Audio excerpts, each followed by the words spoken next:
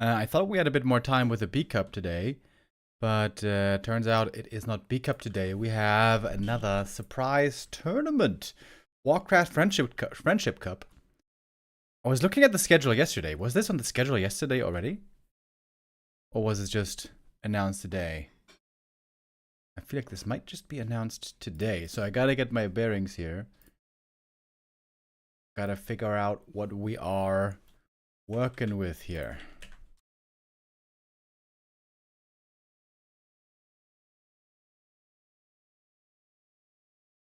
Okay.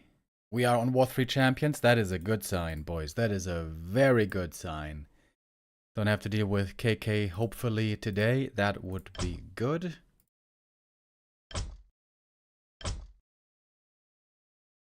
Okay, seems like the games have not started yet, so we are actually not late, as it seems. That's good.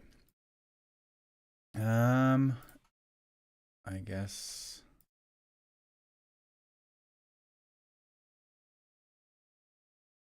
What do we got here so far? Let's take a look.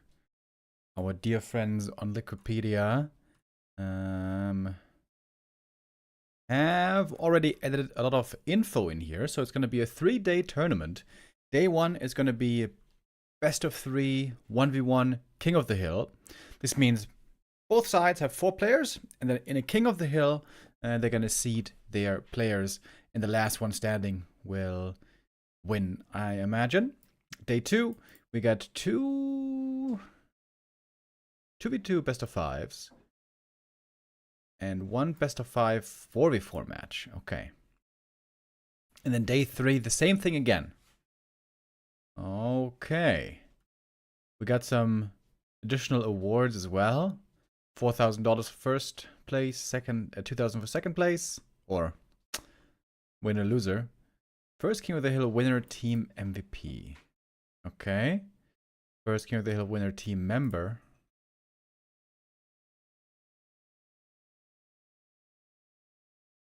Does it mean everybody from the team gets this additional prize money? Seems like that's the case. Loser MVP. This might be voted by the community. First King of the Hill. What? Isn't that the same as this one? Bit weird. Second King of the Hill team winner MVP. Yep. Okay, so there's a few, little bit of extra prize money for well-performing players, I think is what this mostly is. Who are on the team? That's an excellent question. That's what I surely was getting to. We got Team A with Infi, Colorful, Lin, and 120. I wonder if they have team names or it's just Team A and Team B. Infi, Colorful, Lin, 120. 1 from each race. And Team B also 1 from each race, 40, Labby, Fly, and Kaho. Here I would say Fly, Fortitude, especially the heavy hitter. Labby has actually been looking pretty strong lately. Fly, I wonder if he's going to be a bit outmatched here. Hasn't looked the strongest lately. Also, I feel like Kaho hasn't been in the best shape as of late. Same as 40, to be honest. So, I'm feeling that this is the stronger team. You know what? It's pretty even, though.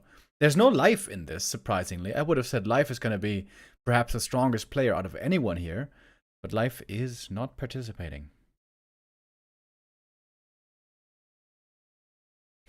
All right. I'm glad that they took a little while to get started, because I thought I was too late to the party. So, we're going to have King of the Hill best of 3s today. That means we're going to have at least 4 best of 3s. At minimum, it might be a 4-0. But it could also be a 4-2, 4-3, or 4-1. So, could be a short day depending on the games, but could also be a long one if we get some long series, which of course we are hoping for. Let's take a look at the map pool real quick, shall we? Pretty standard. Autumn Leaves, Concealed Hill, Echo Isles, Hammerfall, Last Refuge. Haven't seen that one in a while. Northern Isles twice. I imagine that's a small mistake. And Springtime Tidehunters. 2v2 Nullwood, I like. Lost Temple, I like. Tidewater Glaze is okay. Turtle Rock, I hate Turtle Rock in 2v2. It's such a shitty, tiny map for 2v2. Twisted Meadow is always amazing. 4v4. Arathor, I remember this map.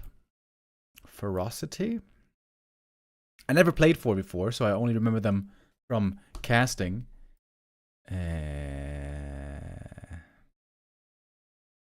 I think I've seen this one before. Isn't this the map where we got the dragon roosts or something? Nightopia, don't know that. Sanctuary, I've seen that before. Wellspring Temple. Nope, don't know that.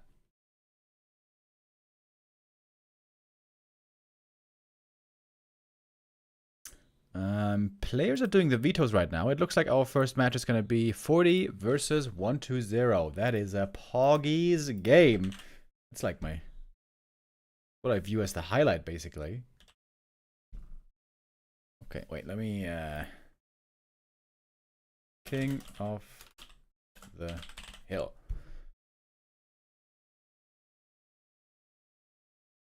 Okay.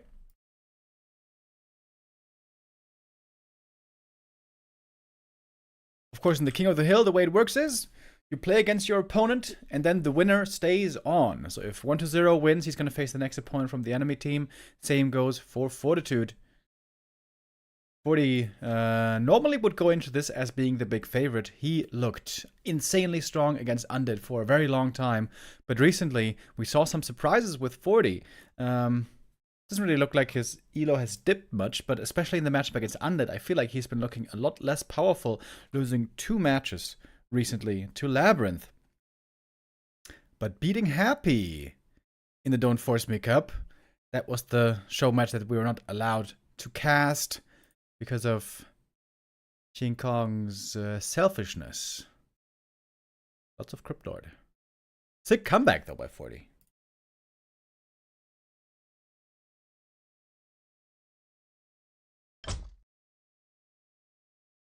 Alright, we're about to start, boys. We can get the first Gamba rolling already.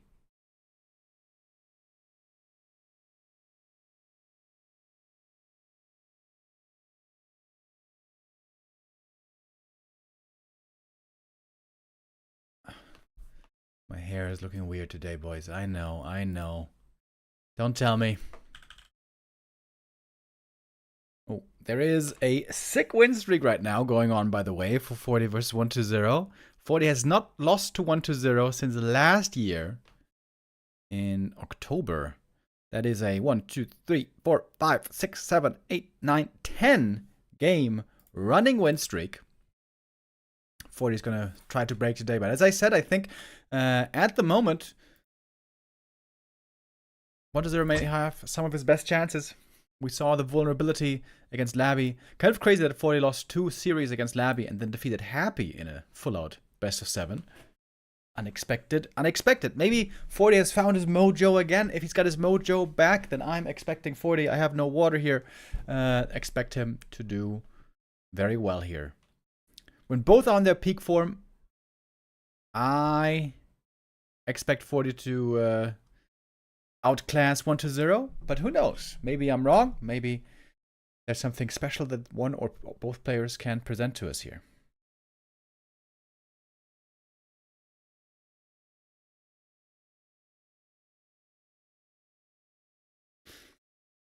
We didn't have much time yet, by the way, to talk about the format, but I like this format quite a bit. We're gonna have it's like a celebration weekend. Well, not exactly the weekend. Also Monday, Tuesday, celebration weekend plus with a Warcraft celebration indeed with 1v1 and 2v2 and 4v4. No 3v3 or FFA, but other than that, we have everything in the mix. And now we got our game starting.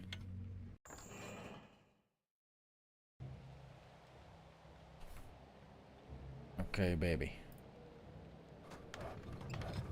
Overlay is working. That's good news if you're a caster like me.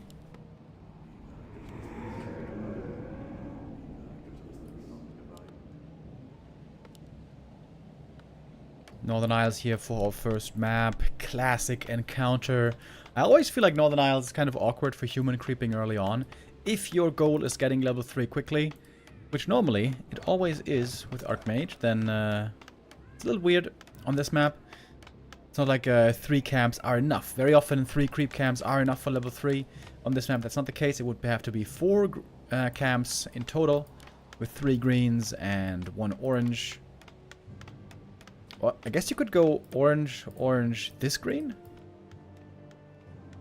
But that's kind of awkward movement-wise. So, let's talk strategy though. What do we see here for 1-2-0? It is not the ghoul build. It will not be a counter expansion.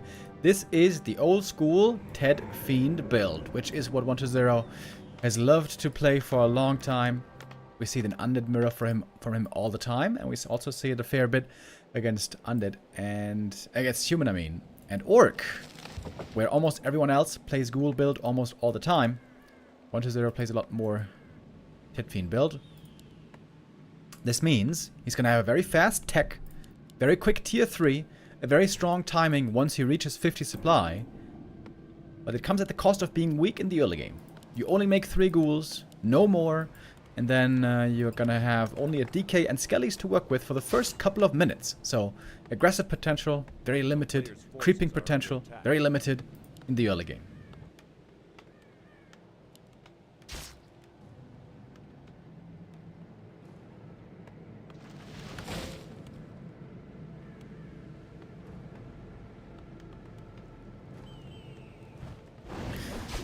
When 40 was playing against Happy in the games that I was allowed to cast, cough cough, we saw a lot of one-base play against Happy's expansion, and I was not a big fan of that at all. I think 2-base is the key in general. Also 2-base should be the key here.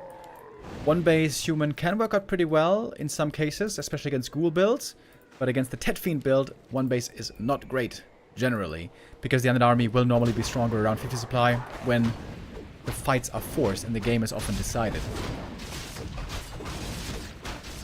DK coming for the harass. Steal of the big creep would be huge, but can't get there Classic in time. graphics on B2W seems good. Yo, PhD1234 with the resub. Thank you. Coil steals here, very important. If the DK has to fall back without level 2, that's a bad start for the undead. Trying to kill some peasants here. There's 1 coil left, and now he's almost got the level 2, but he's missing some. So I think this is totally fine for Fortitude if he gets the rest of the experience here. And you see the downside of the Ted Fiend build here. There is really not too much you can do early on. No ghouls, no Nova, just DK and a couple of skellies. Oh, last hit here would be so big, but 40 will not allow it. Of course, the DK is also successfully slowing down the expansion. Oh, this is a very important last hit that Fortitude will not allow to go to the Death Knight. Last Rod of Necromancy, last chance for level 2 DK right here. 40 microing his peasants well though, forcing the Death Knight back. And this is a good defense by 40. 1-0 not exactly happy with the outcome here, but he did at least delay the setting up of the expo. Now it is, finally. 4 minutes as the power build begins. I think only a single peasant went down though, right? 1 or maybe 2 peasants. I would say this is a good early game for 40. And I would say 40 is a little bit ahead now. In my opinion, that's always the downside and the big issue, honestly, of playing Ted Fiend build. If the human defends very, very well, then the undead is naturally behind with Ted Fiends, in my opinion. Whereas if you play Ghoul expansion, then it can drag out a long time, and there's lots of opportunity to outplay, harass, damage the opponent, and so on. Look for power spikes. 1-0 never was that fond of an expansion player. At least in this matchup. I guess against Night Elf he's very fond. Against Night Elf he plays Expo all the time.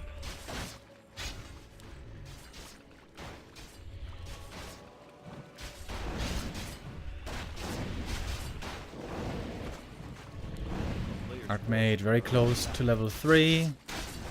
Parallel creeping here with the Water Elemental. That's nice. Also Ring of Region, by the way. I didn't mention it yet. But do you guys know what I'm about to say? How often do you hear my casts? Because I feel like I say it every time I see this item. Absolutely broken in the early game. Ridiculous how good Ring of Regen is in the early game. It will fall off a lot later when you don't need healing anymore because you have other sources of healing. But yeah, in the early game, it's unbelievable how good that item is. Item on the ground. Picks it up. Fortitude here, trying to slow down undead creeping. Not committing the footies yet. Tech has begun. No defend yet. And now, this is where the undead build starts to get strong. We saw earlier how slow out the gate the Tet Fiends is, but once you get the Lich, once you get the first statue, that's when this build starts getting strong, and it will get stronger and stronger towards tier 3. So 40 right now certainly cannot fight, certainly not without defend. So what's he going to do with his footies? 40 was saving lots of mana as well. Has to use that mana now to force back the Fiends. Oh, surround here would be beauty. DK close to level 3, pops his Grow the Beast. Should get some kills here for level 3 pretty easily. There's the first Nova. Defend is a little bit late. I think that could have been started a bit earlier. Archmage looking for Fiend kills. Gonna force the coil there defensively. I like the footies here chasing after a Fiend as well. Look how good that Ring of Regen is, dude. That Ring of Regen is so busted. Defend, finishing up in a moment. Blacksmith being made. The pressure is starting to mount from the human.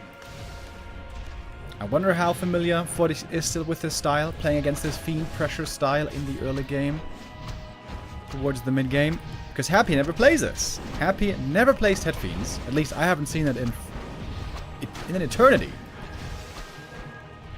So far, though, minimal damage. Only a single footy went down. All peasants still alive, as far as I can tell. Ring of Regen still being broken.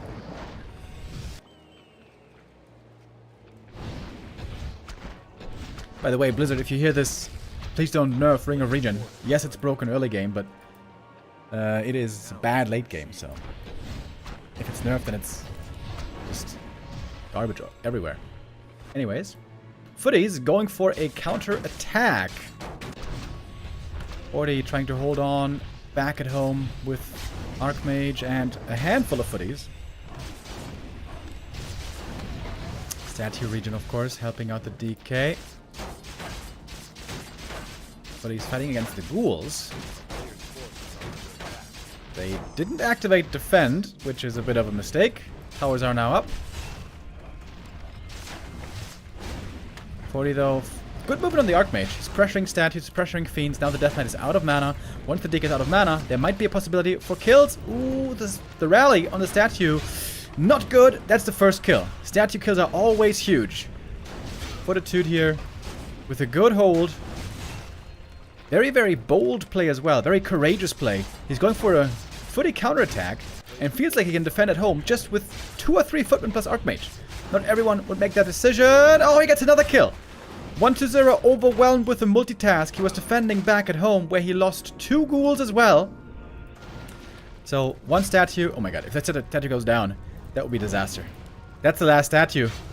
Oh, you can't lose that. Archmage though chasing with the boots. There's a block as well. Statue goes down, and I think that statue falling. I think that's GG already, to be honest. We got one statue still back at home. Beautiful defense by 40. Very, very well done. Like, this has been a perfect game so far by 40, I think. I was a bit underwhelmed recently with him with those losses against Labby. Not to say he was playing bad, but he wasn't looking as immaculate as he was before. His matchup against Undead was just so unbelievable. But maybe he's found his groove again. This, only the first map, of course, but this has looked excellent so far. Like, this was amazing, actually. Mountain King's out. We got the first Stormbolt. That's another kill. DK is a bit too late. This might be another kill even. Can only coil 1. That means this Fiend is up for grabs. Stormbolt ready. Frost Armor not good enough. Yeah, this game's over. 10 minutes is how long it took. 1-0. Never got to tier 3. Never got to his strongest power spike. Impressive play here by 40. Taking minimal damage. almost nothing given away at the start of the game from the harass. Then in the mid game, that was really impressive. The way he was able to, like, that fiend push with 4 to 5 fiends plus statues toward your expansion. That can be very scary. If you're not in position, they get to the towers, they take out the towers, they take out the peasants. You don't get to tier 3 in time. And 40, like an absolute Giga Chad, sends most of his footy army across the map saying, yo boys, I got this. I don't need you. Go attack him back at home. And I think here 1-0 is rather... It's not fair to call it low APM, but in comparison to Happy, it is low APM. And the lower APM you are, the worse you are at multitasking at 2 spots at the same time. There, that certainly was visible. Losing ghouls in the main, losing statues and fiends on the front. And that was 40 just, gotta say it, playing really good. Really, really, really well. And not to toot my own horn too much, but I think that's the nature of what I said of Tetfiend build. If the human defends very well, he wins. So I think the better strategy is still to go Ghoul Expo. We'll see if 1-0 will change course on map 2. Or maybe he feels he can still win with the strategy. Maybe there's some things he could do better. But honestly, I don't think there was much he could have done better in the early game. Now, on tier 2, when he was microing the statues and fiends, there certainly he could have done lots of things better. But I think even then, I don't think that was a winning position, even if he plays the mid game a lot better. Oh wait, I think I have to play an ad, right? Yeah, okay. Quick ad here so we don't get it in the game. Alright, and we can get started already with map number 2. TLDR, Ring of Region is OP. Ring of Region is OP in the early game. That is a fact. But it's not what won him the game this time.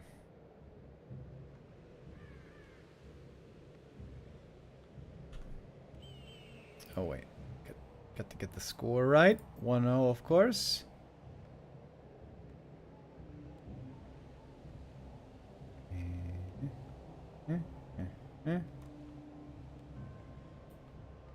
Okay. Springtime has been a very popular Pally Rifle map. That's exactly what we're seeing.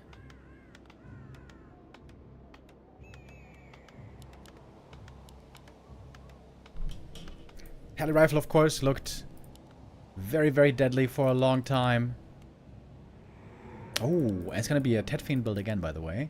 I don't think I've seen Pally Rifle against Tetfiends in a long time. I would say Happy has found a good answer to Pally Rifles by now. Cryptid expansion seemed to work out quite well, although we have seen him lose some games as well.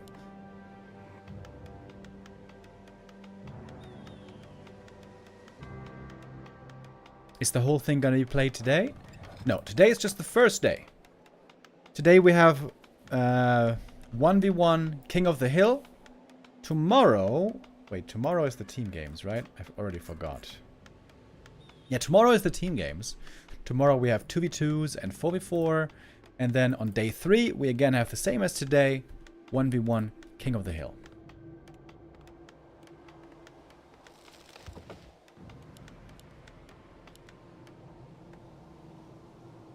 How do you even play with Tetfiends against Pally Rifle? I guess you harass, right? DK shows up, prevents creeping. Okay, we're seeing a little pivot by 1-0 already. He's gonna go more into ghouls and probably not into fiends. Oh, he didn't buy a rod. 1-0! Forgot the rod at home, as if it was keys.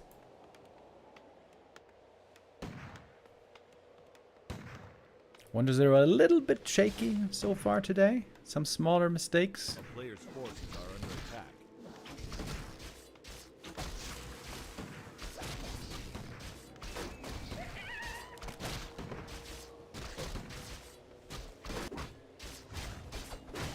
DK creeping in the center.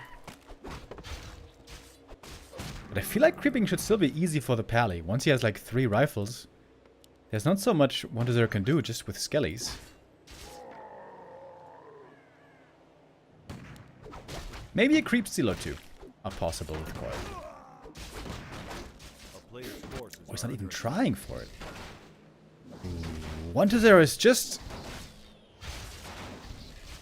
creeping himself in response to the pally creeping. I think that's very bad for 1-0. Like, this is not a build for creeping. Ted Fiends is not good at creeping, man. You only have one hero in skellies.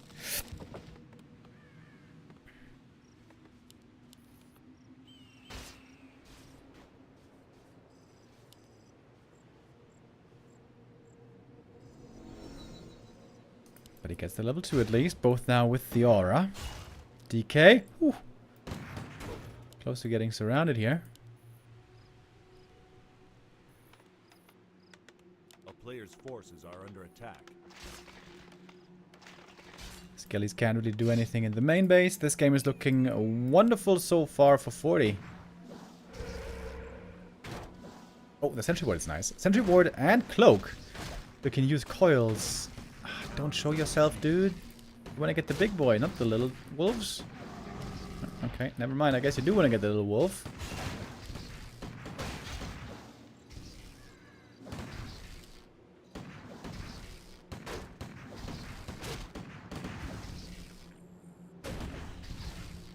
Oh, and he's surrounded.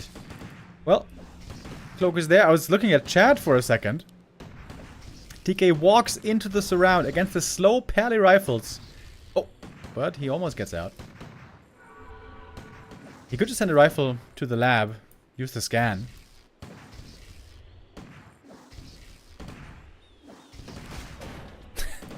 Dude, 40. Do you not know how the hold position button works? What was this? Naga second, okay. Aggro play. It is Fiends after all, but what? Why did he make 4 ghouls then? That's not necessary.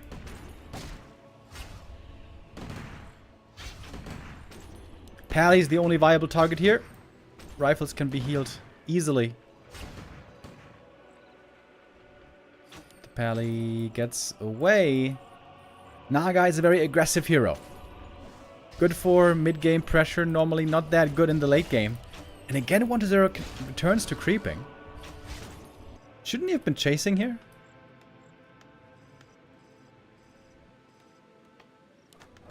Get the Blood Mage second coming. I'm not feeling hopeful for 1-0 in this late game, to be honest. But let's see. Perhaps he can surprise me.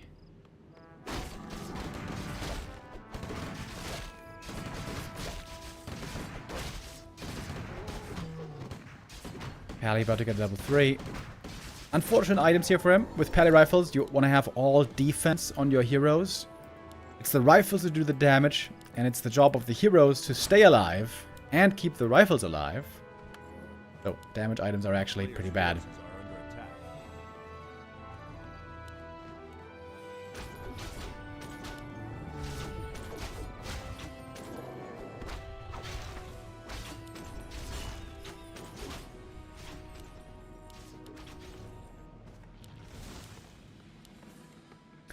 Lots and lots of lumber on 1-0. In fact, I would say too much lumber. Again, 3 ghouls would have been enough.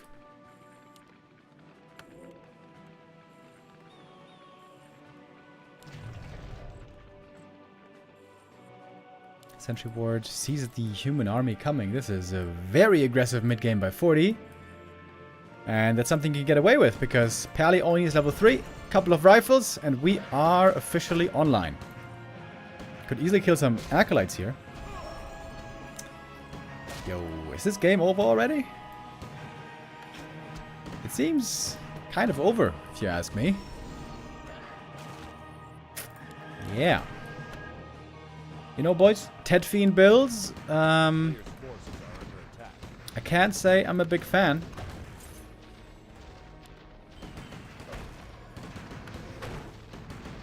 One to 0 a bit. I guess you wouldn't even call it uninspired. He's just behind the times. Like, Ted Fiends is not the play anymore. And it hasn't been the play for a long time.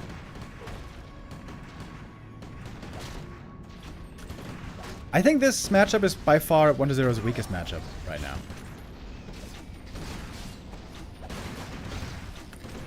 Kill after kill. 40 ain't losing nothing.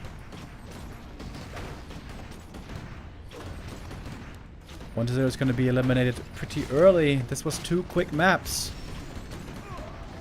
Trying to get out of the lich, which he probably will, but it's so expensive. DK never got level 3 because Ted Fiends is crap at creeping. Also not really good at harassing. Nova though, not enough for the kill. But Micro here by 40. Oh, mana potion. Almost getting the kill, but not quite. We got a bit more Holy Light, baby, and that is GG. Fortitude running a train through 1-2-0. This was not remotely close. 1-2-0 behind the times. 0 chance.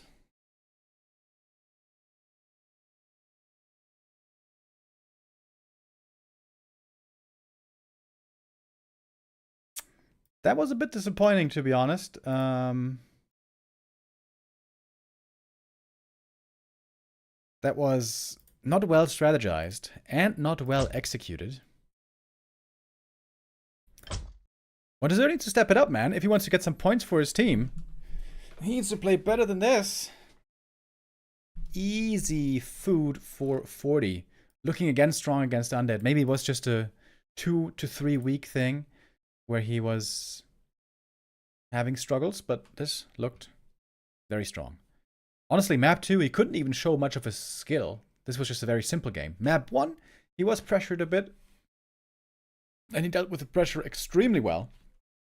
Map 2, just 1-0 played a bad build with bad execution. 40 didn't even have to play well. That's how it is. So we got the next contestant jumping in for Team A. That is Colorful. Colorful versus 40. Shall then be our next map. Alright, I'm going to play an ad here real quick. I'm going to get some water.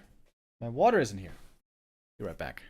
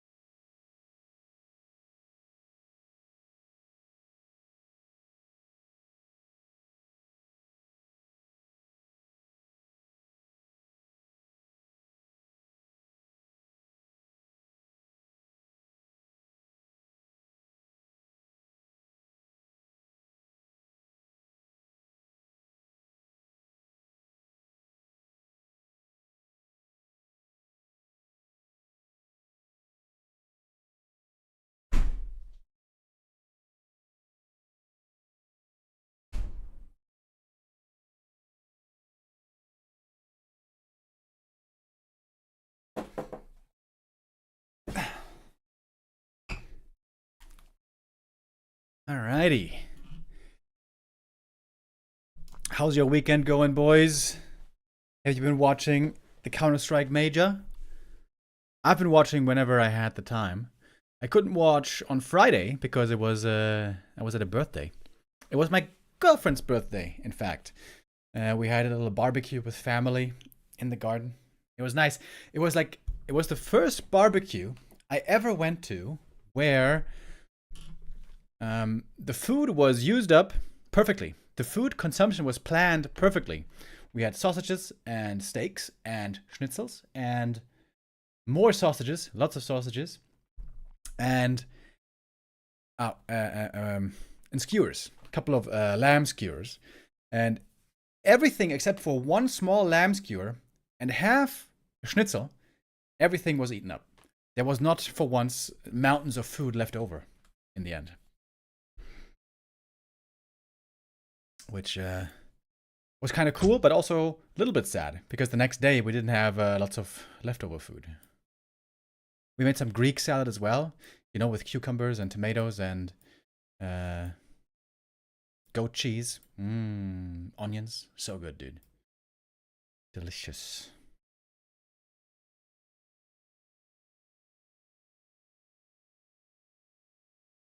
Watching the major if possible. My team that I'm rooting for is Mouse, aka Mouse Sports, at the major. What's your guys' team? Tonight, Mouse have their deciding game against Face Clan. No, wait, it's not Face Clan. No, it's a Legacy. Let's see.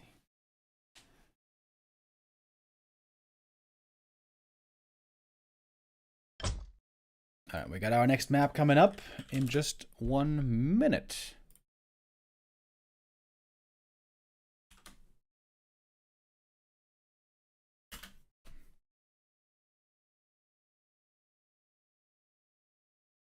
.40 against Colorful starting.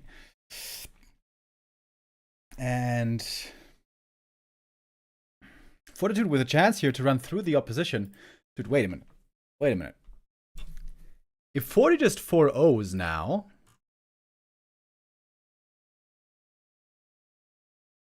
what are we going to do then?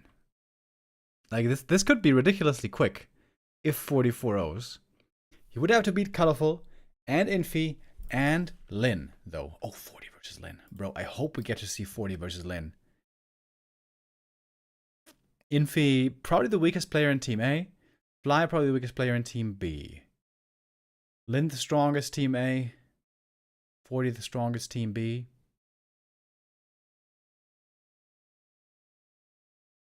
I can't decide who I think is stronger. Which team? I was a bit worried for Team B, thinking of those losses that 40 had against Labby, but right now, 40's looking great. He's looking really, really good.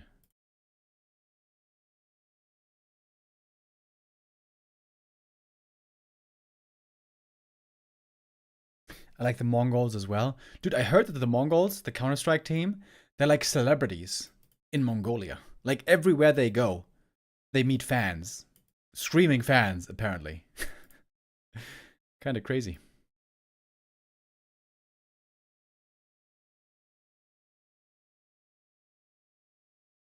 Labby is the best undead versus human. Ha! Ha! Ah, that's a good one. See Noble. That's a good one. Makes happy, looks scrubby. Ah, you got the jokes, bro. You got the jokes. Very good. Okay, we got our next series. Next match in the King of the Hill. 40 versus Colorful. Wait, I didn't change the thingy. There we go.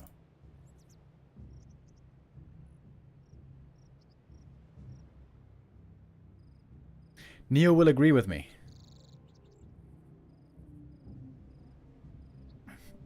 Well, that's nice for you guys. Neo also said that 1-0 has the best Fiend micro in the world, which, yeah. Well, you know, opinions.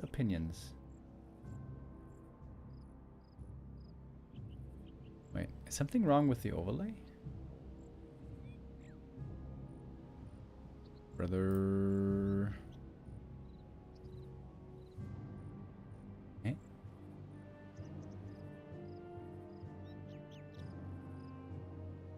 The fuck? Okay, maybe the game has to go live. Did we host the wrong map? Maybe we hosted the wrong map.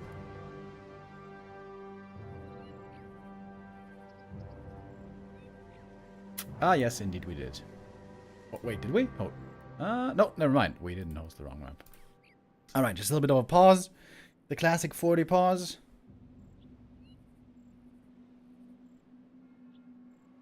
Who has the best Fiend micro in the world?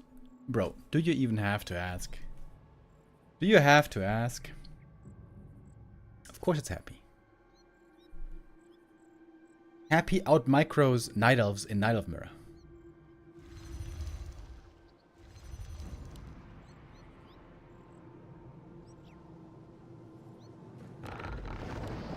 Look at the stats.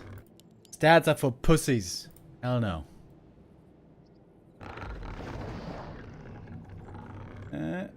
Okay, finally. I got the overlay right. Okay, let's go Twisted.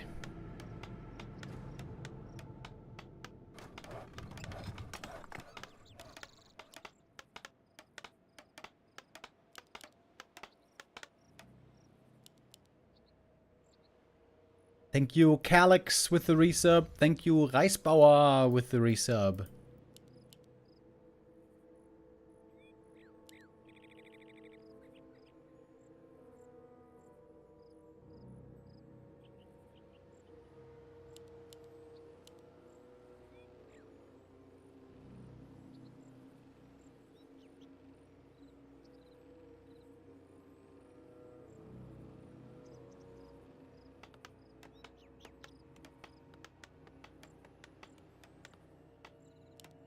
Mountain King first. Ooh, colorful. Everyone knows that this map is amazing for Warden. Fortitude wants to have the strong Mountain King against the Warden. Strong meaning MK matches up well into Warden. But of course, matches very poorly into Demon Hunter. MK early game can be quite good even against Demon Hunter. Stormbolt, Surround, Demon Hunter is stuck. He has to TP out. It's an easy expo. But late game... Oh, late game it's not good. It's not good at all. Level 2 mana burn, level 3 mana burn. If Colorful gets into a comfortable late game position, I see him far ahead here.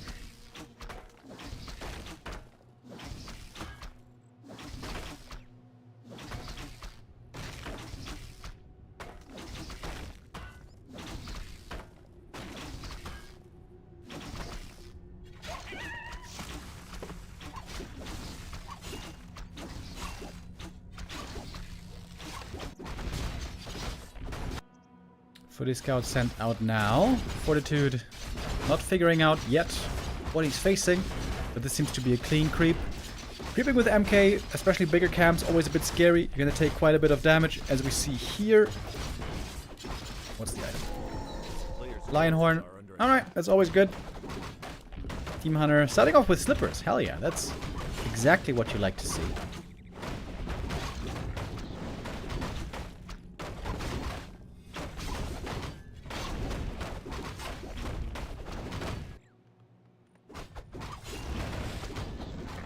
Forty probably not too overjoyed to see that Demon Hunter here.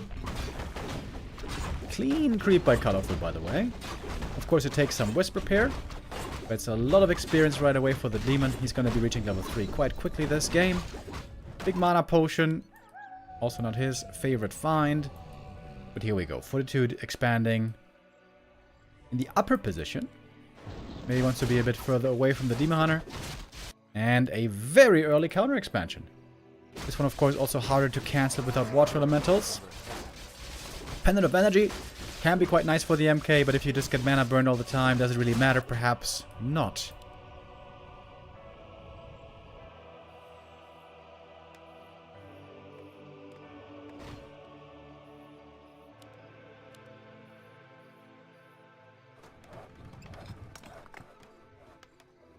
Do we have Immolation, by the way? No. And look at the speed of the level 3 demon here. This is wonderful. At just 4 minutes and 10 seconds. Boom! We got the level 3. Really, really good. Where's the MK? There he is. He's got a level 3 as well. I guess he got it even faster. Militia man. They're quite something.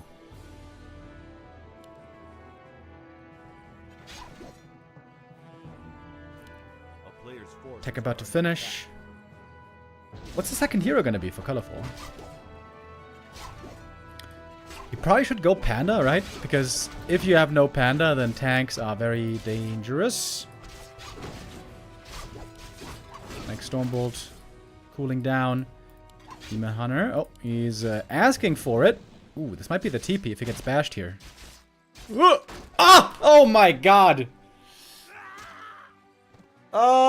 Colorful! Oh, no! Why did you walk back in? A player's forces Oh my god, are you serious, man? Are you serious? B2W rip for absolutely no reason. Oh.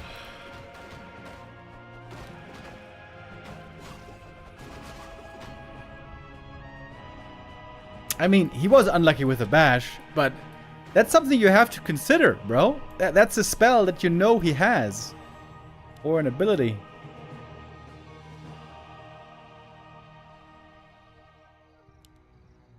Oh, Colorful would have had all momentum here if he doesn't lose the hero.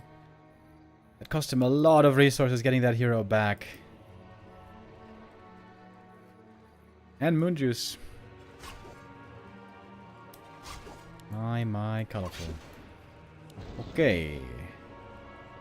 The round is stuck. Let's have the bash again. It's gonna have to TP. Oh, no bash this time.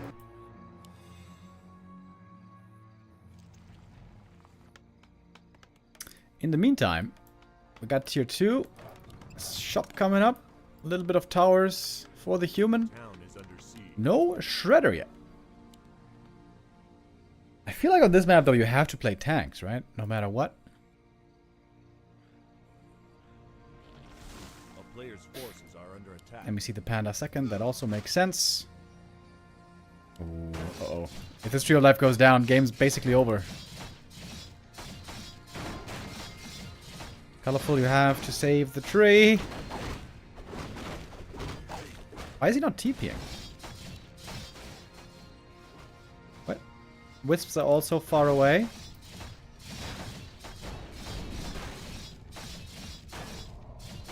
Oh, big moment in the game. Can he save the tree? Oh, wait, he can. He can. Okay. Alright, Colorful is still in this game. Good save on the Wisp as well. Okay, that was well done. Colorful with some unnecessary mistakes, but also with some good moves. We do have a Shredder now, by the way, so 40 is getting ready to macro the hell up. Oh, he's in upkeep already. How is he in upkeep already? What? Ah, Mercs. That's how.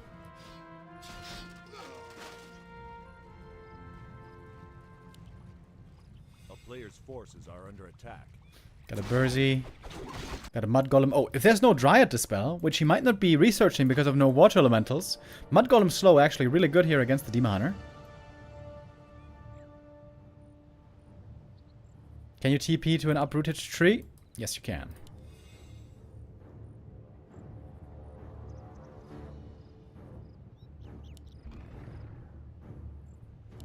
There's the slow on the demon. We got 2 Stormbolts for the MK. What's the target? Berserker normally.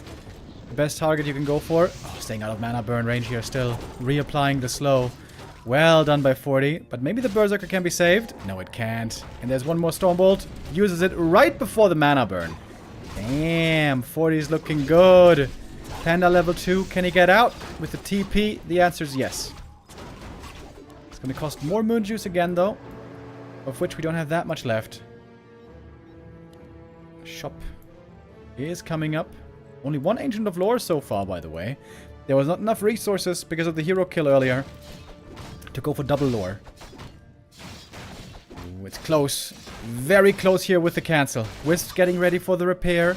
The cancel is successful. That's a minute delay on the expo. It's going to cost the Berserker probably, but also some Wisps going down. Great attack right here by 40. But also some good experience for the Demon Hunter. Level 4 now for him, as we are seeing tier 3. Shredder has removed all of this forest. Run, Forest, run!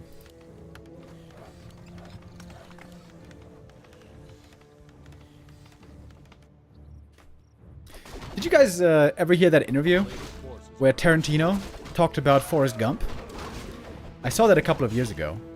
And in that interview, he says, yeah, Forrest Gump, I mean, it's a good movie, but what really bothers me about it is the fact that it sounds like somebody vomited a soundtrack all over that movie. As if it's just a bunch of songs, like, cobbled together that make no sense and have no bearing on the movie. I was like, huh, really? I never noticed that about Forrest Gump. And then a while later, I watched Forrest Gump again for like the 5th time or something. And I think he's right. Like, the soundtrack is just a lot of pop songs that don't really make too much sense for the movie. Are under attack. I still like the movie, though.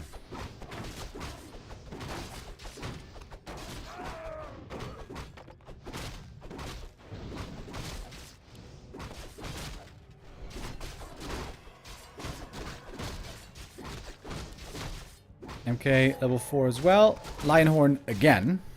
We sold it earlier. Maybe it's going to keep it this time. I feel like on Twisted Meadows when you play tanks, oftentimes the game is decided by whether or not you can secure a 3rd base as human. Colorful's main priority here moving forward is probably going to be preventing the 3rd base.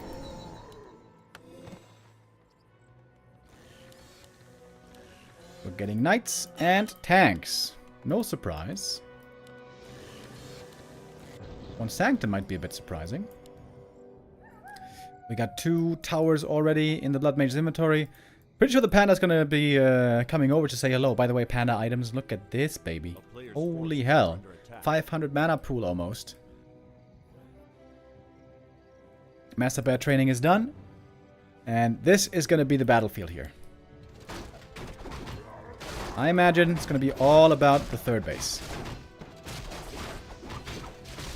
Mana with good mana burns as well. Doesn't have too much mana left now. Ring of Regen. Very nice for the Paladin.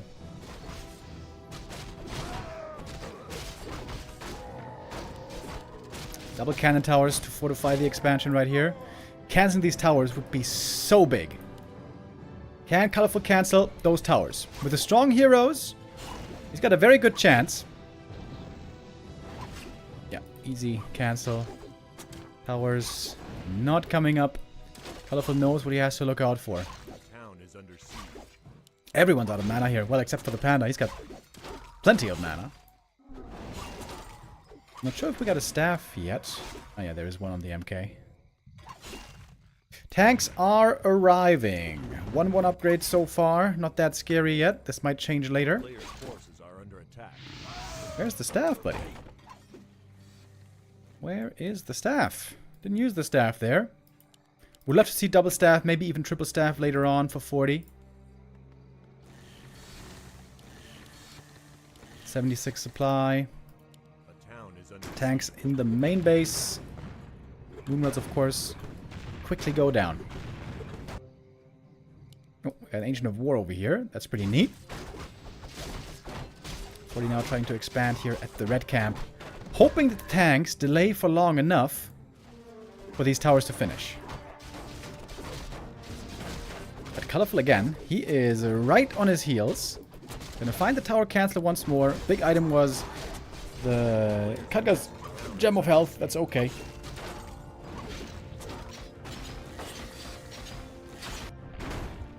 Tanks forced back from the main base. They took out a few Moonwells.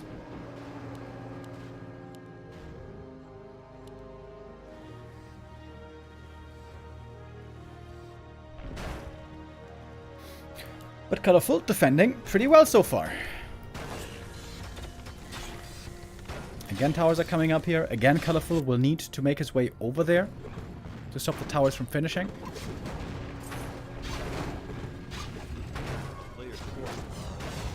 Okay, shop goes down as well. It is a lot of Moonwells in the end falling.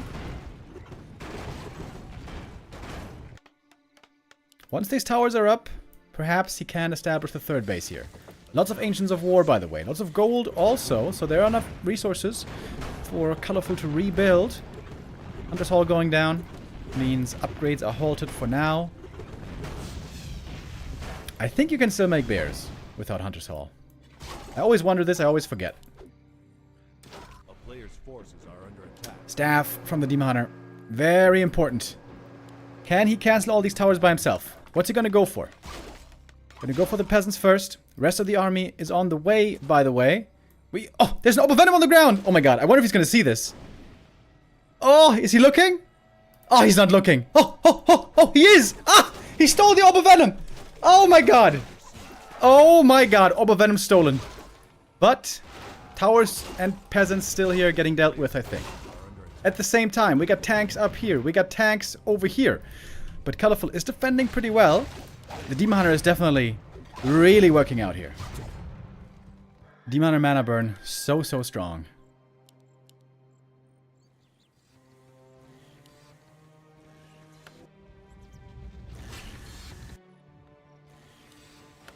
The town is under siege. Orb of Venom gifted. Does he have a second staff now? Yeah, there is a second staff. The Shredder is gonna go down. It's not the end of the world though, there's tons of lumber. I feel like this Blood Mage has to get level 3. He needs that level 2 Siphon. 5 and 4 levels now on Colorful. Things are looking good for him. In the TP out, losing nothing. And 40 is in a rough position here. This game has not been going too great. And you can only play this tank shenanigans as long as you have 2 base economy. Gonna have to remake some peasants as well. Some coming from the expansion.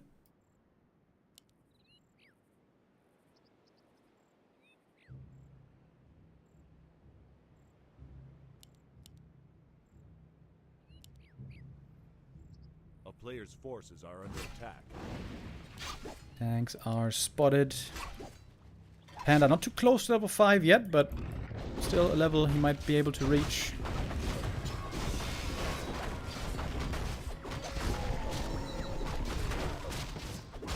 Blood Mage getting very close to 3 here.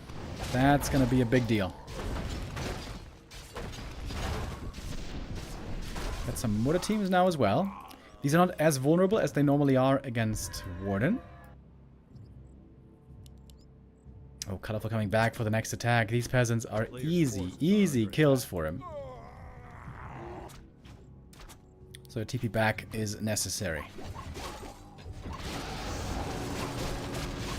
Stormbolt, Siphon, quick TP out. Some peasants have fallen. Good save on the mortar team. But it seems to me like Colorful is in full control here. Still a good amount of gold. Still defending well. He's got some units and Ancients of War placed in each base.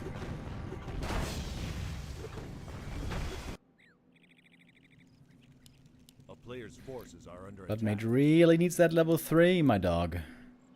A town is under siege.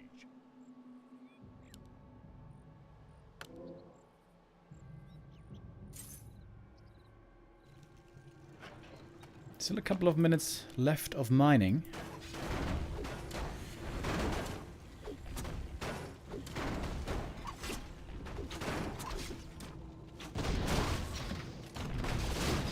Okay, this is going to be level 3 at last. One more tank goes down. Oh, Pally. No staff. Big mana potion. Oh, that's very good. Siphon. Stormbolt. Too late. MK positioning there a little bit off.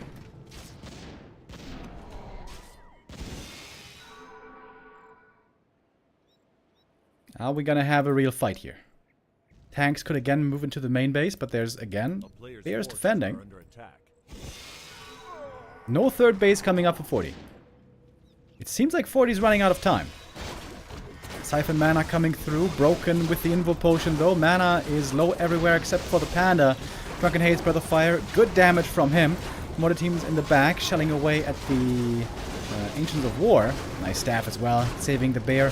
More bears joining from the main base. Heal Scroll, gonna be necessary. Siphon coming through again. Question is, can Human hold on long enough here to get the mana superiority? We got a bit of Banish as well. Everything's hurt though. Everything's real hurt for 40. Another staff being used. MK has to TP out. The Blood Mage didn't use the potion! He had the invuln, but didn't use it. Could he have staffed him, perhaps even? No. Blood Mage back from the tavern. And didn't get too many kills here, in fact. Still not too close to level 5.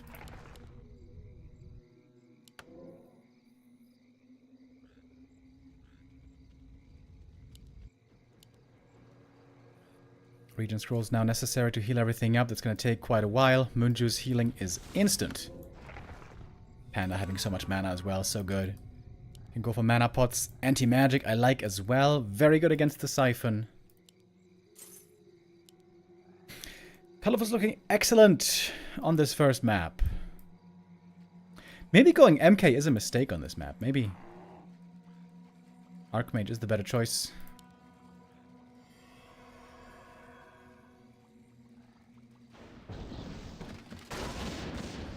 Stonebolt, focus fire. We got the big mana burn on level 3. Demon gonna go for the Invul Potion here right away. Drunken Hate's Breath of Fire didn't hit too many targets, but it was good enough, I guess.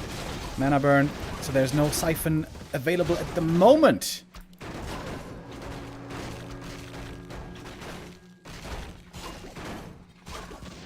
Colorful just owning right now. Very strong heroes. Another heal scroll necessary. Oh, nice anti-magic. Breaks the Siphon. And again, low mana's the problem. If only you had a Brilliance Aura 40.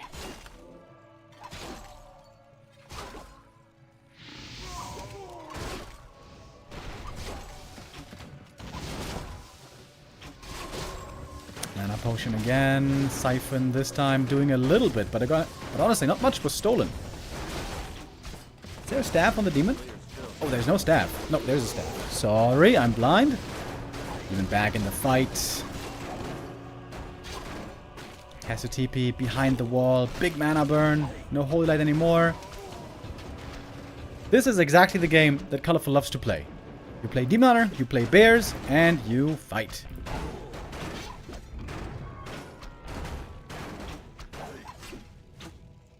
Main base, we're seeing running out.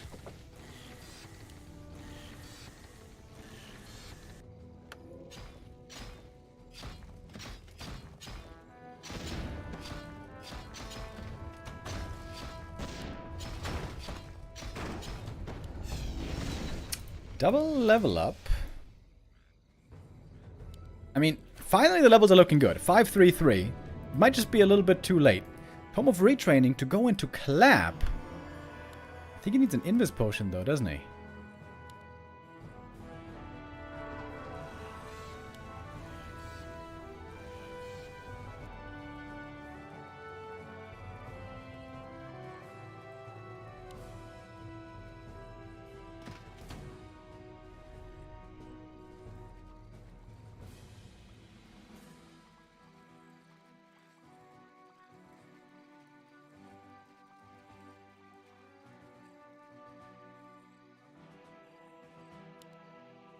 Fortitude running out of options soon. 70 supply for him. Thinking about creeping another red camp. So low mana all the time. Well, you can also steal mana from the creeps. That should be what he's doing here. Oh, there we go. Finally, some juice. Give me that juice. Honestly, he couldn't even eat too much. Demon close to level 6, by the way. Where's the panda? There he is. Fairly close to level 5. Item was Amulet of Spell Shield. Oh! Oh, that's real good. Oh, that's really, really good.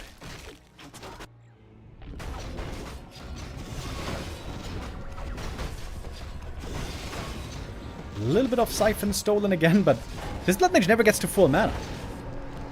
This Demon Hunter has done a very, very good job. The most annoying spell in the game. The mana burn. Again delivering.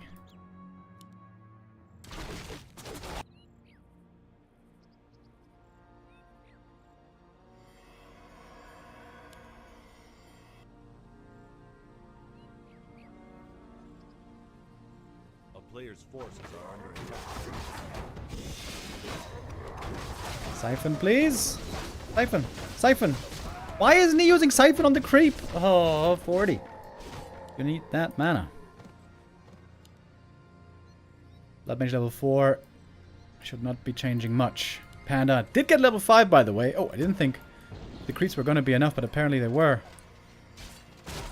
Alright, here's the spell shield. 40-second cooldown, by the way. It is rather long, but it can still save you hundreds of mana. Another Stormbolt long range.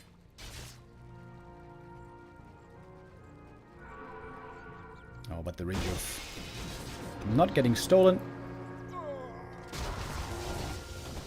MK, kind of low mana. Pally, level 4. Okay, here's the first clap. Mana burn didn't do anything. Siphon broken with the Invoke Potion right away. Fortitude, he seemed to be losing the entire game. Can he win now?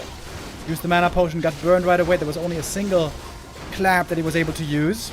Healed Scroll, ooh, but everything is very hurt. Very, very hurt. Where's the Holy Light? There it is. They are still doing a good job. Mana getting close to the level up. Very close. Standing in the Siphon now, losing all of his mana. He is level 6, but he has no mana to use the ult at the moment. Siphon again. Demon completely dry. Needs to give the mana over to the other heroes now. Needs to give the mana to the MK for more clap, surely. Ooh, Staff is in. MK gets the mana. Looking for more kills. There's a Stormbolt. One more kill. Demon Hunter, though. Now he's got the mana. Moonwell's Clarity. Ult could be used. Stormbolt. Oh! Spell Shield. 40 out of gold. Entirely out of gold. Or out of income, I should say, perhaps. Double Staff being used. A little bit of mana stolen again. Can 40 still win this game? Is that still doable? Long distance mining. How much gold is in here? Oh, lots of gold. Lots and lots of gold for colorful. Another heal scroll being picked up. Where's the panda? Back at home. Back to full mana. Oh my god. His items are so good.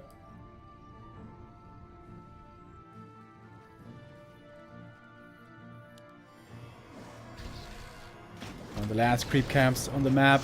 Being used as a mana battery. A lot of mana for the Blood Mage right here. Giving some to the MK. Dude, this spell shield, by the way. He triggered it right there with Abolish. That's something you can do.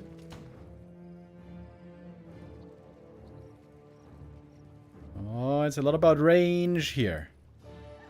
Stormbolt range, mana burn range.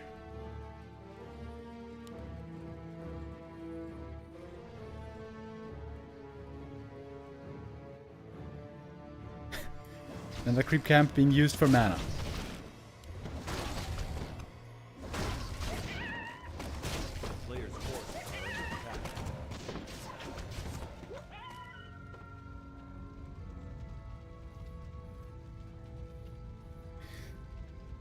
Caliph would love to drag out this game. He continuously is mining from the expansion. And with the ult. I mean, with the ult, surely. Must be his game.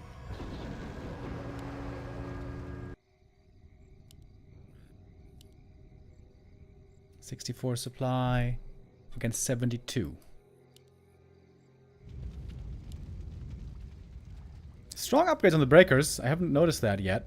2-2 on Breakers and Knights. 2-2 on the Bears. Devotion Aura as well. Level 2. Oh, bad positioning here for the Bears and Panda. Gotta hustle back.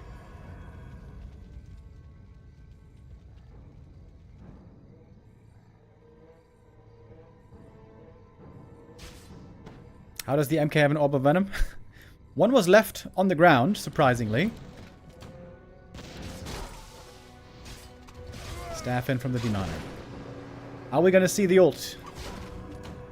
Oh, anti-magic used quite early into this fight. Big mana burn on the Blood Mage as well. Vanish. Where's the Siphon? There, but immediately uses the ultimate. And the anti-magic. MK with a clap. Not sure if he's just gonna TP out. Doesn't want to fight against the ult. He's waiting for the ult to be over, and then maybe he's gonna re-engage. There's enough gold for a regen scroll to heal everything up again. Of course, there's also staffs he could perhaps use. Blood Mage again. Out of mana.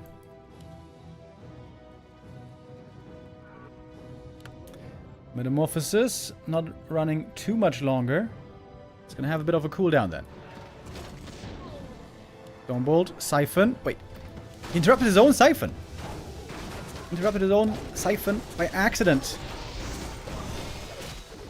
Alright. Ult now over. There's one clap available right here. Working well against the Knights. Against the Bears, I mean. Heal scroll comes through. Pally completely out of mana. The mana war is not being won too clearly by the human. Siphon again disjointed very quickly. Heal scroll comes through. This might be the last fight of the game. Drunken Haze, Breath of Fire one more time. Everyone, and I mean everyone, is out of mana right now. Knights, very hurt. Bears, very hurt. Mana potion. Panda got one more breath. Didn't hit the most targets. Another Knight goes down though. MK's got one Stormbolt. He's got one Stormbolt right here. Using it on the Demon Hunter. He's got an Invul Potion though. Blood Mage extremely hurt. Staffs might be available. Maybe. No! Apparently not. No, Pally had it, but didn't use the staff. Orb of Venom sold or something. Panda has a TP. Trying to get the Blood Mage back from the altar now. How much gold do we have in here? 500. More items have to be sold to get back the Blood Mage. Ring of Regen, gone. Blood Mage coming back.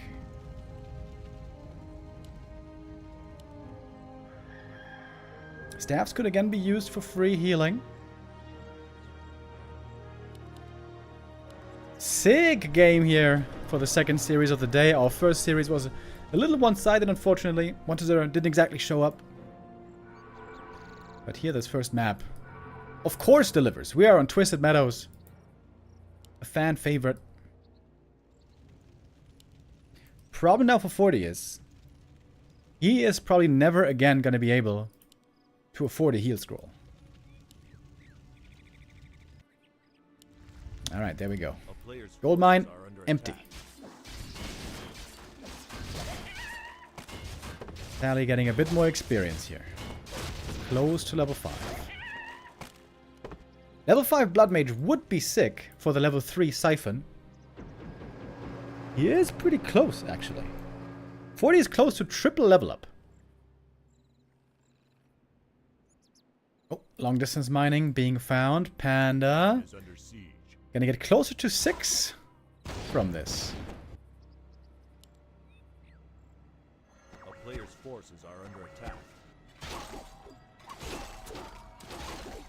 Oh yes, that's some free experience. Every single creep now on the mainland gone.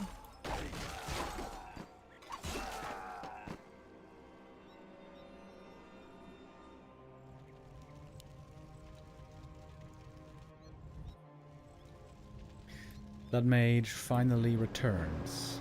What's the items looking like here? Invul Potion and Anti-Magic and TP. Colorful has no money left. But the Tree of Eternity, of course. Can't forget about the Tree of Eternity. Making its way to a new gold mine. Tree of Life also making its way up here. Seems like Colorful is destined to win this game now.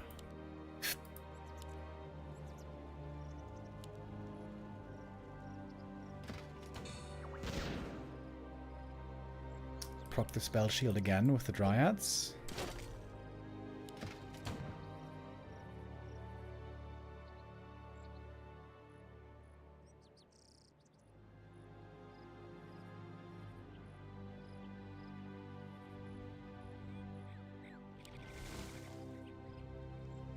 Colorful gonna force the fight here. He's got the ult.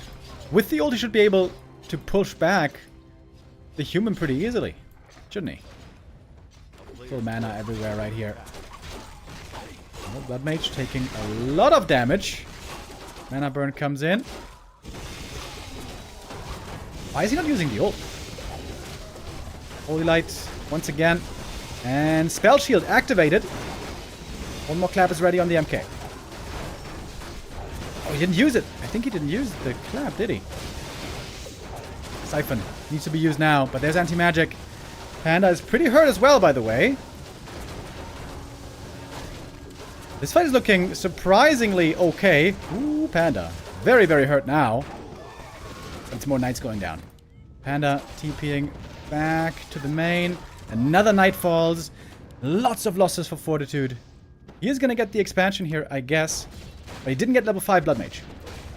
It's going to be level 5 Paladin. But again, lots of mana burn. The Wisps here coming into play. And the Tree of Eternity is mining. One last region scroll. Dope. Yeah, I agree. It's a dope game. Peasants could perhaps go back to long distance mining. Ooh, the healing, by the way, is also looking rough for Colorful. It was a long daytime. It's about to be natural nighttime again, though, I think. Demon running up to the Moonwell.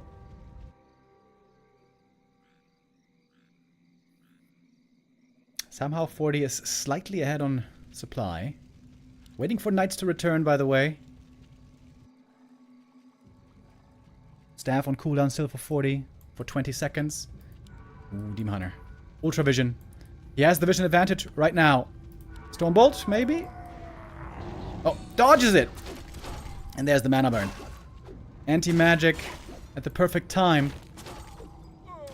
And again, there's no mana on the human. Staff to save the breaker one more time. Anti-magic now over.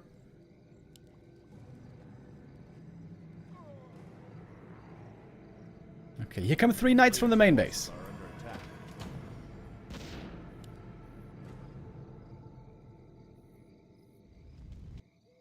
If the Tree of Eternity goes down, as wild as it sounds, Colorful could perhaps win this game. I mean, 40, excuse me. Metamorph. Cooling down as well. It's so many knights, though. So many bears. It's so many bears, bro.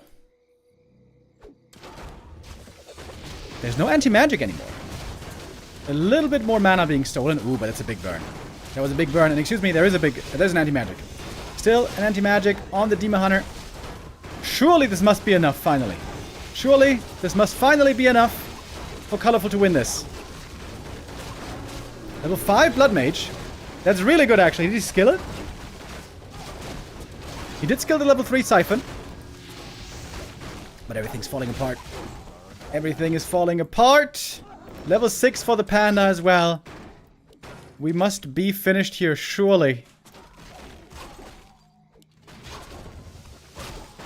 MK gonna go down. 40 is finally gonna give it up. After a long, long battle. 40 minutes almost. Where 40 got close to somehow winning this game. Colorful, though, playing it well. Very importantly, never allowed the third base for 40. Always had his eyes and army where he needed them. Well done by the Night Elf. And also with a good calculated risk. Goes for the Demon Hunter. He knows that if he finds himself against MK in the late game, Demon Hunter will be insanely good.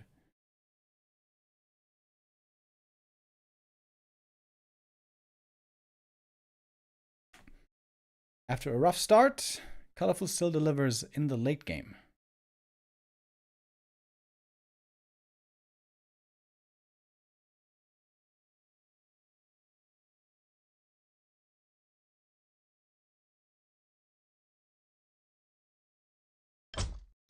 After a long map like this, sometimes players need a bit of a break, but apparently here they didn't. We're getting ready for the next map right away. It is going to be springtime once again.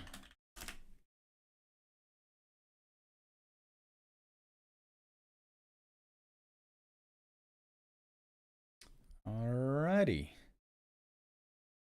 Off we go. The next map. Whew, dude, it is so warm in here, by the way. I'm starting to sweat. Thank you very much. I think I missed some subs. Alex, Major, John Lusco, and Darkness, Warcraft 3 with the resubs. Thank you, guys.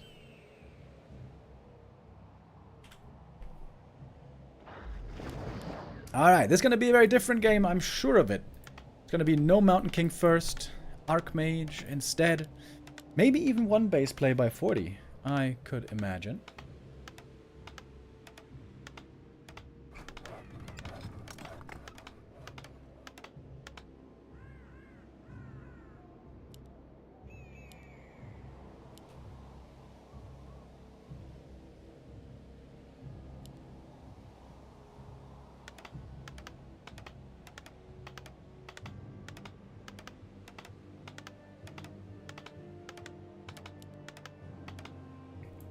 Good start for Colorful. Would be a big win for him to get for his team. After 1-0 was very clearly bested in the first series. Colorful doesn't want to go down 0-2 here for the team.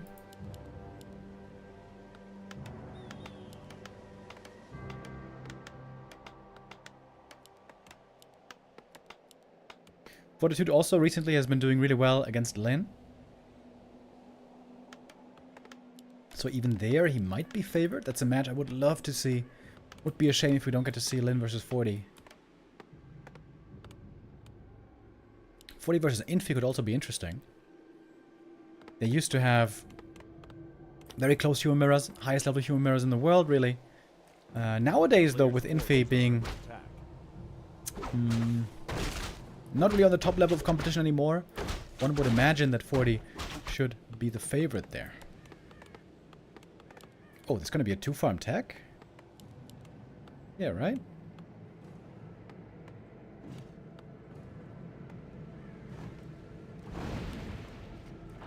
Two-farm tech for 40, as it looks.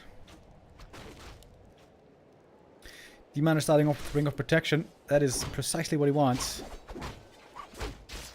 A player's force is under attack.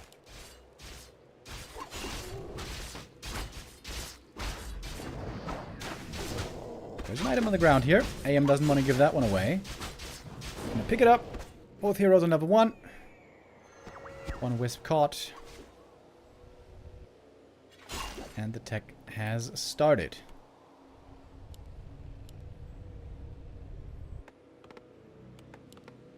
How much of a tech lead is it? Oh, not much at all. Just a couple of seconds. Level 1 Archmage Harass, perhaps. A player's forces are But there's going to be no water elementals involved. Oh, of course. Militia now being used to the green camp to get that level 2. Jumping on the sub bandwagon. Yo, Dave Holder with the resub. Thank you. Archmage would love to not get mana burned here, to have one more water elemental. Well, never mind.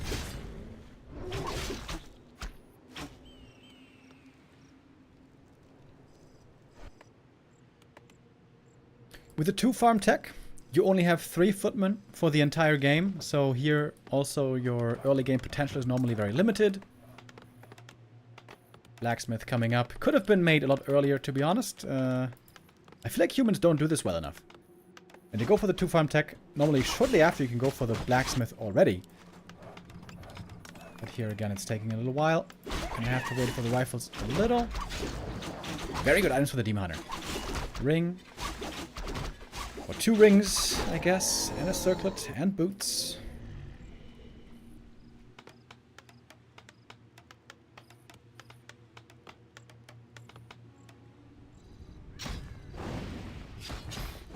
Ancient of War. Caught in transit. That's very annoying, actually. That means he's not going to be able to creep this camp. Trying to save the Ancient of War with the Wisps. Ooh, it's looking so close. Mass Wisps coming out from the main base. 1 Water Elemental ready to be summoned now.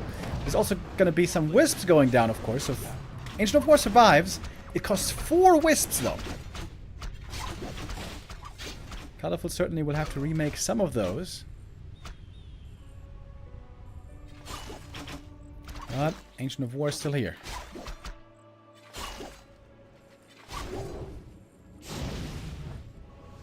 Oh, another Wisp. 5 Wisps. Damn. Okay. Maybe it wasn't worth the Ancient of War.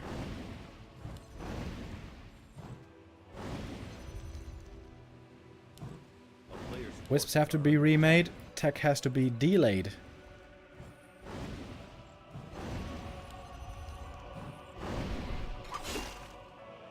Trying to trap the Archmage, but with the boots, he's pretty quick.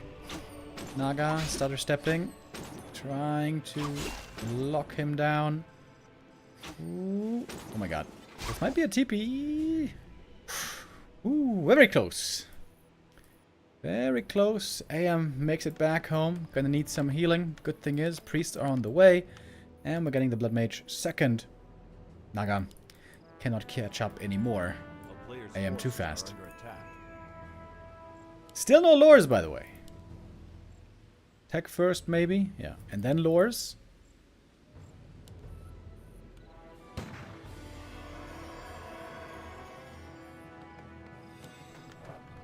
Oh, the priest has the wrong priorities right now. The priest, if he's on a normal rally, and he's gonna start healing things that are in his way, like the peasants here. I think 40 doesn't realize the priest is wasting his time. Okay, now finally, we got a priest joining.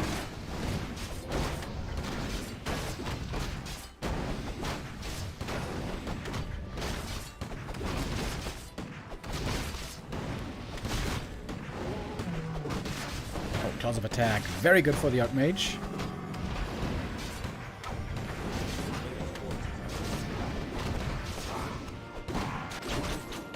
Mana though. Kept both consumable camps. Didn't see what he got at the first. I think he sold both of them though, so that's a lot of gold influx for the Night Elf. But now, creeping this camp... Ah yeah, of course. It's possible because the Ancient of War did survive, of course.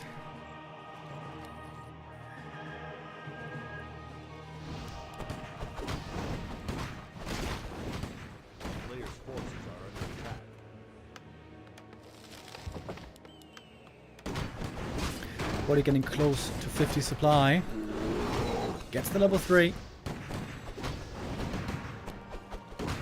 And Blood Mage might get level 2.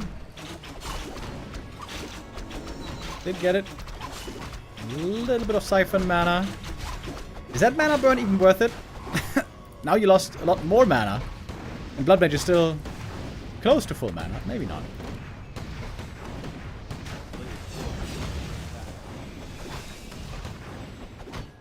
Great items, though. Oh, look at that mana drain. Oh, Demon Hunter. Getting in a little bit too close. The lower mana you are, the harder it is to heal from Moonwells, of course, is always the big problem with this. Moonjuice at the moment looking good, but this might be changing quickly. 40 not going for the push yet. He's going to creep one big camp here in the center. Heal up a bit with the priests, ideally. Solo experience for the Blood Mage also would be great. We would love to get level 3 quickly. A player's forces are under attack. Heal scroll, invuln. Go with the Magi, very good for the Archmage as well. More damage for him. And more mana. Archmage with plus 19. That is very good. And the Blood Mage just 1 kill away from level 3. That is a great timing for 40. Naga trying to get her own level 3. Needs the rejuve, needs a bit more experience. Oh, one archer should be an easy kill here. Archmage right clicks. Look at him go. But the Blood Mage wasn't in range for the kill. Didn't get the experience from it. So he's still not level 3, surprisingly. Oh man, getting the archer kill here would be so big. Can't creep the green camp because the peasants are now here. Oh, but he can't kill the archer. This time he's in range. That's level 3. Seems to me like 40 is in a perfect position for this push. Not too much mana on the Archmage, but Siphon could help him out there as well. Anti-magic for the demon. There's Priest Adept training, so he could dispel the anti-magic, potentially. First Moonwell already goes down before the fight, before the defense has really started. And now the demon out of mana already. 40 falling back a little bit. We got 4 bears out now. That's a decent count. Blood Mage wants to siphon more. What's his next target?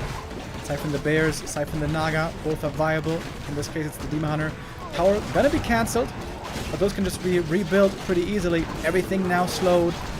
Way more mana, of course, on the human side. Here come the Wisps for some detonates.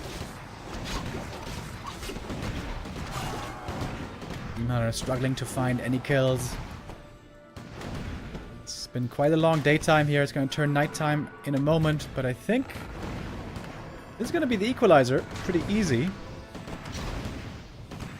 The rifle pushes are back, baby.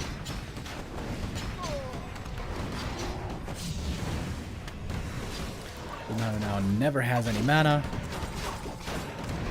Our level 2 Siphon here being displayed fully.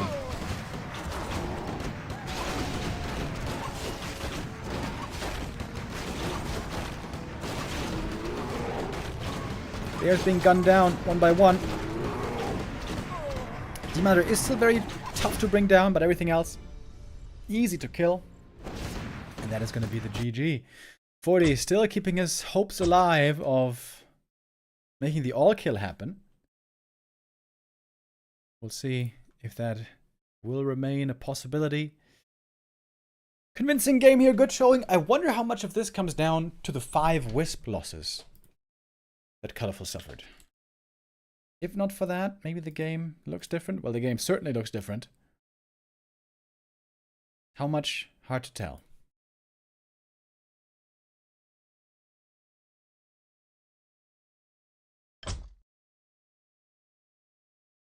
Looks like the players needed a little bit of a break after that game.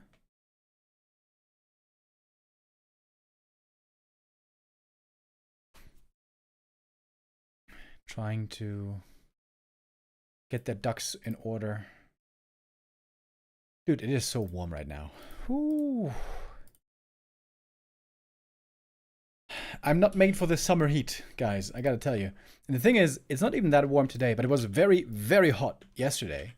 And so, like, the house heated up, everything heated up, and now it feels like that heat is stored.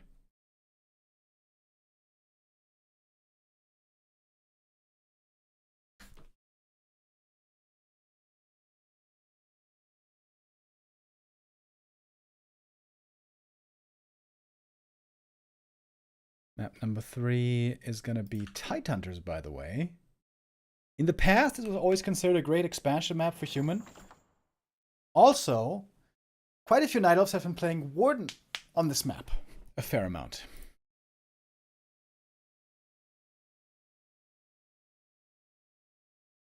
If Fortitude is going to expect Warden, is he going to go MK here maybe? Can he still beat Warden with Archmage?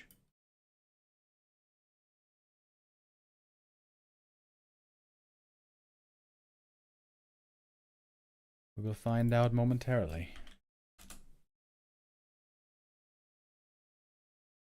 Deciding map 3 coming up. If 40 wins this, then there's going to be only 2 players left for Team A. Colorful really has to score here. His team is relying on him. They don't want to go down 0-2, possibly 0-3, depending on who they put in next. But I would love to see Lin versus 40, man. These two are head and shoulders above everyone else. It's not even close in the human versus orc matchup, where 40 lately was playing a lot of pally rifles. I think almost exclusively pally rifles.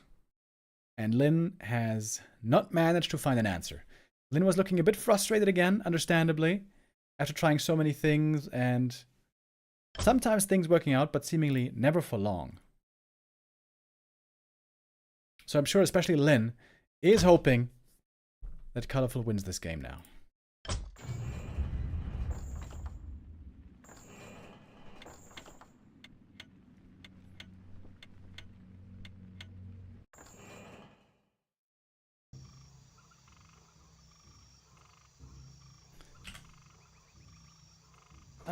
No, the overlay is bugged. No, that's not good. Okay, let me restart that real quick, boys.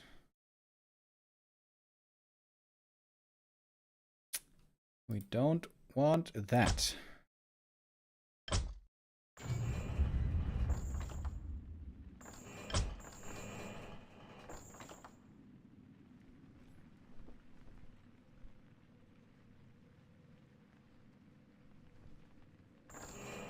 Is it working? Okay, it's taking a little while. Oh, we got some slight bugs. Is it working now? Yeah, it is. Okay, good. Alright, here we go. Map number 3. Decider map between our two players. We got 40 at the top left.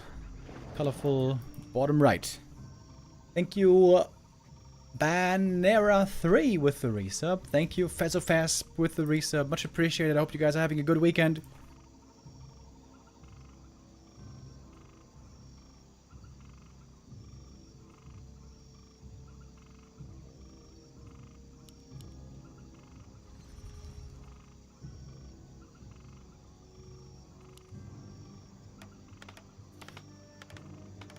So normally, when we see Warden play, Night Elf decides to creep over here to get a fast level 2 from this camp.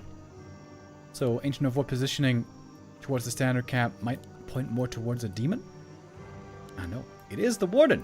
Alright, it is the Warden against Archmage. So I think this is going to be colorful favored again in terms of hero matchup. Warden wants to be against Archmage, and earlier Demon Hunter wants to be against Mountain King.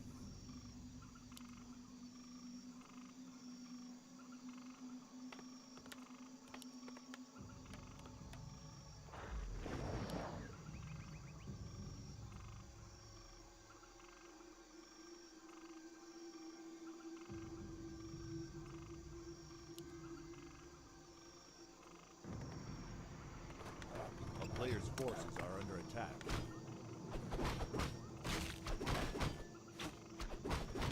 So I think the most popular strat on this map for Warden is you don't expand, you just stay one base, and you just defend, defend, defend all the time against the tanks. That's what I've seen numerous times on this map, and that's not with the Warden solo, but rather the Warden tries to get level 5 first, and then, you know, Blink, Fan, Harass, and then Panda second. That is, if we do get an expansion. So far, that is unclear. A player's forces are under attack. We're still making peasants.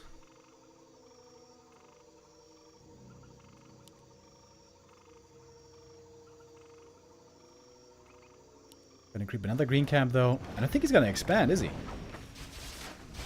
If he was to expand, this should have been the creep camp right here. I know, wait. We do have a 4th farm. Okay. Usual creep route, isn't it?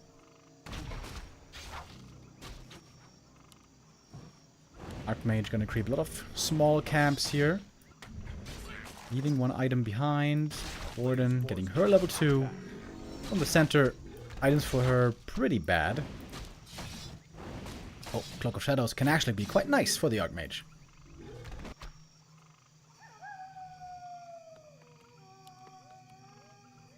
Nice footy scout in the center. Sees the Warden and archers. Gonna be one footy sacrificed for an easier expansion. Watch Elemental already damaged though. The Warden might be able to apply some pressure here. Footy. Oh, just barely gonna tick out. Boom. Let's tick. Last tick. Gonna kill him off.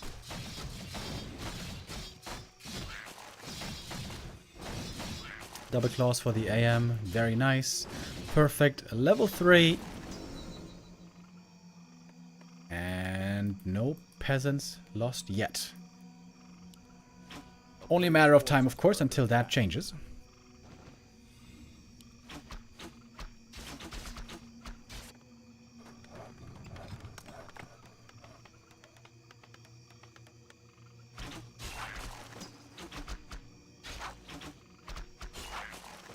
Colorful playing very far back, taking very small camps only. Hunter's Hall might be a little bit late. Archmage. Not buying anything from the shop. No boots, no dust, surprisingly. Especially without dust, it's unlikely that he can do too much here. But he's bringing the boys. Footies ready for the attack. Expo soon finished. And the Warden is still pretty weak. Doesn't have that level 3 yet.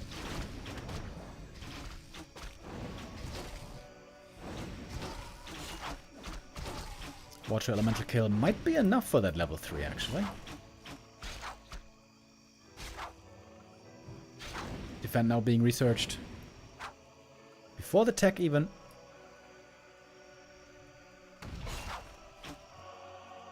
And the expansion is mining. I think so far so good for 40 though, right? He got the expo up pretty safely. Didn't lose any peasants.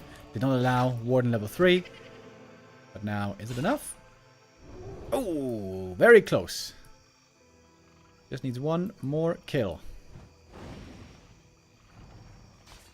Oh, in the back of the base. The lowers could easily be cancelled. Is 40 going to check for them? He sure is.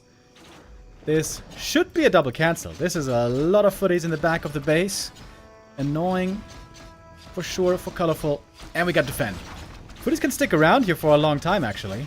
Archmage is being careful, trying not to take too much fire. Warden gets a level 3. Finally. Took her a long time. Now she's got it. Fan of Knives. Yeah, that damage necessary right now against the Footmen, because the archers aren't doing much towards the footies. Ah, Cloak of Shadows, look at it. Archmage, you can just hide in the shadows. Says, no, you can't just force me to TP. You have to deal with these footies right now. Shadow Melt, though, can also keep the archers safe, at least for a little bit longer. But not for much, because daytime is coming soon. Ancient of Lore are going to get cancelled again. Oh boy. These Dryads and Bears are going to be late. Another Ancient of Lore over here. I don't think he can cancel this one. Warden does end up getting quite a bit of kills here. A couple of low HP footies get away, but also many of them have fallen. Oh, is he going to get the lore? Oh, no way. Oh, no way. Oh, he's going to kill it right as it finished. A little bit more experience as well. 40 with a great early game. This Warden seriously tripled after this early game, compared to where you want to see her. Not quite a deny, I think, but Creep Camp aggroed. AM is back. Oh my god, AM is back. Colorful! So strong on map 1. But against the Archmage, he seems to be having a lot more trouble. Another Water Elemental summoned. Oh my. Another cancel! Big yikes. Tier 2 finishing up for 40. What's he even going for? Is he going for tanks? I think with how far ahead he is now, he could just go for a Rifle Caster push, couldn't he? He's not trying it. The danger with Rifle Caster is always the Knight Elf survives, gets Warden level 5, Warden level 6, and then once she's level 6, there's no way for the Rifles to win anymore. But here he was in such a strong position. Could go for... What's the second hero, actually? Not seeing it yet. Ah, no, there is. Alchemist. And we got the follow-up attack. There's no Dryads yet, there's no Dispel. Double heal potion, wisely purchased earlier. So the hero focus is not too easily going to lead to the kill. Oh, perfect timing on that one as well. We got the heal spray, we got the heal pots, and the Warden is out of health and out of mana. Yeah, I think that's just game. So many footies. 48 supply. Just Footman. Warden with the mana potion. Trying to force the human away from her main base. Oh, the heal spray is just working out amazingly. There's the heal scroll as well. And the second heal potion. Look how perfectly these items are working out for 40. So well done. He knows exactly what the danger of the Warden is. And even if he loses the hero, Alchemist is only level 1. Will not be too devastating. Oh, the grid command is wrong. I just noticed. Warden got one more mana potion, but she got no more HP. GLHF. Kev got time with the resub. Thank you. He's TPing right here. Ah, close enough. And the Warden is dead, and that's game. Fortitude with a second win in a row. Hard fight, big struggle on map 1, but map 2 and 3 almost seemed easy for 40. The best human in the world, after all.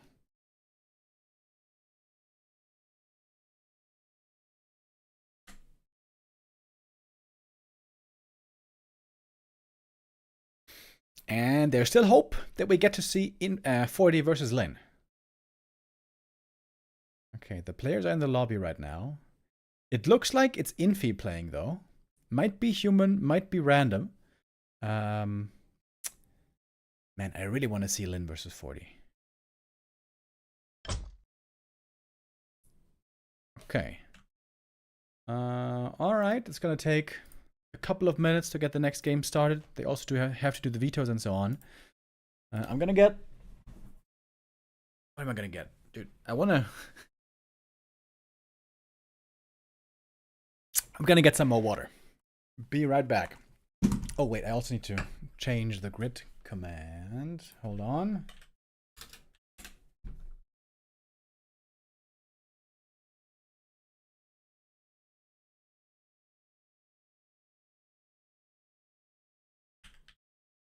The Friendship Cup.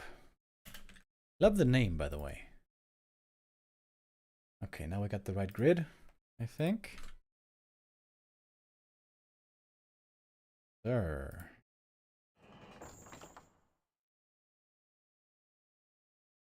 Okay, next game coming up. Fortitude still alive in this King of the Hill. And he is facing Infi next. Alright, quick bathroom break, and then I'll be right back.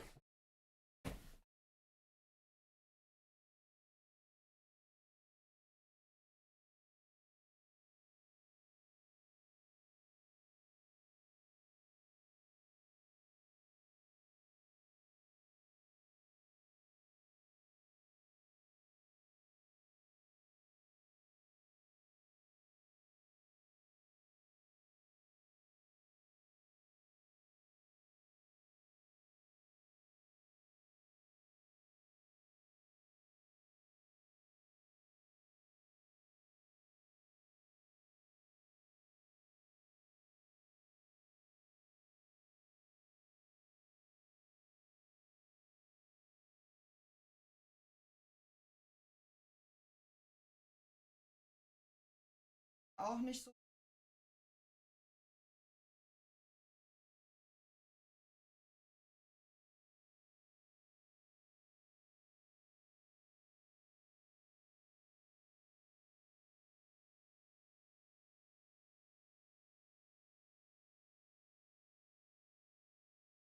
Der Drucker nicht ausge...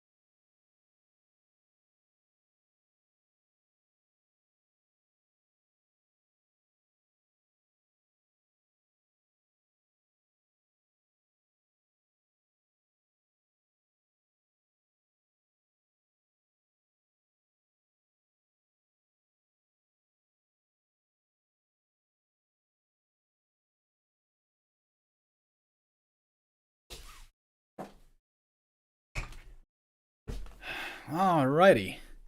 I put on some shorts, boys. I think that's gonna help a little bit. Oh, feels better already. Okay. Our next game is not yet starting. Let's see, how far are they with the vetoes? I think they should be getting ready here soon. Infi is choosing Night Elf or Human? I'm not sure actually. Let's take a quick look at what we have for the next 3 days. Surprisingly, B Cup didn't start today. B Cup was postponed for a couple of days. Instead, it is indeed the Friendship Cup over the next 3 days. Today is 1v1 King of the Hill. Tomorrow, we're going to have 2v2 and 4v4 matches. And then on day 3, we again will have the 1v1 King of the Hill. If you haven't seen yet, Our teams are Fortitude, Labby, Fly, and Kaho. So far in the 1v1s, only Fortitude was necessary. Forty doing really well here so far. For his team, Colorful and 120. 120, I gotta say, looked pretty disappointing earlier. A bit unlucky perhaps with the seeding. To me, it seems like 120's weakest matchup by far right now is against Human. Lin and Infi, we have yet to see. They're keeping the best for last. They're keeping Lin for last. Interesting how they're doing it very differently, right? Team B with more confidence and bravado, perhaps, putting in their strongest player first, Fortitude. And Team A waiting until the last opportunity to use their ace. Lin lately has been looking pretty good, but not unbeatable. Lin is number 2 in the ELO ranks right now. In February and March, he was pretty down in the dumps, but then some good results. First place at the last B Cup, for example. Put him high up there again. But he keeps losing to 40, by the way. Lin has been losing to 40 quite a bit. Yeah, you see here, 3 losses, 1 win, 2 losses, 1 win, 6 losses. I guess that was the Pally Rifle heyday. And was it still all Pally Rifles? Mostly. Mostly Pally Rifles. Oh, what was this, by the way? Oh, nobody knows. Nobody saw it. We have not seen any Pally Rifle. Wait, what am I saying? No, we did see. We did see one game of Pally Rifle against 120. That was extremely one-sided. By far the most one-sided game of the day.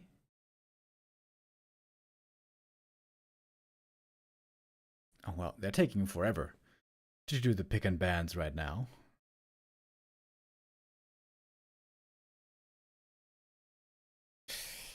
Forty quite often takes his time when doing this. Let's take a look. What's happening on 40's stream? Is 40 streaming today? I think he is. I think he streams most nights. There he is.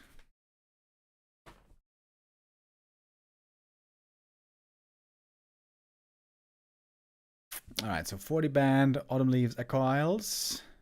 Infi's got 1 band left.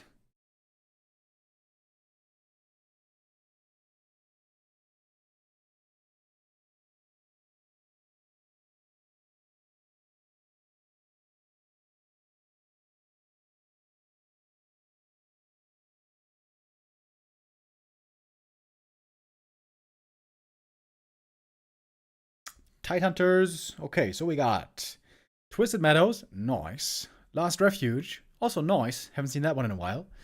And Concealed Hill. You guys remember the days when we used to see Beastmaster on Last Refuge? Oh, it was so good. But it didn't last too long. Beastmaster, in my opinion, definitely one of the heroes requiring a buff.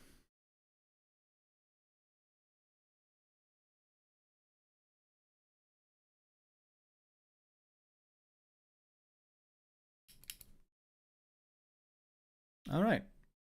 Game is about to begin.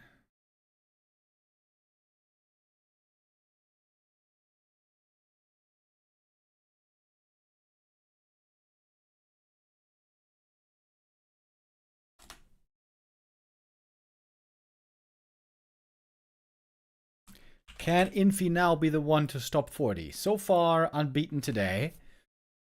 He just saw some game tape of 40 versus Colorful, so maybe there he discovered something that he can do better than Colorful. That's a daring statement. Again, Infi is picking Night Elf here. He's not playing Human, he's not playing Random, he's playing Night Elf. So no Human Mirror for us. I think that's a win for everyone involved.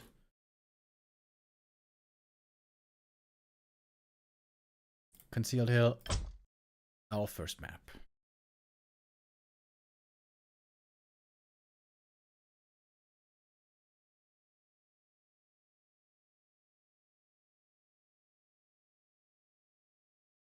When is the B Cup starting, by the way?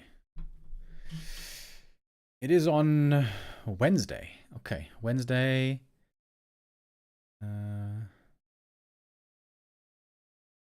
Yeah. And then the week after that is going to be WSB. WSB, as you guys may know, we are not allowed to cast live because the Korean streaming platform sees Twitch as a competitor, and so we're not allowed to stream it live. But we're going to check out the VODs. And if they tell me not to watch the VODs on stream, then I'm going to say F. Ooh. Can't stop us.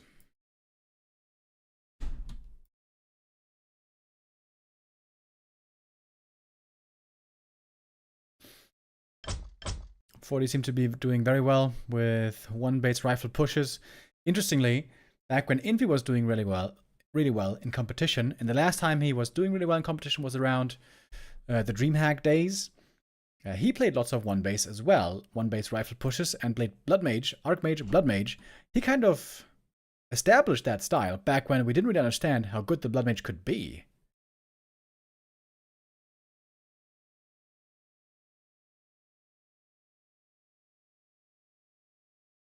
Maybe he's got some special ideas of how to play against it.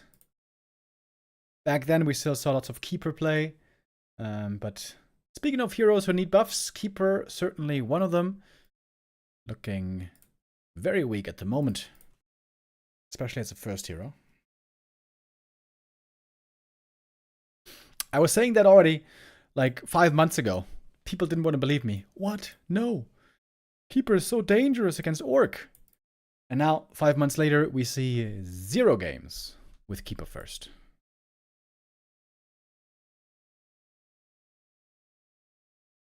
Alright. Enough about my whining. Let's go into the game.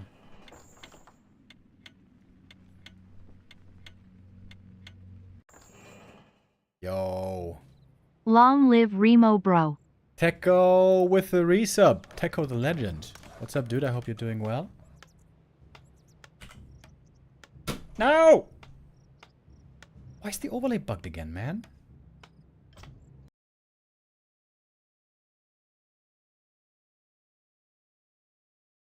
Why? Gotta restart again?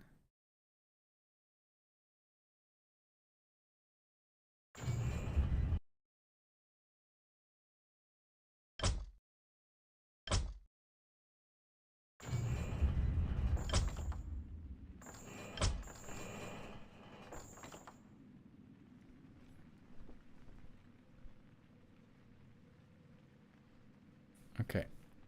Hold on, boys.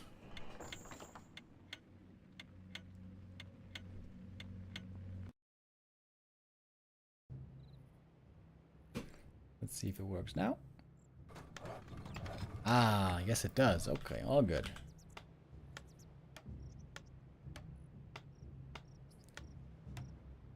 Here we...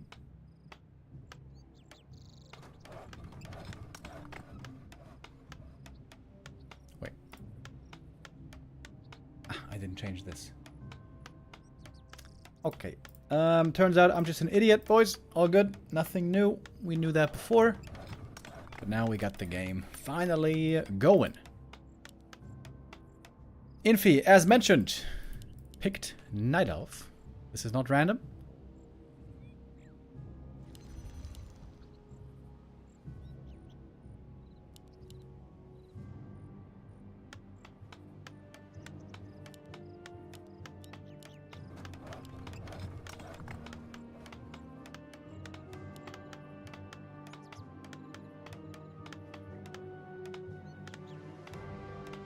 It is an Archmage first. No surprise here.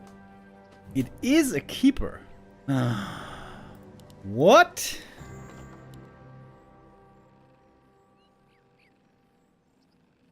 It is a Keeper.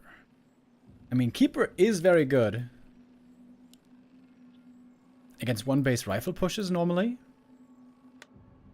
Dude, I am shocked. I haven't seen Keeper in forever. I miss the Keeper, you guys. I would love for the Keeper to be viable again.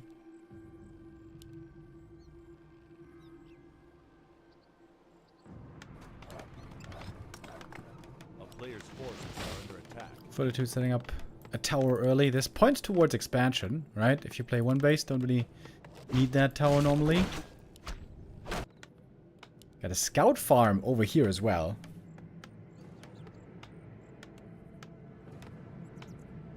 This is, I think, normally to scout for possible AP builds here. Is 40 expecting a Keeper? I feel like it looks like he's expecting a Keeper all in against his expansion play. That would be a sick read.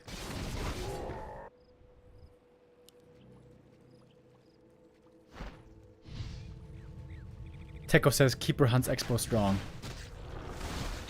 Do you mean the new Keeper hunts? Like the hunts with heavy armor? I have not seen Keeper in this matchup in a long time. And the last time I saw him in this matchup, he looked garbage.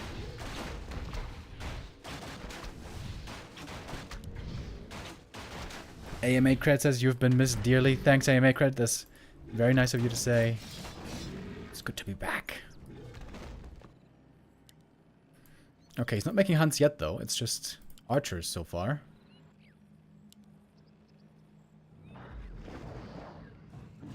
A player's forces are under attack.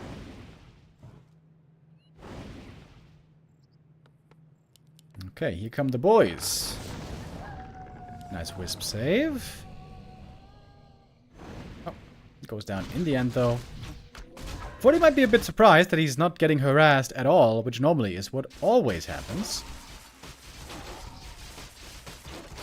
Yo, AMA credit with 25 gifted subs. Yo, dude. That is extremely generous, my man. Thank you, thank you, thank you very much. Holy hell. Thank you so much. Only one gift sub away from 100. Thank you. So both heroes going to be getting a fast level 3 here. AM a bit quicker, as always.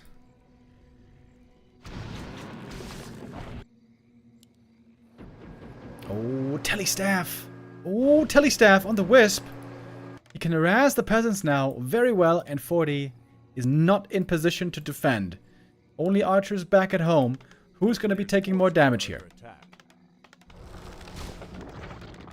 Entangle, Entrance. That's going to be a lot of peasant kills right away. This expo might be getting cancelled. Oh, Infi. The surprise keeper.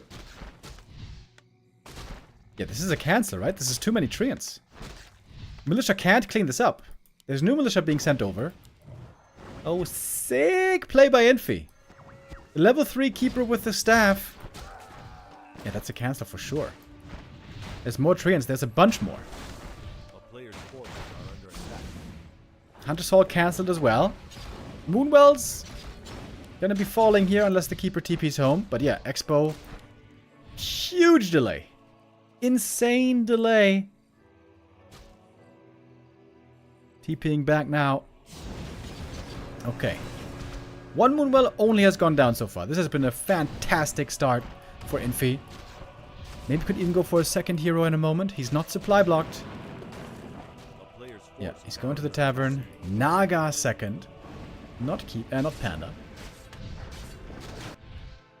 And now tech from 40. Oh my lord. Insanely late tech. Oh, surround? Ooh, 40 finds a surround though. Well played with the footies. Easy kill on the Naga.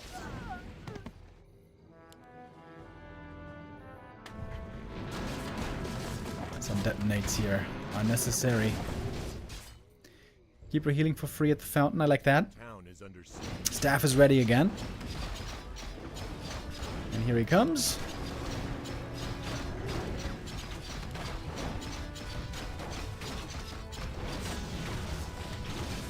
And more treants.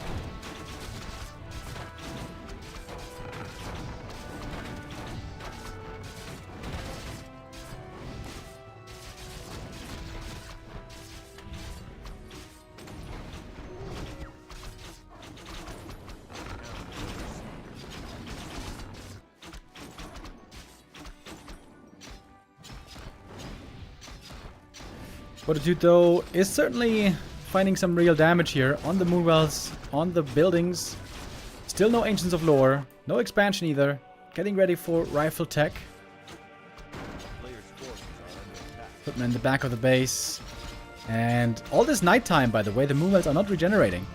When they will be remade, it's daytime, and then we're gonna have a lot less moon juice. So many treants, by the way. Treants all over the place. Some of them are gonna expire soon, though. TP out now, trying to save the rest of the footies, but a lot have gone down. 4 make it back home. And the shop is just a tiny bit late.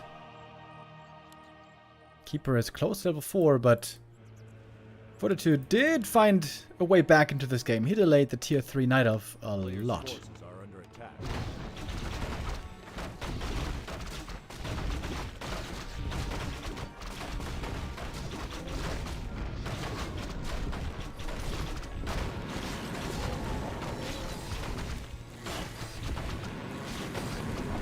Going for the Shredder here. Lumber is still low.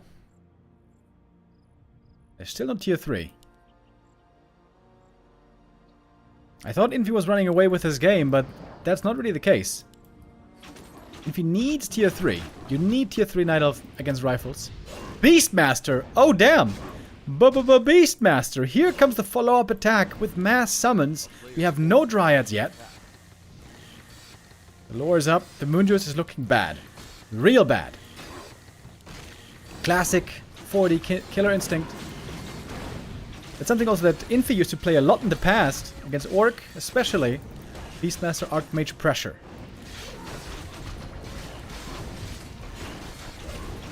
The first bear has been killed, but the next bear can be resummoned very soon.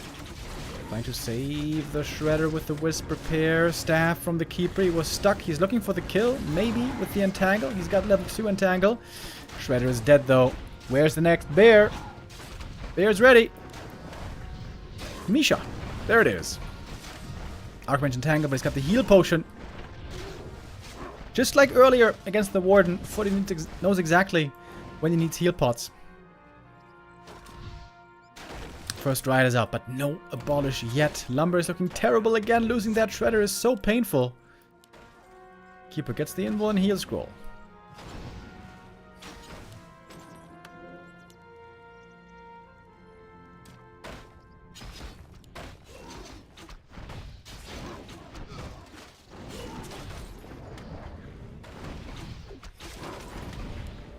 Trying to find the kill here on the Archmage. Perhaps he can get it, but nope, not yet. Heal scroll there also on the human side. AM close to 4 now. The Keeper got that level up a long time ago, but he can't heal. Trying to get a shop up finally there around the corner. Another Moonwell goes down though. He's hoping, praying for nighttime. When's it finally gonna be available? Archmage getting slowed by the Dryad. Oh, but there's a Priest. Priest heal here is going to be huge. It's the Keeper in trouble now. Entangle though. Archmage might still go down. The dust is ready and the Archmage is dead. Got the kill. Cost him quite a bit though. That invuln is gone. Probably forever. Trying to get the AM back from the tavern, and there he is. Priest ready to heal him up right away. Shop finishes just in the nick of time. Heal potions picked up. Much needed. Keeper staffing back. Oh, lost a Dryad to the creeps, man. Things are going from bad to worse.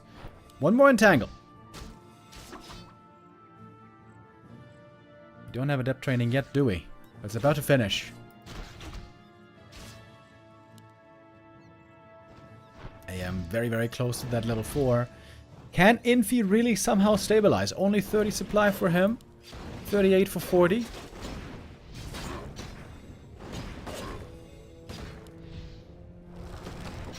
Single Ancient of Lore to make Dryads. Treants though, I guess, pretty nice here.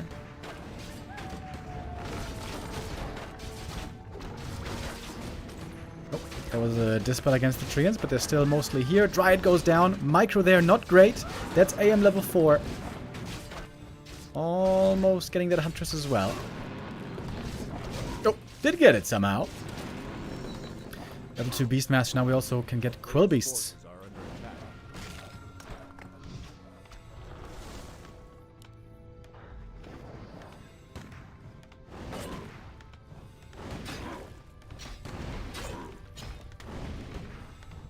Tower is coming up, it looks like. 40 is tightening the noose. Oh yeah, another Dispel. Peaceful. No, doesn't even need it. Town is under siege. Treants dealt with, tower coming, shop remade. What can the Keeper really do here though? We got some Moonwells again in the back of the base, but hardly any units. Just a handful of Dryads, less than a handful, coming out every now and then. The right-click damage is looking laughable. They are struggling hard to kill just one priest. Finally get it. Level 3 on the Naga, but almost no mana on her. A player's forces are under attack. We did get Huntresses, but not with the Glaive upgrade.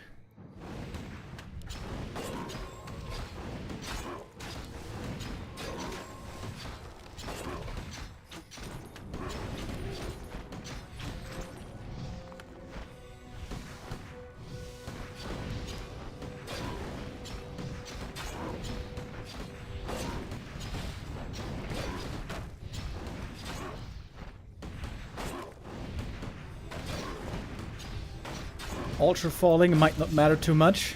Infi's waiting for more Dryads. Does he have Dispel finally? Yes, he does. There's Abolish. There's also lots of Treants here. So we got 1 Dispel, 2 Dispels. Spreading the Dispel so the Treants can then be right-click down. Arcane Tower here is really good as well. Great anchor for the human in this push. Again, struggling to kill 1 priest. He got it finally, but it cost him dearly once more. Keeper is almost dead. Heal potion saves him just in time, and the Dryad does fall though. Superior levels for Infi, but he's got no army. This map now should only be a matter of time. Not much time at all. It is GG, and 40 claims the first map. I thought Infi had him there for a moment. That Keeper finding the cancel across the map, cool creep route, fast level 3, staff teleportation, and then taking out those peasants. That was really nice. But the counterattack did way more than I thought it would. Maybe Infi should have used more Wisps right away, detonate the Watch Elemental instantly, and then defend with Treants and Archers. Feels like 42 shouldn't have been able to do so much right there. But 40 seems to be on a hot roll right now. 1-0 lead. With map 2 coming up right away, in fact. Do we need to play an ad break? Not yet. After the series, or after this next map.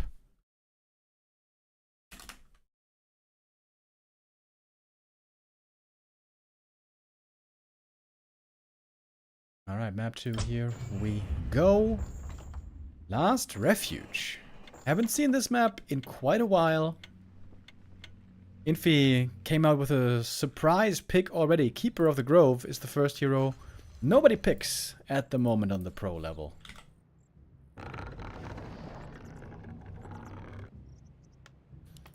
We'll see what he's going to go for here now.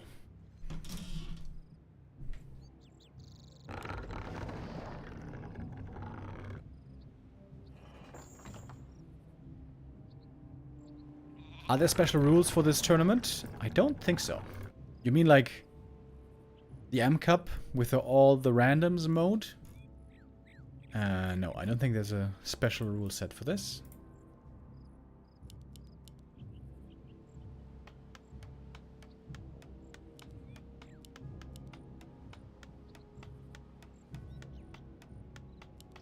If 40 wins here, there's going to be only Lin left.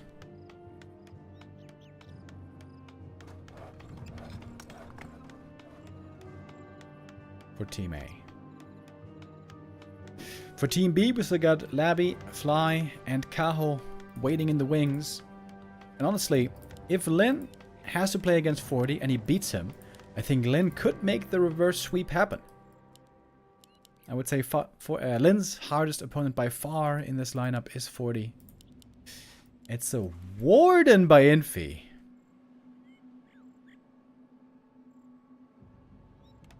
On Last Refuge.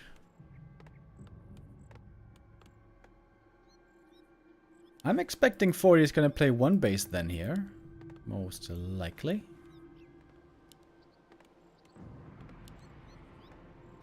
Oh, where is he?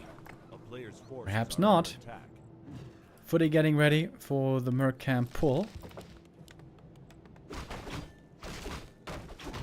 Last Refuge has lots of creeps, which is great for the Warden, but they're kind of awkward to creep. It's not easy to get a quick level 3 and 4 with the Warden Ancient of War creeping.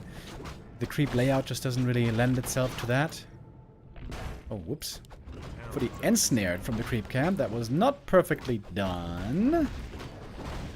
Ooh, the Shadow Priest. Don't want to lose that. Alright, should be mostly okay.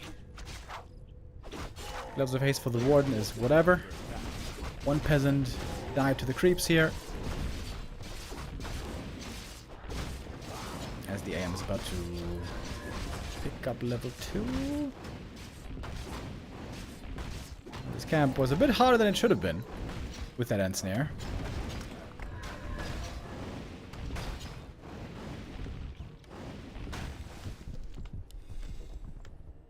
Battle of Giant Strength for the Archmage is kind of okay for the Warden, but not fantastic. Speaking of fast creeping, by the way, I guess Infi can try to look for a fast level 2 and 3 if he just keeps going right away to the Merc Camp. Oh, but 40 is on his way.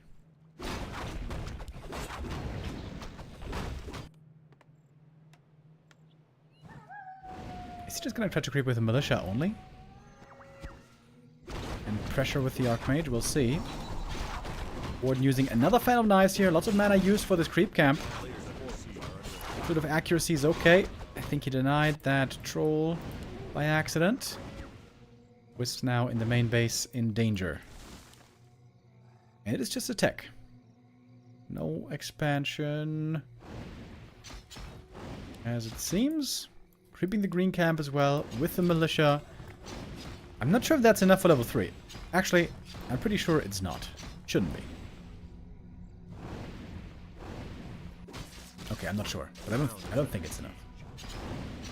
Nah, it doesn't look like it. He's gonna get close. Won't quite reach.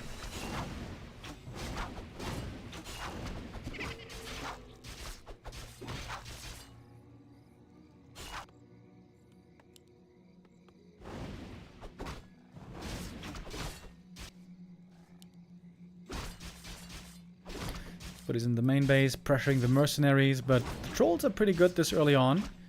As long as you don't lose them. Getting a bit close, but the Moonwells here are still holding on. Having lost one Moonwell, of course, pretty annoying. That's a lot of healing. Disappeared. Archmage hurt, but he's got a Shadow Priest, with which he's going to try to heal up.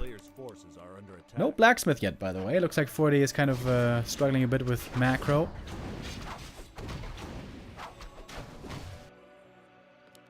Still not macroing. What's up, 40? Blacksmith farm should be next. Oh yeah, that's very late. Rifle's going to be joining late this game. I wonder what second hero he's going to go for. It could just be Alchemist. Could be Mountain King. Could even be Blood Mage, perhaps.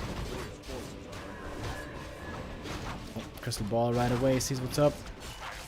Night Elf around the corner. Water Metal now level 2, but we got good. Useful.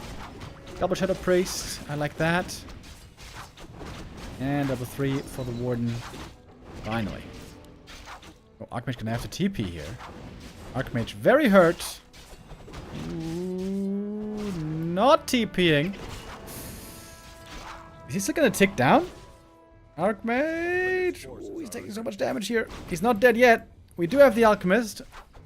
Needs to heal up the boys. Berserker went down as well. This seemed like a terrible exchange for 40. A bit too bold, perhaps, against that level 3 Warden. No shop yet either. Looks like 40 is pretty slow here with his macro.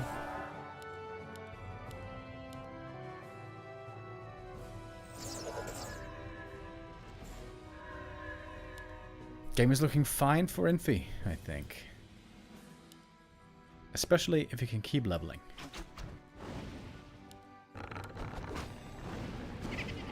Another Shadow Strike. Another kill. Deny, though, was good. Denies are important against the Warden. Look how late the rifles are. They could have been so much earlier.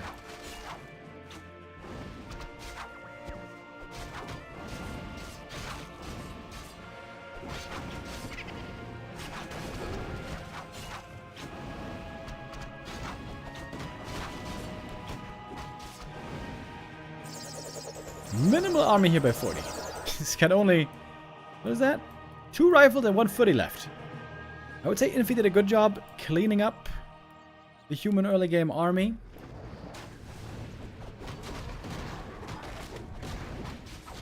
Seems to me like Infi is in the lead here, but can he win out with the Warden? Whoa! The player's forces are under attack. Demon Hunter second? What the hell is this? I think the last time I saw this was like from Sonik 3 years ago. Demon Hunter second. Slippers and big healing potion, very good for him. But normally, Demon Hunter is kind of considered bad on low levels. Right now, he is definitely low level. Also, Acid Bomb against him sounds pretty scary. But whatever, here's the push. Moonjuice is looking not great. Infi has to survive until nighttime. It's gonna be a little while.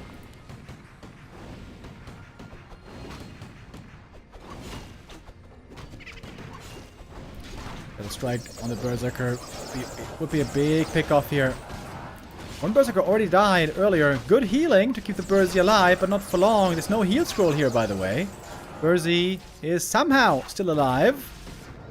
Trying to heal him up. The Warden trying to get that kill finally. Oh, the Priest heal. The Priest heal.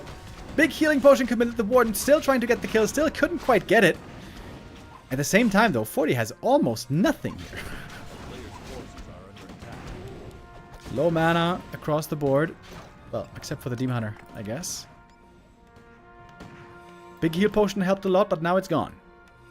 Great save on the Burzy by 40. Beginning now to set up towers. One more heal spray available. Rejuve on the Demon. Oh, Warden wakes up the creeps. Trying to pull them towards the human army, or maybe towards the tower. Ancient of War... Well positioned. Still holding the door quite well. Shadow Strike again on the Berserker. Can't kill him though. Again the Priest heal. The Priest heal here has been wonderful. Manual healing micro on the Priest as you should. Oh, the Berserker goes down. Level 2 for the Alchemist. First Arcane Tower about to be up. Still taking a while until nighttime.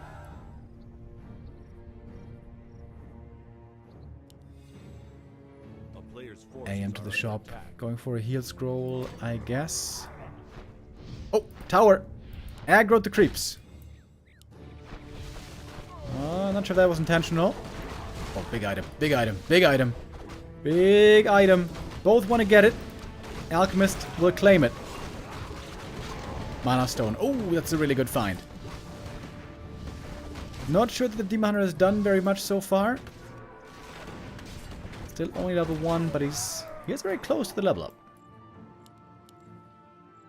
AM close to 4 as well. And we got a bunch of bears now. One more bears coming out. We're gonna get up to 5 bears total.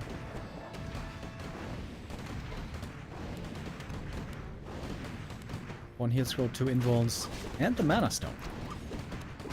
Alchemist should certainly have at least 1 acid bomb for the fight. In we go. Mana drain right away on the Warden, but there's an anti-magic potion. 15 seconds.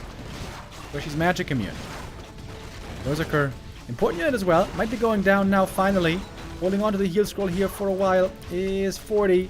Bear front line still looking pretty sturdy. But what about when the slow kicks in?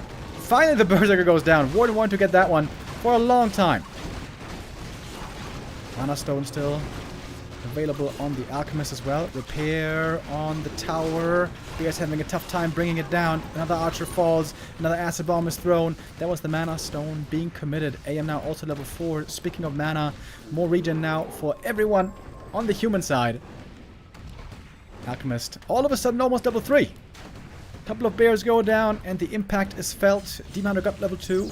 His impact, I would say, a little less noticeable.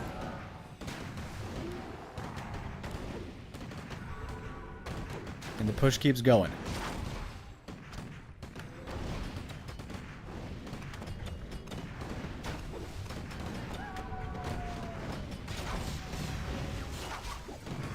Useful as well against the rejuve. Great to have. A lot of damage on the Alchemist, but he's got the Invo Potion still, and the Priests, of course, can always heal. Which they should. What are the peasants doing here? You could build like a lumber mill here to make things weird.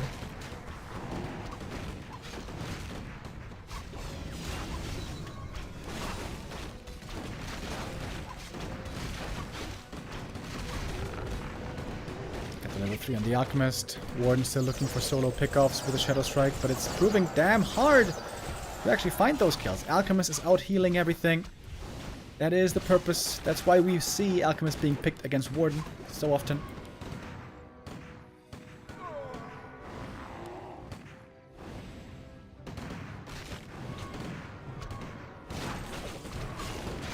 Acid Bomb again. -3 armor on the bears. Puts them exactly at 0. There's the Invo Potion. Much of the damage of the Shadow Strike now has been nullified. And this kind of looks like the end. Finally, Infi survived until nighttime, but now he seems to be far behind. I would love to see a shop here as well for the human. Ooh, Demon Hunter does go down. Couldn't get out of this one. Another bear falls, another archer falls, another tower is coming, and that is GG. And Fortitude does claim the win on map number 2. And with that, is close to the all kill. Only one player left for Team A. It has to be Lin to save the day. And I'm glad that we get to see this match. It would be a bit sad if it's just a 4-0. As I pointed out earlier, recently, Fortitude has been doing really well against Lin. I wonder if Lin has found some new answers. Is Fortitude still just going to play Paddy Rifles? Because that's what he was doing most recently. Or is there another development in the meta? I wonder. Alright, the players are going to need a little bit of time here to get the game started. We're going to go into a break, and then going to come back with Lin versus 40.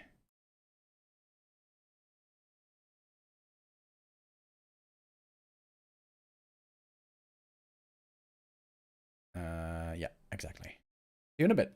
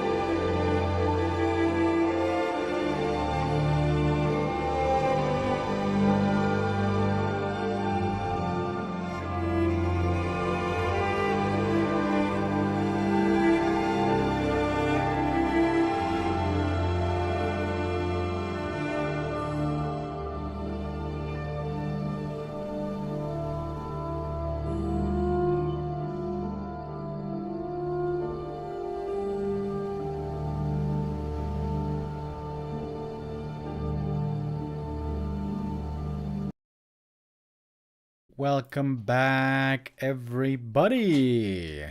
What's up, what's up, what's up? We are getting ready for the next match. And that's the match I was hoping we will get to see today. It is Lin versus 40.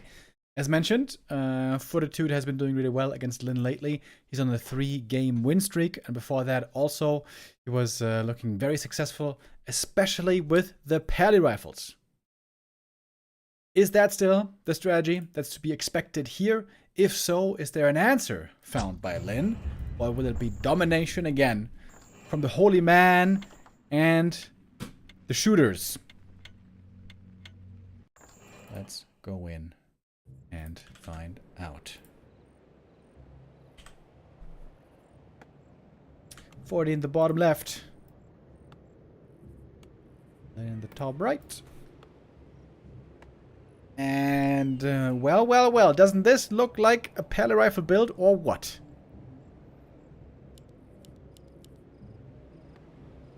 Fortitude still very much trusting in this strategy. Even against Happy lately, was able to win with Pally rifles. After for a while, it seemed like Pally had found the proper counter.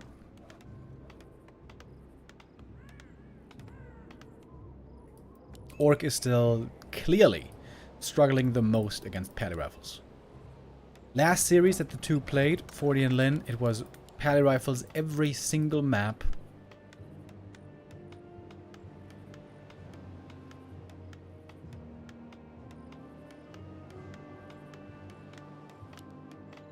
Pally rifle got nerfed in a number of ways, but it's still looking good. Fascia Headhunter opening by Lin, so this is also looking the same as before. Most recently, Lin was trying to beat Pally rifles with Fascia into Panda, into Firelord. I saw 1 or 2 games by Focus where he played something else. He played Fascia Headhunter opening, but then Naga second and TC third. Haven't seen anybody else do that yet. And it seemed somewhat successful.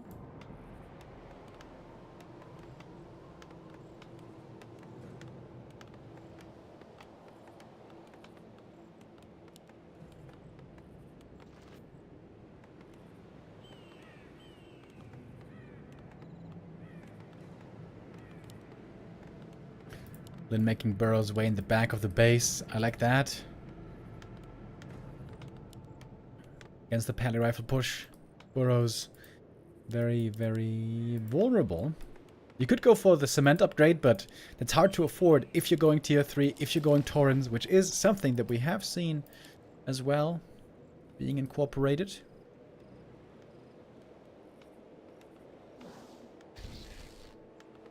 Level 1 aggression, of course. You want to slow down the Pally's creeping as much as you can.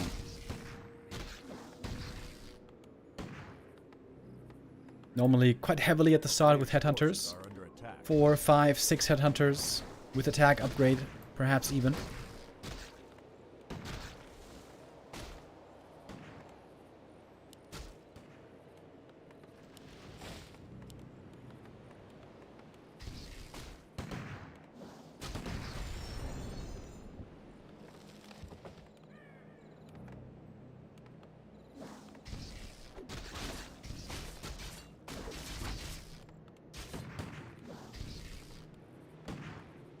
Lin here successfully preventing the Pally from creeping up and forcing a little bit of mana perhaps out of him.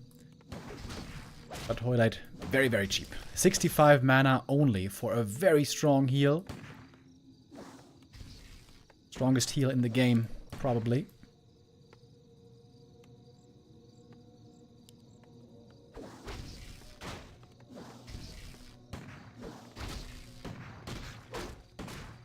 Of course, the Orc units have superior range at the start of the game. MIT der Werbung. Yo, Slackhor with the resub. Thank you. Fascia being very careful not to just waste his mana, by the way. You can see the Wolf resummon only now.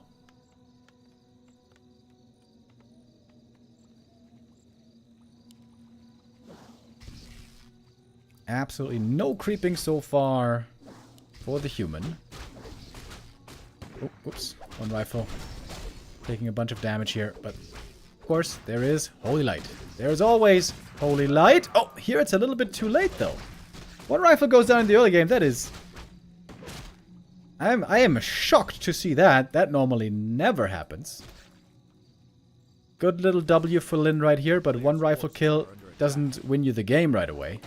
It's not that drastic, but Fazio has more experience than the Pally. That is a big win. That is a big win for Lin for sure.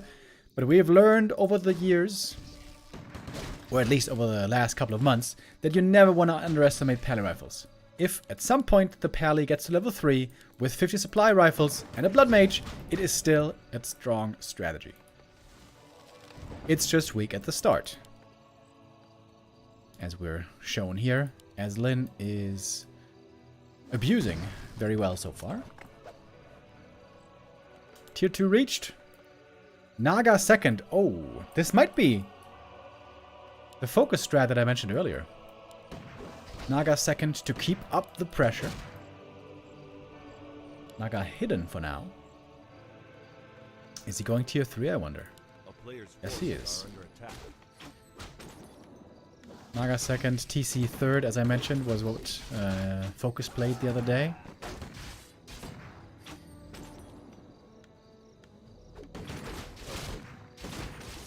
Oh, one headhunter almost going down. Instead, it's 2 peasants falling here so far.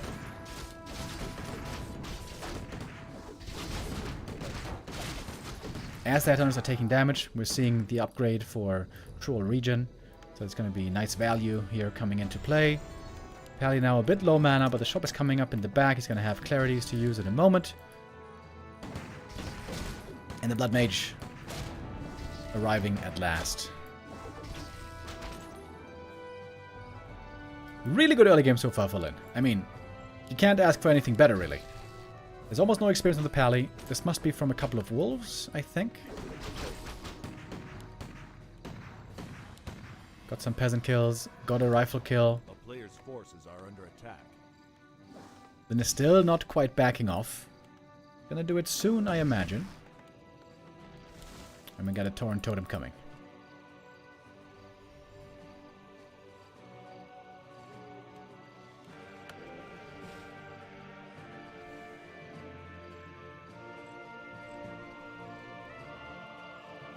Both armies here rather slow without move speed aura. Where's the Naga going? Naga hiding a bit towards the right. We do have long rifles finally, by the way. So finally, Rifleman working with 600 range instead of 400. But there's no aura yet. There's no bonus armor on the human forces here. Oh, one headhunter is finally going down. The rifle range now definitely looking a lot better.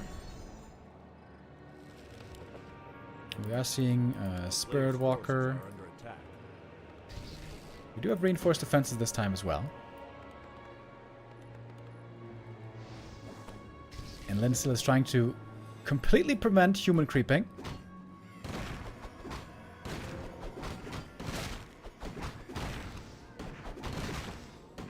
Oh, big last hit.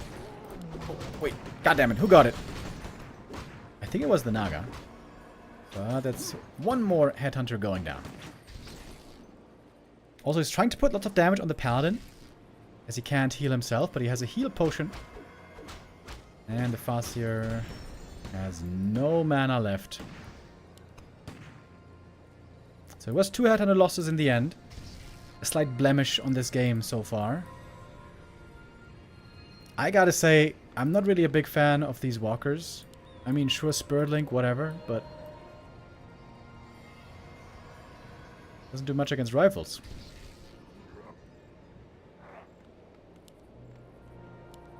Shadow Hunter third. Oh, okay, so not the same as Focus was doing with a TC. It's a Shadow Hunter, triple ranged hero. Okay. Spirit Walker. Wait, did he steal the item? Oh! Oh my god. Dude, Spirit Walker with backpack. He just stole the item.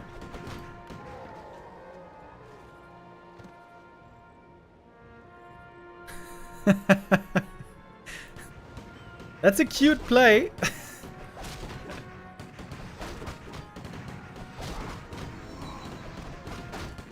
So it's a scout. And he can try to steal items. Forces are under attack. Oh my god, that would be crazy. No way. No way. No way. No way. He got it! He got the health stone! No! No! No, bro! He stole 2 items with a walker. Next level plays. Never seen that before. Come on, one more. One more item steal. Let's go. Players' forces are under attack.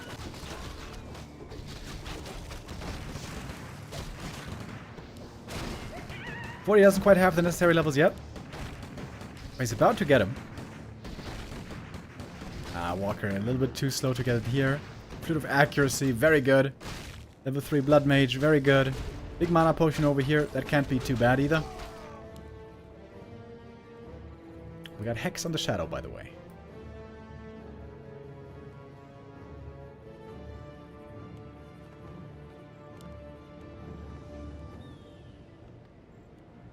I've never seen this before. Farseer, Naga, Shadow. Berserker Torrens. Second Torrent Totem coming up.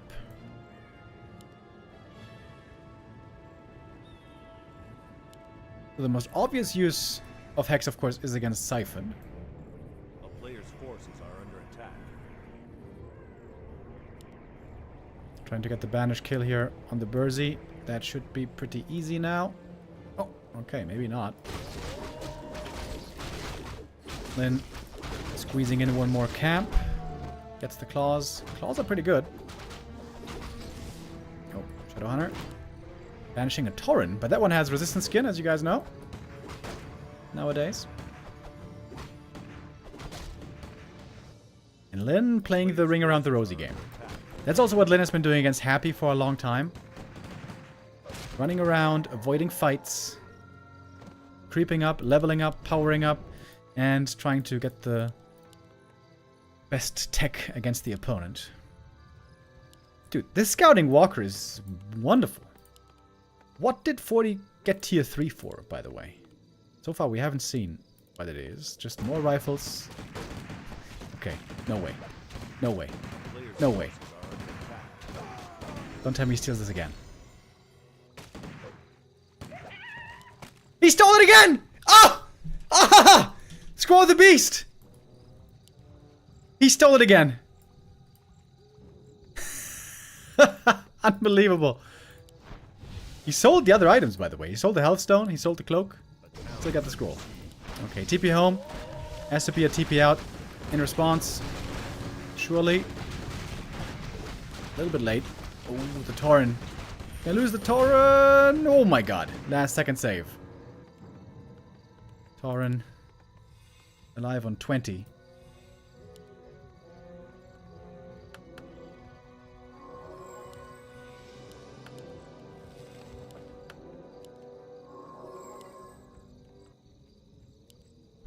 Violet with Incinerate, trying to blow up the Taurens so they don't leave corpses. Deny the Ancestral Spirit. Lin still has lots of gold to spend. His levels are looking good. 2-2-2. Trying to squeeze in one more camp.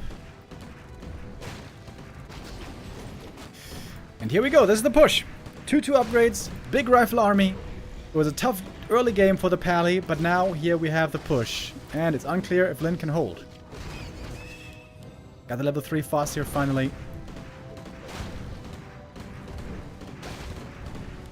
That Tauren's going to be denied. 64 supply. 40 only lost a single rifleman the entire game. Killing the Tauren over here, trying to get the res. He needs a bit more mana. Oh, the repair is too late. Peon repair should have been way earlier here, to be honest. Now we got the res, finally. From the low HP Tauren.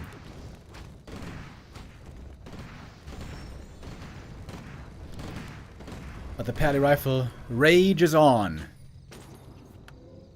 I feel like the Shadow Hunter here has to be the X factor. Scroll the Beast is good. Walker, barely saved. Got the shop up in the back already, though. Couple of Lightning, but also Banish against it. Level 2 Wolves. No speed aura here for the Taurens. There is 1 heal scroll, 2 heal scrolls on the human. First one being used here. Horn front line not looking too bad. First Shaman goes down. A staff, I think, was also used. Siphon mana on the Shadow Hunter. Hex against it. Heal wave too late, though. Shadow Hunter is running out of mana fast. Spirit Walkers both had to Ethereal. And the mana is now hugely in favor of the human, of course.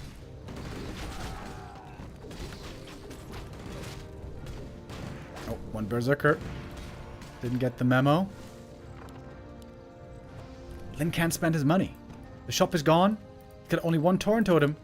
This was a decent defense, but his production's gone.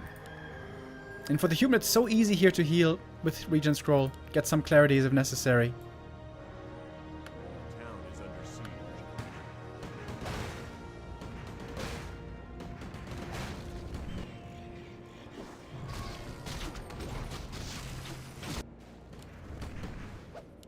Burrow's gonna be under attack. Another camp being taken. Mana looking very low. Naga gets level 3. Gonna deny another Tauren here. Main base about to be in shambles, it seems. 60 supply, still a big human army. The town is under siege. Next burrow falls. Almost supply blocked. A player's forces are under attack. Ah, look how long it takes just to kill 1 rifle. Oh, Jesus.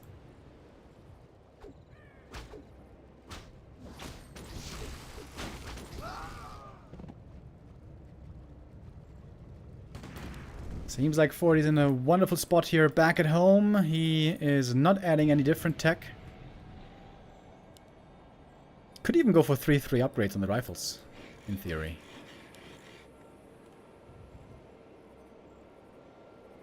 Supply is even. Taking out the shop might be valuable as well. Oh, this could be a sandwich position. Torrents from both sides. 2 Torrents were in the back of the base. Here we go. Here's the next fight. There's not even much mana he can siphon. Mana Potion Hex. Oh, shop gonna be cancelled. 1 rifle almost down, but just kidding. There's Holy Light and there's Staff.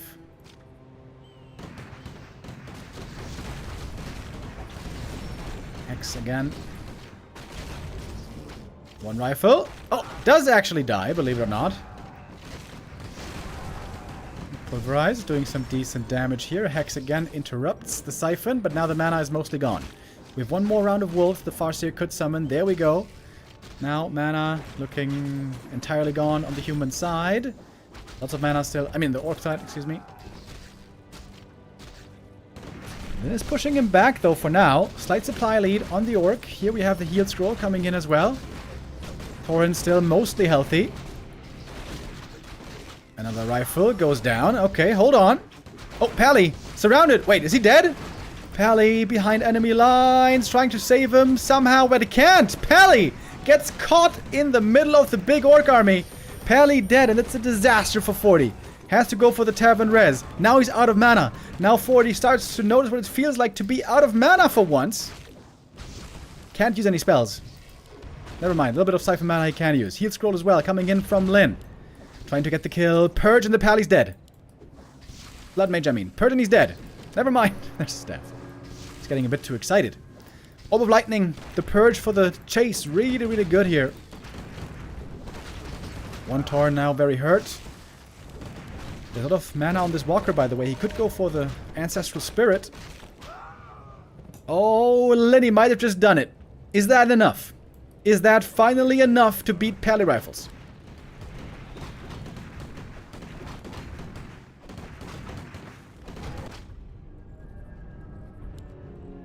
There we see the Torrens being resurrected.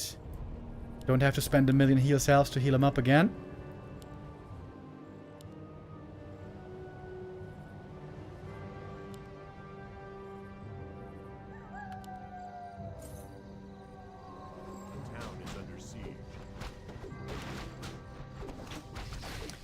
Shop taken out. A player's forces are under attack. Main base is drying up soon, by the way. We got 2 minutes left of mining.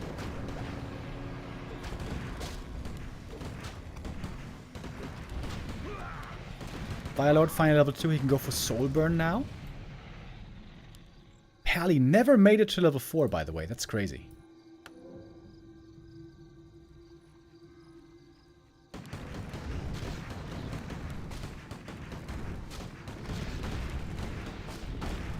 Red camp can be crept fast with these rifles. Got another heal scroll on 40.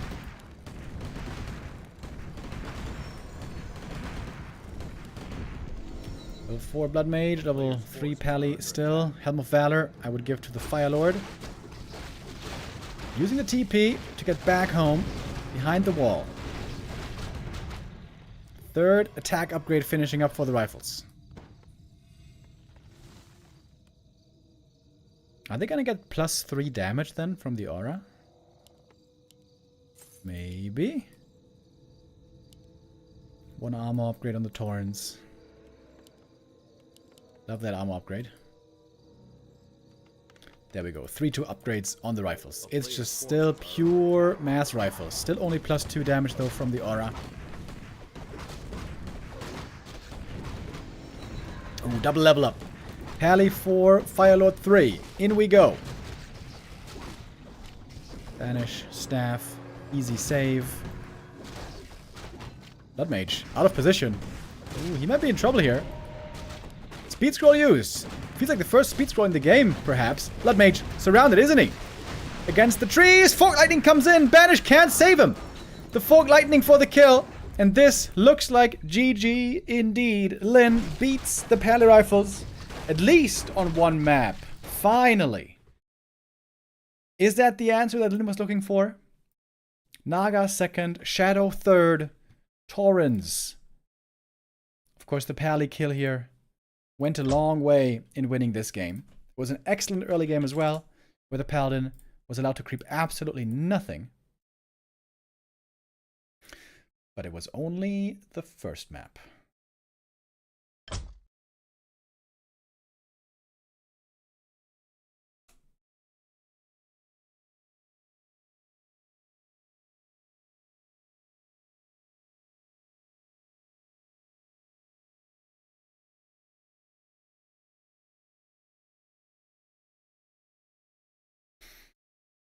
For map 2, we're going to see a classic pick for the Pally Rifles. Northern Isles is going to be the map.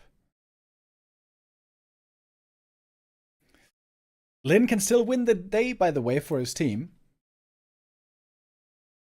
Lin, part of Team A. They are down 0-3 right now, but Lin could still make the reverse sweep happen. If he can beat the rest as well. Labby, Fly, and Kaho still waiting in the wings.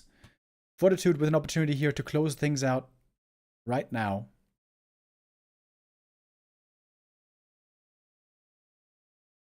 And to be honest, I think if 40 loses, Lin is going to be clearly favored against every one of these players. So the best chance for Team B to win might perhaps be here from 40.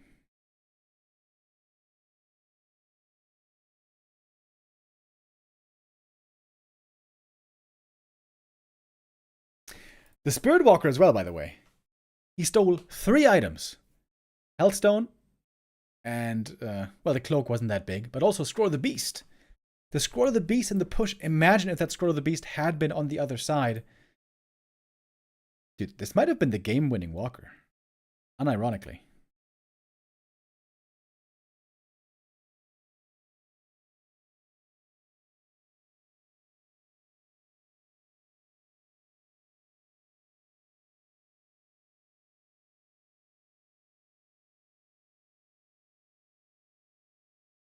"30 seconds, and then we're jumping in. Map number 2.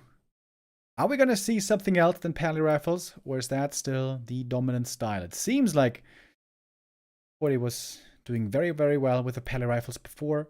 Of course, perhaps that was just a one-off map right there.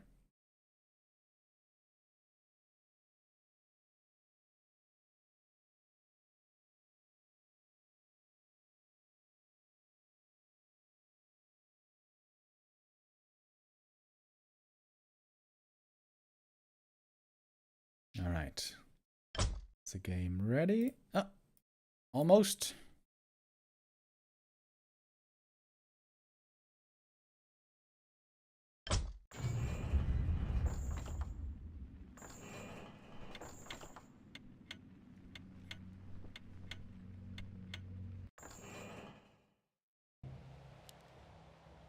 Alright, here we go. Map number 2.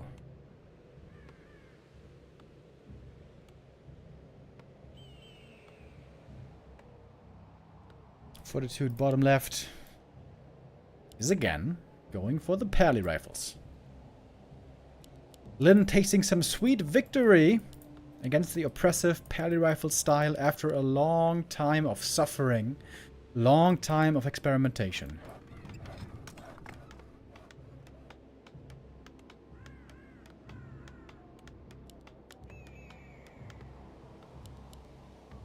Lin was under lots of pressure that game. He lost both Torrent Totems, lost a bunch of burrows, lost the shop. It seemed like he couldn't rebuild, but he had just enough just in time.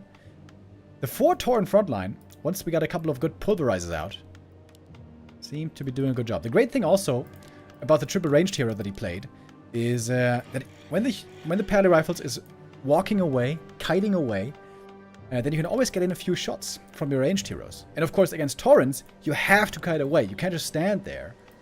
So that's where the triple hero makes a lot of sense. Naga, of course, good for keeping up the mid-game pressure. You can prevent the Pally from creeping even longer. If everything goes well, I guess, with Farseer Headhunters into Naga, you can stop all human creeping, more or less, until the Blood Mage comes out. In the late game fights, when the opponent is kiting, then you got the Naga to force kills, you got the Orb of Lightning to purge and look for kills. And the Shadowhunter, it feels like his heal waves did absolutely nothing. But the Hex was kind of nice, I guess. I wonder if there's not a better third hero perhaps possible.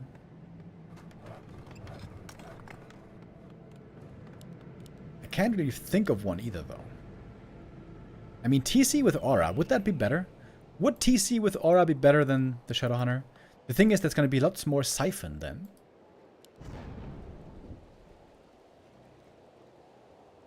I'm not sure. Interesting, though, that this matchup is still developing.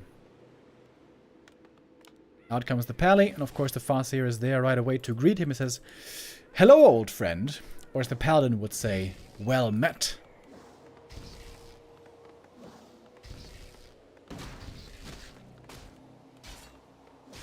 Players' forces are under attack.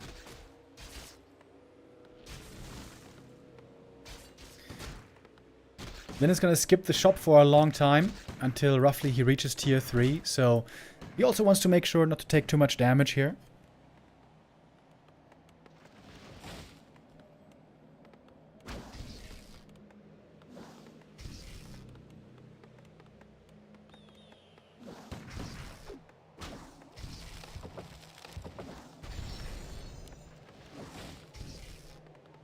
Good micro here so far by Lin. Reducing the damage on his side, getting in a few pot shots here and there.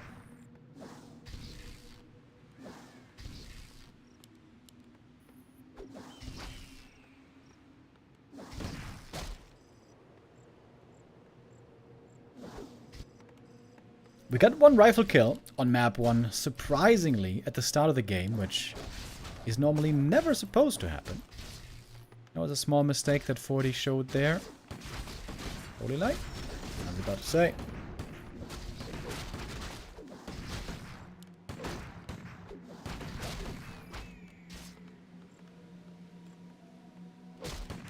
Zero Wolf XP given away so far.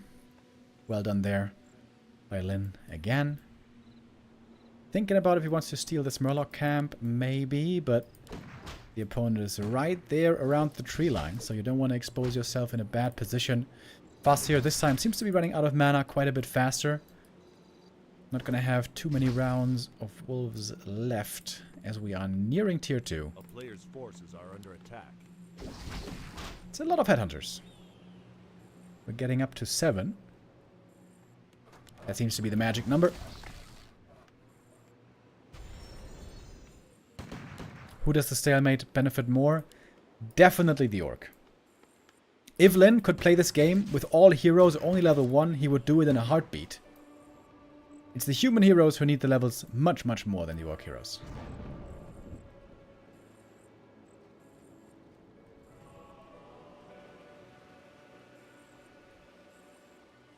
A player's forces are under attack. And here's the Naga again. Alright, same strat being displayed. Callie is going to get one creep finally. Picks up the first item. Almost losing a rifleman right away. Naga trying to get in range for the slow. Cold arrow. Heavy right clicks now. It's going to take another Holy Light to keep this one safe. Oh, maybe not. Naga didn't get the last hit here, by the way. There's one peasant going down in the end. Fortitude did manage to get one creep camp. I guess that's better than the previous map.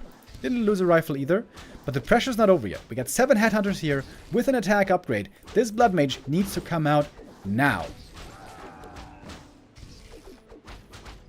And he's blocked. Oh, this is a block. The tower blocks this position. There's no exit from this little hole. Peasants are easy kills. Waiting for the blood mage. Waiting for the blood mage. Desperately waiting. Lin not diving in all the way. Waiting for the rifles to step forward. Long rifles about to finish as well. Big upgrades coming for the human. The first 7 minutes are always the weakest for the human player. After that, things get a lot better normally. Legion scroll. Healing could be cancelled here on many of these rifles. Oh, and that is one kill on a rifleman. Where does the blood mage pop out? There's no mana for a Holy Light right now. Lots of losses. Blood Mage finds himself in a weird spot. One more Holy Light mana potion necessary. Siphon comes through. Oh my. Oh my. I think I take back what I said. This early game looks much better, in fact, than the previous one. Lin applying tons of pressure. Getting a bunch of kills. And with all these peasant losses, I'm not even sure that tier 3 is going to be possible this game. Not a single headhunter went down either. Then is taking up to tier 3. He might be forgetting about troll regen right now, though. Seems like that would be a very valuable upgrade right now with all these headhunters slightly bruised. Oh, and snare. That might be the next kill. Surely that is. Damage is sufficient. Another rifle goes down. One headhunter though falls. That's finally level 2. This is a big help already. 2 armor for everyone.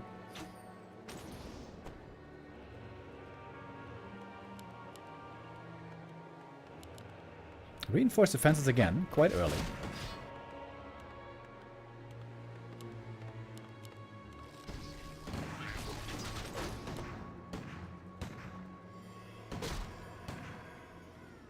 Might be time to back off now for Lin. Tier 3 is finishing up. He's going Shadowhunter 3rd again. One Walker. Berserker upgrade. Isn't Troll Regen always worth it, though? Look at all these headhunters. They would all be healing now passively. A player's forces are under attack.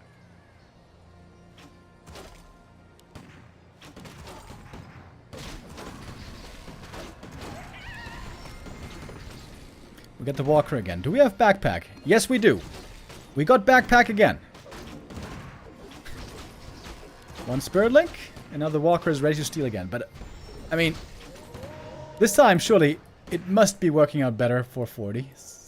Not like the Walker can steal 3 items every time.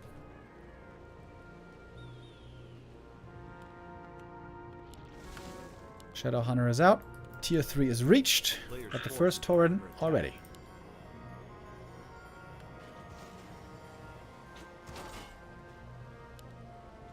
This is so cool, though. It's scouting and item steal potential at the same time. Of course, you gotta keep your eyes on the ball for that. Pally is pushing in with level 2 only. Really? Might be able to cancel the Tauren Totem at the back here. Oh. Item on the ground. There's no Orb of Lightning yet. on the Farseer. Would love to see him try to get that here, but I guess he's too broke. Chop goes down. Shadowhunter. Hex on the Farseer, or on the Pally, excuse me. But a heal potion is there to save the Blood Mage. Siphon mana getting disjointed a little bit late. One rifle goes down. But the Tauren numbers are very low at the moment. No adept training either so far for these walkers. Waiting for the next burrow is the orc. Has to remake the shop somewhere as well. Speaking of shop, the human is getting one as well. Blood Mage about to hit level 2. Then creeping one more camp. One more item. Siphon. Oh. Blood Mage doesn't want to take too much damage here. That Burzy probably going to go down. Farseer almost level 2, but doesn't quite have it yet. Lin again being patient. I feel like that's his biggest strength at the moment. Showing that in multiple matchups. Being very patient. Oh, that's a freebie. Gets the rifle in the middle. Maybe the hex wasn't even necessary. And trying to get out more torrents. Creeping up the shop, can go for a heal scroll here perhaps, if the gold allows for it. And the Pally is not yet level 3. This is not where the human feels very comfortable. Ring of the Archmagi, not a bad item. Tauren Totem this time being repaired early. Some peons are falling though. We'll see if lumber is going to become an issue. And Lin now creeping out on the map. Trying to power up. He's close to triple level 2. But he is very, very low mana. Hellstone found here, not the greatest item. One Tauren also very, very hurt. This Tauren Totem in a great position, by the way. It's impossible to kill almost. Shop is cancelled. There could be another shop made back here. And again, reinforcement caught. Another rifle for free. That makes, I think, is that 4 rifle kills this game, perhaps? In the early game, I think it was 2 rifle kills, now 2 in the center. And Lin thinking about a counterattack. Main base, more or less wide open. If the tower falls, the peasants are going to be vulnerable. Smart moves by Lin. Displaying patience, feeling no need to defend back at home too early.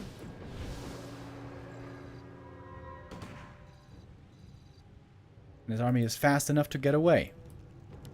Taurens now ready to enter, or rather exit, the main base. Pally still no level 3, but he's almost got it. One headhunter does end up falling. I'm kind of surprised they didn't get away with Berserk. Thunder stepping extremely strong on Rifleman. The attack wind-up is basically 0.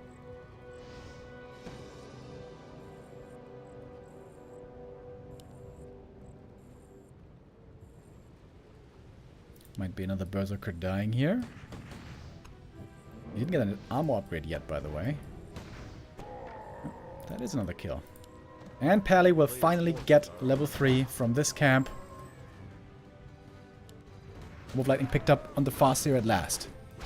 Supply lead on the Orc, but level lead now on the Human. There's the Hex. Focusing 2 rifles at the same time, trying to prevent the save on both. Heal Scroll comes in. Healing up those rifles. Pulverize. I think it doesn't work against Banish, if I saw that right. I guess that does make sense. Got 3 Taurens now in the front line, but one of them is about to fall. Could be rezzed maybe, but currently we don't have master training.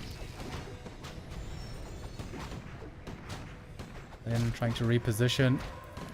Losing some mana here on the Walker. Doesn't want to take that fight right there. Gonna go for one more creep camp. Not enough for a level up though. The shop is still here. There's still a heal scroll and plenty of potions on the human side.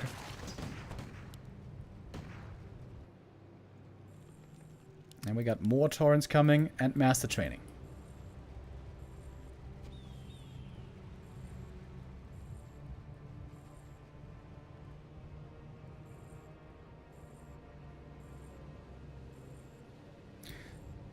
Lin marching south again. He has a TP, by the way, so he can dare to go for the red camp in case of creep jack.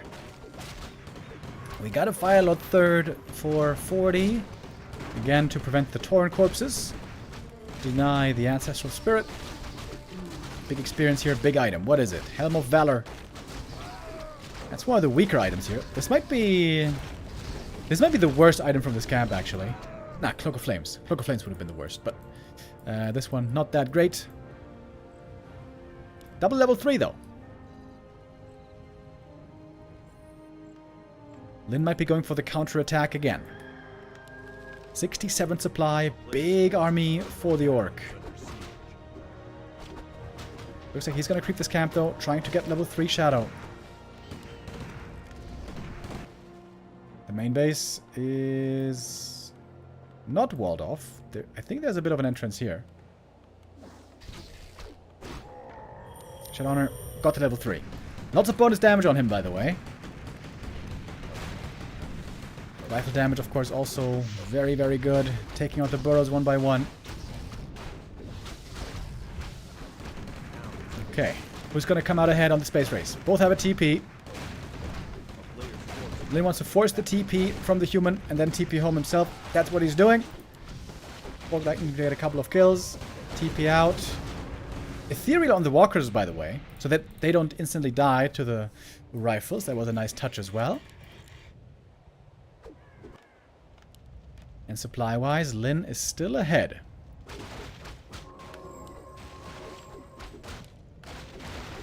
Five Taurens now, and Master Walkers.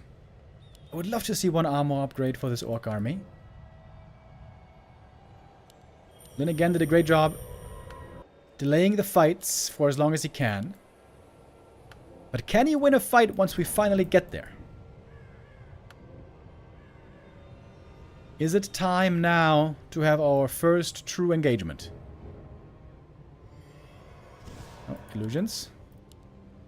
Do get killed by Siphon Mana.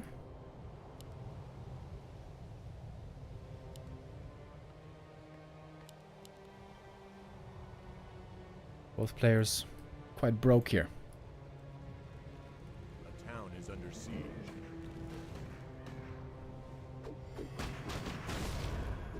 Hex comes in against the Siphon, but still lots of mana lost on the Shadow. Fasir ahead of the pack. He's looking for the Purges. Then going back and forth. In this choke point here, maybe the Taurens can't even all reach. But 40 can't stay in the choke. He has to kite all the time. He can't stand still against the pulverizers. Chain Lightning, some good damage. Heal Scroll is going to be necessary here quite soon. Fog Lightning comes in. One rifle is down. And I think that is looking good in this fight. Backs off with the Taurens, though. Interestingly. Taurens looking so strong in the front. 5 Taurens, baby. It looks like Lin has survived for long enough. He has gotten to the strong Tauren numbers. It's so hard to chew through all this HP. Trying to gun down one of the Taurens here. Spirit Link, of course, protecting it. Pulling it back behind the lines. Lin out of mana, but still lots of Taurens on the field. Can the superior mana for the human win this in the end? Ethereal form saves the walker as well, lots of mana on it. Taurens could be pulled into the back and then denied and then rezzed. But right now it's about fighting the human army. Invo potions there. Pally's also very hurt, by the way. He again cannot heal himself. That's more rifles falling, and Lin, I think he's doing it. Looking for the 2-0 victory against the Pally rifles. I know we've said it many times before, but have we finally found the answer? Is this the ticket? Naga, aggro, and then delay, delay, delay until late game mass Taurens and walkers. It's looking good. It's looking really, really good. This game now looking unlosable. It's around there on the Blood Mage. He can be saved with a staff. But the army size advantage here is huge. Purge, Cold Arrow, another kill. Bonk. Bonk! Lin with so much gold. He could go for a tiny Great Hall now, perhaps. Didn't lose anything. Forces are This entire fight didn't lose nothing. Lost lots of HP, but no actual units. Well, I guess he did kill his own Taurens in the end, but they then were resurrected. Tiny Great Hall, there it is. Oh, how long Lin was looking for this answer, was looking for this revenge.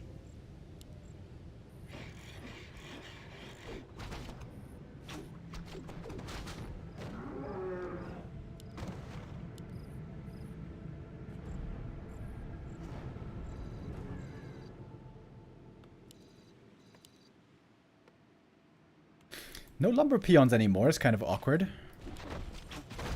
But that seems to be a small issue in the grand scheme of things. A player's forces are under attack.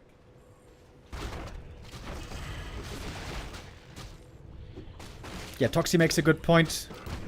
Perhaps 40 was too aggressive. There was no need to go so heavy into the attack with only level 2 Pally and the rifles. Farseer, Naga, both not good late game heroes. Maybe should have been creeping. Go for higher tech Griffins.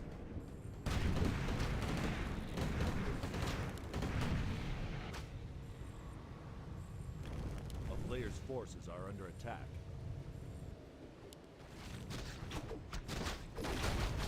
Lin is going to enjoy this result, though. No doubt about that.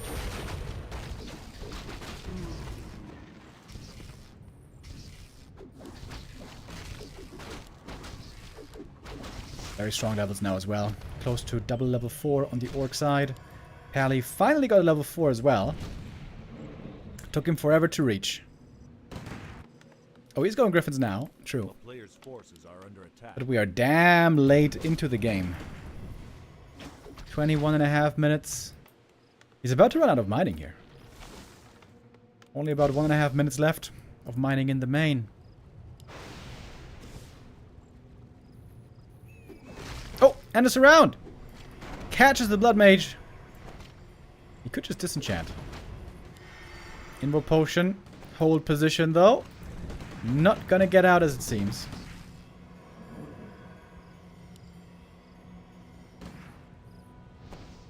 That's the big invuln. He's got a staff though, right? I think. Yeah. Alright. Blood Mage still alive, but one purge on a rifle should mean an easy kill. Getting bonked by these Taurens.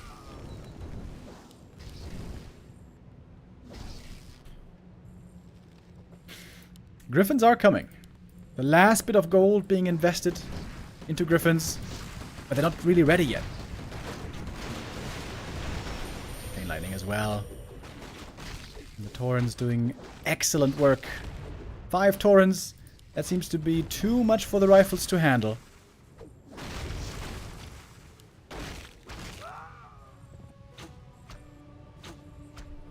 Pulverize also ignoring armor is a nice little bonus from the Tauren ability.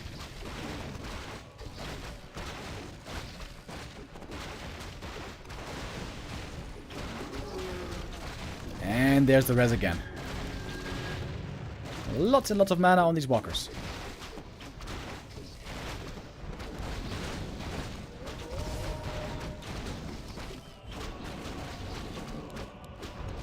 We're getting up to a couple of Griffins. He's using Banish plus Griffins for bonus damage. It's cute. But can it be enough? Perhaps the Griffins kill the Taurens, but in the meantime, the Taurens might kill everything on the ground. Taurens can still be rezzed, of course. Heal just in time there. Blood Mage, or Firelord rather, almost going down. Oh, we even got a Kodo finally. Oh, not in the group though. Whoops. Kodo gonna be living a short life here.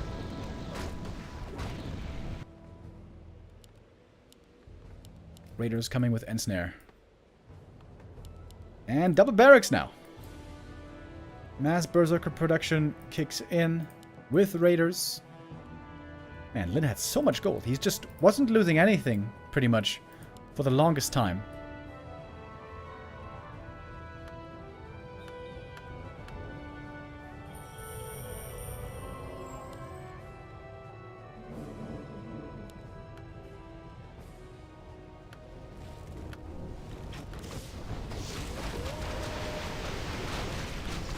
Purge as well. Griffins with 2 armor upgrades, but no attack upgrades. Trying to save them with a bandage. It's so much damage, dude! Insane amount of damage from the Orc army. It's just too much by now. Lin finally does what the others couldn't. He beats 40 with 2-0 no less. And finally, seemingly finds the answer to the Pally Rifles.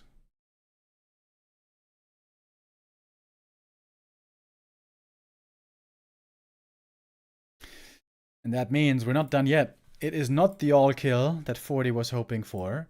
We're going to have more games, possibly plenty more games. Because now it's going to be up to Team B to try to take out the heavy hitter of Team A. So the way it worked was, Fortitude won the first 3 matches of the day, but now Lin got the W. You need to have 4 wins, aka eliminate every player of the opposing team, and then you win the clan war. Team A and Team B. Unfortunately, the names are not very imaginative in this tournament, but that does not take away from the strength of these players, which is very high, especially on Lin. Before today, the last couple of weeks, the last couple of months, the biggest hurdle for Lin seemed to be the Pally Rifle strat, but maybe the answer has finally been found. So, who's coming up next? Who's going to step into the ring against Lin? Lowest chance of winning, probably Fly. He is, I would say, clearly the weakest player from Team B. Labby and Kaho. I think Lin is going to be favored against both of these. Lin could make the reverse sweep, the reverse all-kill happen still. We're still in for a long ride here if Lin keeps on delivering, which so far he has.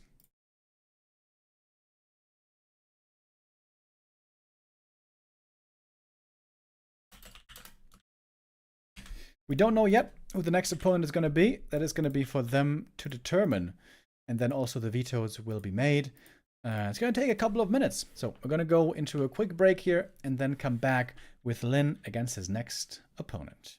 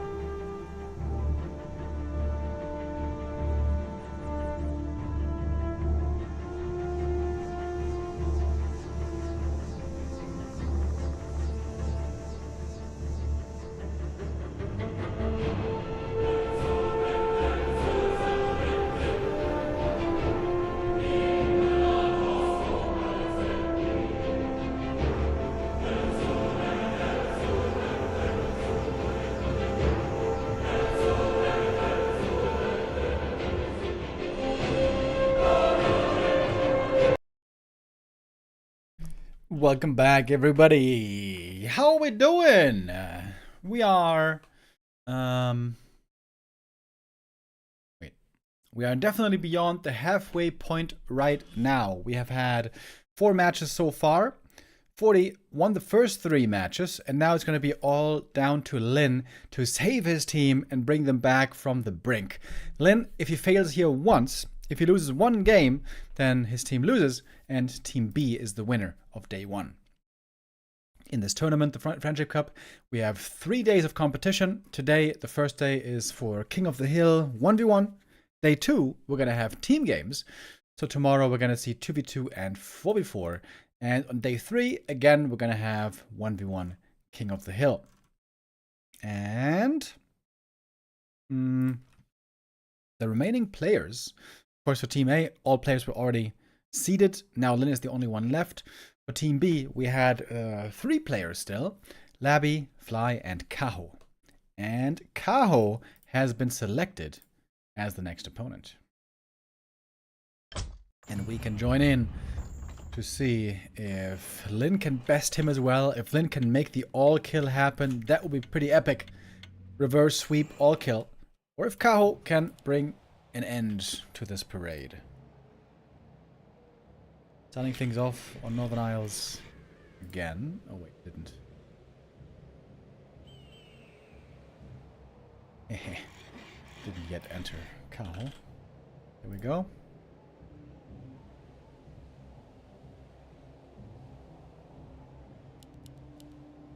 This, of course, will be a very different game.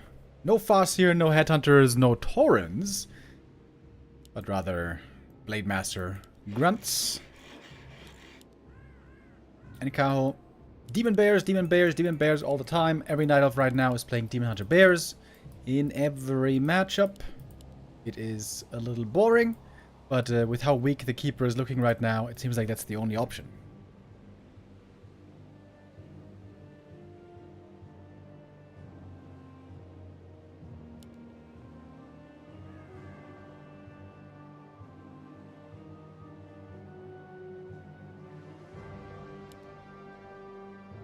Indeed, there he is. It's going to be a duel of agility heroes here, as we've seen so many times before.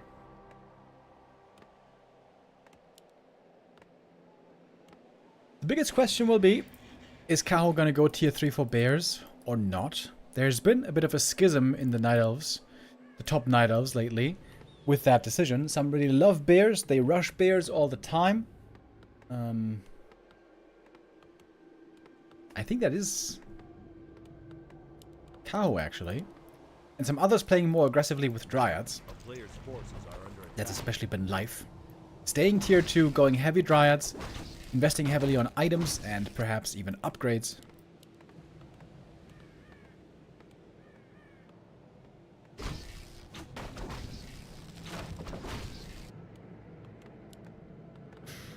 Lin gonna be starting off with creeping.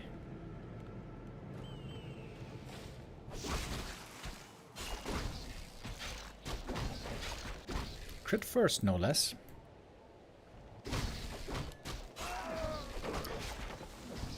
Night of Creeping is definitely a bit faster here. Immolation especially. Immolation plus Ancient of War Creeping makes this nice and quick.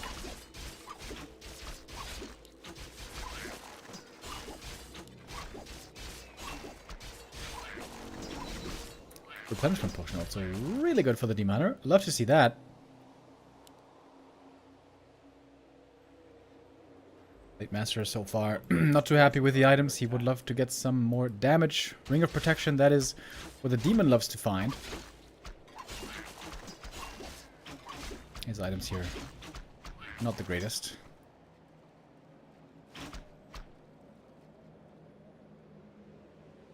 Is he not going to use the Replenish? Maybe after... Oh, he's going to creep this one as well? Really? Did you take a lot of damage from this? Yeah, pretty much. Well, Moonwell's to the rescue, I suppose. Ooh, wow, man, this looks risky.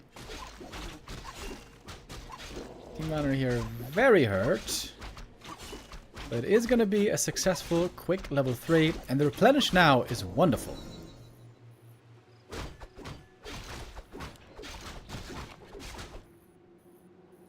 Passive game so far.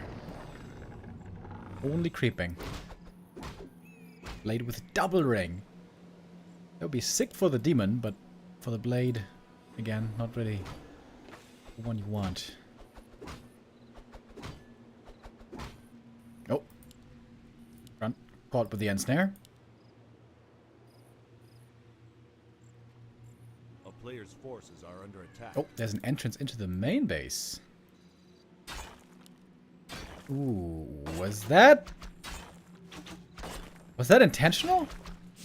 Perhaps not. Shop is cancelled. And the Blade Master now being a nuisance.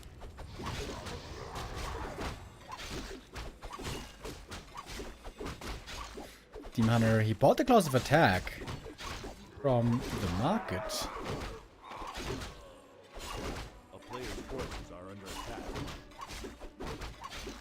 If he only had known he would find this item, he could have gone Mana Burn, but he went Immolation, so this talisman, no good. Lin going for the classic Raider Walker, a little bit of Headhunters. And there's still no lures in this Night Elf main base.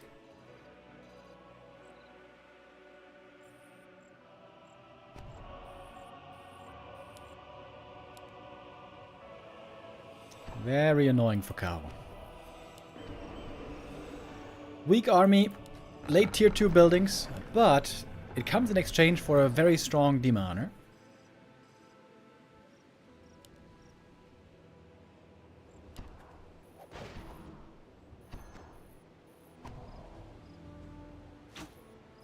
A player's forces are Shadow under Hunter attack. now out, beginning with Serpent Wards. When you don't have to go Hex to deal with the harassing Demon Hunter, there's always a big win for Orc. And that's the great thing about the Blade Master. Not only did it delay the lures by quite a bit, he also forced back the Demon Hunter to his side of the map, where the Shadow Hunter can freely creep and can skip Hex. This seems to be a dream come true for Orc. Flipper board and Heal Wave could be amazing against Dryads. But with Dryads being so late, I would think that this is going to be Bears then. Tier 3 Bears. Big heal potion. Nice item.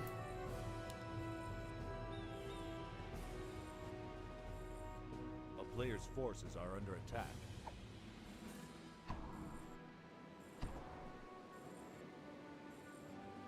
Oh, Blade getting another Wisp here, or forcing the Detonate at least. So much creeping for the Demon Hunter. The real Tinker with the resub. Thank you. Shadow Hunter doesn't have too many creep camps to take, because this one is gone already. This one, the green one, was also taken early on. A player's forces are under attack.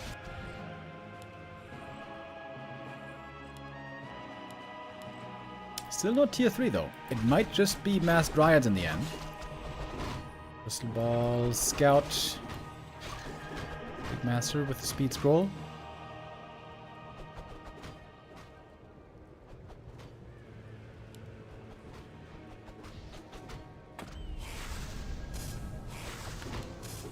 Heal Scroll is available, but I don't think it was purchased yet on either side.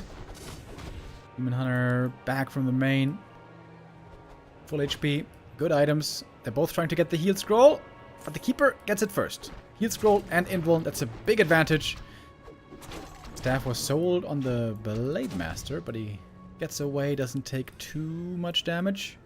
Could be healed up with a salve, maybe. Kept the rings, by the way. I thought he might at least sell the big one.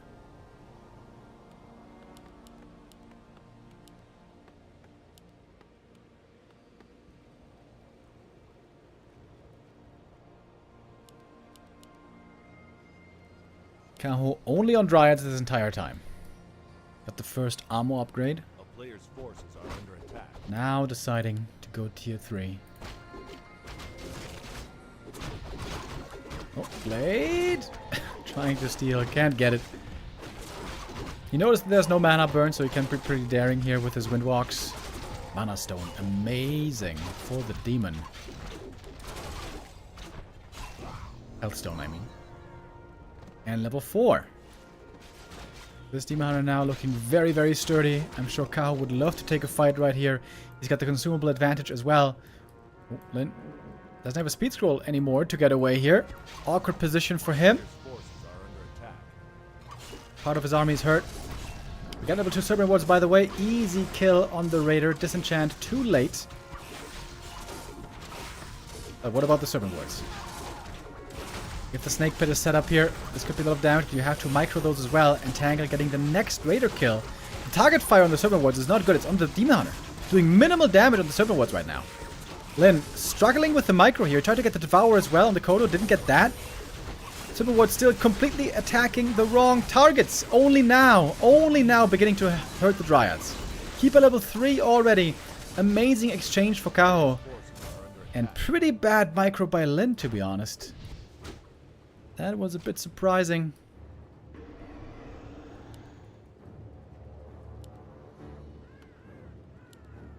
Team Hunter now pretty hurt.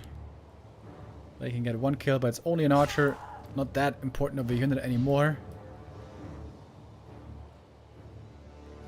Happy Settler with the resub as well. Thank you.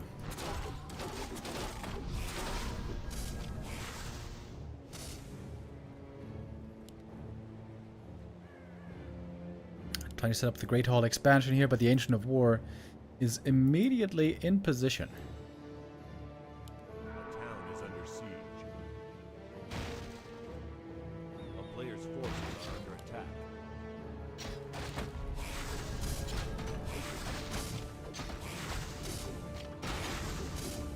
Quite a bit of damage on the Great Hall, and still taking a while to come up. Kaho knows exactly how much time he has until he must push again. Ring of Protection here would be so good. Can he get it? No. Circlet though, also good.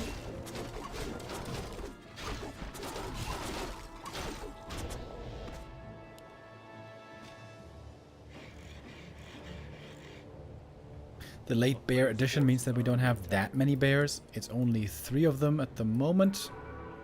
3 bears and a bunch of dryads.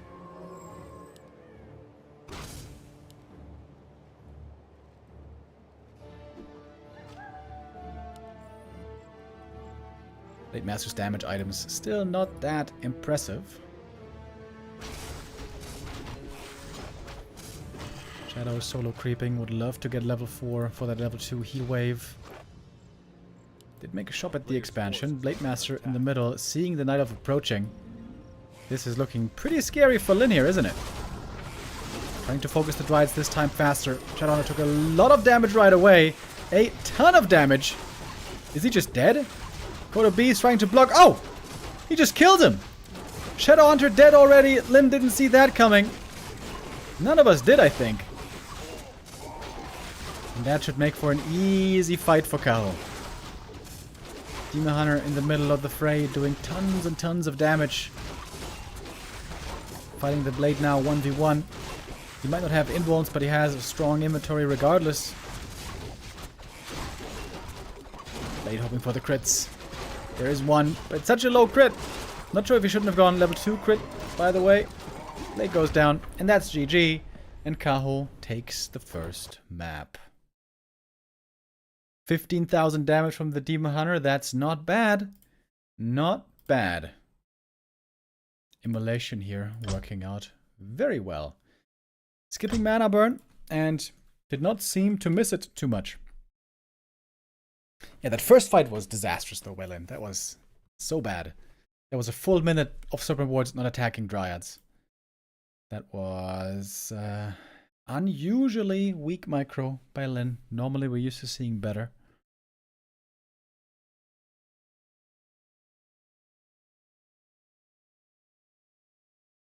Also that first heal scroll and invo potion being picked up by the keeper, that was so close. The blade was right there at the shop. Just inches away.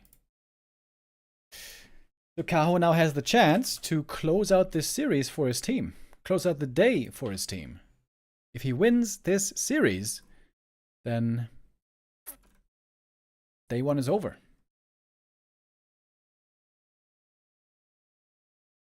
Map 2 coming up next is Hammerfall, where I guess more of the same is expected. It's a small map. They are also the aggressive Dryad style with a late transition to tier 3 bears. Might be a great pick again as far as strategy goes. The reason why Night Elves have been incorporating more Dryads and tier 2 play is if you just rush tier 3 with bears right away, then the orc can just easily expand super early on tier 2 and there's nothing you can do about it. But if you pressure in the mid game, orc can't expand, at least not for a long time, like we saw there. Of course, in this game, things were worsened by that bad fight that Lin had in the first big engagement.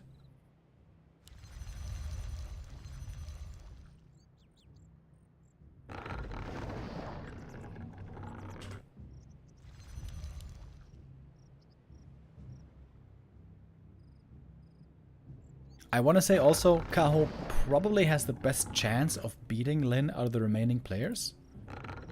After 40 couldn't do it.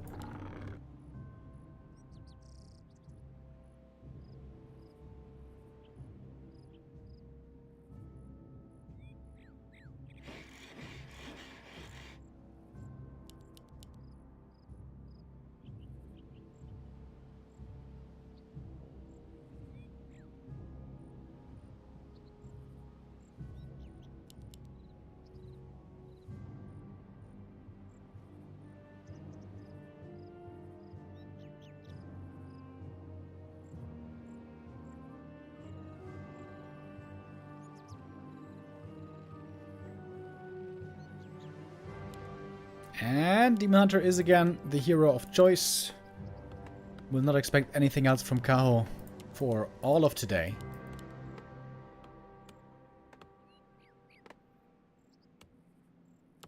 Of course, Kaho with his team B only has to beat Lin, then they're done. If Lin wins here, he will still have to take out Fly and Labby to win the first day for his team. Fortitude came out swinging, taking out 3 players in the first 3 matches of the day. Infi and 120 and Colorful all were no match to 40, but Lin finally was able to beat 40, beat his dangerous, scary pally rifle strat.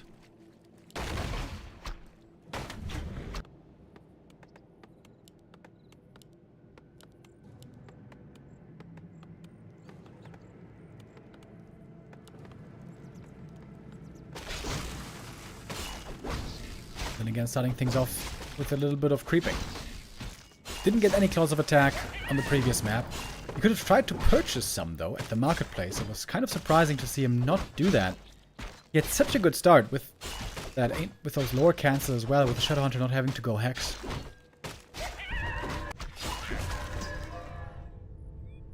But Demon Hunter earlier didn't go Mana Burn.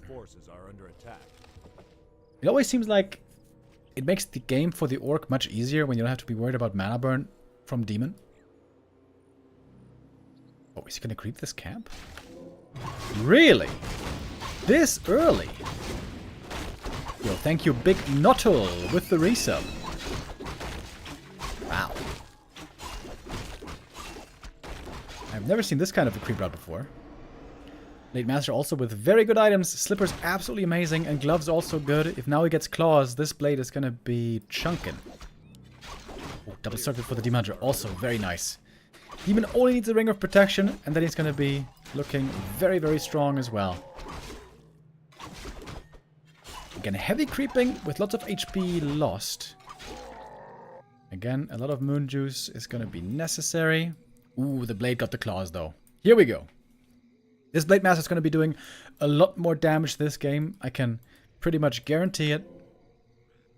Gets the circlet as well. This Blade Master now looking very formidable. Oh, is this camp enough for 3? Yeah, I think it should be. Pretty sure. Unless the blade steals something. And he's just in time. Oh my god, dude, that's such a big deal actually. That just barely prevents level 3, and getting that level 3 for the Demon Hunter isn't that easy. Unless he takes the gold mine, but that might still take a little bit.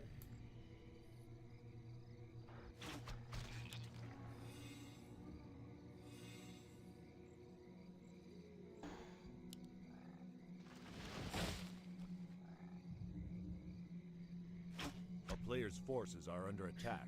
Blade Master waiting to reveal himself. Archer has to go invis. Nope, never mind. Whew, that crit already. 102, looking good. That was close to a max roll. Not that close, but barely. Oh, 96, and another one. Ooh, this Blade Master is having a lot of fun. Yep. Good items go a long way on the blade, and the demon is still not level 3. And he, again, doesn't have mana burn. Oh, double bestiary this time. A change of pace. Lin is expecting mass dryads again. Mass raiders can work out quite well against that.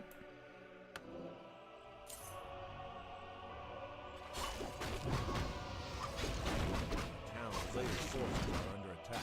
Late in the main base, but the shop fights back. The repair can save the building. Oh, but look at the ground positioning as well. Looks like Lin is really woken up here on the second map. Oh, last hit. Didn't get it. Himar picks it up. Ring of Regen is insanely good. Especially if it doesn't go bears. This time, he is going Hex though. Which he might regret later, actually. If it's going to be Mass Dryads again.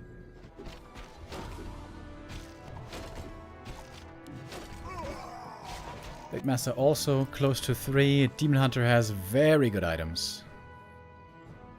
Same as the Blade.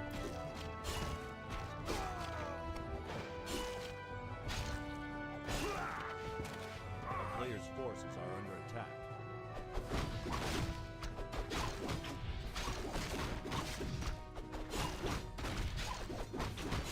Oh, wait, it's Wyvern.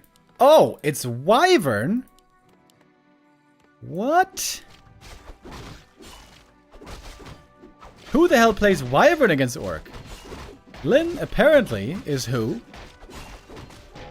The thing is, Wyvern are normally terrible against Orc because one Demon Hunter with Orb of Venom kills all the Wyvern.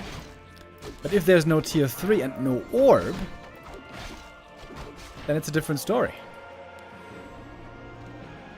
A player's forces are under attack. Big heal pot also very nice here for the Blade.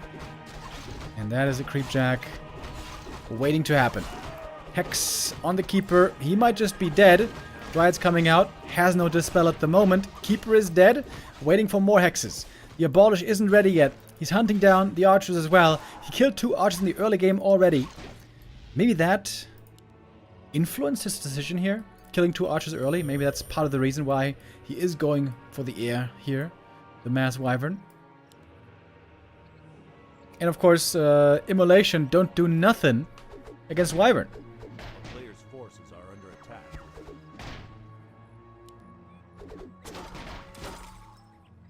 It takes 5 Wyvern these days to one-shot a Wisp.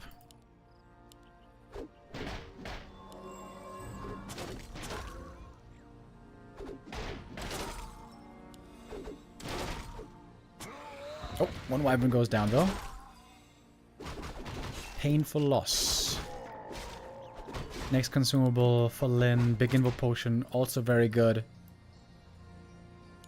Giants protecting the main base. A player's forces are under Yeah, and the Wyvern here, as far as hero matchups go, is amazing because Immolation doesn't do anything. Entangle doesn't do anything. Kaho needs Orb of Venom so bad. Lin is going tier 3. A town is under siege. Playing the late game again, avoiding fights again.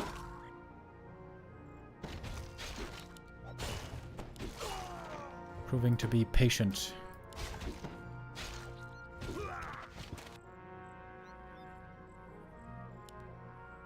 A player's Surprisingly, Kaho doesn't have lumber issues, but perhaps it's going to change. Invoke potion on the Shadow Hunter, trying to get away. And he will.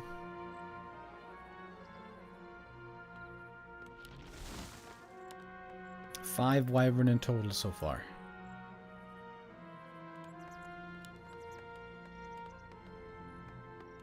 I wonder if Lynn's gonna go for a third hero or not. Back at home with the reinforced burrows, the Dryads have no chance to go for a serious attack here.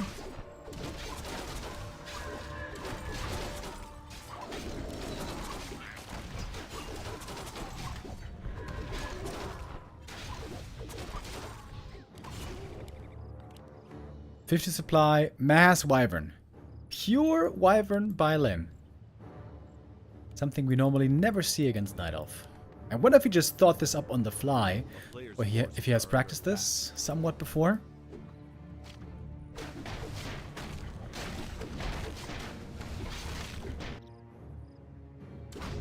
And then Spear is finishing up soon.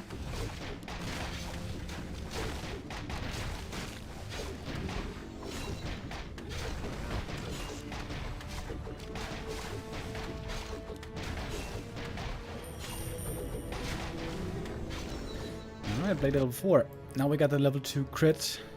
Makes him a lot more dangerous. A player's forces are under attack. Where are the Lumber Wisps, by the way? Wait. Kaho has 0 Lumber Wisps left. Not a single one. Gonna have to remake some. Oh, nice timing by Lynn. He's taking out the shop right before tier 3, right before the orb is ready. Great surgical strike by him. Entangle. Oh. Blade taking quite a bit of damage here. But he gets away.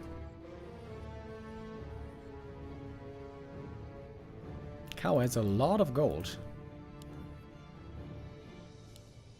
Has to make a new Wisp, and then it has to make a new shop, though.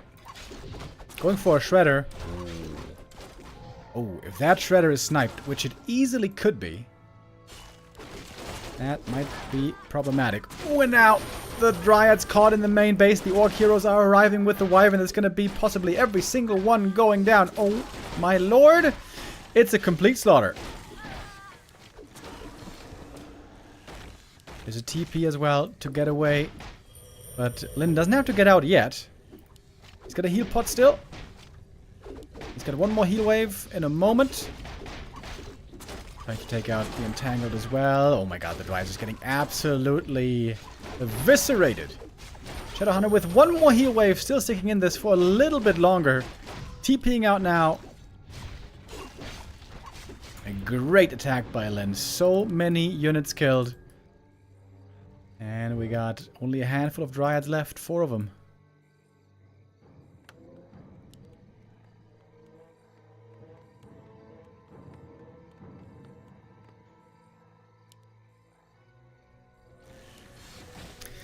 Demon Hunter desperately needs this orb.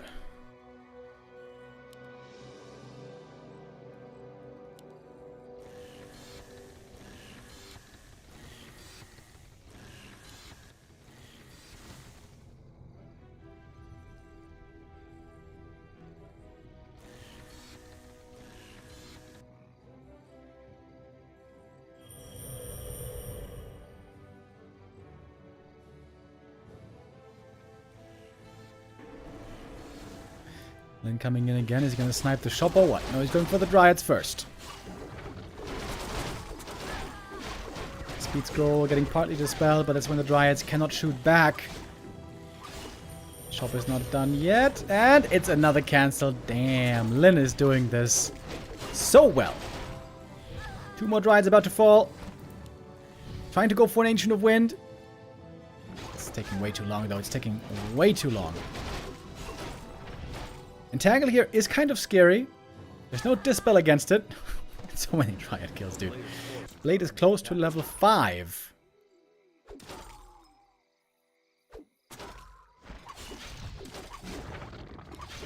Okay, entangle though. Can he kill the blade, perhaps? Oh, what? You didn't steal the Zeppelin? Seems like you could have seen that one coming, mate. Then made a torrent totem. In the meanwhile, going for Master Walkers. That's gonna give him that dispel finally.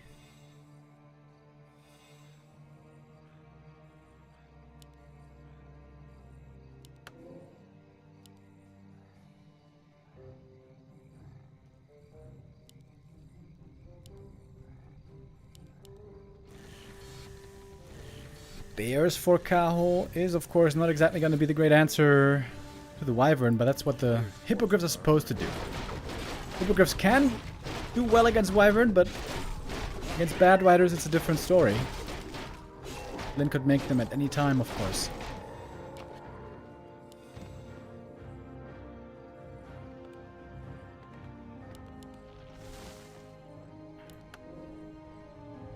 Kaho trying to build back up to 50 supply.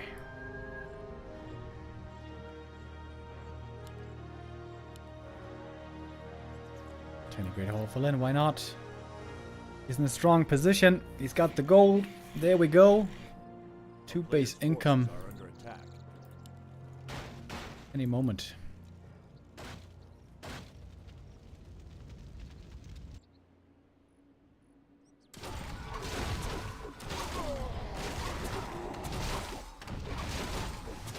At long last, the Demon Hunter has the Orb of Venom. After a long delay that he was not enjoying. Oh, Blade Master could even go Orb of Lightning here. That would be kind of cool. Got a Kodo Beast as well. Do we have the upgraded aura? Yes, we do. 20% bonus damage on everyone. Very, very strong.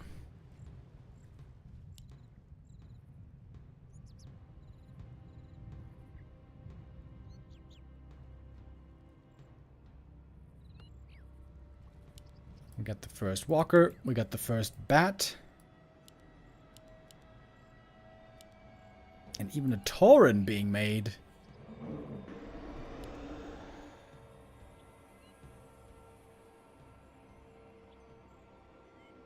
Lin got all the necessary upgrades earlier on already, and now with the gold of the expansion, he can go into upkeep. 70 supply.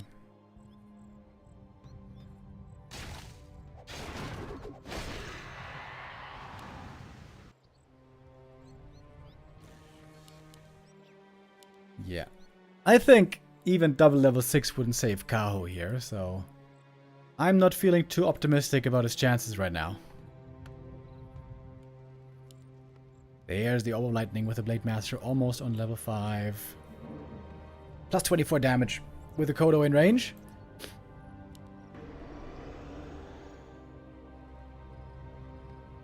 Some big crits. Could be possible.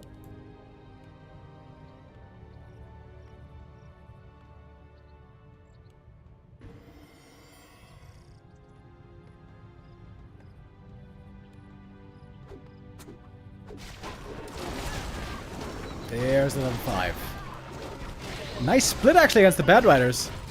Oh, Lin messing up with the bats. Is there more of a chance here perhaps in the end? We'll see. Walker goes down. The Hippogriff still fighting. Oh, but now. Ooh, that was a huge Bad Rider. Oh, they all clumped up right there. It was one beautiful split by Kaho, but the fresh bats coming in. Being absolutely deadly. 280 crit. Ooh, that one hurts quite a bit. Nemo Potion gonna save the Keeper for a moment. But there's so many heal waves as well. Hippogriff's now taken out. And the Keeper on the chopping block. There he goes. Double level 5. Triple level 5. That's GG.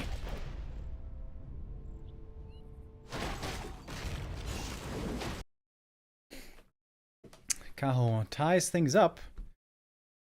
1-1. Or rather, I guess that's Lin tying things up. Instead of Kaho. My bad, my bad.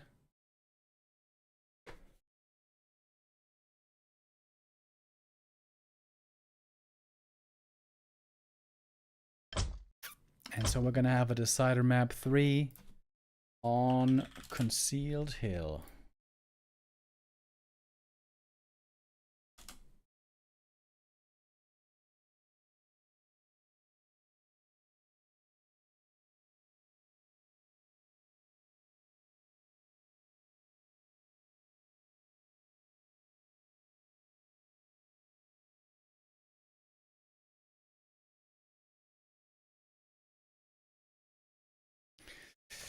Concealed Hill, not too long ago, was considered a very strong keeper map.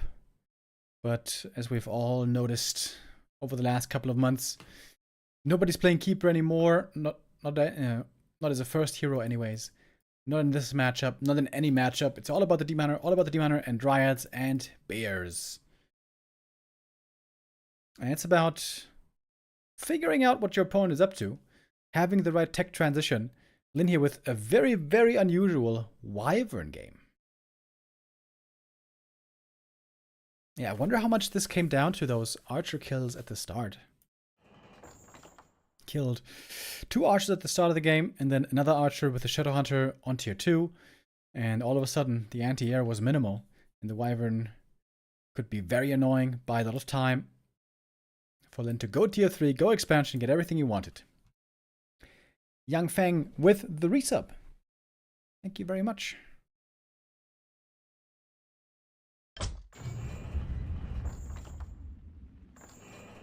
If Lin reverse sweeps this, it would be legendary. Dude, I think there's a good chance. I think there's a really good chance for Lin, especially against the other 2 opponents. Against Fly, he's going to be heavily favored. Against Labby, he's going to be heavily favored. It almost seems to me like the best chance for Team A to win, for Team B, I mean, is for Kao to take this map right now. If Kao fails here, I'm expecting Lin to go all the way.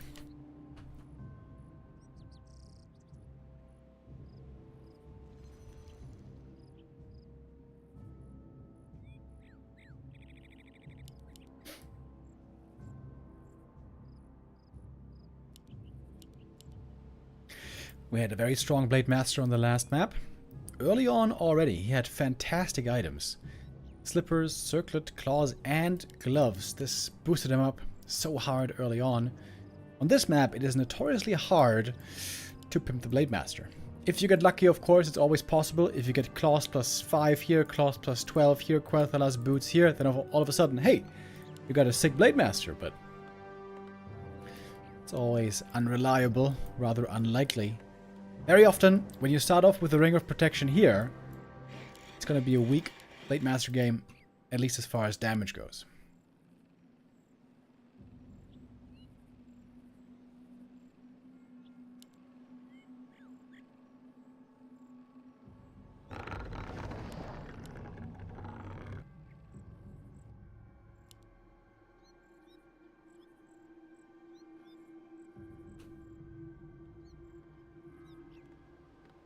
A player's forces are under attack.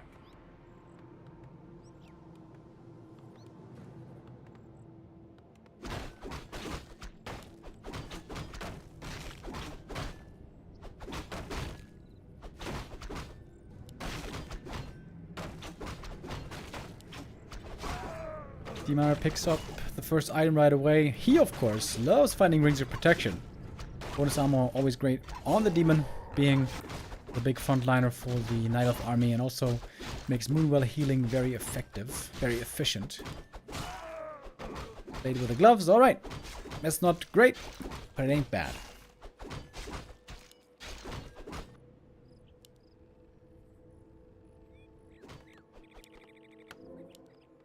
A player's forces are under attack.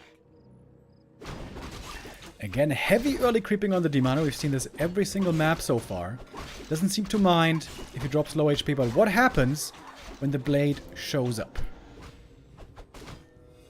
He has to abandon the camp, is what happens. Ooh, and that is very annoying for Kao. Big waste of time. Lots of HP lost for no gain. And Lin knows that the demon has to heal up, so he's got a couple of seconds to take out the spider crab. That's going to be the tome and the level 2. Oh, no. Wait, what? Never mind. For a moment I thought it was level 5 creep, but it's of course Players' forces are under nonsense. Looks like a bit of a rough start for Kao here so far. Mantle of Intelligence, not the best item for the Demon Hunter. And this time the Demon Hunter is not gonna get that fast level 3 that it was enjoying so much earlier. And healing is still looking a bit rough. Oh, can you get this Moonwell?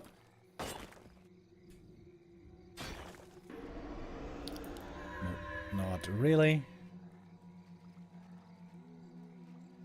Mana burn for the first time this series.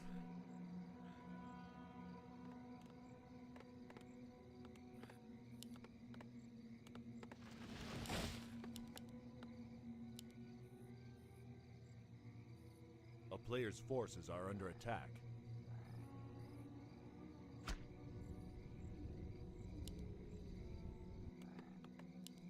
Tech finishing up very soon. So, I guess Mass Dryads is to be expected again right here.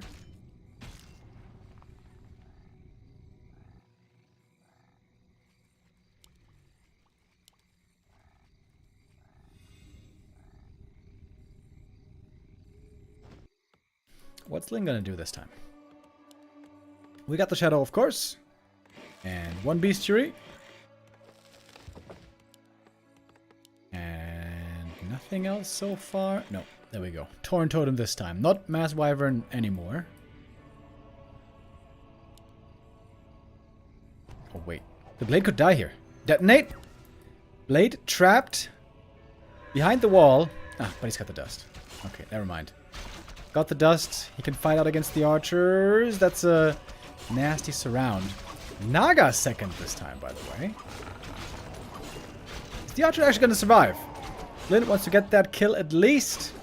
Oh, didn't hit the Berserker, or the Headhunter rather, with the speed scroll. So that one probably going down. And what looked very good at the start for Lin, all of a sudden he loses 2 units. That's not great.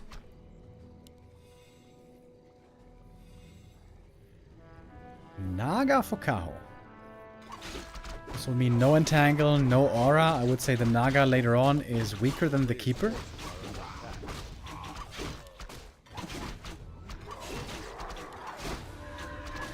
Big Master is revealed. Not allowed the easy steal just yet. Oh, Shadowrunner going for the classic Hex Creep trick.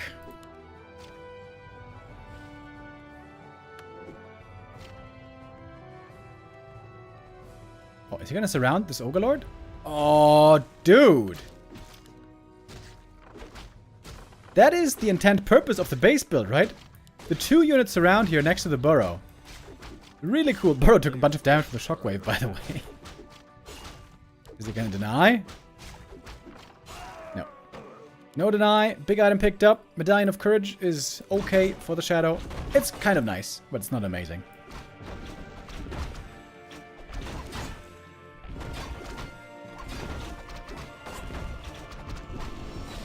We are seeing tier 3 this time. No Mass Dryad play here. Maybe because expanding on this map is a lot harder than on many other maps.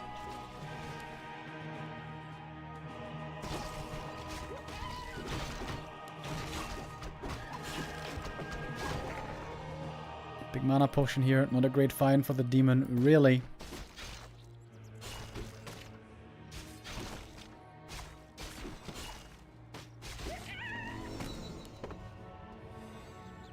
Players' forces are under attack.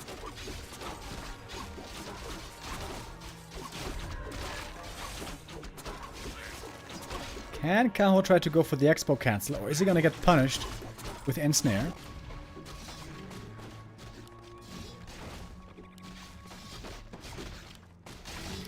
Big Master getting level 3. Just enough.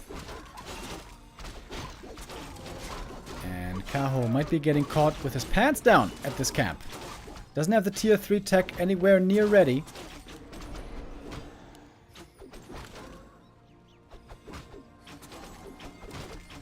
No bears on the field just yet. But then also hesitant to engage.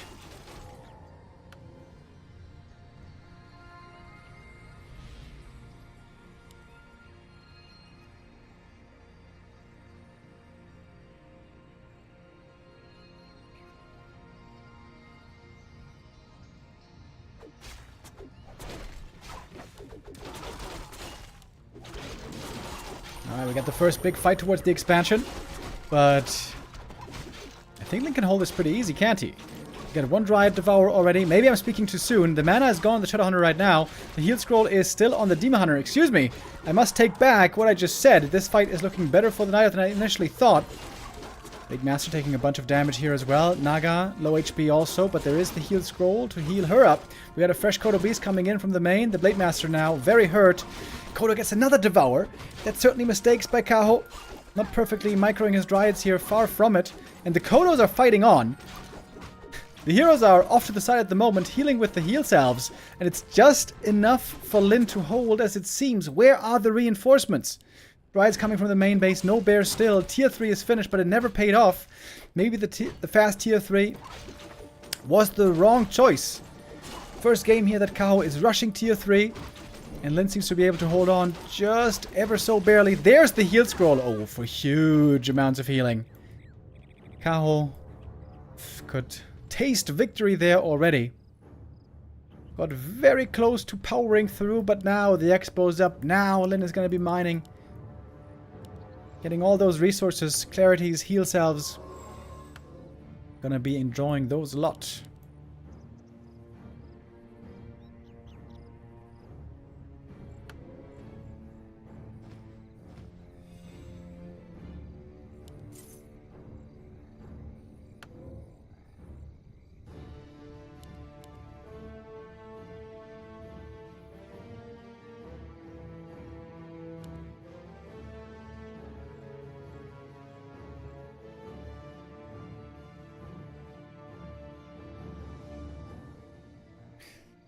Kaho, can you still win this game? Or is this the beginning of Lin's reverse sweep? That would make this day the ultimate victory for Lin. After beating 40, who was his big nemesis for a long time, finally finding the way to beat the Pally Rifles. If today is the day of the reverse sweep, Lin might mark this day in the calendar. And to be honest, I don't know how Kaho is supposed to win this now. Bears still aren't ready. Master training only coming now. It was a weird timing for Kaho to force the fight. Maybe he just tried to get the cancel on the expo and was willing to TP out then. But Lin caught him in front of the expansion. Also getting 2 Dryads devoured was definitely a big mistake. Kaho normally known for his outstanding micro, but there it was lacking a little bit.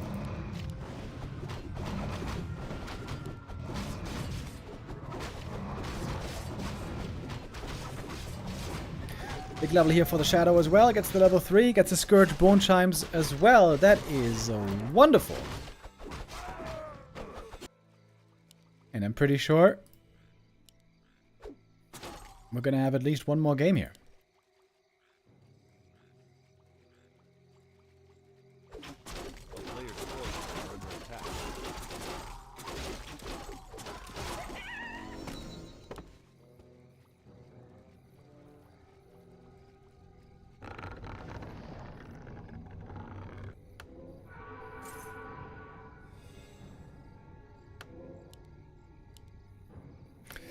Alright, last ditch effort for Kaho.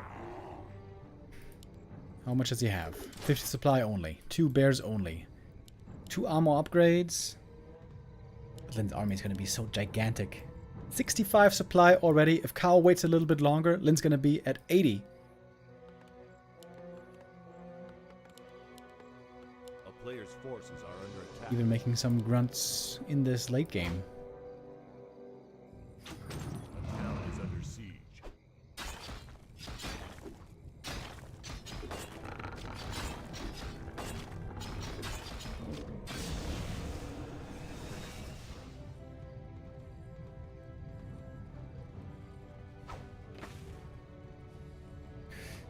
Lin not just holding back, waiting for the attack to come his way. He's moving out on the map. One movement was destroyed, so Kao can't make it to 70 yet. Not even sure that he has the gold for it. Probably not.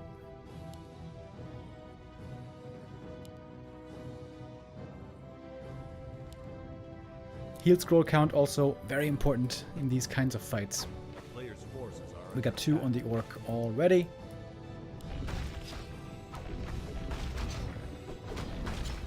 Blade Master items, by the way, nothing special this game.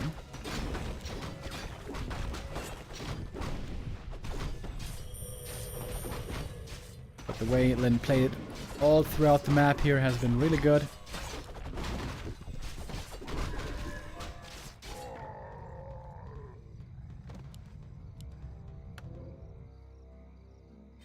Alright, here we go.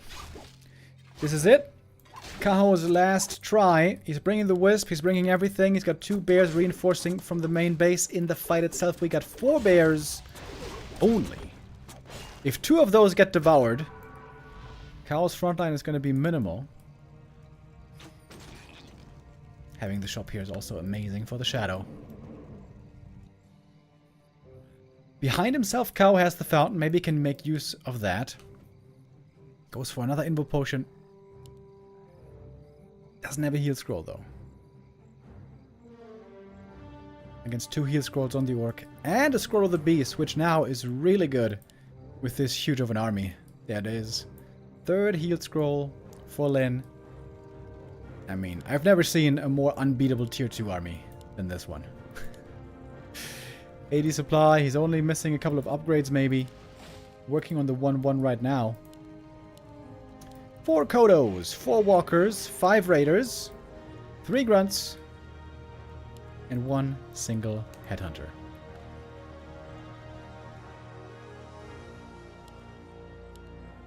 Kao was waiting for 1 heal scroll. He made it to 70. He's gonna give it his best shot. Chad, what do you think the chances are that Lin loses this fight? I think less than 2%. In we go. Ensnare's flying. Kodo's looking hungry. Not even all are moving forward for the Devour. Oh, this Kodo here might be getting sniped. Scourge Bone Chime's also damn good here. Oh, Hot Potato with the bear. It escaped 1 stomach, but finds himself in another. Big Master level 4. Squirrel the Beast. Ooh, wasn't even used until now. Shadowhunter eating those mana burns doesn't seem to care too much. Walker targeting could perhaps be a bit better. Now they're trying to actually hit those bears. And the bear escapes again. Kao is finding quite a few kills here, more than perhaps I thought, but of course the reinforcements are amazing for the orc. Another Kodo goes down, there's another bear back. The other bear has been devoured again. Must be very familiar now with stomach acid. Kao having a pretty good fight here, and I feel like Lin could have microed this a bit better, but it's good enough. Lin's army size was crazy and still up at 61, where the Night Elf has dropped to 40. Chasing with the Ensnare, looking for more kills. 1 crit maybe to get the hero kill. Not too many raiders right now. No TP anymore, by the way. Looks like Kaho is cornered at this Fountain of Health. Oh. Demoner barely gets out. But the Naga is not so lucky. She's netted, she's stuck, and she is now dead. 132 crit is amazingly low for level 4 Blade Master. His items really weren't that good this game, but good enough, and Lin gets another win. Map 1 was looking sketchy, and there Kaho had the success, but Lin is not giving this game away yet, not giving the day away yet. Then of course is fighting for his team, Team A. The winner of the end of the day will be the one who has the last man standing. That's either going to be Lin or someone from Team A. Fortitude earlier in the day, he was close already to the all kill, but it was Lin, the best orc of all time, who could prevent this.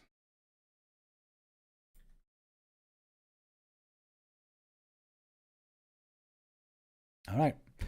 So, question is, who's coming up next? Only 2 players left, Labby or Fly.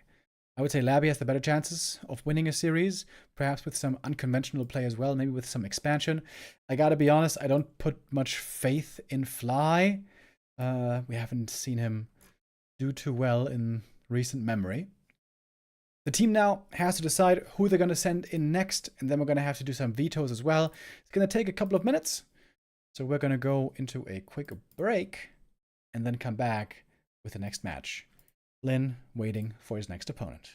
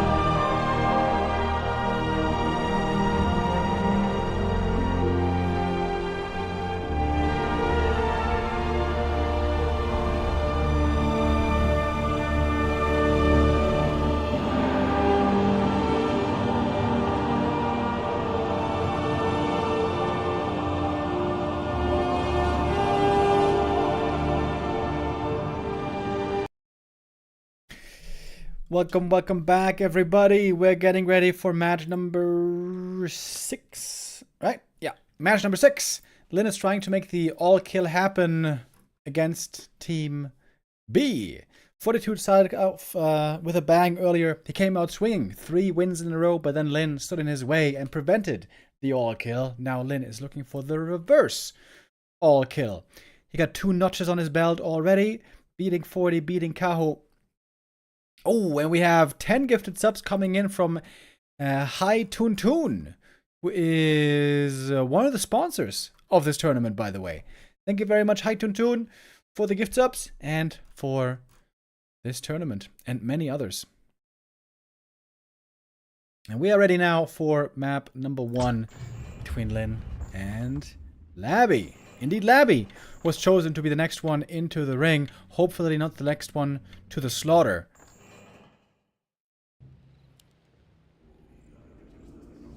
As we start this best of 3 on Echo Isles.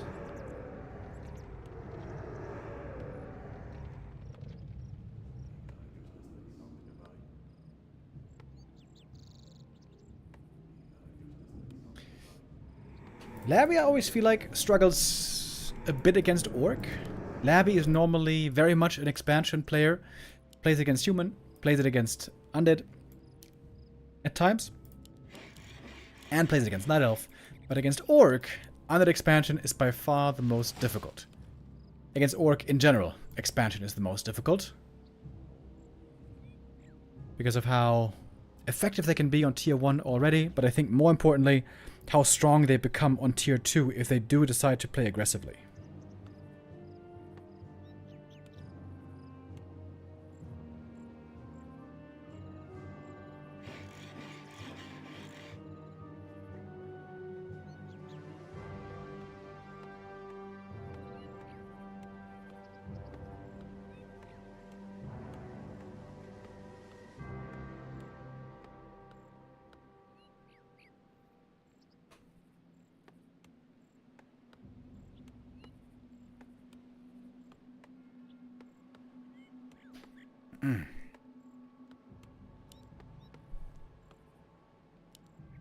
Hold on. Sorry guys, I was looking at something else for a moment.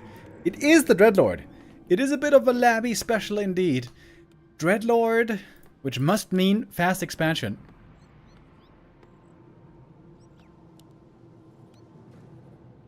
A town is under siege.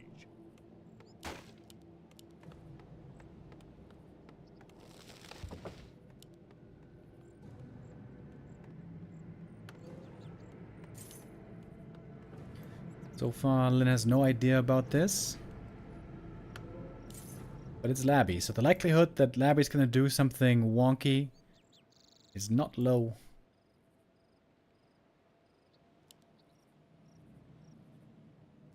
Unsummoning the altar as well for a bit more resources.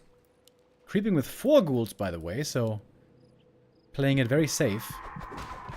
You can creep this camp easily with 3 ghouls only, especially with sleep.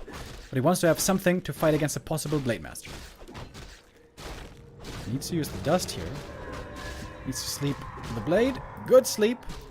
Can secure the first 2 last hits, maybe?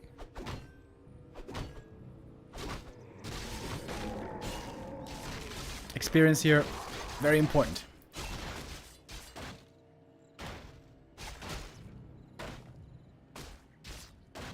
And I feel like so far this is going pretty well for Labby. Lin couldn't achieve basically anything so far. He could try to go for a grunt surround, which he will.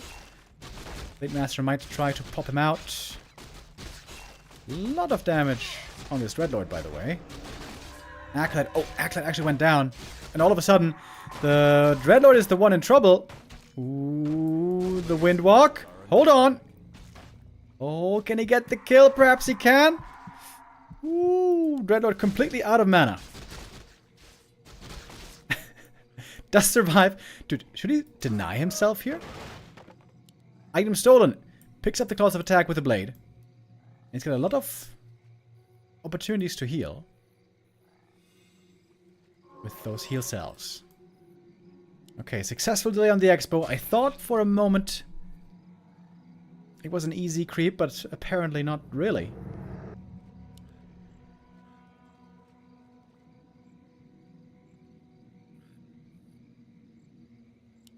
Yeah, maybe the Dreadlord should have just denied. Ah, no! He's got no altar!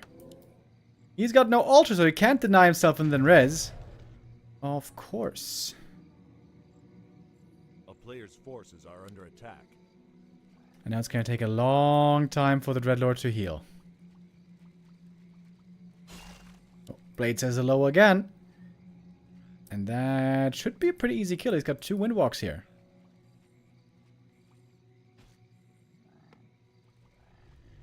Oh, gets the grunts around though. That's level 2.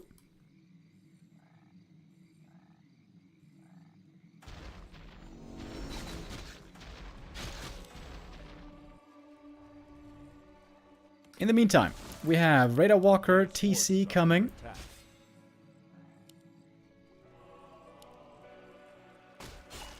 Once Lin makes it to 40 or 50 supply with Radar Walker, it's extremely strong against only ghoul armies, especially if he happens to have also a heal scroll. I think it has to be a priority for Labby to get that heal scroll at daytime.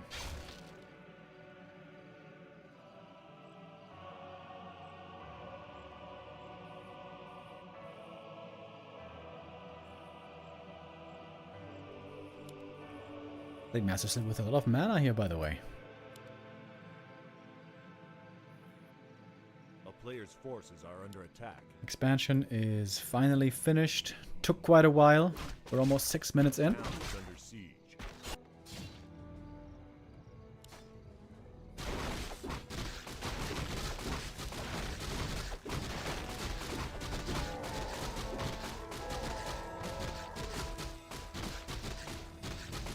Blade, perhaps thinking about a steal here again.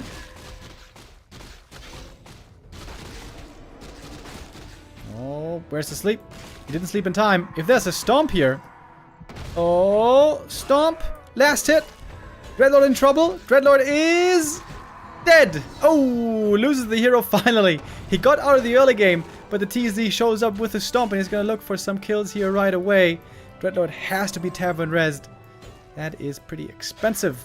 At least he's got the replenishment potion. He can heal up right away, but that was Dreadlord and a couple of ghouls. And now we got raiders out in the field as well. That can be easily more kills, more ensnares.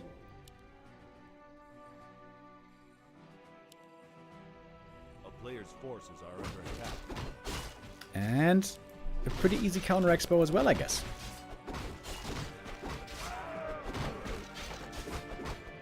Good items for the blade. TC also starting to get some good items.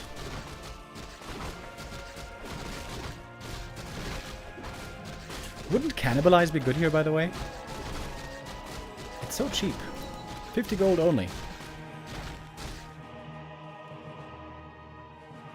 Altar being remade at the expansion. Some towers will certainly be necessary for the push that is to come. Walker seeing what's going on here. Dreadlord got the level 3. What did he skill?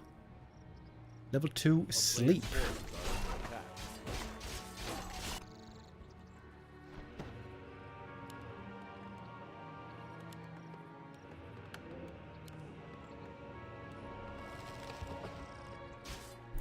I'm very surprised that Lin didn't pick up the heal scroll. It's so strong if you're looking for that fight.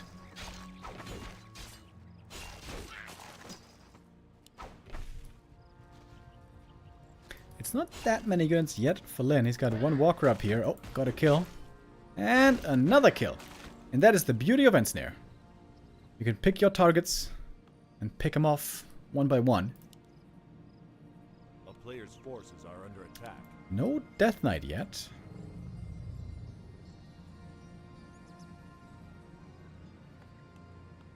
We're getting a slaughterhouse, more ghouls. Labby's playing all defense right now. Wait. Is he playing Dreadlord solo? That would be Giga Chad. But also would be well, hopeful, to say the least. A player's forces are under attack.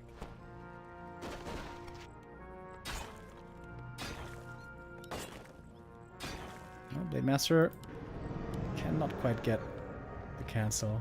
Double Slaughterhouse.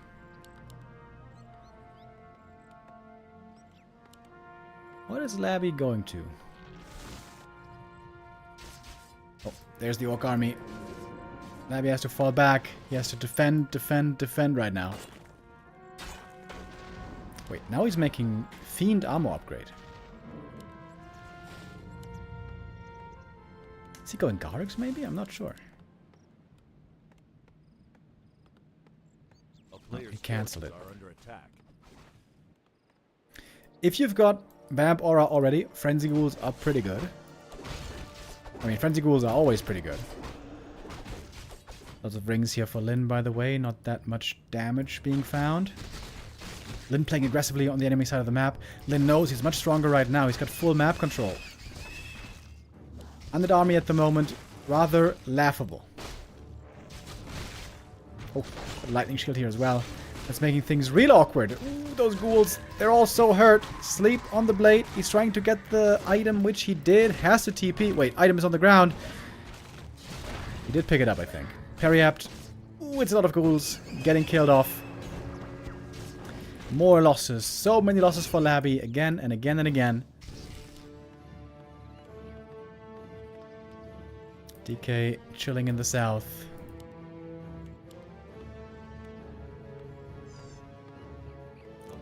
But in the meantime has gone tier 3. He has a third hero coming.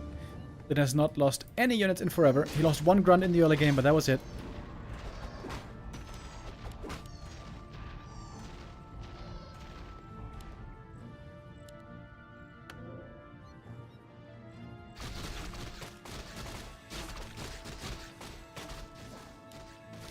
We're getting the Frenzy upgrade finally. Labby is hoping that this is going to give some momentum back to his side. How is he so low lumber, by the way? He's had so many ghouls this entire game. Lumber is low. Inexplicably. Oh, he has to save the slaughterhouse. He has to repair. He should repair with everything. I guess it's enough to get the Destroyer form upgrade. Very, very, very important upgrade right now. And it does finish just in time. Oh, Labby, he's going for the push, by the way. The Lich is gonna possibly die instantly when he comes out. Oof, good positioning on the spawn, but doesn't move right away. The Lich has to go for Frost Armor first. Labby with his push against the expansion. Is there a TP? Yes, there is. Shadowhunter picked it up, using it to get the army into position. We have reinforced defenses finished just in time. Oh, and the stomp is crazy. It's all of the ghouls, every last one of them. But we don't have anti-air, really. There's nothing against these destroyers right now. Blade Master needs an orb desperately. But the ghouls got killed so fast. Holy! TC showing his late game power. And there's no Dark Ranger here to summon Skellies. There's another stomp. Looks like the ghouls are trying to get stomped. And we got one more. Sleep against the blade, but it doesn't last long. Should be woken up here in a moment. And again, so many losses for Labby. He does have the Orb of Lightning now. I thought he didn't have it, but I guess he does. Orb of Corruption on the Dreadlord. Oh my god, the ghouls. Oh my god, dude. It is just such a slaughter. They're just getting picked off one by one. That destroyer goes down. This destroyer was about to go down. And that is gonna be game. And 1-0 for Lin. Labby trying to be cute with the Dreadlord. Decent in the early game. Great in the late game if you ever get level 5 Dreadlord in a good position. But the problem with Dreadlord has always been he is garbage in the mid game. Which is what Orc can punish so well because they are so strong in the mid game. Labby didn't even have catastrophic losses perhaps in the mid game, but enough losses still to make it painful, to put him behind. And I feel like especially in Orc versus Undead, Fast Expo seems, well, difficult to pull off in the first place, but when you get it, the problem is you fall behind on hero levels. And I feel like especially in Orc versus Undead, it all comes down to the heroes in the end. Even if you have the bigger army, I don't think that matters. I think it's about what your heroes can bring. Here Lin indeed could deliver. He takes the first map, I would say, in very clear fashion. If he wins the next map as well, there's only going to be one opponent left. And we can jump in right away.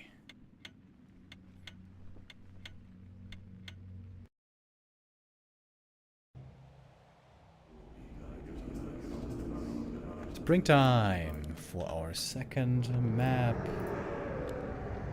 in this King of the Hill. There's only one player we haven't seen play so far today. That is Fly. If Lin wins here, Fly is going to be his last opponent of the day.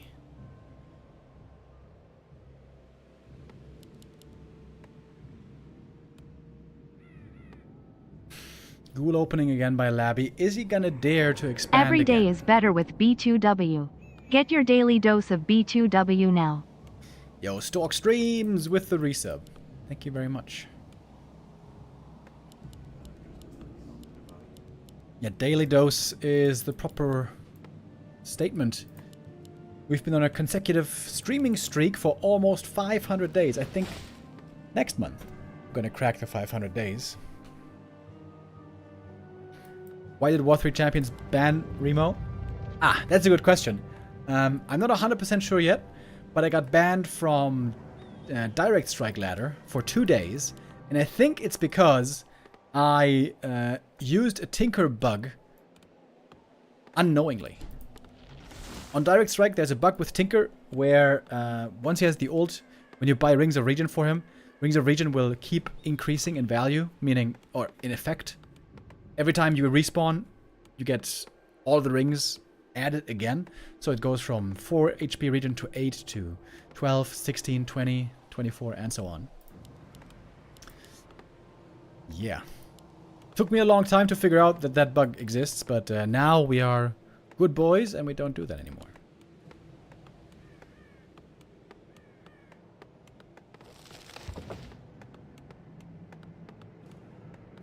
It's in Warcraft, not Direct Strike? Wait. Are you saying that bug exists in normal Warcraft? It would be hard to abuse in normal Warcraft, though. You would have to die a bunch of times with Tinker.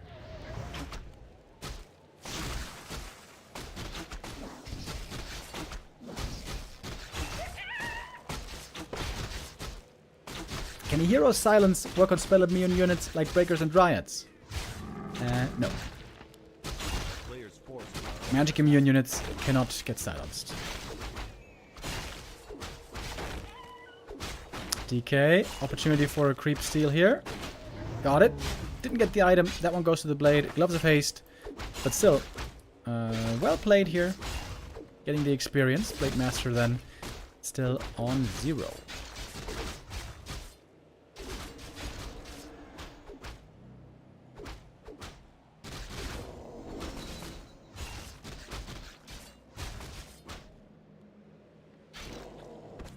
Gets that one, though. A little bit of a high damage roll, I think.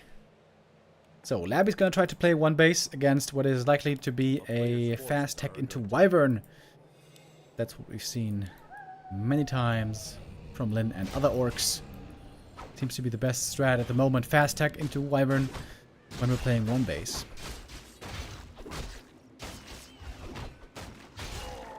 Oh, and another steal. Perfectly timed the Blade Master right here. The DK shouldn't be allowing this one. Yeah, that one goes to the DK, gets the item as well. Mantle. Good items so far for him.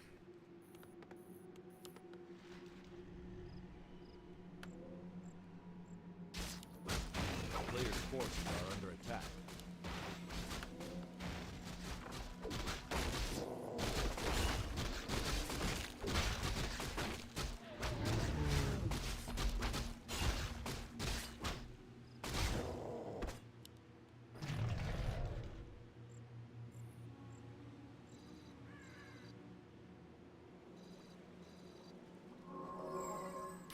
Let's trying to prevent the DK from leveling too much.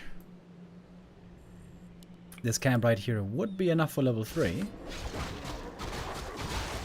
Oh, Blade. Perhaps checking in the wrong corner. Oh, no, he got it. Another good last hit right there. Pretty much out of mana though on the Blade.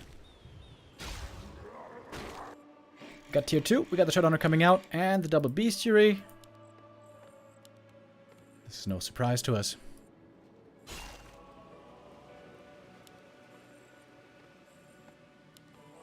A player's forces are under attack.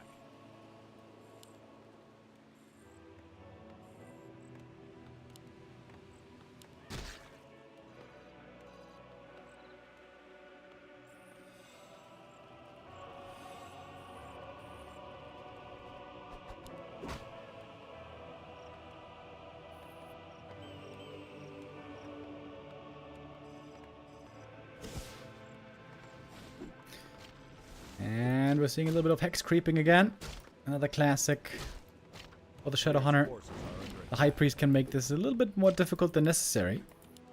It seems like this is all working out fine. Lin looking for some items as well. Lin's going to try to drag out this game as much as he can, ideally. Level 4 Blade Master, level 3 TC Shadow. That's where he would love to get to. Nobody's worried about denies here, but no deny there. And bada boom, bada bang. First experience for the Shadow. Periapt. I should have perhaps been looking closer here. I was distracted by the creeps. Ooh, Coil Nova on the Blade. Uh-oh. That's a bit scary. Big item went to the Death Knight. He got the level 3 as well. Oh, he might be able to get the kill here. Coil. Nova. Oh! He got him! Oh, Lin going perhaps a little bit too deep. Loses the hero. But it was only level 1 Blade. He's going to be back very soon. And it cost the Undead a bunch of mana. So perhaps not the end of the world. Shadowhunter with a Wyvern. Looking for some kills in the Undead main base. Wyvern can fly in easily. No TP on Labby. No Narrow Tower either. That's pretty greedy. Especially against Wyvern. That seems very greedy. Got the first Gargoyle out. No mana for Nova. Ah, now there is.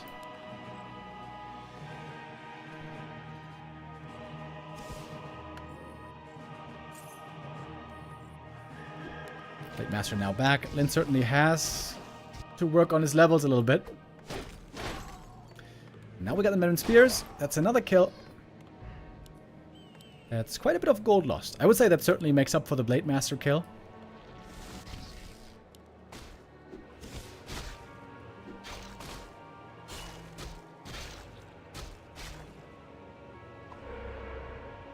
No.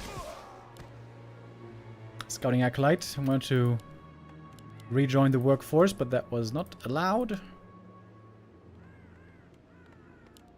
So when Lin was playing against Happy, this Mass Wyvern style, very often he would bait out an Alchemist with the Mass Wyvern and then pivot into Berserkers. It takes a long time to get that tech transition going, but if you pull it off, it's very, very strong. The thought there is, Alchemist is really good against Wyvern, but really bad against Berserkers. So when you see that hero, then you can try to make that tech transition.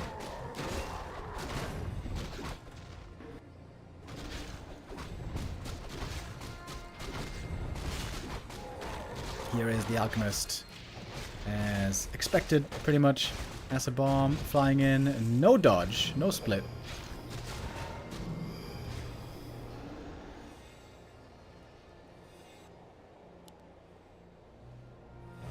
It is delicate micro on both sides in these fights. Gotta be especially careful with the gargoyles against the bats. We're seeing a TC third, Kodo upgrade. And I would expect a barracks next. I think Lin is gonna pivot here again. A player's forces are under attack. Spike barricades, that's kind of cool as well. Fortifying the main against the ghouls.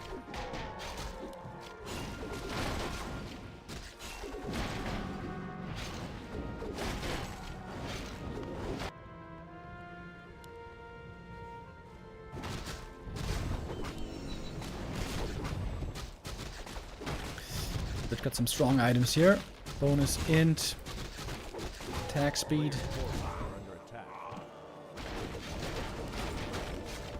Linz has a lot of creeping to do before he feels really comfortable. Double level 3 on Blade and Shadow minimum. The town is under siege.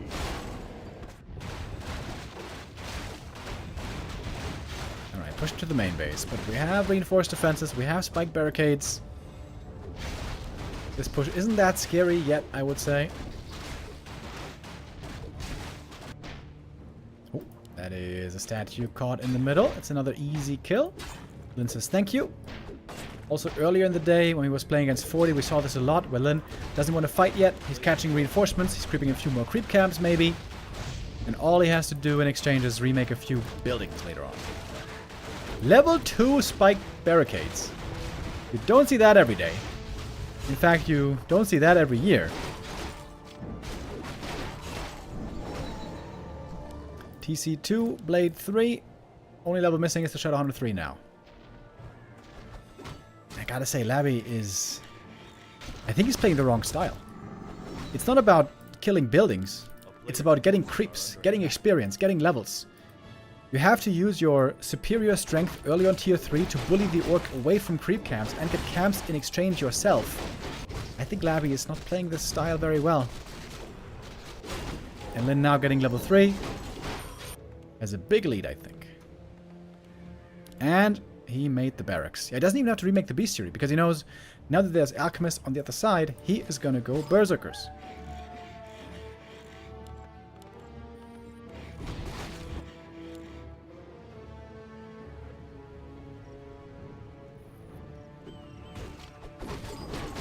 After today, Lin is gonna get a lot of elo points if he manages the 4 wins in a row. Day after tomorrow, we're gonna have another King of the Hill. Fortitude and Lin will be the favorites there again. Helm of Valor found from this camp. Would have been sick for the Blade Master. For the Undead, it's okay. Fog of Flames is okay as well for the Orc. Stat boost normally is the thing you look most for. Blade Master items are alright. Nothing special really. Wait, he's stuck here? Wait, he got in. What? What was that? He was stuck despite being Windwalk? Strange.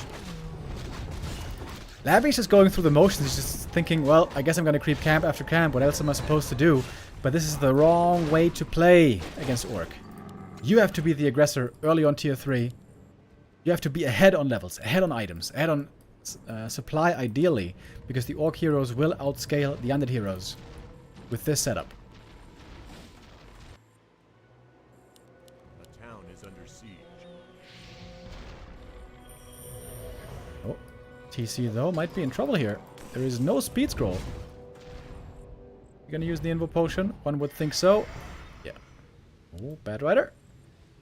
Almost.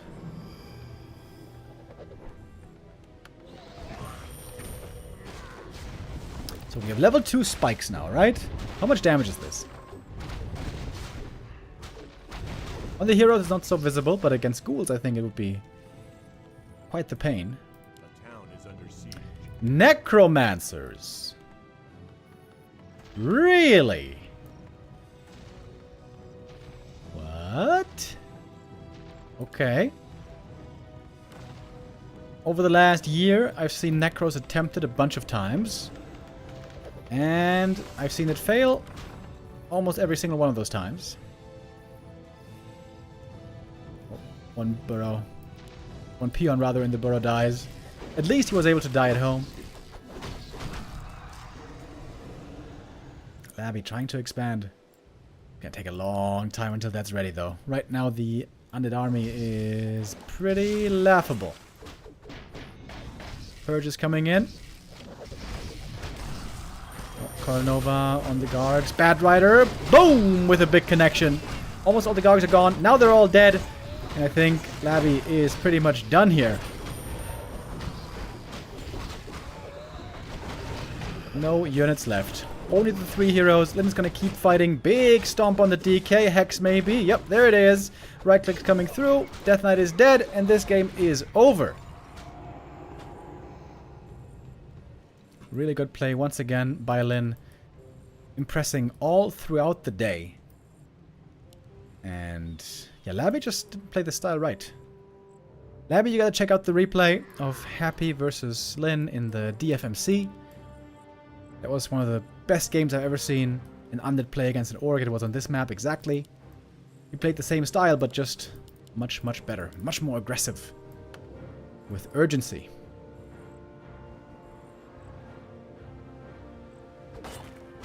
Oh, reset with the resub. Thank you very much.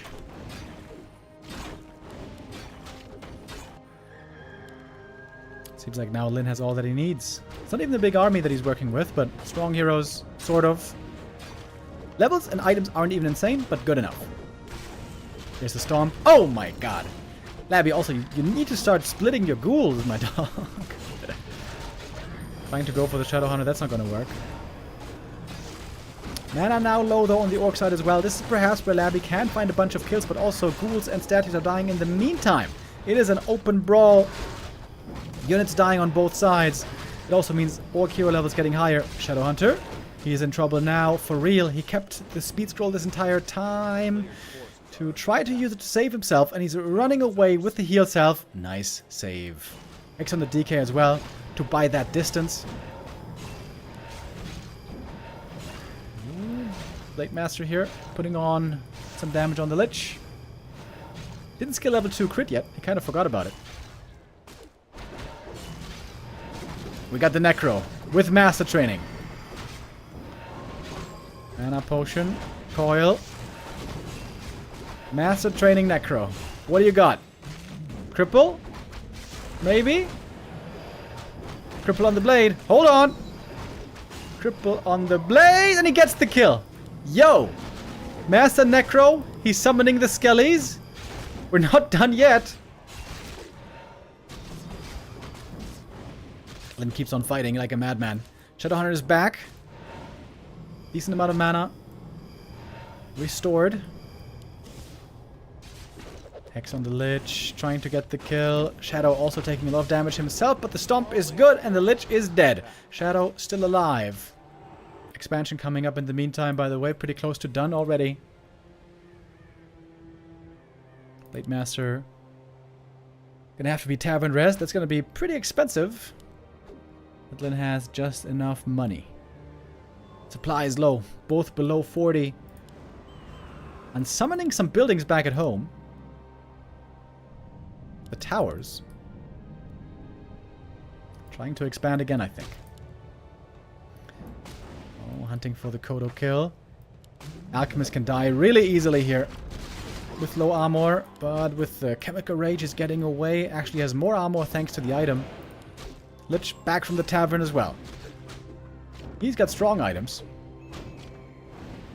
Cripple against the blade. It's really good against the blade as long as it's active, but of course it doesn't last too long. Ensnare surround, locks that in right away. Killer Instinct by Lin, looking for the kill on the Elk. We also have Unholy Frenzy. Hex right clicks and a crit, and that's enough for the kill. TC, maybe he is gonna be going down here. 50 HP almost. DK is chasing for the kill. He's got the good mana for the coil. Lich gets the level 4. He's got the frost armor. TC is going down. It's level 5 for the Death Knight. Hold on.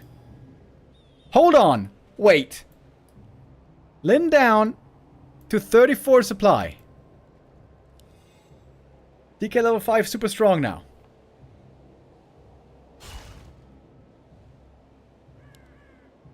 That first Blade Master kill may have changed everything. There's one Nova. There is one Nova, but Heat Wave gets back everything to healthy levels. Expo is up. The Shade has seen it. There was no counter expansion. Only mining with 4 Acolytes for a while. How much gold did we lose? About 600. That's a lot. No, wait. It was less than that. There was also gold missing from the earlier stages. TC not back yet. Level 3 coil is very dangerous here. Ghouls taking out the peons. Blade Master, almost surrounded. Has to go for the heal pot. Blade, is he dead? Ooh, Windwalk, trying to run back. There's a Shade here for detection. Nova and Coil, 2 easy kills. Bad Rider gone. Raider as well. I think he has to wait for the TC.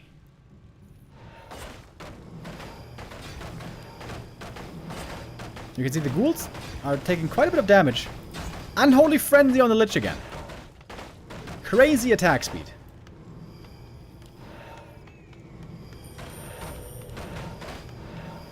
Mana pot on the Shadow. No mining at the Expo.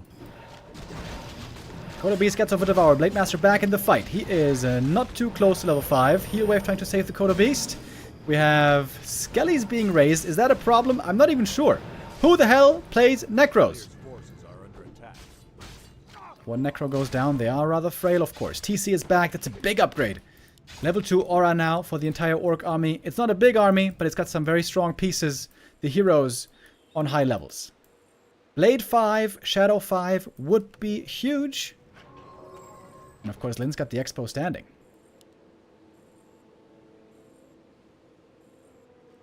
Alchemist has finally returned as well.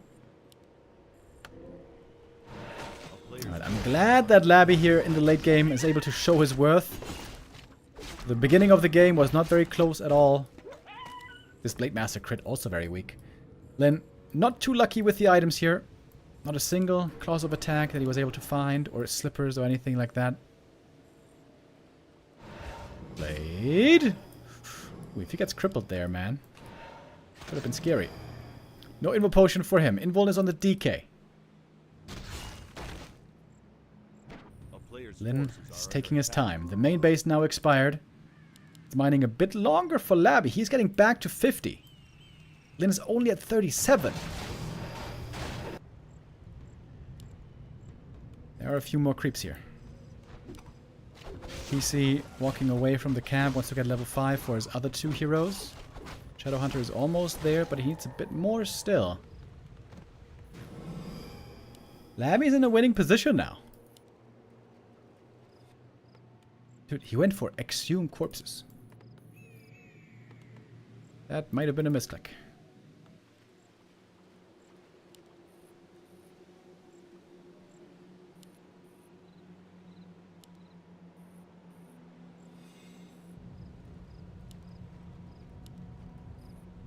Lin checking for the Expo. There is no such danger. Lots of ghouls though. Shadowhunter also with lots of mana. TC Stomp, of course. The big weapon here. Lots of gold on Labby. He's getting an expansion again. And Lin has to long distance mine. Lin has almost no units. 5 units is all he has. But he's got strong heroes. Can that actually be enough? Cripple needs to be used on the Blade Master, and it is. Big damage reduction on the Blade. Coda goes down. It's a big damage drop as well. The Stomp is beautiful again, but the damage outside of the Stomp seems to be minimal. Lots of ghouls still left on the field. Oh my god, the Necros. Oh my god, the Necros. Is that... Happy, are you watching? Happy, are you watching? Is this the answer? Necromancers against Blade Master. Ooh, Shadowhunter now. Very hurt as well. Trying to get away. One hit from death. And the Elk gets him. Lin's got nothing left. He ain't got nothing left. And that's it. GG. Labby ties it up. Oh, it was an 81 critical strike. Damn, bro. The Necros. The Necros actually worked. Against Lin. Against Lin, they actually worked. Dude, that first Necro with the cripple, that changed the game. The cripple there to kill the Blade with the first Necro. Now, I'm not going to get overly excited like I have done before. Oh, the Necro's now going to be the new meta. No, I'm not doing it this time. But in this game, they did look good. Necros and ghouls, that's the way that Blizzard envisioned Warcraft to be played.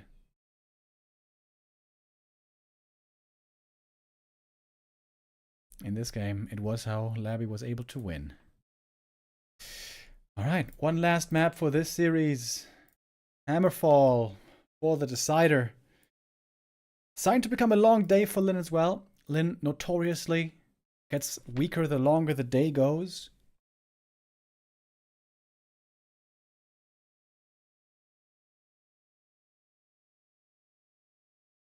If he wins here, there's going to be one last opponent for him. That will be Fly. It's pretty late in China as well, right? China time. Yeah, it's past midnight already. 12:30 roughly.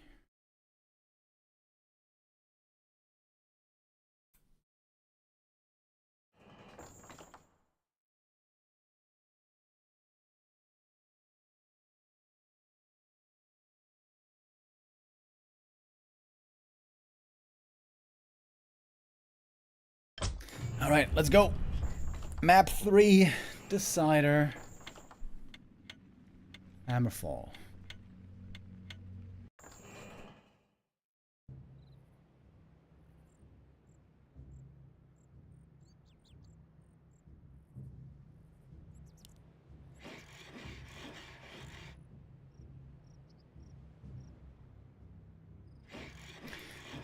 Lin is running the gauntlet today.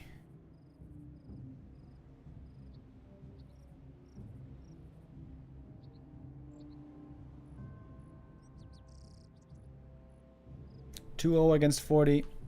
2-1 against Kaho. Third map now against Labby.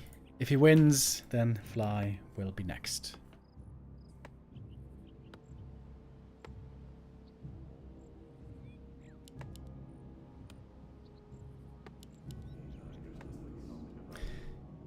Surprise Necros. I didn't have much faith in the Necros when I saw the tech, I gotta say. But Labby did make him work. Kudos for that.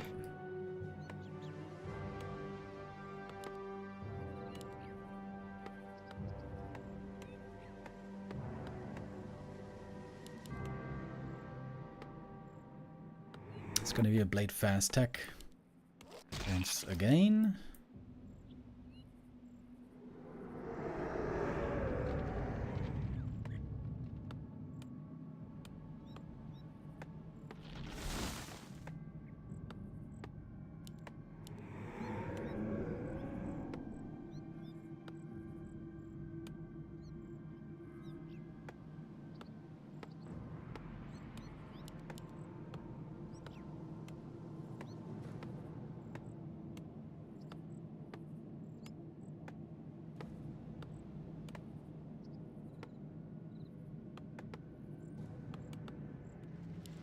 Gonna be about creeping once again in the other game.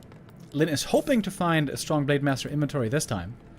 Last game, rather unlucky. He only got Gloves of Haste, and then he bought one circlet and found one circlet, and that was it.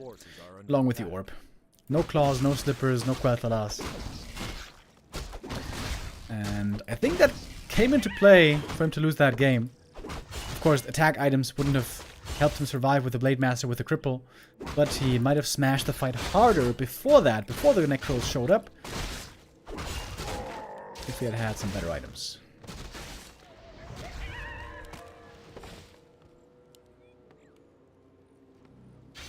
DK using 2 coils for the first creep camp. You gotta be careful with your mana management, you might run out quickly. In fact, that looks almost guaranteed now. Players' forces are under attack. Orc tech ahead by about a minute. That's pretty much standard. Getting a war mill as well.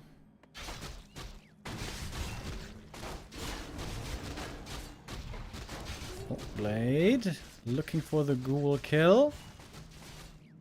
Might be able to save itself, actually. Oh, if he gets past. Yep. That's a block back here. Nice save on the ghoul. Oh, but the Makrura. Ooh, ghoul here also hurt. Labby doing this really well. Actually picking up everything, saving everything. That was well done. Lin wasting a little bit of his time.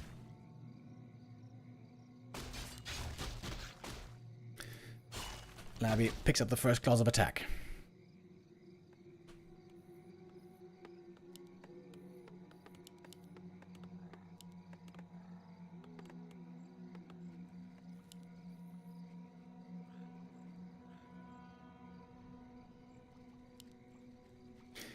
Blade Master so far only effective in the sense that he slowed down the undead creeping, which can be a win in and of itself.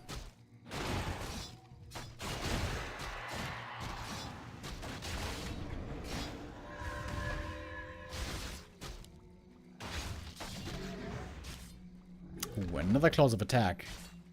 If Labby gets this camp as well, then there's going to be very little chances again for the blade to stack.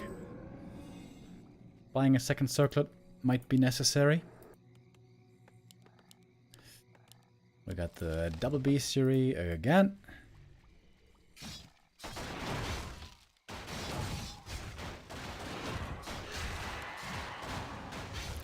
They would love to get the steal, and he got the item, didn't he? Yeah, Gloves of Haste. At least something.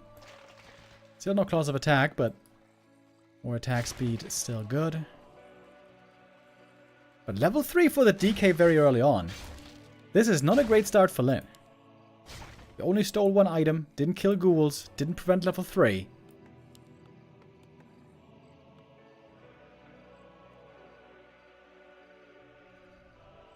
I think Labby should play aggressively with these ghouls here. His DK is very strong right now.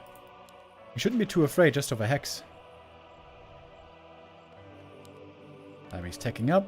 Gonna add the Lich then in a moment. Shadowhunter trying to hide himself.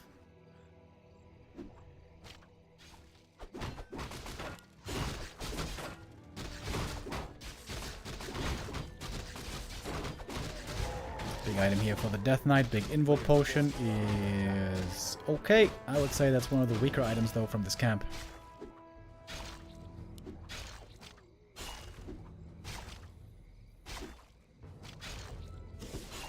Then of course it takes him a while to start getting strong. Once he's got 2 Wyvern, 4 Wyvern, that's when he's going to become a lot more dangerous.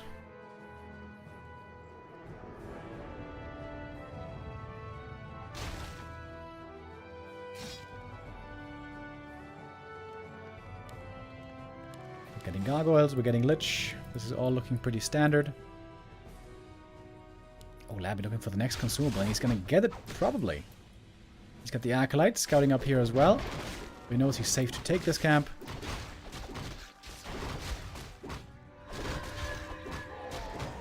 Big mana potion. That one, of course, is wonderful. Some really, really strong items for Labby after this early game. We look at the Blade Master and we see... not the greatest, honestly. What he really wants is damage.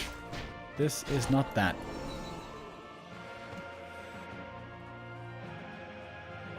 Forces are under attack.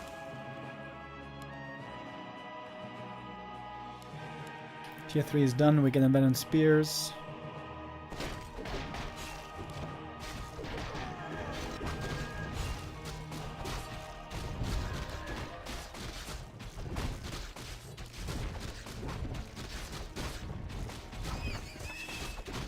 Are we actually going to see Necros? And if we do, how is Lin going to react?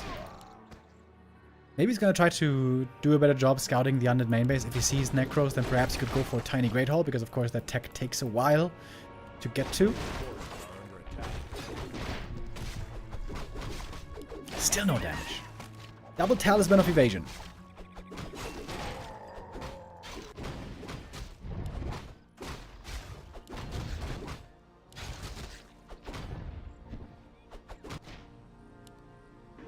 Then trying to punish the undead main base once again.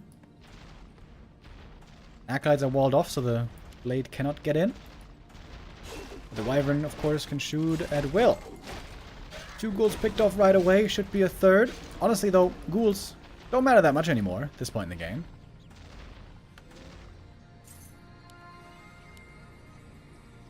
The Ginvo was sold, by the way. Wyvern could stand back here. There's no tower in the back of the base. It's a little bit of a building mistake by the undead. There should always be 1 ziggurat back here to be upgraded if necessary. Get an Alchemist third again.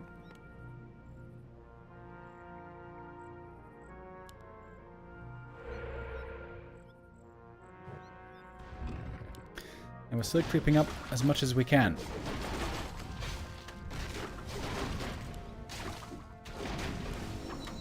Level 3 on the blade. Finally, health stone.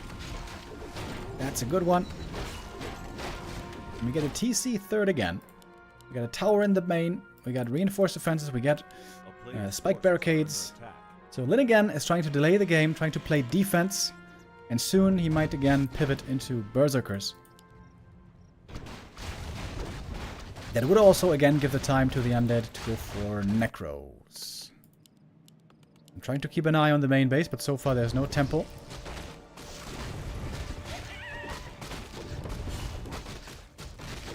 Ring of Protection +5. Very nice item for the Alchemist. Oh. Oh. Bad Rider does connect. Blade Master finds the statue. This is another camp where clouds of attack are possible. I think it would be great for Labby to steal this. Take it away from the blade. Get the sentry ward here for detection as well. Labby should creep this camp. Oh, take it, man. There's clouds of attack here. What are you waiting for? Labby wasting a bit of time. In the meanwhile, Lin is out on the map, creeping the big camp. So he got both big consumables on the outside. Labby got the 2 consumables in the center, of course. Health Stone and Ankh. Okay items. Third claws of attack. Huge difference here. Labby finds triple claws, Lin has 0.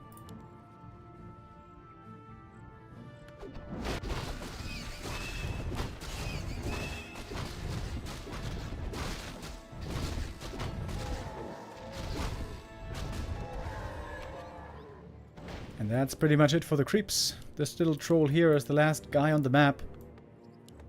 We're seeing a temple again, but this one's probably going to get cancelled. Lin is flying in. Even got an expansion, by the way. Ballsy play that might not work out. There's no TP. Labby, no TP. He could be losing a lot here in the main base. I'm surprised Lin isn't going for the Acolytes.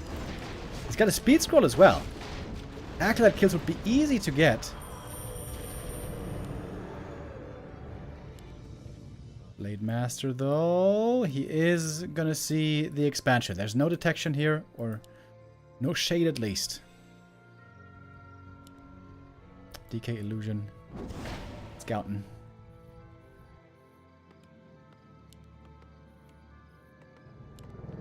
Second Crypt. Lumber seems to be a bit too low at the moment for Necros. Lin is trying to go barracks. Maybe he's just going to go for a tiny Great Hall. How much gold does he have? He's got enough for a tiny.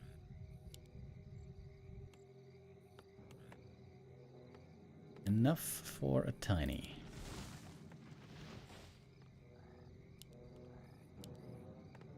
Tense moment in the game.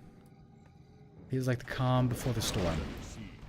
The air units in the main base. They're going to force a response. Blade Master's going north. Very well done. But Labby sniffs it out. He's like, wait a minute. What about my expansion? Another shot being made way in the corner. This time he wants it to finish. And I think Lin is just going to go for the tiny now, isn't he?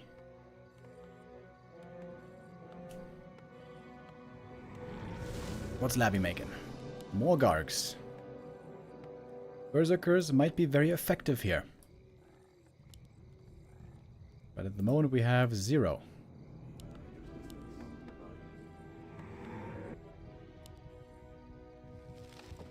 Oh, the shop remade in the weird position. Oh my god, he has to get all the way to the back of the base to get these items. He has to cut down some trees here. I think this one tree would be enough to get to the shop. It's a bit awkward. But Labby's mining first. And the Ghoul Scout... I'm not sure if he actually saw the tiny, but I'm pretty sure he's got a good idea.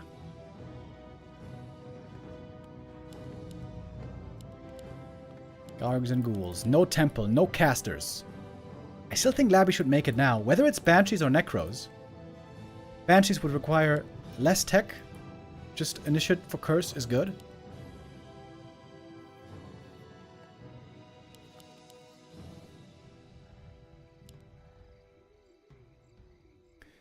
Then jumping into upkeep as well. He's not 2-year too hype. far behind. Love to the B2WC team. Yo, Horrorwind with the resub. Thank you very much.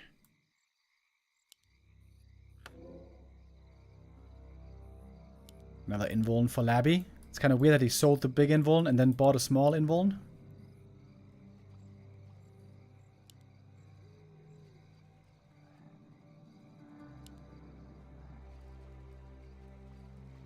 Okay, here we go. Big push.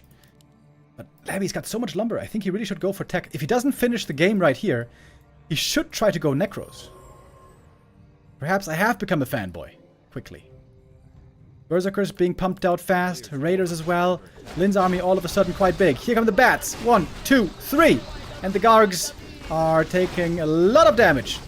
Heal scroll. Not even sure if he used it yet. Trying to kill the Wyvern in the back, but the Gargs are all gone. Lin seems to be dominating this fight so far. There are no casters to help in this undead attack. Coilnova trying to take out the Wyvern, but there's still more in the air. The ghouls are killing all the Berserkers pretty quickly. But the Destroyer also is going to be falling. Ghouls with no upgrades, by the way. I find a bit surprising. Alchemist has taken a bunch of damage already. This Alchemist might be falling. TC. He's got lots of items to protect himself. That is not the target that you want to go for, really. Blade Master's also got good items. Kodo Beast, that seems to be the target that might be the most effective to go for. But the target fire from the undead, not that great. The stomp is huge, though. Stomp on all the ghouls. And Lin, I think, is cleaning out up in the end, isn't he? The attack perhaps came a little bit too late. Shadowhunter. Oh, he's surrounded! Shadow surrounded. Item pass. It's the Healthstone. Trying to pop him out. Doesn't quite work, but it's so many ghoul kills. Invul Potion necessary on the Lich as well. Trying to get away. The Blade Master is looking for kills. Lin can smell victory. He wants to make this all-kill reverse sweep happen. Casters are lacking. Casters are lacking so bad. Only ghouls and Gargs do not seem to be good enough. Alchemist with the Invul Potion survives for a little bit longer, but maybe not for much longer. Got A-bombs in now as well, but the Kodo Beast would love to get that one devoured. Temple of the Damned now coming. I think that's way too late. I think that's way too late. Oh, Labby, he lost so much. He's down in supply. The Blade Master's just getting stronger. The Alchemist is almost dead right here. There's the Ensnare, and here's the backstab. That is the kill. And now Lin has all the advantages in the world. Picking off more ghouls. Labby seems a bit resigned. Just losing one unit after the next. Nope, that's not it. He's trying to kill the blade, but there's an Ankh. It's not really gonna work. Statue falls as well.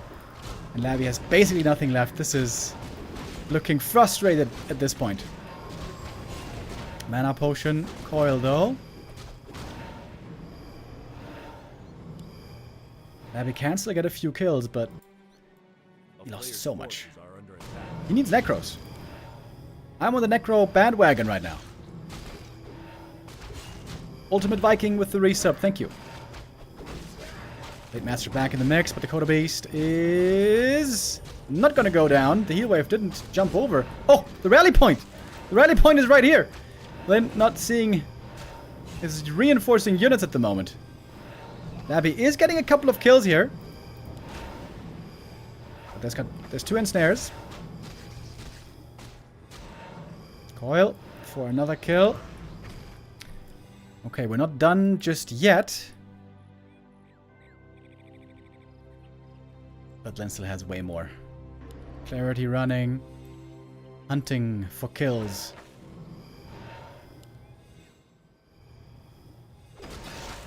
Orc army simply much bigger. Blade has a heal potion as well. The statue is gone. The DK now. He might be on the chopping block. Death Knight. Ring of Protection not protecting him enough. He is surrounded more or less and he is dead. Blade Master super hurt as well, but he barely gets away. No aura anymore. No coil anymore. This is normally where things fall apart. And yes, it is this time as well. Invul Potion on the Blade Master kills another hero. That's level 5 for him. We're getting the level 3 crit here in the end, and we are going all the way. There's going to be another match coming up as Lin is trying to make this reverse sweep happen. Beats Labby as well, and still keeps his team in the running. My. We got a long day of Warcraft action today, boys, don't we? Lin with a great comeback once again. Labby, he was in a good position this game. He was in a really good position. Earlier Necros perhaps would have helped, but Lin, with that base attack, with the Wyvern threatening the ghouls, cancelling the buildings, that did a lot, surprisingly. And now only one player left for Team B. And that is presumably their weakest player. Fly is the last one that's going to be able to put up a challenge against Lin. How much of a challenge is that going to be, though? Fly is going into this clearly as the underdog. But perhaps he's the one to do what all others couldn't. It has been very exhausting now for Lin as well. He has played a ton of maps back to back to back. And we all know the longer the tournament day goes, the weaker normally Lin's performance is. Maybe that is Fly's chance. One last game, one last Orc Mirror to close out the day. We're going to go into a quick break right now and then come back with Lin versus Fly. Remo, hey mate. I noticed that your audience is quite chilling. No hate or almost no hate. You must be feeling too relaxed. If you'd like, I can help you get in shape, online shape. So, I stay as a hater in your chat and help you with that. Yeah, that's wonderful. Thank you, Buzamu, for the donation. Yeah. Quick break. We'll be right back.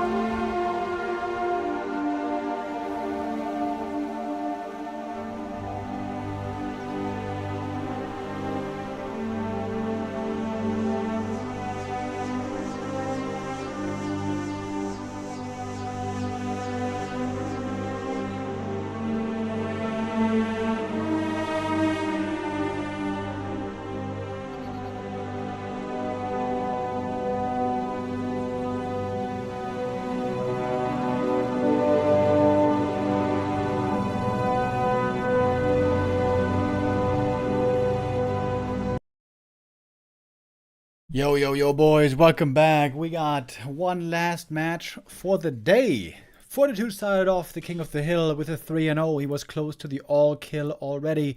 But since then, it has been Lin striking back with vengeance. 3 matches now in a row. It got close at times. It seemed like Labby also going to be able to take him out.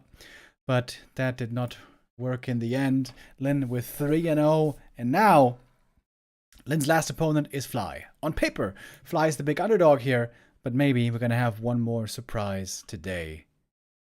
Let's go in.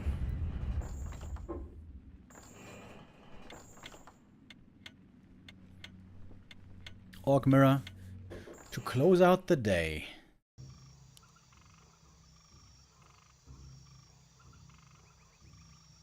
Yes, we are taking things to Tidehunters for the first map in this series. Orc Mirror, amazingly, seems to be a lot about Taurens these days. I've seen Focus trying to play a little bit of Farseer again. It seems like Focus has always been quite fond of Farseer in this matchup. But most players I've seen, it's about Blade Master, Shadow, a couple of grunts at the start, but then Walkers and Taurens. Of course, the big change on the Taurens was that on the most recent patch, they innately got the Resistance Skin ability. The Resistance Skin is passive. That means that Hex and Ensnare is a lot weaker against them, and they cannot be devoured. Lin... Wait, what's he playing? Is this Farseer? No. Blade Master Fast Tech, no shop. Both with Blade. Okay. And of course now again the question is, are we gonna see the Fly meme today?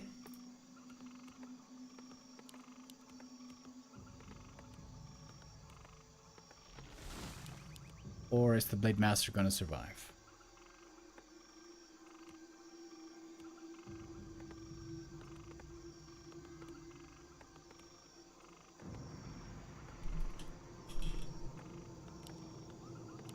Very quick tech indeed. Second burrow. Is he just rushing walkers? Is that what the meta is right now? Orcs and their fast techs, huh?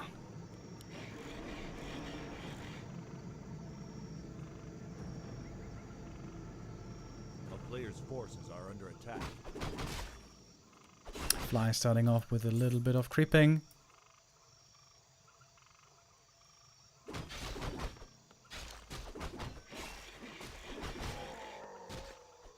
Early War Mill. That one also surprises me a bit. Blade Master showing up for the harass. Too late to cancel the burrow though. The base is walled off, I think. Oh, it's a late barracks. Ah, okay. Okay. What does that mean? I'm not sure what that means.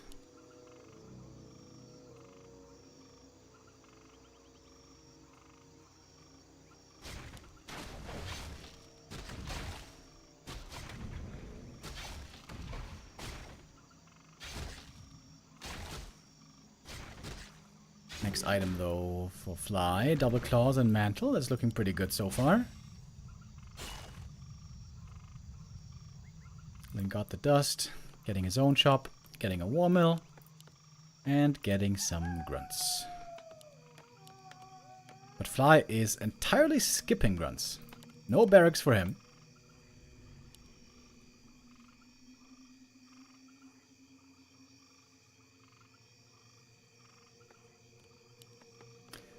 Is he gonna go? What's he gonna go? I guess Raider Walker or Walker Tauren has to be the two options here. A player's forces are under attack. Oh. Lin got one too many peons in the gold mine. That means he's gonna be low on lumber. Whoops. I don't know when that happened.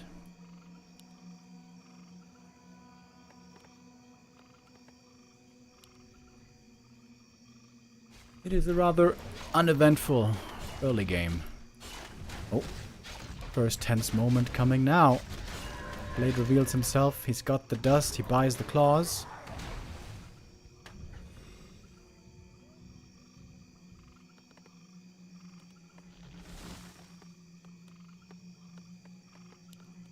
So, we got the first Tauren Totem.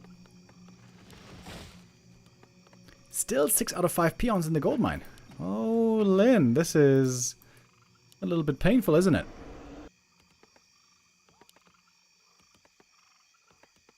Tier 3 rush by Fly. He wants to get Taurens out quick as he can.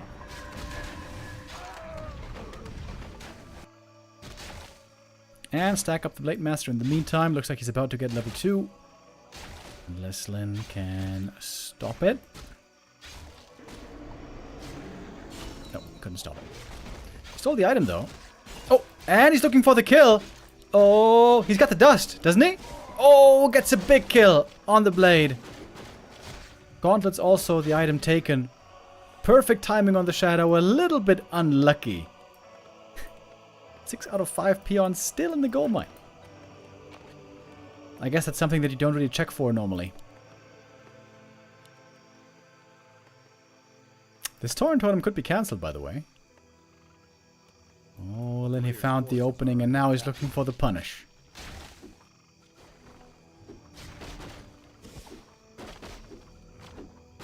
X is not going to be enough to prevent this cancel.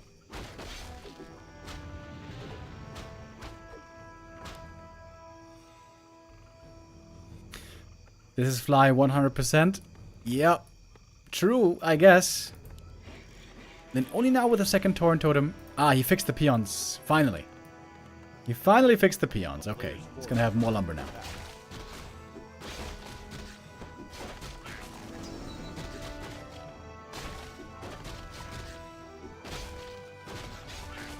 Level 2 for the blade. Picking up the ring.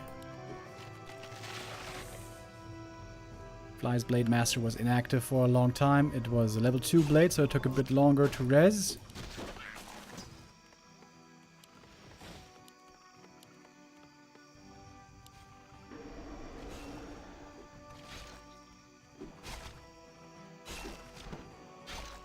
Oh, Blade Master looking for the steal. Can he get it? Trying to get the Overlord, both of them. And item stolen, isn't it? Yeah, Ring of Regen for Lin, but the experience went to Fly.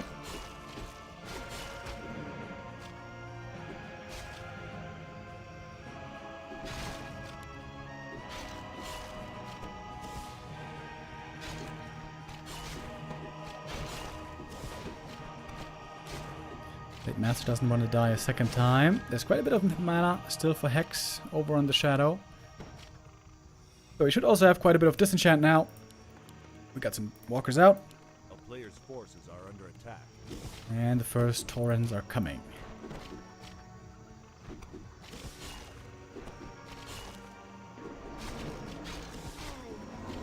Backstab for the kill. Level 2 Shadowhunter now. That's a good heal wave coming into play.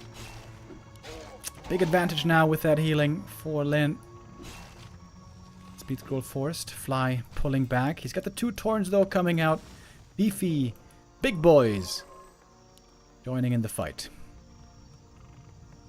A player's forces are under attack. Then gonna creep the center as well. Looking for that heal scroll. Ring of Vision I think really good on the Blade Master actually. He's always gonna be a little low HP because of Spirit Link. And that Ring of Vision nicely heals him up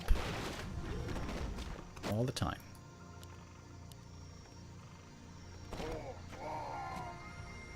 Grunt denied. The time for grunts is over. The time for Taurens has come.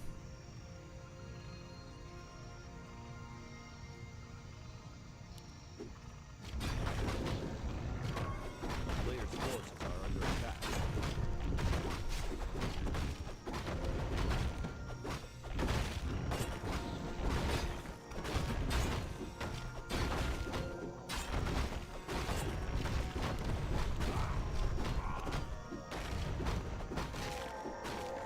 Quel'Thela's boots. Oh, baby! Blade Master now has 6 sick items. Lin looking strong here on the first map. A player's forces are under attack. Healing up on his army.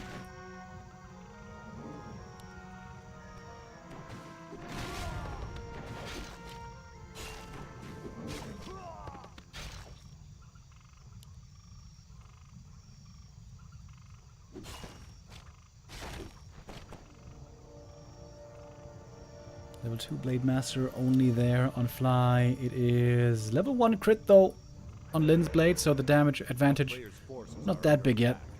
attack. Since there's no raiders for Ensnare, Blade Master can be a lot more bold with his movement here. Last secured, Shadow level 3, big Invo Potion, pretty unlucky. I think that's the worst item he could have gotten here. Blade Master doesn't need that item normally. Then again, perhaps the Shadow might need it at some point.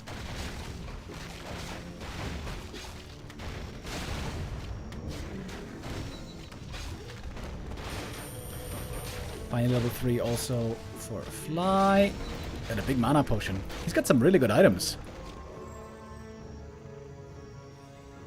And Lin... Oh, he's going for the tiny Great Hall.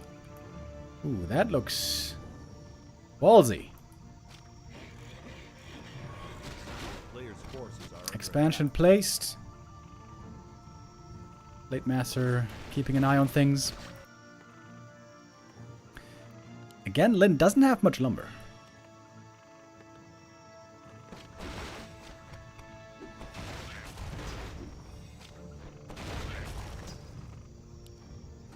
Another pair of claws found right here. Blade Master could carry them.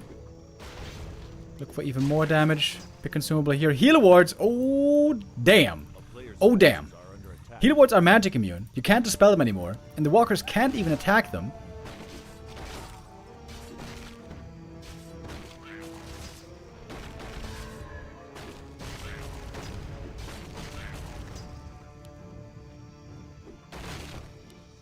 One Tauren gonna get denied here. Easy to res with a master upgrade.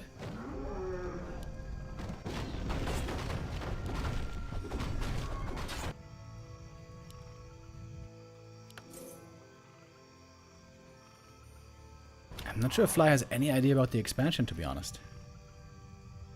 He's got the supply lead right now, though.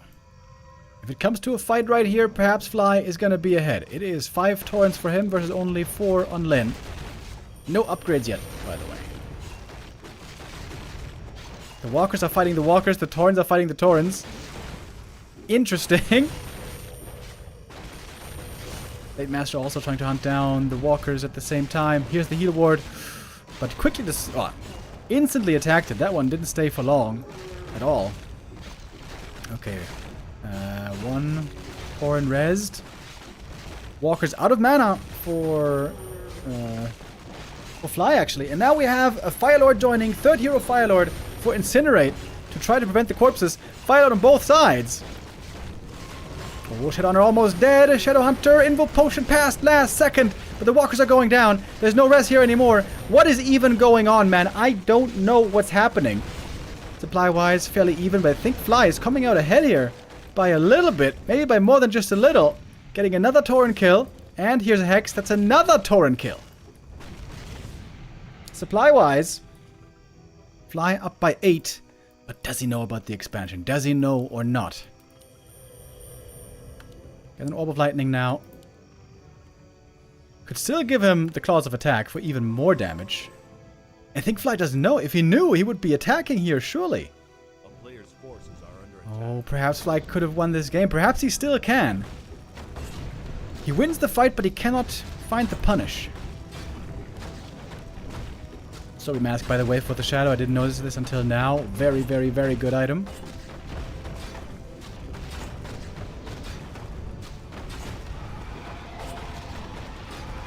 Rewards, healing everything up. Ooh, nice item here as well. Legion Doomhorn. I mean, the HP regen is like minimal, especially on Taurens, but the move speed is very good. Then going for a little burrow hunt. He doesn't have a TP here, by the way. Are under attack. Oh, Taurens being rezzed, I see. Lin going for the corpses. His Spirit Walker's now pretty much entirely out of mana. Lin with the supply lead now. Trying to go for another healed scroll, but one also goes to Fly. Ooh, and the Shadowhunter. He might be dead here right away. He's taking a lot of damage right away. The speed scroll though was good enough to get him out. Soulburn on the Blade Master. Lots of minus damage on him. Alright, and in we go again. First Torrent gonna go down, possibly. And he's drawing a lot of fire, by the way. Corpse was not denied. Level 2, there we go. Soulburn now on both sides. Crit for 33. Lol. How low can we go? 165 crit, Invo Potion looking for the kill. Firelord is killed. And with that, I think Lin has this game now in the bag, doesn't he? There was one res up there on the Torrent.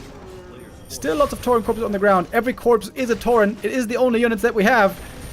It's hard to tell who's whose. Ooh, the walkers here, extremely low HP. Heal scroll would be huge, but I think that one has been used already. Waiting for the heal wave. Going for the Shadowhunter kill as well. Right click's coming through, and that is the Shadow dead. Only the Blade Master is left for Fly. Hoping for the crit, but he's the one getting crit, and that's level 5.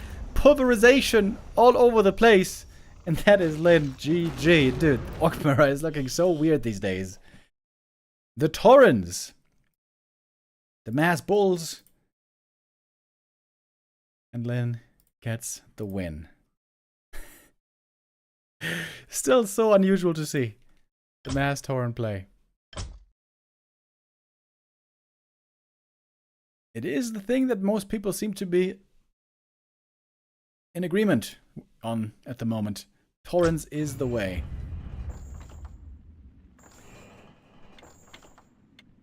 Slightly different build. Skipped barracks for Fly. Considering how far behind Fly was after the early game. Like, he lost the blade. He got the totem cancelled. He fell behind on experience. And then he was behind against an expansion. But he still made it very close. Still made it very close.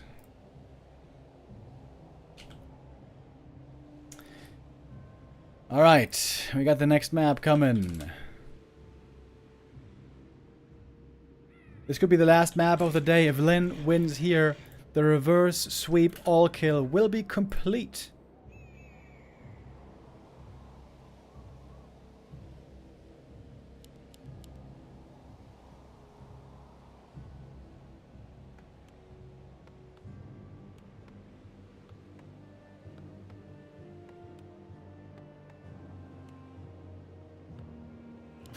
Normal grunt opening this time for Lin. But seems like Fly is skipping everything this time.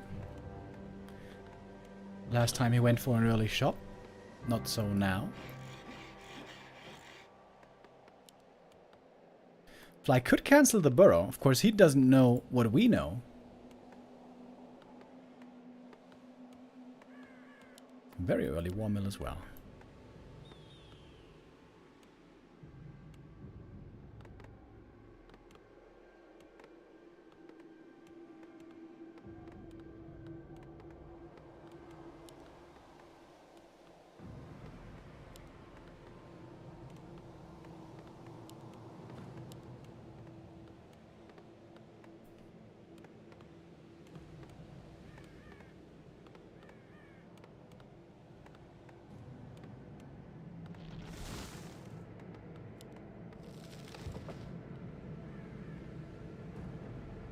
Out comes the blade. For both.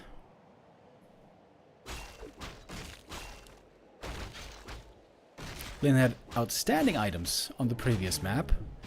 Starting off well here also. Claws of attack. Yes, sir. Circlet for Fly. Thinking about the green cap. I guess. Wasn't sure, but now he says yes, sir, please.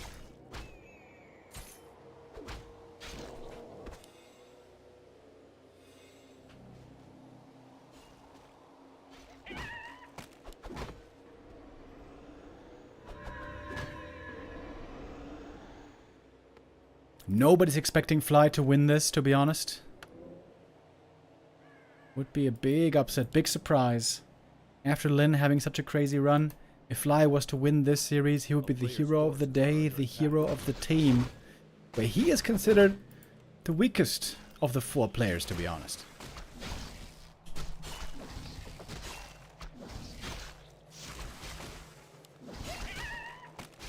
Items so far, not exactly the greatest. Lin over here finding one of Mana Steel. I think this item is insanely good. Don't know about you guys, but I feel like this item is actually goated.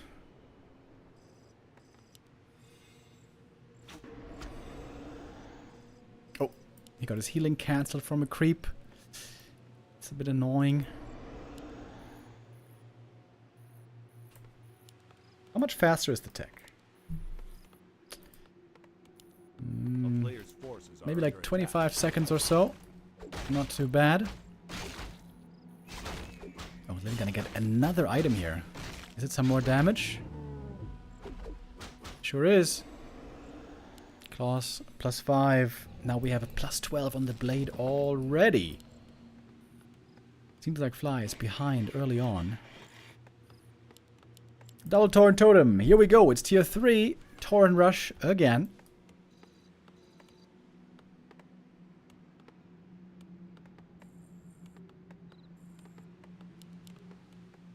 For Lin, we don't know the answer yet, but I guess Torrents seems the most likely again.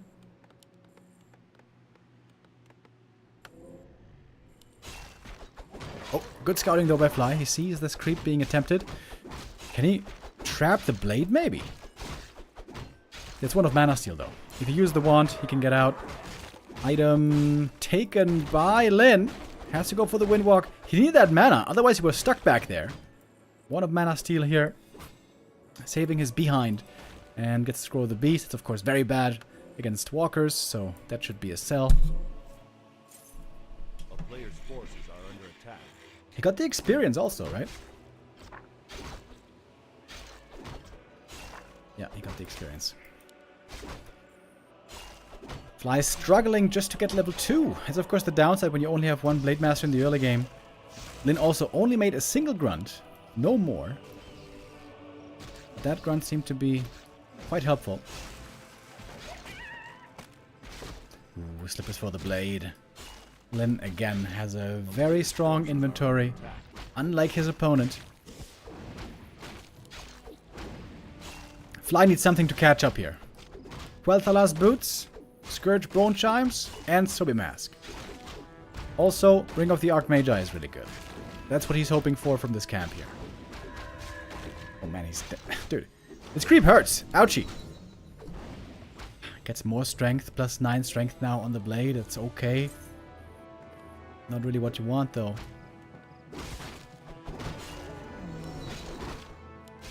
Because of haste. Oh my lord. Oh my lord. Come of Agi. Holy hell. Lin's Blade Master might not even be able to carry all the items if he wants to have an invuln as well for safety. And an orb. But this blade is crazy. Is this the best 5 small items you can have together? Like, this is pretty nuts. 15 bonus damage. Oh. Oh. And the timing might be just perfect to look for the steal right here. Then right now he's got the perfect read seemingly on everything. Oh, and he got it. Claws +8. No way. +23 damage. Against +2.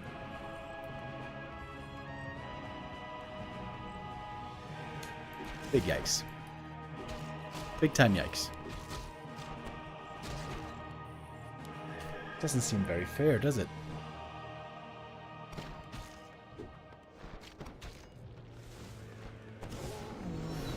Shadowhunter gets level 2, Ring of Regen. He can't even hold. Picks up the Orb of Lightning. Look at this Blade Master damage, dude. This is ridiculous. And this is without crits against buildings. +23. Without Kodo, my dog. Fly has to kill this blade. If he doesn't kill the blade, he's gonna get his head ripped off. By the way, he finally got Claws of Attack. We got a whole bunch of claws this game. Over at the natural, Fly was able to get that item finally. Shadow Honor is carrying 1 Claws of Attack because the blade can't hold them all. He's got the Orb of Lightning now. What's the target? Hex trying to kill the first walker, but a good speed scroll. Saving the walker. Spirit Link on all the units. Purge, of course, dispels the Spirit Link. Does Purge have a lower proc chance on resistance skin? Probably, right? I think so. In that case, Orb of Lightning is actually a lot worse. Okay, that was 2 purges in a row, though. Maybe not.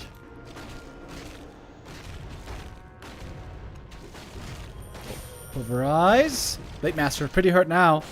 Can he kill the blade over here? Oh, I'm surprised he's still in so deep, but he's about to get the kill. Almost. Windwalk. Barely the blade gets out. Ooh, that almost cost him his life. And there's only 1 heal salve left. Fly, can you still do this? Heal wave. Does like nothing. Level 1 heal wave on a Tauren. Oh, but the Blade Master getting hexed and backstabbed, and that's the kill against Fly's first hero, and that might be the game. More Taurens going down. Do we have Ancestral Spirit? We do, actually. No, wait, we don't have Master Training. And that's gonna do it. Fly will not make the upset happen in our last game of the day. This was a rather short series, but what a day. What a performance by Lin. The reverse sweep all kill. Lin wins the day for his team. Team B are the winners of day 1.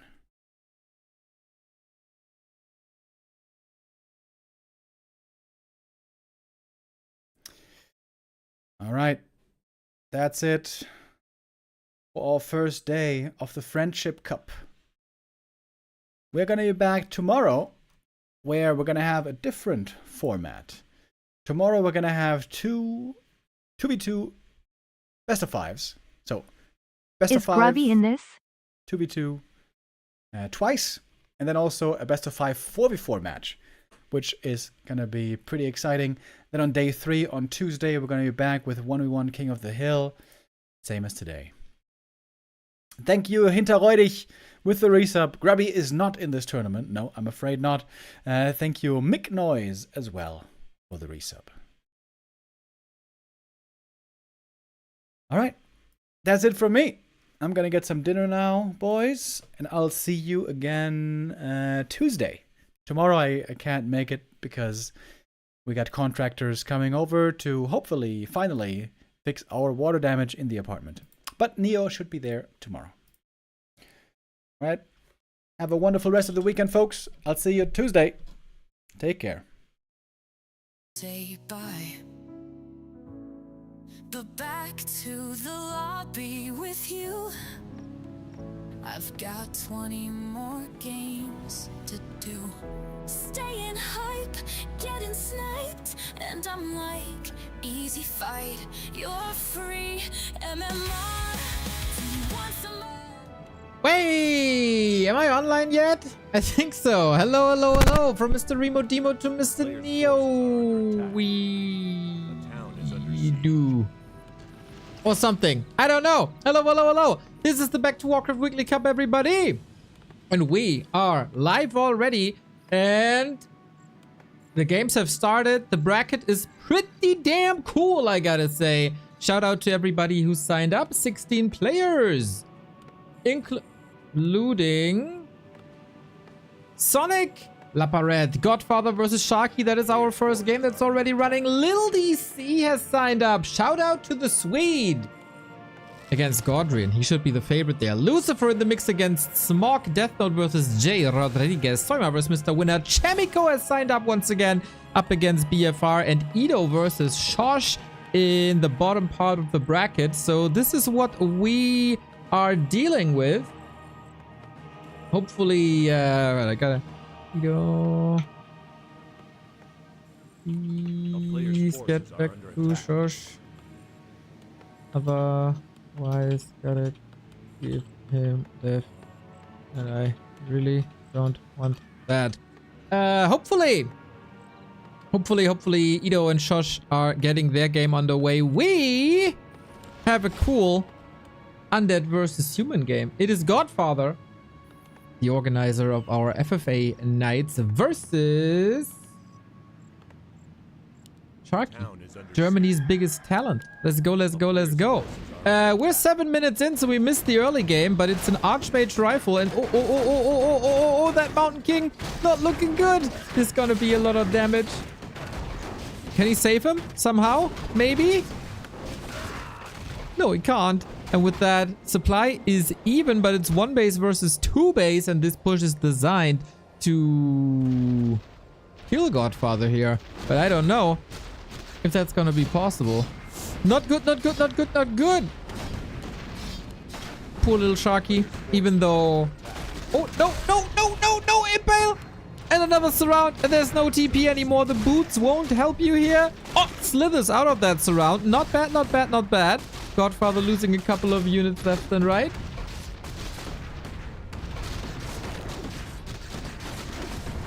Is there a chance though? With priests, with water elementals? That's the last bit of water elementals.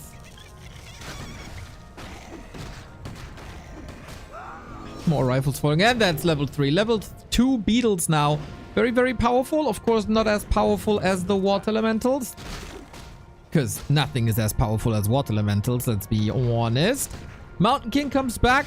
So, last ditch effort here in the round of 16. And only 2 rifles remaining.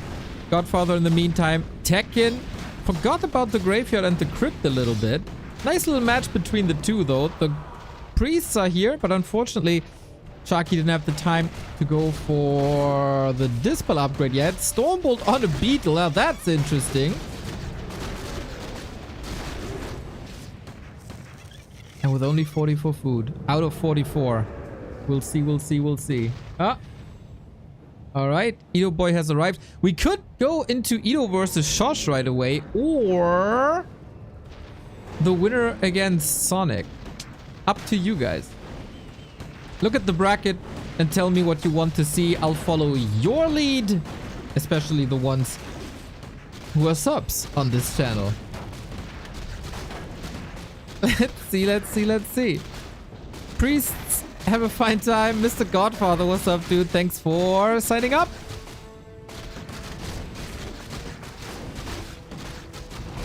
Production ramps up with Double Fiend. Of course, this is 5 minutes of double income. More and more rifles are coming. Neo wants to humiliate me every time. Hell nah, dude. Looks like you're winning.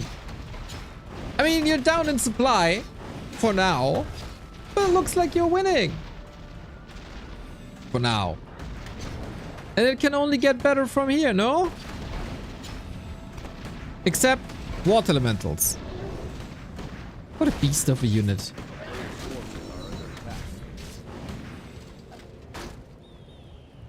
You didn't show the first creep camp? Indeed, I did not. I jumped in at the 6-minute mark roundabout. You had fun in my game. I always have fun in Fra games. That has nothing to do with you. That is universal. That's just the Fra constant.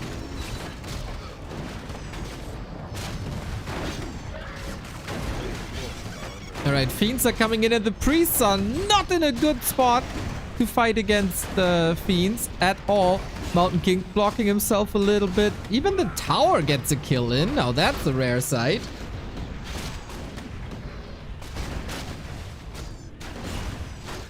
The Cryptbot cannot die though. Oh, thankfully there's a foil and no more Stormbolt. But instead a bash? Wait, that Mountain King's on a mission. Sharky's on a mission. Can he get another bash in? No. And he's also not close to any priests to heal him up again. Walks back. Are you suicidal? Man. A fight for life and death, as this is all single elimination.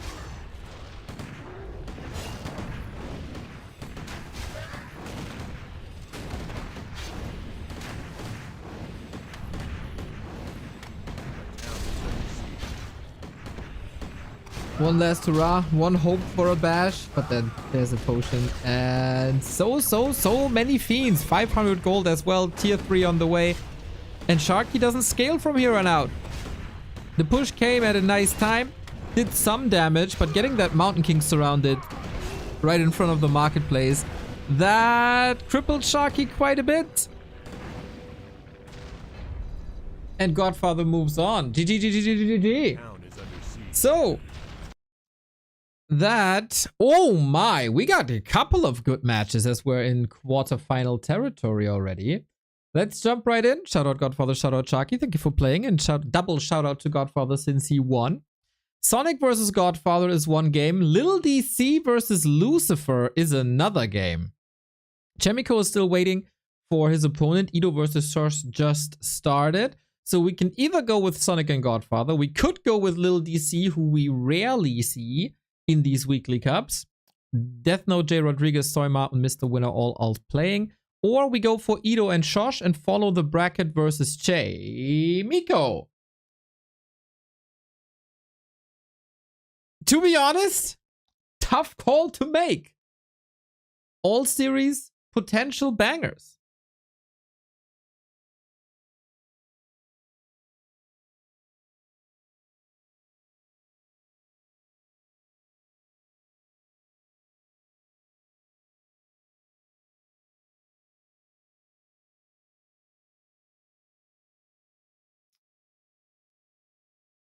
Johannes the 4-month sub says Lucy, please.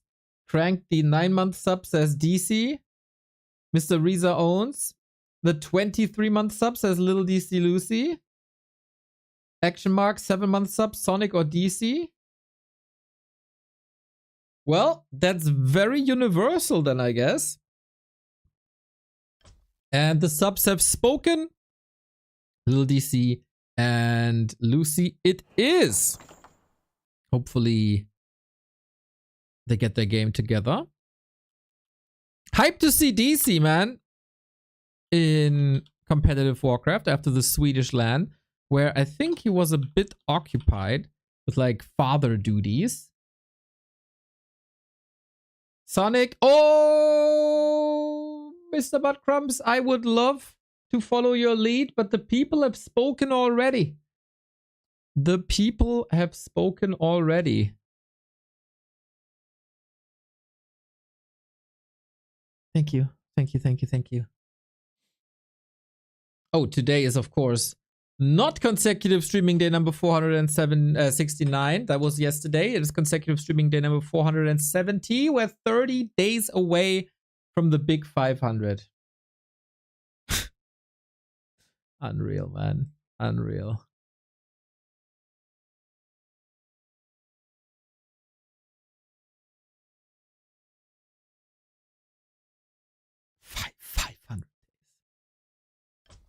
So I'm looking in to Flow TV. If you're wondering why there's not too many people signing up, there's a 2-on-2 tournament at the same time. The winner of today is going to qualify for the finals 2 weeks from today. And of course, points on the line. Quarterfinals best of 1? No, best of 3. The butt wing of Back to Warcraft will close now for this heresy. I'm sorry, I can't always listen to butt crumbs. I mean, I should.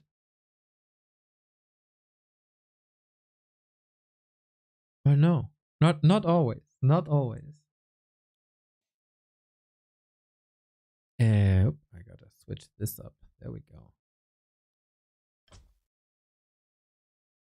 I don't approve of this message. Follow your heart. Yeah, I think the rarest sight in this tournament is LiiLDC. And he's been tearing up the ladder, so DC is gonna be good. And then we can switch to Chaemiko versus Ido or Shosh. That's also gonna be fun. I think we have a good tournament path ahead of us, even though the show might be a little shorter here today.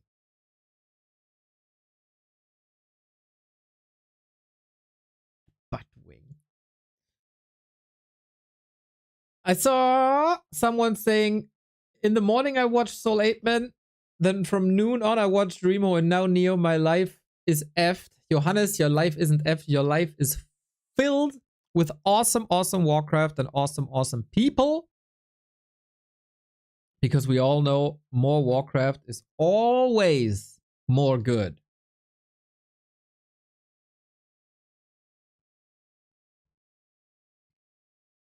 I had the afternoon off, and frequent Back to Warcraft viewers might know that I complained about the fact that when I'm casting, the weather is great. And when I'm not casting, when I'm casting, the weather is great. And when I'm not casting and I have the time off, weather is shit, right? Because ideally you want to spend a little time outside. Game is live, by the way, 3 minutes. So yesterday, classic 10 to 11 hour stream. 30 degrees outside, sun is shining, birds are chirping, you know, perfect beach weather. Even though I don't like the beach, but you know, to paint the picture.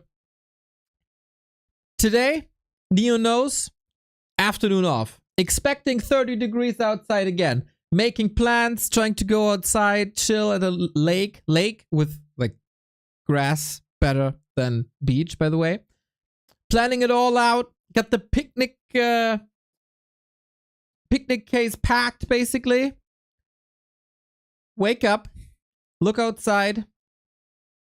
Thunderstorm.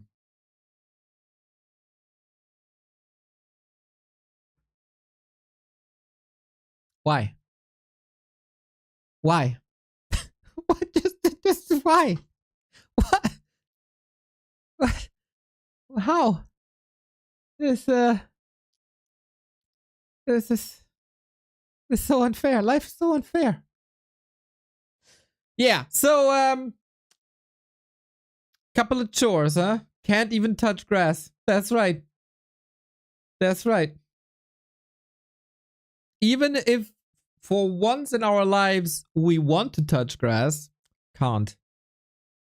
It is rough, everybody. Life is rough. So yeah. Chores and Gates of Pyre. That was my afternoon. And now my evening is Warcraft with you. That could be worse. By the way, now that I'm casting, what's the weather? A little gray and cloudy, but at least the thunderstorm is over. What can I say? DC and Lucy duking it out here. Autumn Leaves map number 1. We go live in 40 seconds. Did this game ever... Is that a first time ever, really? Oh, that's crazy. That stuff like this has never ever happened before. Lucy should be considered the favorite. Oh! Sorry, that is, might just be the wrong stats. It might just be the wrong stats, because Lucy has this new nickname again, right? Okay, it's probably not the first time ever. Disproof by hell, 59 months, closing in on the big 5 years. Much love, much love, much love. Oh, but it says, sorry, no matching options. Yeah, maybe. No, that is the first time ever then. Wow. That is rare in competitive Warcraft 3. The man of 1,000 names. He's Lucifer now. Lucifer is Lucifer, and that will never change again. Nope. No chance. And both have been around forever. Big true. Here we are, everybody. Sweden versus South Korea. With Lucy versus DC. I know that everybody is a bit tired of seeing Night Elves. It's been a big discussion on our Discord as well. But it's little freaking DC. Daniel Clarkson. He's not that little, actually. It's a lie. Maybe he influenced the Chinese scene. They have the Zhao names. That is also little. And all the cloud rappers. Well, the rappers in general. player's forces Oh no, not a ghoul pull. Oh man, DC is doing the right thing though. Oh, a very right thing. Canceling the Angel of War immediately. Body blocking, but the creeps don't do him the favor. It wasn't a big discussion. It is still a big discussion. Account create typing at the moment. That hypocrite should STFO. Of course, he's posting the ELO rankings when there's 3 Night Elf in the top 5. Now, there's like 4 to 5 Night Elves in the top 12. Did he post that ELO ranking? I don't think so. Manipulative demagogue.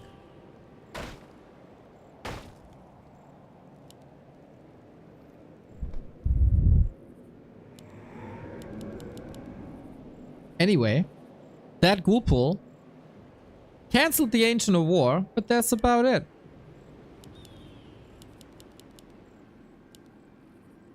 We still got a Demon Hunter. Archer production is a little late, but that's about it. We still have to invest into the Necropolis. We still don't have a shop.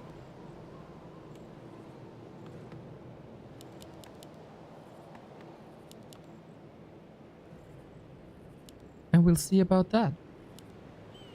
So, can DC recover? It looked like this wasn't the first ghoul pull that he encountered. It is still a disgusting strategy. And everybody who's doing that should be shunned, IMO. But hey, this is the world we live in. You gotta get used to it. You gotta find ways around it. And then we'll see what Lucy is doing. Creeping a little bit without Rod is of course very annoying, but you can't really afford the lumber and the gold for the shop early on. So the first creep camp, the DK has to tank a little bit. So both parties a little crippled, but we get the DH with claws of attack. Nice. We run across and we tech soon. We got enough resources already, just waiting for that wisp. And then I'm curious. DC flying a bit under the radar. He's still very active on a ladder. Was he third in the Swedish tournament or fourth? Oh, Swedish Championship 2025. Fourth.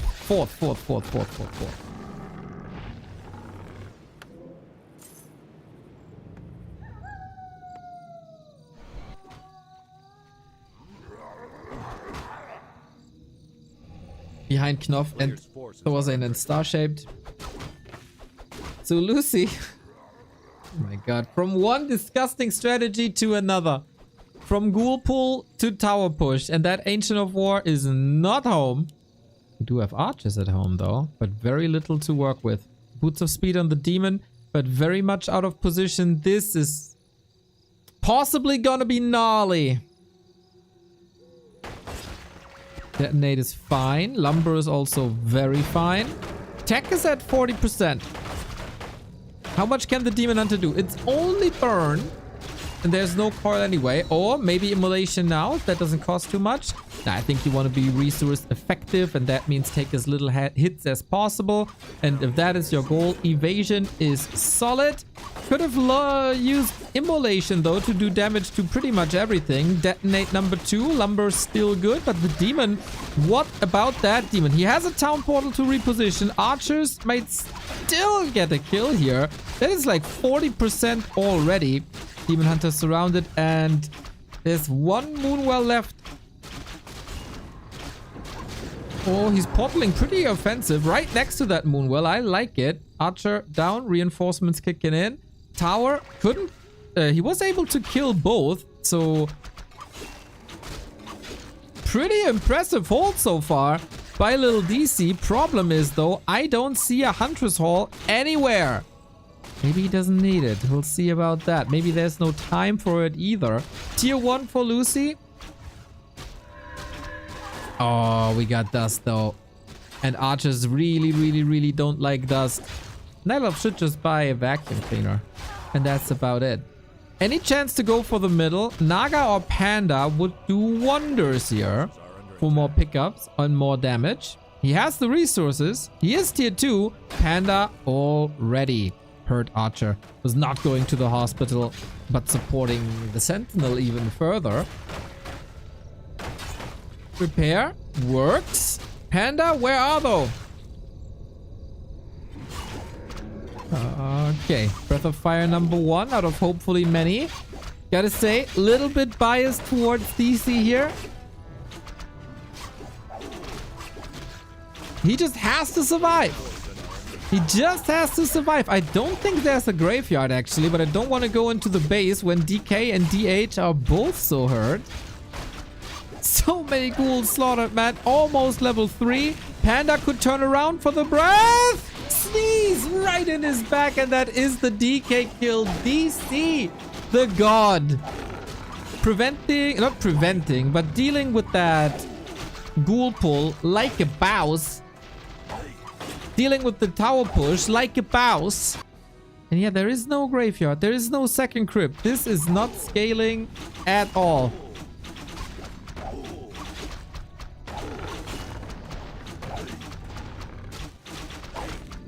Now, don't make the mistake and lose the demon. It is nighttime. Moon juice has been replenished.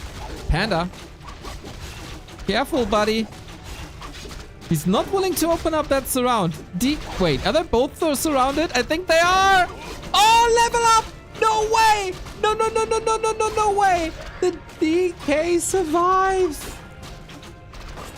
Are you kidding me? Only a level 1 hero though. Archers turn around. Not enough damage though. 28 food. What is this game? DC still doesn't have a Hunter's Hall, by the way, but I think he has cleaned this up now. This gotta be it.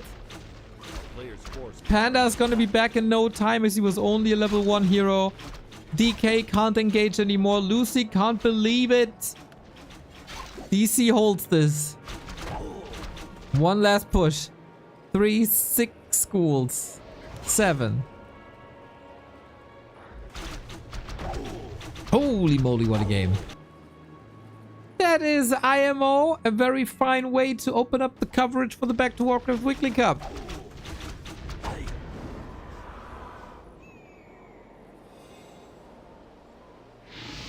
Yeah, Panda, so much coverage. We do have the shop now with staffs and moonstones and clarities and everything.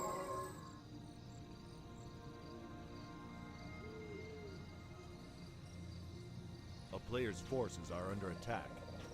And what do you do now? I wonder. What do you do now? It's so many archers. He could possibly go for a surround. Surround and invis doesn't really work, and there's an invo potion here, so maybe that's a little waste. Demon Hunter surround, he can fight out of that, or should be able to fight out of that with the staff. Easy peasy. Panda level 2 as well. And that, ladies and gentlemen, is game. LiiLDC defeats Lucy on map number 1 and is 1 step away from the semi-final. That was awesome. DC, man, knows what to do. Lucy tried to be the dirtiest player in the game, but DC was just too clean. Too clean. And the next game is already up. Springtime, everybody. As one of the undeads who loves to play Springtime, Lucy is basically following in the footsteps of Edo Boy, who doesn't shy away from middle expansions on this map, as Mr. Apeman told us all yesterday. He's also not shying away from building a necropolis and teching here.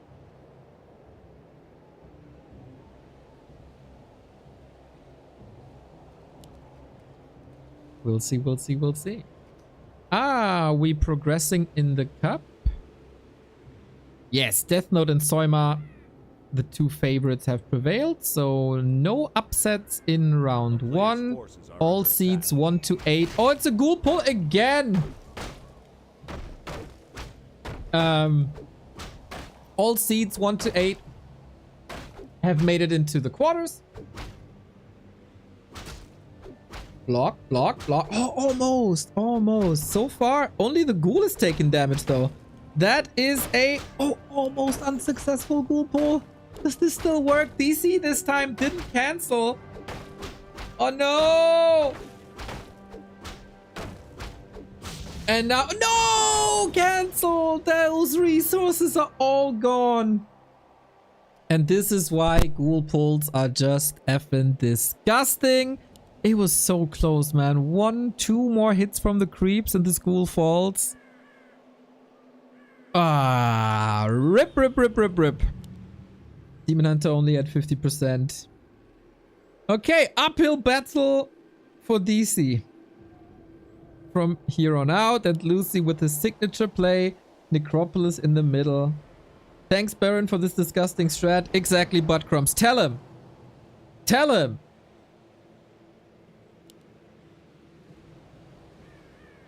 Ruining Warcraft one step at a time.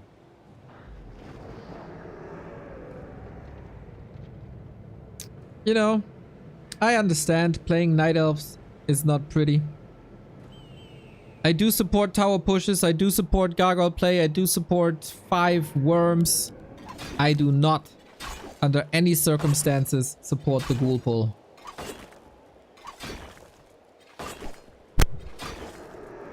You know, if it's a best of 7, maybe. Maybe once. But on a weekend, where people just want to chill. No. Is this the Meteor Maker's Lucifer? Yes.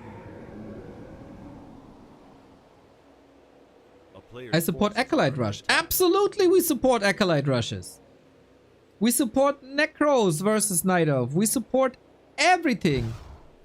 We support possessions on bears. We do not, under any circumstances, support ghoul pulls.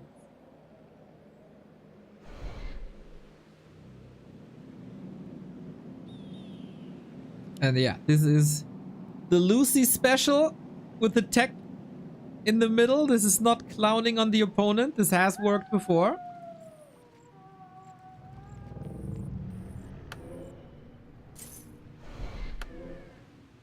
At least the Demon Hunter can bully a little bit in DC, going for a Hail Mary. Tier 1 Expo. Mr. Hot Button! Hitting that sub button instead of himself. I like that. I like that. 40 month, my dude. Less than 3 right back.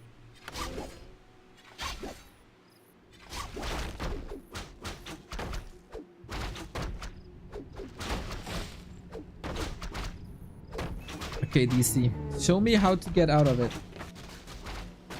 I like Lucy. He's one of the last representatives of the undead.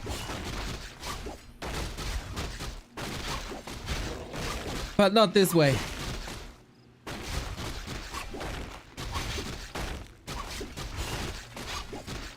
And so we gotta support DC.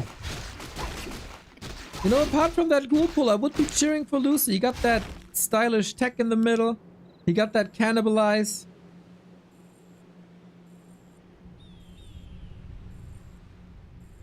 And that's all worth cheering for.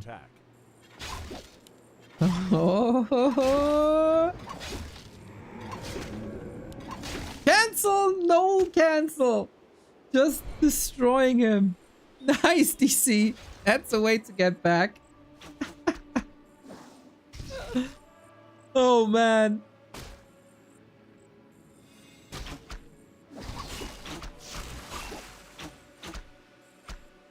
This is a wonky game and I'm all here for it. Looking at the bracket, we got Sonik versus Godfather, Deathnote versus Soima, and Chaemiko versus Ido. I would love to see a glimpse of Chaemiko versus Ido.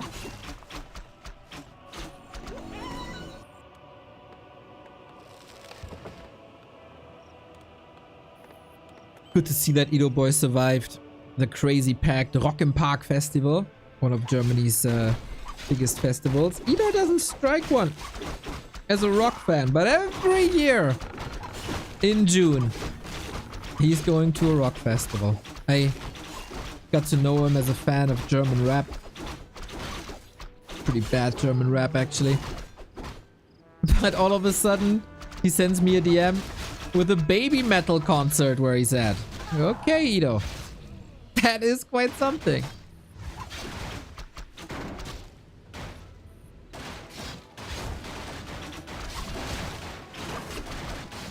That's a lot of ghouls, unfortunately, and he figured out that there is an expansion tech-wise. Still struggling. Ghoul micro is fine. Any repair wisps, maybe?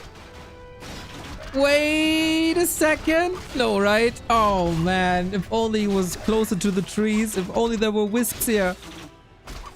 Then there would have been a chance, but woulda, coulda, shoulda.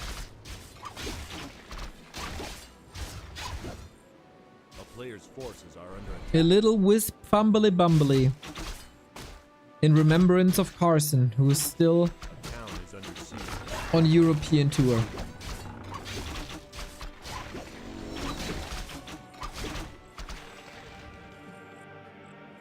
I heard he's gonna meet Qbert. At least that's good for them.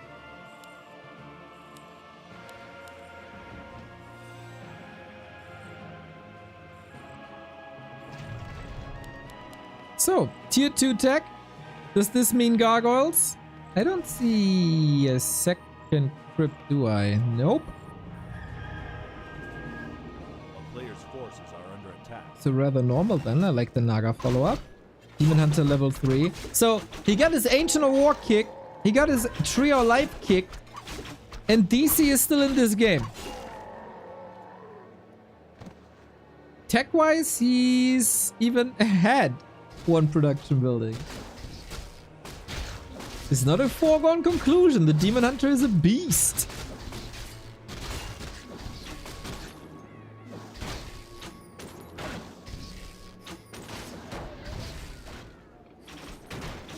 Naga not interested in pursuing the boots? Maybe, the boots. The ghouls? The boots could have maybe been passed for 1 or 2 kills. But that's at least the experience, and the DK is still trailing in experience. So, while Lucy is a bit behind in tech units, DC is behind in expansions, trying to even that out.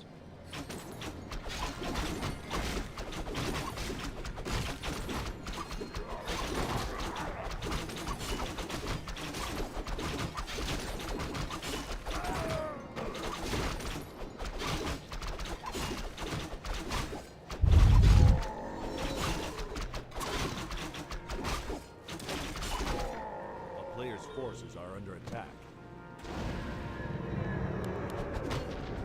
And now the question for DC, how do you crack that? Man, if we get Aurora together, I'd love for DC to be there. He could tear people up.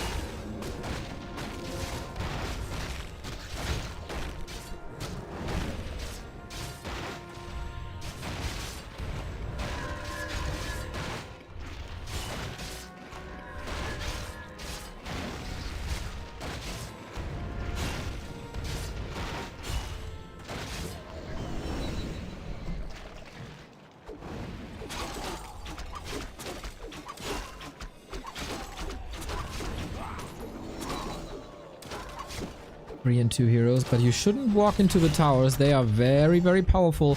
Big heal potion though. Awesome. DC's positioning here. Careful, careful, careful. Needs the potion on the Naga, but there's mana for a coil thanks to the potion on Lucy. And Revenge of the Devil, huh? No laughing matter for Daniel Clarkson.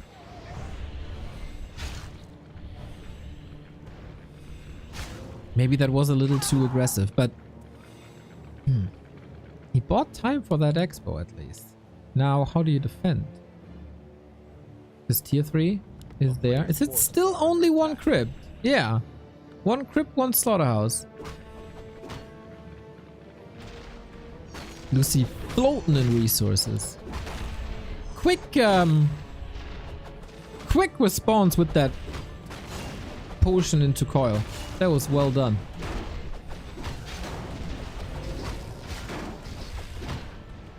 And that's a big upside here of the middle camp occupation.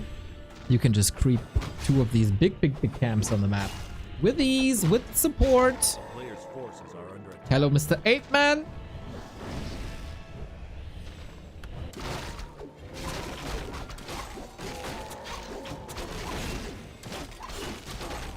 Once again, not streaming, huh? Never streaming. Always lazy, but kick your feet up, enjoy, enjoy.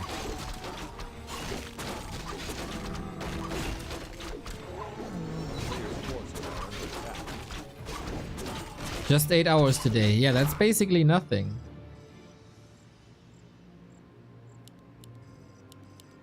What would people think of us when we only stream 8 hours a day?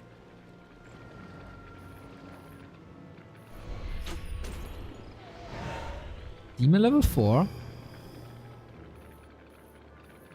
Big tank.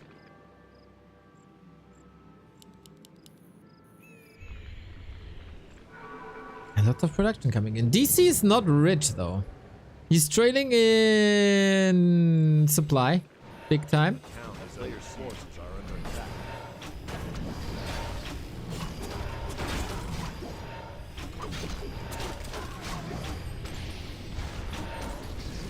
And the concave is quite nice, I gotta say. Destroyer upgrade coming now. Second slaughterhouse as well to double down on the attack if this is not enough.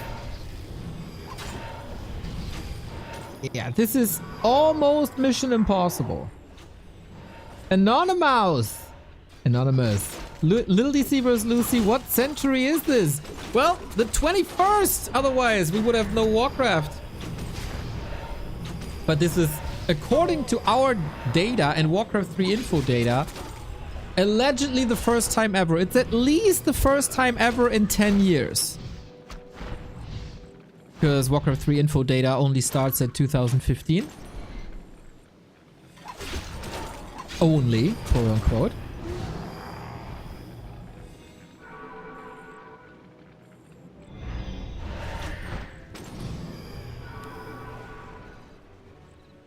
The town is under siege.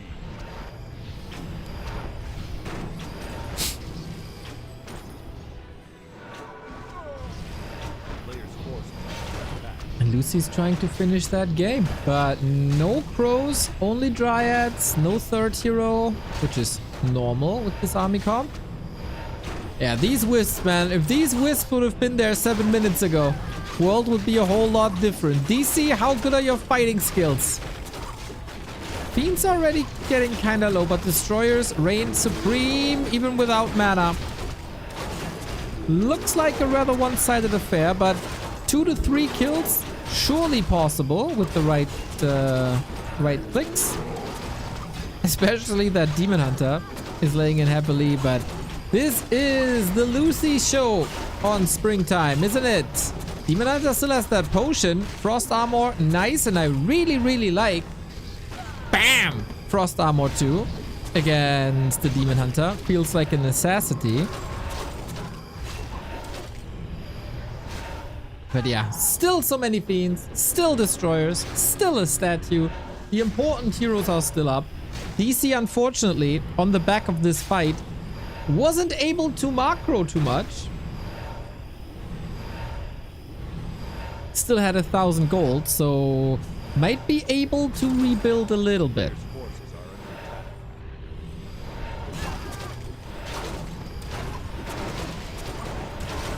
Fiend focus fire is still strong. It's down to the demon. That Demon Hunter is sometimes 30 supply. No more mana. Chase, chase, chase. The boots are still on the demon. Dryads, of course, falling. DC only has eyes. Nice mana burn at 75. Can't go for a coil. Oh, frost armor, but it isn't enough. Double kill for DC. Forces town is under siege. But what's it worth when everything falls? Great song by Haste the Day, by the way.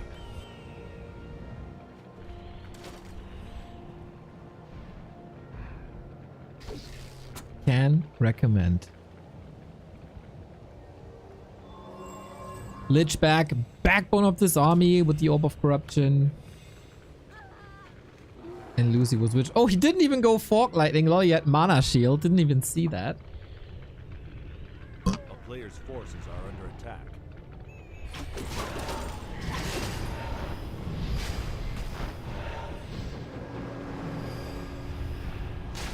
3-2 dispelled. Attack, attack. And that Expo is down. And with that, DC should also be down. But of course, as a Night Elf, you never give up until the Demon Hunter has fallen. But with this little anti-air, maybe the Destroyers can do that alone. Unlike the other fight, no bank on the account of DC. And there's the save. And Abominations and Disease Cloud. Full maxed out 80 food army. What started with the ghoul pull and an expansion kill and over aggressiveness by DC might end with another expansion kill. Mr. Knopf! 400 viewers! My dude! Thank you, thank you, thank you. Go, go, DC. Yeah, we're all... I am cheering hard for DC because Lucy is a dirty ghoul pull player, which we hate. DC's first game was phenomenal defending a tower push. This game was bleak, but this is also Lucy's map choice. So there is hope for game 3.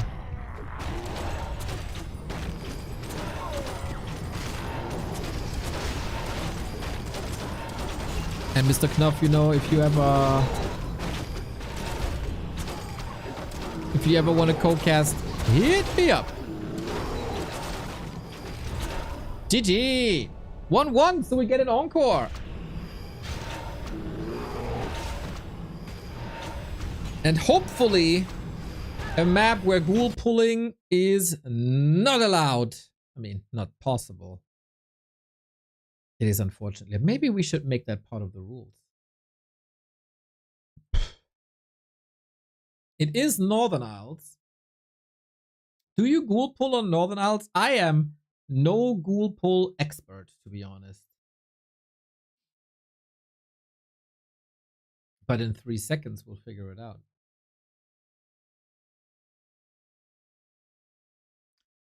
Why aren't undeads ghoul pulling every time on maps where it works? It's so hard to pull off. We call that honor and integrity. Everybody knows undead is the most honorable race in the game.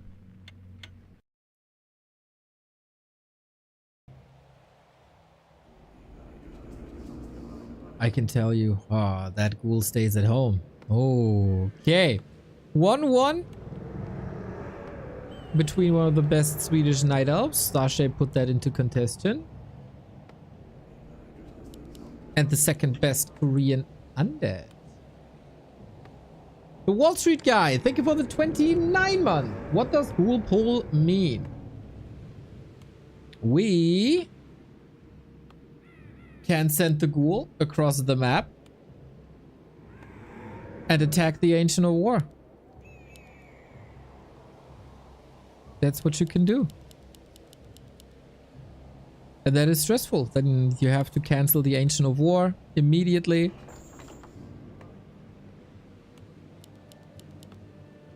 And that throws the Night Elf back. Big time. Comes at a cost, as you need the Necropolis.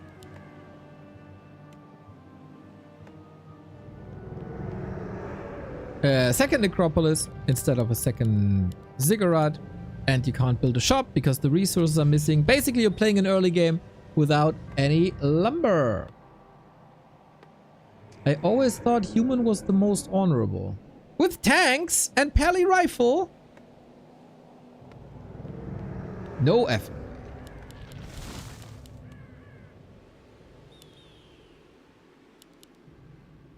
So there's still plenty of ways to play this dirty if you're Lucy.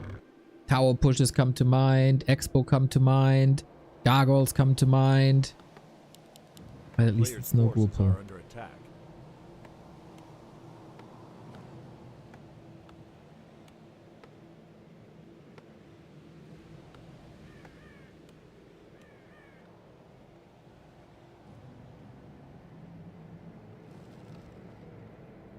So I think ghoul pulling twice, like the answer to ghoul pulling is build the Ancient of War more defensively.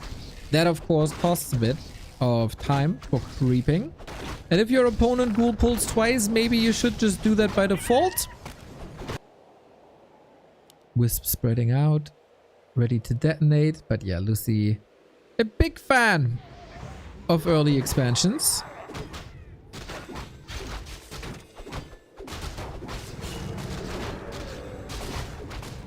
So let's see. Epicenter detonate and immolation for the first time. Lucy's still going for an almost 360 degree round. It was more like 350. And another wisp. He's looking for the skeletons. What? B2W rip. Okay, no TP. Free level 2 with that. Yes, only a level 1 hero, but so much free XP.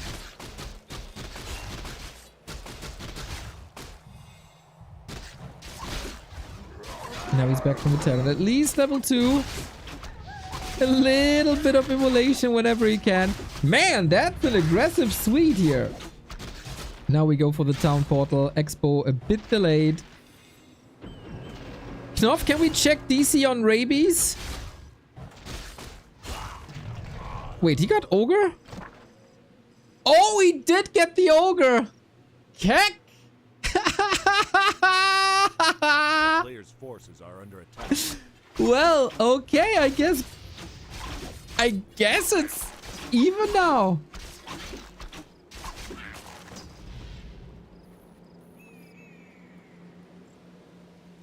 With the little mana he had the immolation. Unreal. Unfortunately, Demon Hunter a bit out of position to keep the expo safe. Instead, reaping. Finds the replenishment potion, which could be awesome if not for the fact that Lucy is right in his base. Under attack.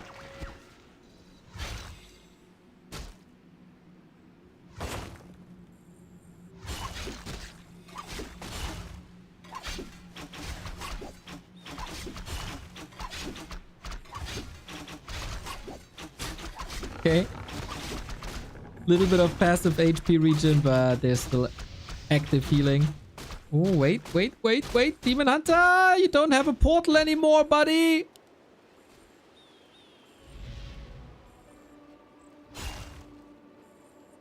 A town is under siege. He's faster. Replenishment potion can help a little bit. What's he going to do now? Staff is not enough. Boots is also not enough. Circlet to get the extra stats. And now the hunted becomes the hunter. This series is awesome. Shout out to all the people in chat who suggested this game.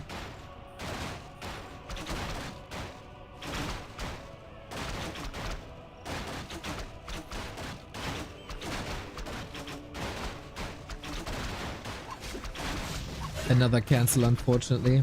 This time he does get some resources back. The Wisp body blocks are awesome. A bit unfortunately that he couldn't afford the boots. Still gets the kill though. Okay, DC fighting.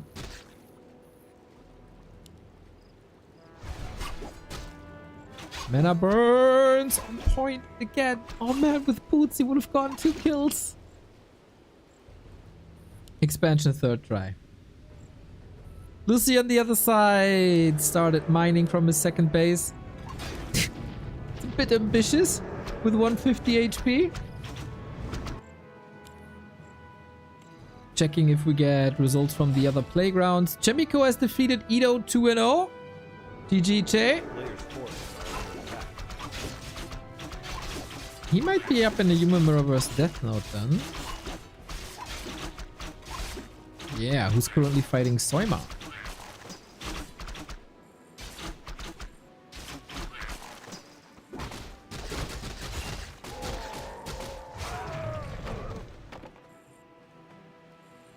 Full healing.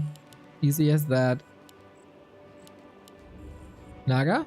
Yep, Naga. That makes up for the lack of boots.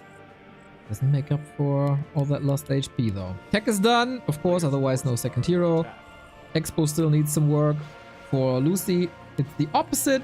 Graveyard! Oh, actually in time. So he got that Expo up.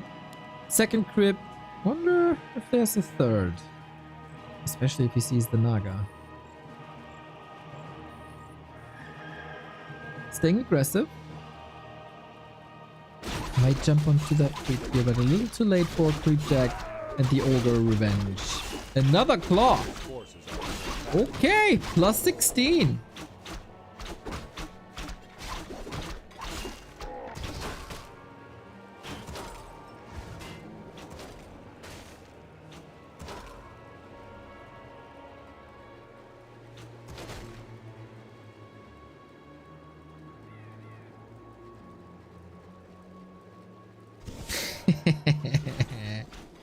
Not only do Night Elves mana burn and entangle illusions, Lucy also getting rid of that illusion via coil. I mean, before there's a burn, right? Why not? It is a third crypt, and with that, it's gargoyles. And with that, DC desperately needs a panda for mass AoE damage.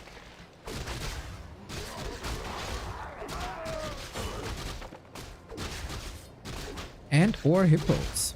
And or a creep jack. Luckily for Lucy, this is an invo potion. Kill number 1, kill number 2, kill number 3. I don't know if DC checked the inventory, but smart move to go for the ghouls, not for the hero. DC absolutely holding his ground here for now. No indicator for Gargs this far. Wonder if he saw that.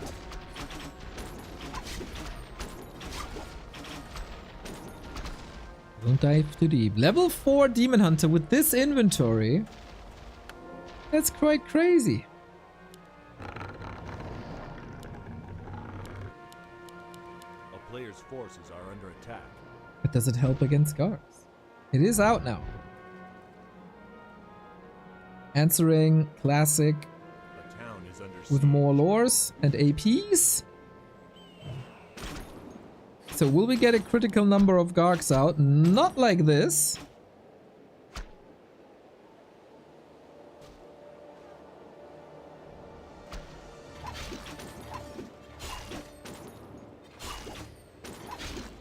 DC's body blocks are really good and also frequent. Lucy has a rally point set. That rally point sends him straight into the Night Elf army. Lol. Oh, but the few Gargs we had canceled the AP already. It shouldn't be enough damage. Oh, it's 5. A player's forces are under attack. That of course makes the running army and standing army weak.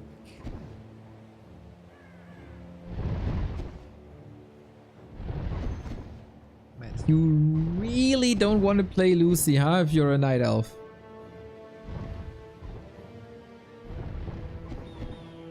But I guess it's just fair since nobody wants to play against Night Elf of all the other races.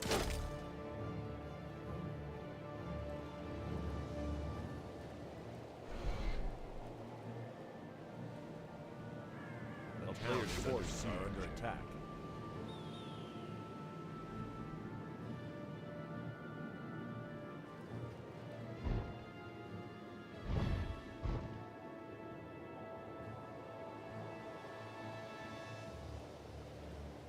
Lumber issues are real. DC needs a shredder ASAP. Unfortunately, for shredder... Oh, the coil is too late! LOL! And that lich is down. For a shredder, you need lumber. Bit counterintuitive.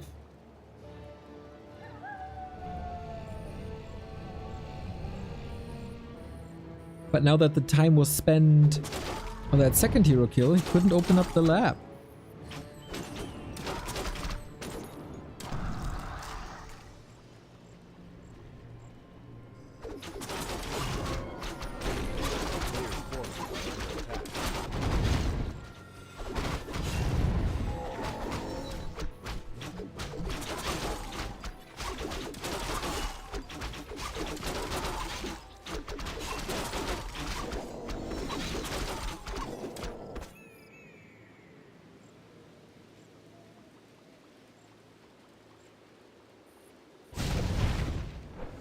At least we got 1 AP now. But that's not enough. Book of the Dead also. Ay, ay, ay. No telestaff, no TP. But Naga movement without boots. Still too slow. Nobody's around! Oh my! There is no way out! Oh, how unfortunate! Running into the Book of the Dead surround. Well done. Quick reaction by Lucy. And now he's miles ahead. If he wasn't already. 1800 gold. A player's forces are under attack. That was too risky. Didn't check the inventory, I guess.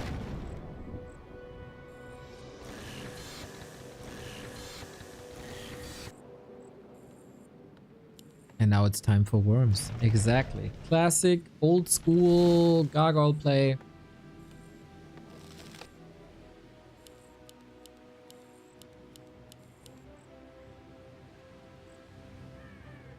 And the shredder save him. A player's forces are under attack. Tier 3 now. He needs orbs yesterday. 1 minute free creeping for Lucy. Lich needs level 3. Didn't go for frost armor this time, as it's also mainly an air army. That makes sense.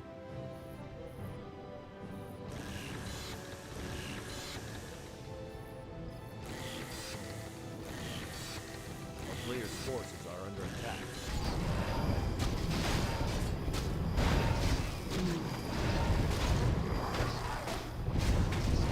And Lucy expanding again, doubling down on air. 2-1 upgrades already. He's poised to make it to the semis.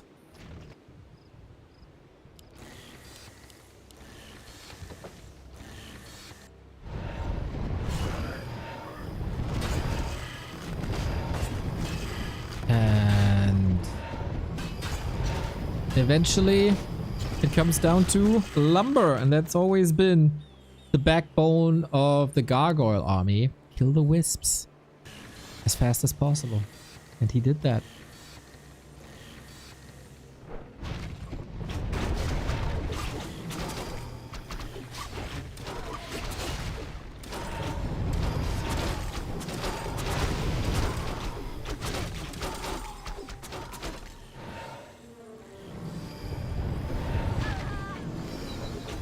Five and 3. This seems to be a foregone conclusion just when the Demon Hunter is back and just when you fix your lumber. Lucy comes back with a strong 80 food army. DC has some catching up to do. Can someone tell me the current strongest orc player? That would be Lin. For round about 16 years. 17 years. Except the 2 years when he was at the army.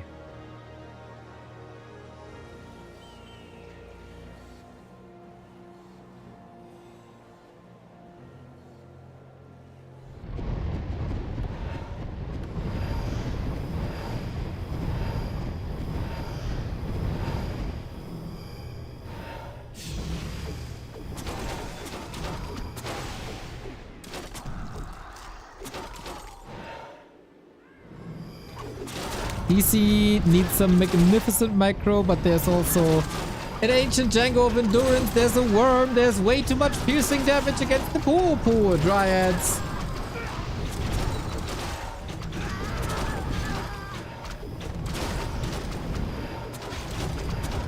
And that's another one-sided affair.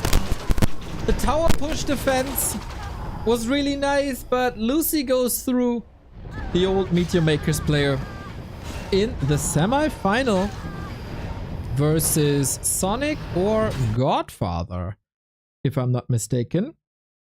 Oh, Sonik is already there. So that's the bracket as it stands. Sonik defeats Godfather. Lucy defeats a LiiLDC. That's a bit odd. Why does it not? Aha. There we go. So, yep. Sonik versus Lucy next. Deathnote Soima versus Chaemiko. And I think we switched to the lower bracket. Do we? Because another Night Elf Undead. Even though it's two wild characters. Let's see, how long are Deathnote and Soima playing already? They just started game 2.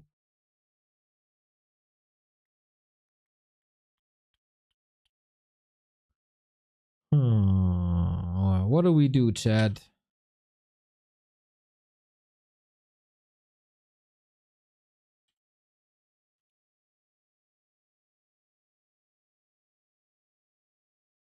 Deathnote with the win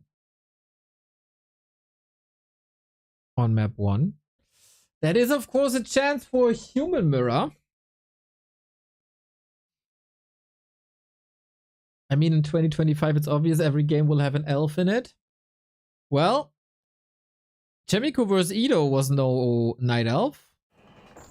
Deathnote versus Chaemiko should be no night elf.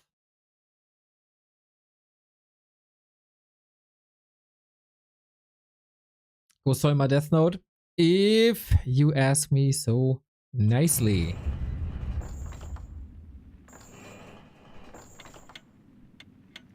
Soima Deathnote.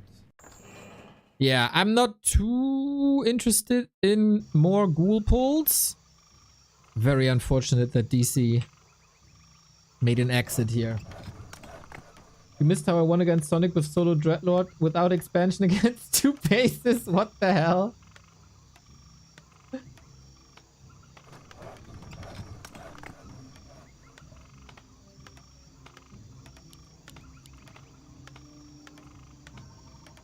What's all the ghoul pull hate? I always hated it since I saw it the first time. There's nothing new. Always been that way.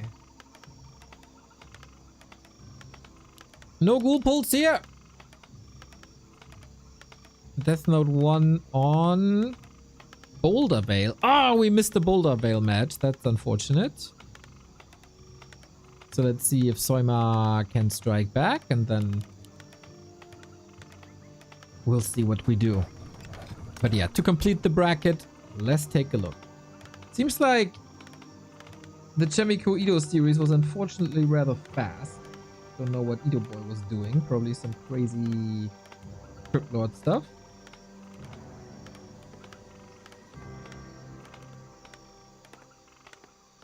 As so often.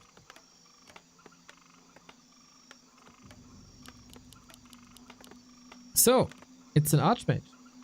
It's a Demon Hunter. It's what is to be expected. But then the question, how many farms? You always gotta count the farms. So far it's only 3. All the chances in the world for 4th. On the other side. Creep.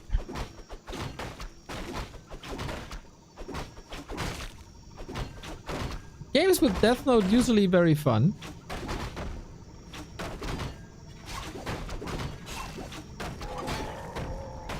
Did I write down his MMR? I don't think so.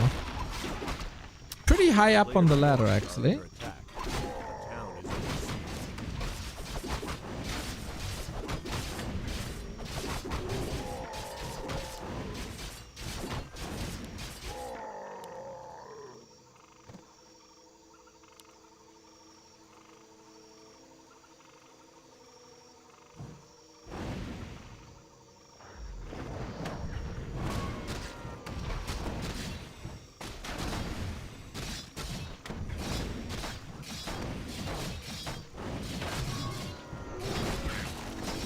Nice detonate. Can't prevent level 2 with that, but the Demon Hunter is level 2 as well. That's actually a really, really nice move. All the damage is always ending up on the Water Elemental, so the workers stay healthy. But then you just detonate the Water Elemental because you have infinite lumber.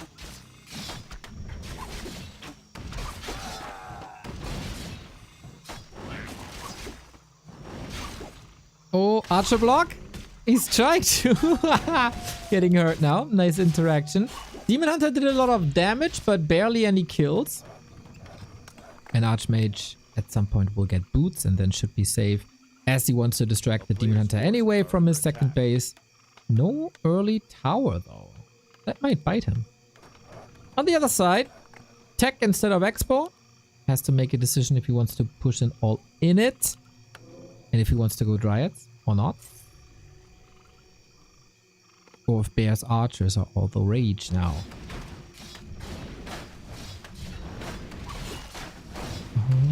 Oh, stepping in. Immolation. Oh, no, couldn't get the turtle, so he actually assists Deathnote in creeping. Speeding things up a little bit, and only now a tower. Maybe wrong decision to go for that creep spot in hindsight. Of course, in hindsight, it's easy to say. But there were herd peasants. I think that would have been the better choice. A player's forces are under Eventually gets a kill. Just to deny, though. Levels for the Demon Hunter are worrying.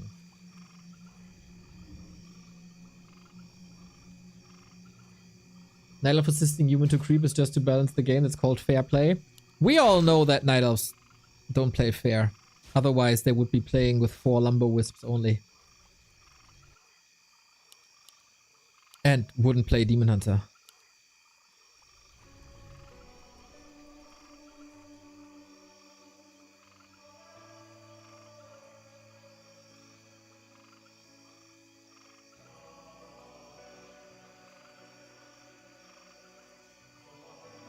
Let's go Naga. Let's go harass.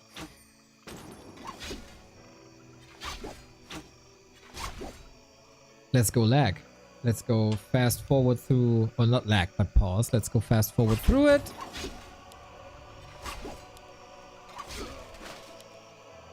And immolation up, but now we got that arcane tower. And that burns the mana and then no immolation. player's forces are under attack.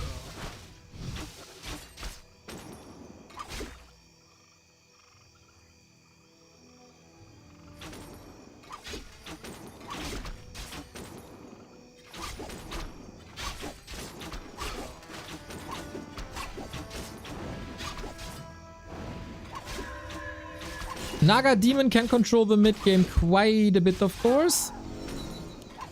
But I still worry about that second base.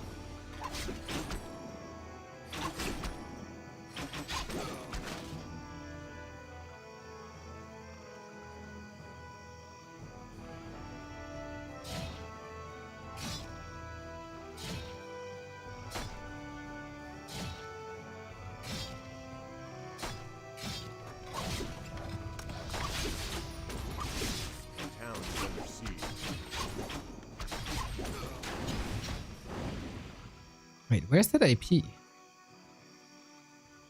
A player's forces are under attack.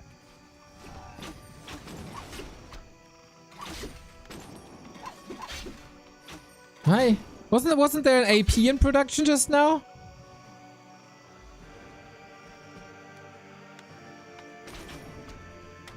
Maybe I am blind or... Witty! Thank you very much for the raid, mate, and thank you for the games yesterday. Witty whooped my ass 4-1 in Immortal Gates of Fire, but I will get my revenge. Oh, I'll get my revenge. We are casting the Back to Warcraft Weekly Cup. This is... should be AP push. Yeah, but where is it? Maybe it was cancelled. It was in front of the human base, but cancelled. Oh, okay. I thought I'm losing my mind. Not far off. Deathnote? Mass Footman? Shouldn't that be Dryads already? Rifles already. Everybody loves a good revenge. Yeah.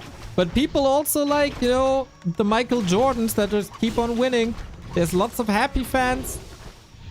Lots of Bayern Munich fans. Probably some Manchester City fans. So you're not unloved.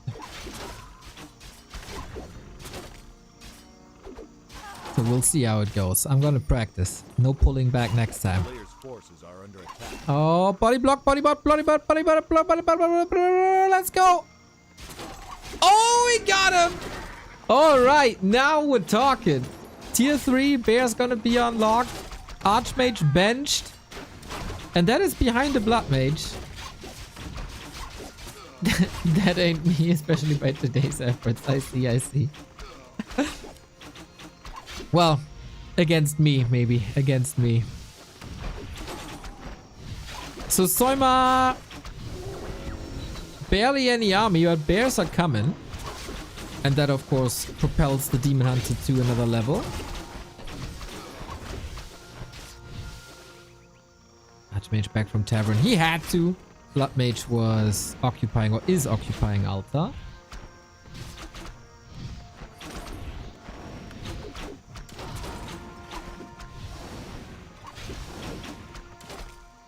Wait, can you do it again? No. Blood Mage Siphon doesn't offer anything. The potion does. No TP. Thankfully, the right-click attacks of a Blood Mage don't do anything. Player's forces are under attack. The only source of Reju. Awesome. The only source of damage a Blood Mage has is Flame Strike, but that hurts big. And so Demon Hunter is back to almost full HP. Yo, Rugby, what's up?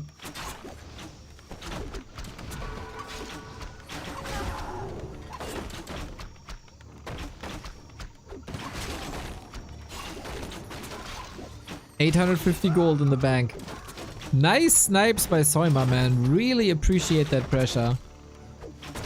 Player's forces are under Ever since January, keep on mentioning it. Pressure is what you want that need to do.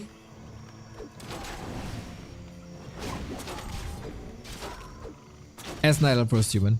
3 expansions. Not allowed. Yeah, rifles would have done better, and now we get rifles. So from 4 production buildings, there might be a chance for Deathnote to bring this back, actually. Unfortunately, unlike in other matchups, Naga scales fantastically into a rifle caster army, due to Fork Lightning especially.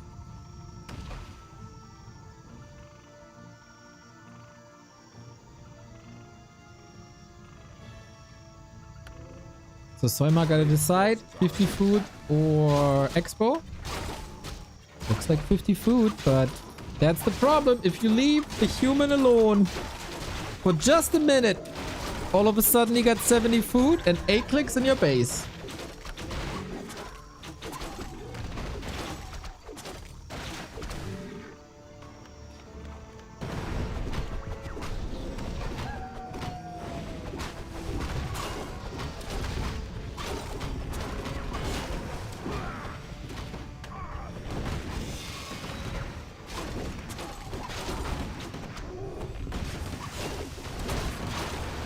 Invo Potion on the Demon Hunter saves him now. He needs to do extraordinary damage. No Tally Staff to get back in that fight. Level 4 for level 2 evasion. Really nice. Militia called in time.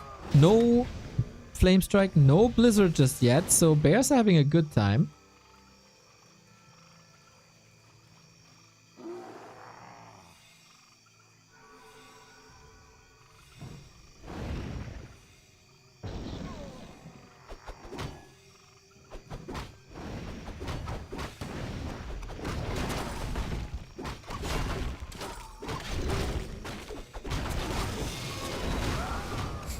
The Rock Golem fighting now. We're still missing some upgrades. We still miss Dispel or some form of Dispel. For that we get Breakers now. Especially to steal the Rejuve away. That's basically the only reason he needs Dispel for, right? That goddamn Rejuve.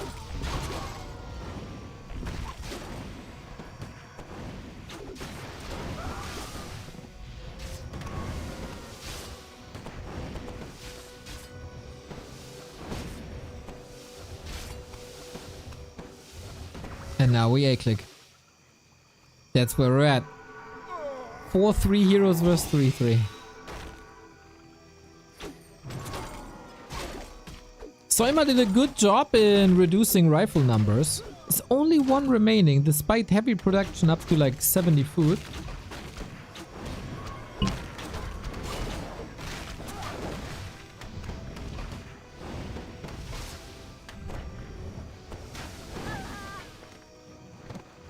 3 XP here, unfortunately. And against slow, they can't really run away. Well, well. What to do now, Soima? Feels like you had him exactly where you want you to have him. But then there was production. Lots and lots and lots of production, and that expansion hasn't seen damage in ages.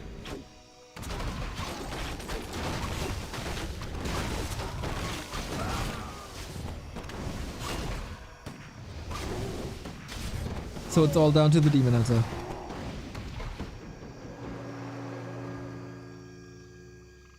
That's the only chance. And strong Fork Lightnings, I guess, but very little mana, unfortunately.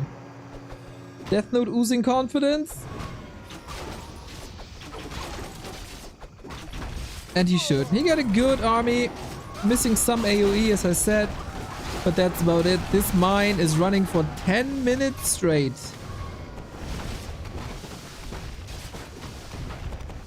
And you can't buy enough stabs to save all these bears. No, no, no.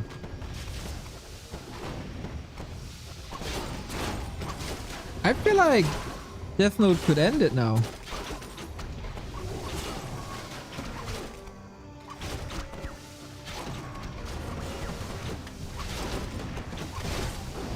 Oh, and maybe he is. That town portal is buying Deathnote even more time for an 80 food army, for eventually 2 heal scrolls.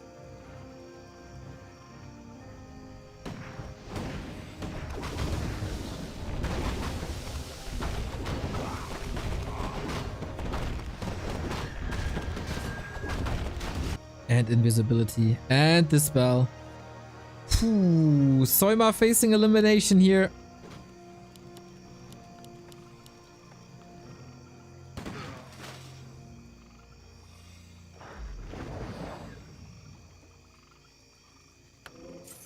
Good survival by Deathnote here. He was under lots of pressure. Yeah, almost a key moment in the early game. That little turtle spot was very much in favor of Deathnote.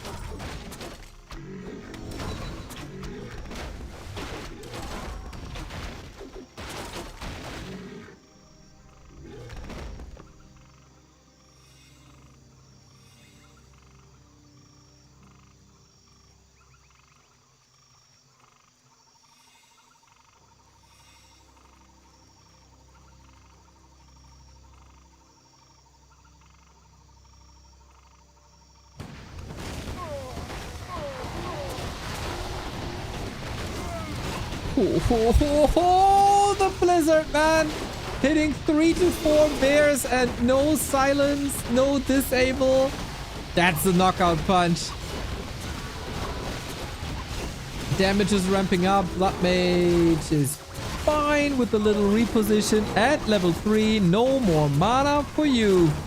Yeah. Terrible situation for Soima now at the 17-minute mark. 4-1 base, 2 base. He's survived quite a long time. Demon Hunter level 5, of course. You tend to hope a little bit, but no Moonwell juice. No nighttime inside. And a level 4 Archmage now. It's beautiful. Yeah, there's too little and too late. Deathnote goes on into the semi-final against Chaemiko. And this might actually be a human mirror that we want to watch. You tell me. We could also watch the finish of Lucy and Sonik. And then watch the finish to the second semi-final, to the human mirror. Up to you guys, following your orders.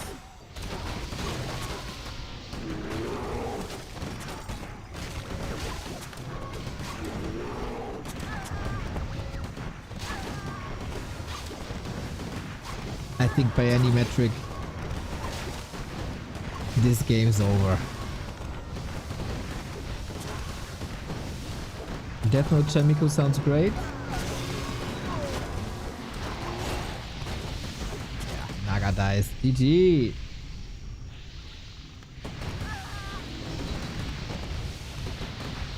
Alrighty. That was a good fight for survival here, with Soima giving him the time as well. I think you cannot allow, in any matchup really, you cannot allow a human expo to be up for that long. Otherwise they overwhelm you. At least, you know, if you don't have an expansion yourself. Checking if maybe the games were so fast that we don't even have to decide.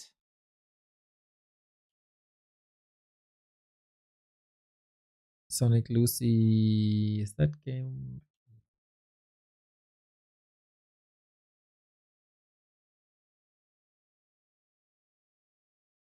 Oh, they play game 1? Yeah.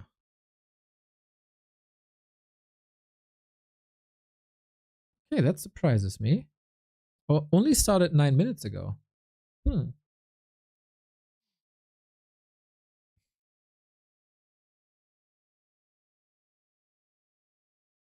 All right. Semifinals here. Sonic vs. Lucy and Deathnote versus Chaemiko.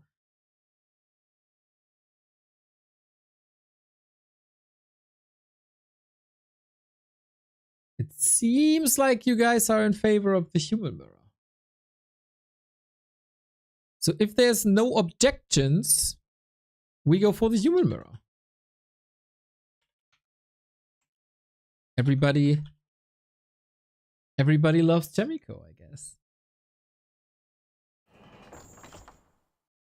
Okay. Waiting a couple of seconds.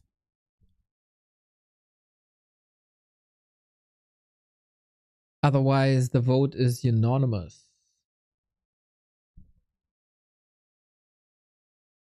That is MMR-wise for sure the higher game. And I guess we're ready to go.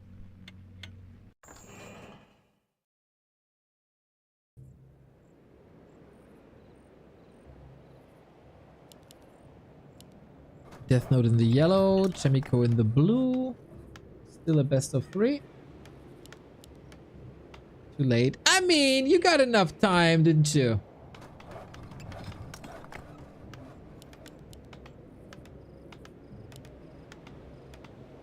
Does Moon still play? Absolutely he does. Gonna be back in B Cup starting in 3 days.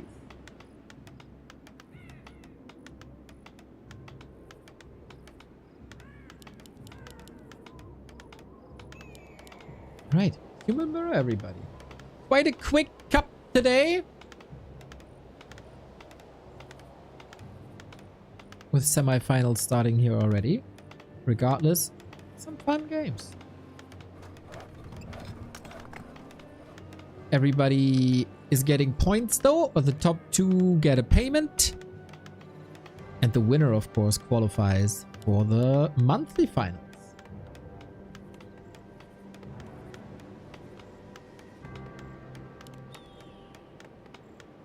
You can curse it now, 45 minutes per map. Nah, I don't think so. Is any of these guys a tier 3 human mirror player? Not sure. Chaemiko for sure should have the better micro, but also Deathnote. Nice attention to detail, especially in this matchup.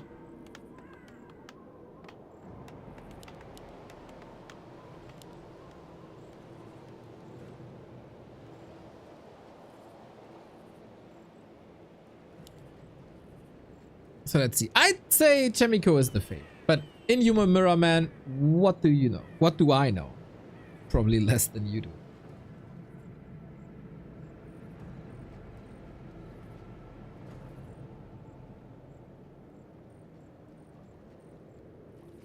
A player's forces are under attack.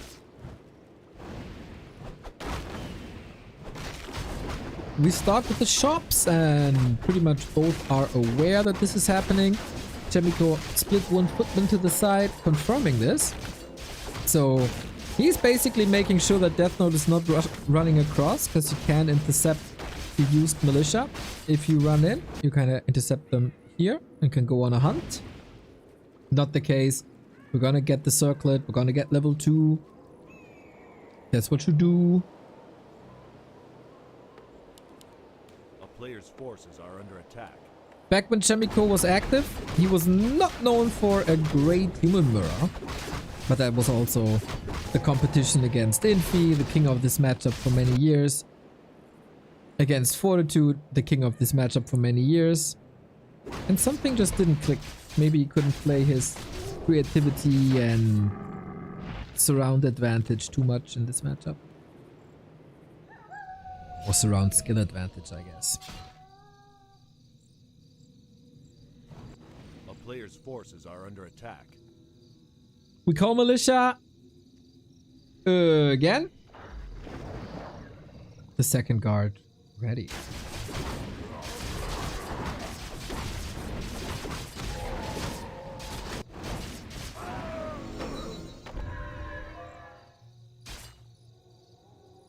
Last cup, Sonic defeated Jay and saved Deathnote from him. We'll see how it goes today then. Ain't no saving him here anymore.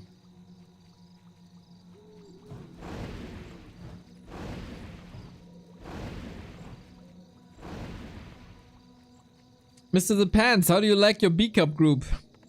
Any chances to cause an upset?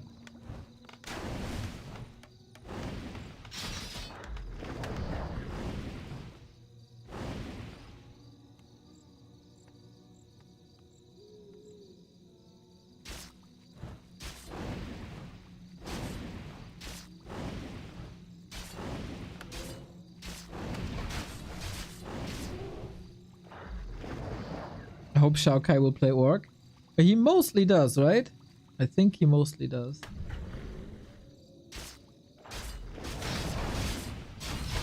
But yeah, hard to predict. Lots of water elementals everywhere. No expansion, was just a level 3 creep spot.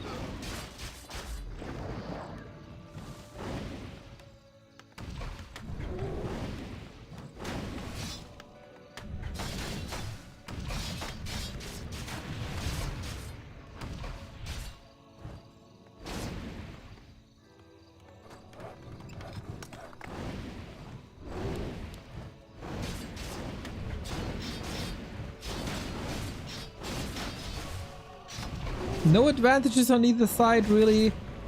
Even the items are mostly the same.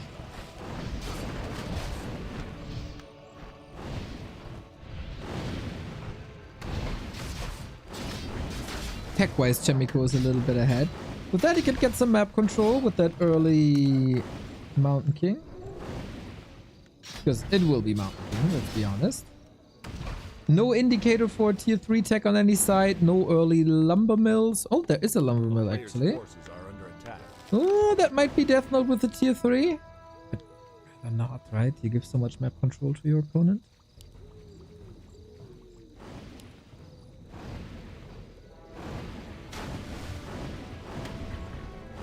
Deathnote holding his ground here though. Loses a bit of XP, HP. And I think against Chaemiko you cannot afford that tier 3 early. Breaker Wars it is, everybody!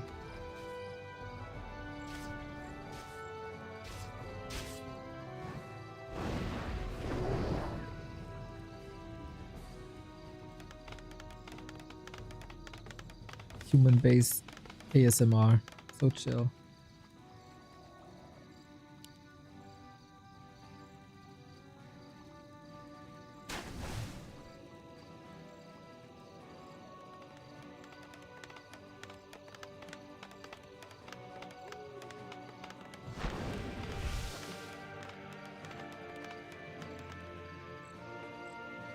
Players' forces are under attack. So how do you play into the map now is the question. How greedy are you playing? Are you willing to contest the middle? Are you going to the outskirts? And yeah, one decides he's brave and exposes his back to the enemy army. The other goes for an expansion, as tier 2 expansions in Human Mirror are not really rare, are they? But Chaemiko not interested in that at all. So kind of comes down to items and level progress. Who's this better for? Under attack.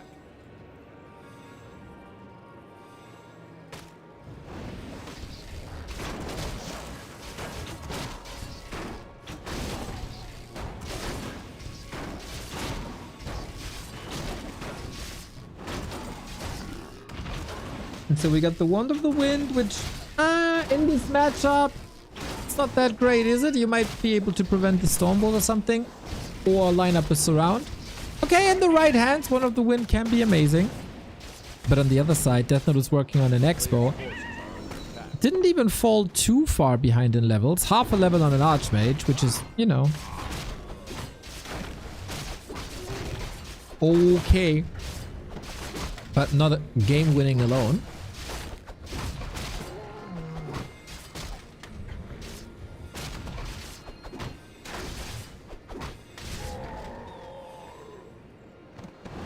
And Chaemiko, having successfully conquered the middle, goes for the similar play. Should also be an Expo.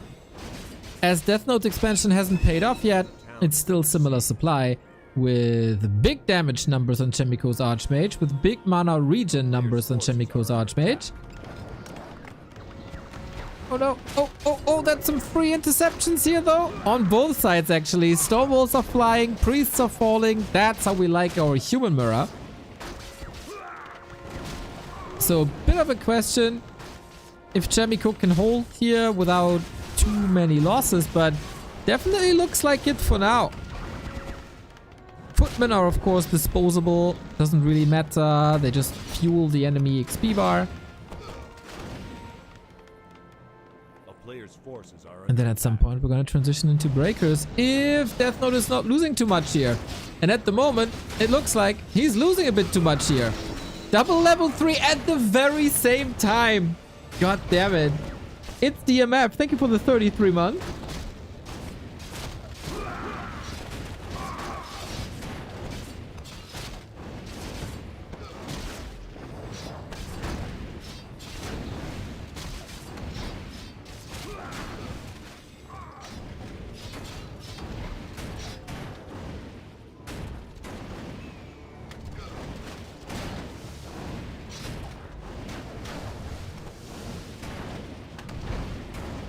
And Expo is running on both sides. I think this was way too many losses for Deathnote. A player's forces are under attack. With Expo, this puts Deathnote ahead. Well, unfortunately, Chaemiko is an Expo as well. Feels like contesting the middle early was the right call for this very map. Get a blacksmith now in a very interesting spot. Sonik architecture.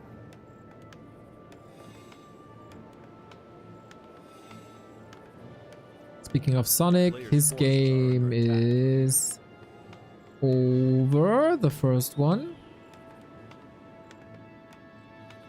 And Sonic actually won. So Lucy fighting for survival.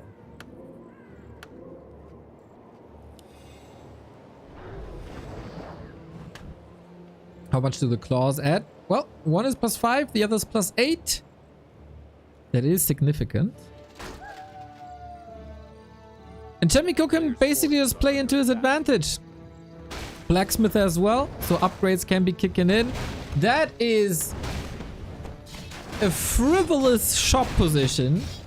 And since in this matchup, the shop is such an integral part of your tech tree, it should never be allowed, really. No more breakers now. So if you lose one in 10 minutes of fighting, one spellbreaker might die eventually. Oh, 4-point surround. That is something that Chaemiko was always known for, forcing an in-roll. But Deathnote answers that same way. What was I about to say? Yeah, if a breaker is falling in 10 minutes, he can't be replaced. Mountain King still stuck, has nothing to save himself except the cloak. Oh, that cloak is Chaemiko's. There we go. And yeah, Chaemiko just hides after murder, getting away with it. You see some Dispel. player's forces are under But Mountain King is probably the second most important part of your army. Well, as a second hero oftentimes is, eh? Forget about it. But that was a huge chunk of XP. Otherwise, Deathnote held his ground quite nicely, given the fact that Chaemiko had a level 3 aura running for him the entire time. And no reveal against the Cloak of Shadows.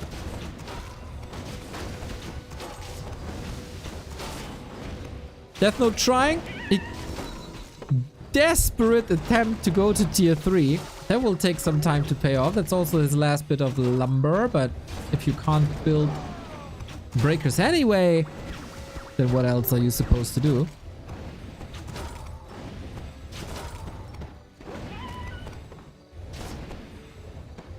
Ah, pillow fighting. Pillow fighting breaker wars. Should we call it wars? Isn't that like an insult to a war? Given how little impact the breaker shots have. It's a pillow fight. That's what it is.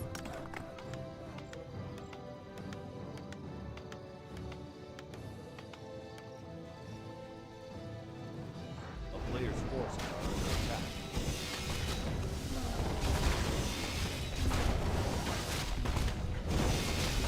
Godfather was suggesting a 45-minute game.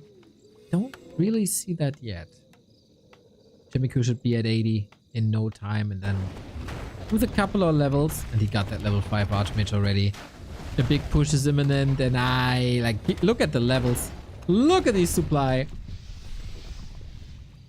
A player's forces are under attack.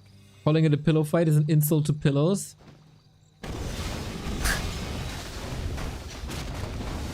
I don't know, it feels like it's fitting. Hello, Vesti! A town is under siege. Hope you saw my compliment towards your amazing living room wall color yesterday when I was casting with Mr. 8-Man.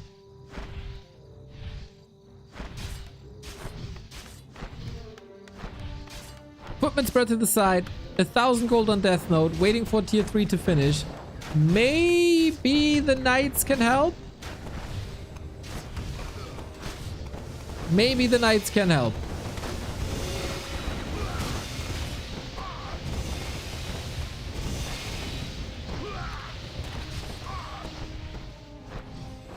They will backstep a little bit if he's... Yeah, I didn't forget about it. That's the win condition to get a lot of knights out now. But Chaemiko with the surround. Let's go. Is that enough? Is that enough? Oh, there's so much mana burned as well. Forced him into an invuln. Mountain King sharking around, waiting, and that's number 2. And Mountain King dies for the second time. That's a little bit too much for Deathnote. No surprise, really. Well done. Rock solid Chaemiko. Rock solid.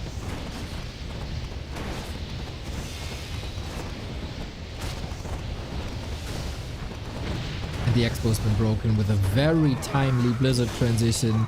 Just when the Knights come in. And he got the heal scroll as well. And the Mountain King is level 5. How many more win conditions do you want your opponent to have? 3 breakers about to fall, so a bit unfortunate that there is a cooldown on the heal scroll now, the second one. And this is a very one-sided affair now with 5-5 heroes versus 5-3 in a mirror match. There's no coming back for Deathnote anymore. Was it really the creep route / expansion timing? But it also feels like after the early game, Deathnote almost a bit intimidated by Chaemiko. Hey, if you get the 2 middle camps for free, that's how the late game looks like, and another perfect 4 points around. There's a little bit of gold, yes, but no staff just yet. Knight is doing what he can.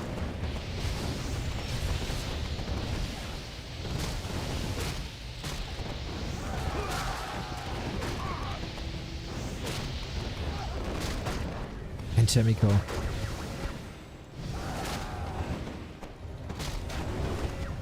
with a victory lap here. Couple of losses here and there. But every bash is a kill, and we're getting close to level 6. And if the Mountain King doesn't come back, when there's no Stormbolt and there's absolutely no chance,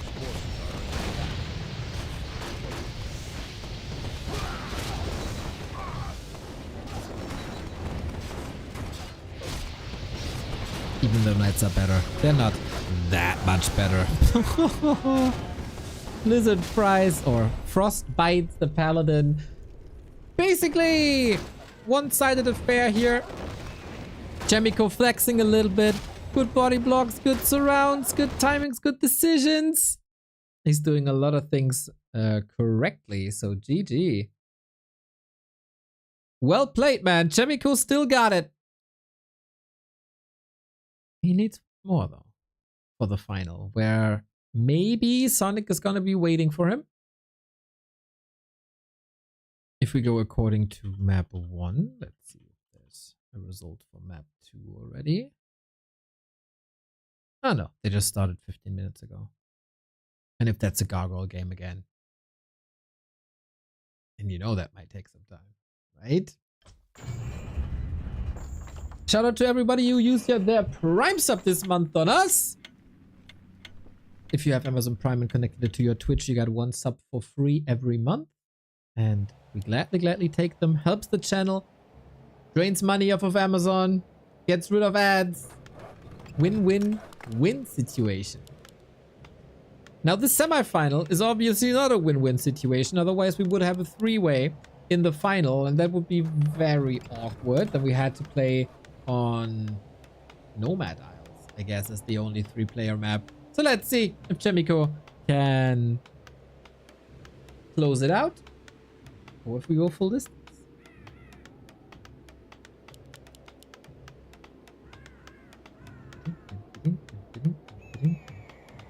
So calming.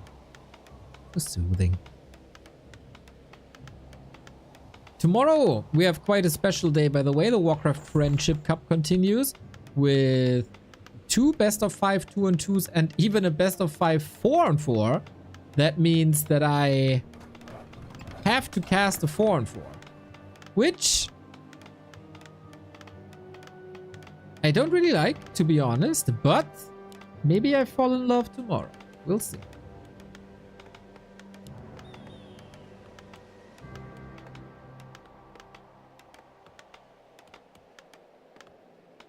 So, unfortunately for Deathnote, there's not much wiggle room for cheesy strats in Human Mirror. You could lob water elementals over the farm wall. You could fast expand. You could panda push.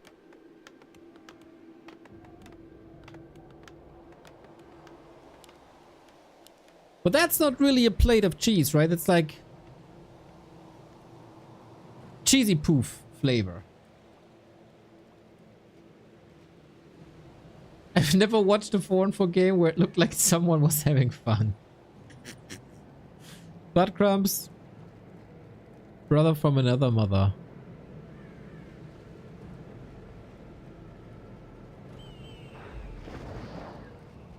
A player's forces are under attack.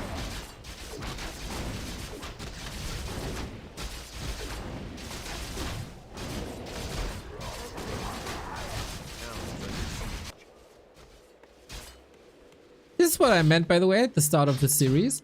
This attention to detail. Just a little poke. Just one militia call. Gets rid of lumber. Might give him attack advantage. Might give him a timing advantage. A player's forces are under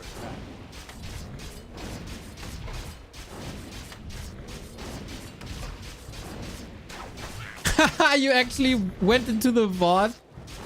Oh, bestie. Yeah, it is a very nice gray tune you have in your living room. It is.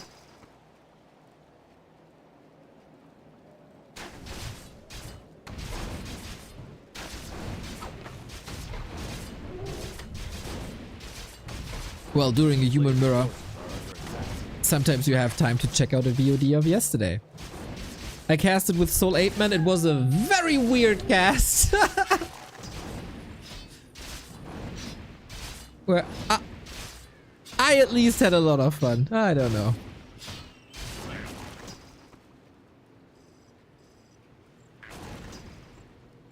It was kind of a weird moment. We were laughing our asses off about some weird games and some weird talking points, and chat was quiet. A player's forces are And then under attack. we both forgot to set the score for like 5 seconds, and that was the only chat line there was. Scores wrong, scores still not changed. Yes, okay, Walker 3. Serious business. Town is under siege. Yeah, Mr. 8-Man had 20 Makruras in his face. I had 2 Makruras under my head. It was weird.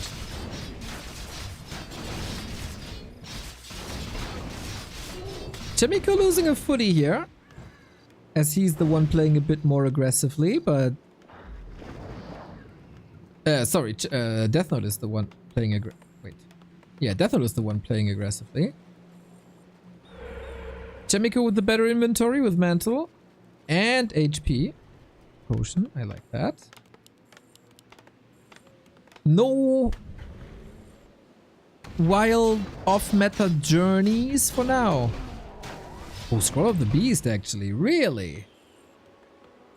I guess he invested into double water elemental, huh? And then it makes sense. But against what? Feels a bit premature.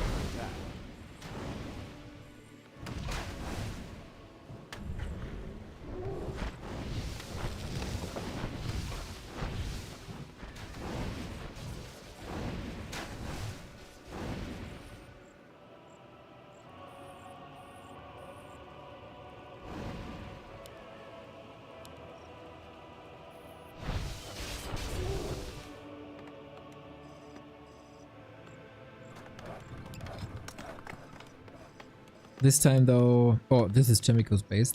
The Arcane Vault position, I like it a lot better compared to it being exposed. That means Chaemiko doesn't have space, right, for the second Sanctum. He's also struggling with lumber a little bit.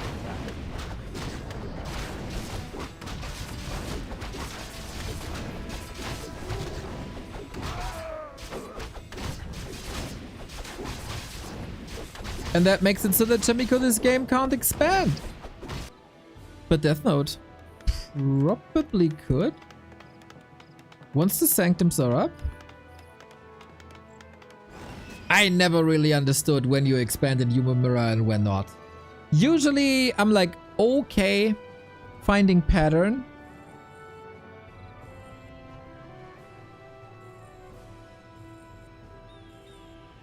But this matchup is a mystery to me.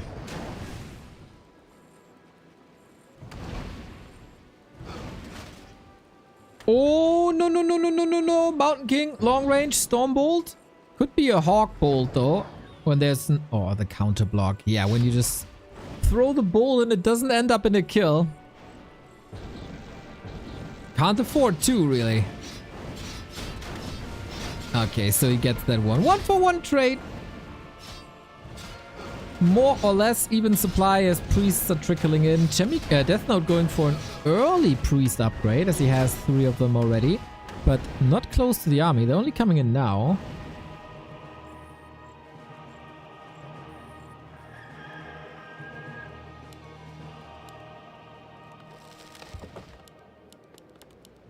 No wonder 20 years of Warcraft 1500 MMR. Not wrong.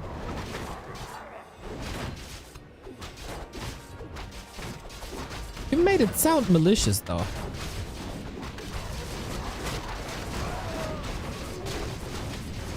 Yet you're here. Nice priest snipe.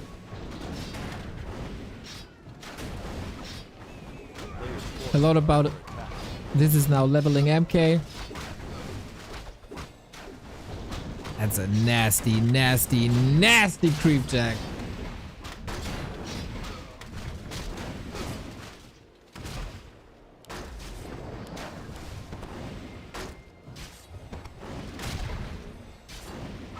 Chaemiko is not expanding at all. He's still trying to catch up due to some lumber issues earlier. Only now the upgrade. And Deathnote can possibly get rid of the water elementals if he had a little bit more mana. Level 4 Archmage. Chaemiko again with absurd items. More damage on Archmage is always an advantage. And the creeps, man. The creeps are destroying Deathnote here. Oh, ow, ow, ow, ow, ow, that hurts.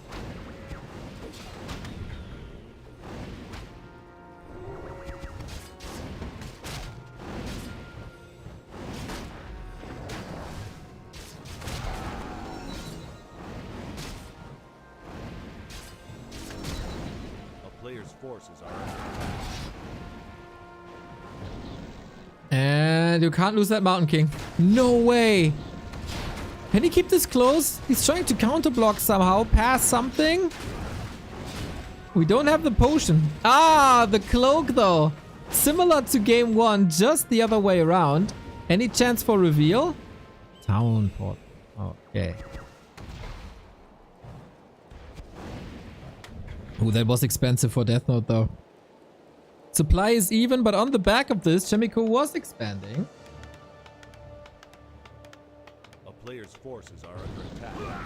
It feels like he's running the Che show now.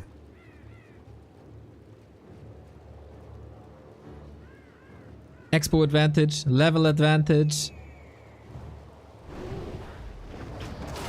Is there an army advantage? Well, a little bit of a priest advantage there is.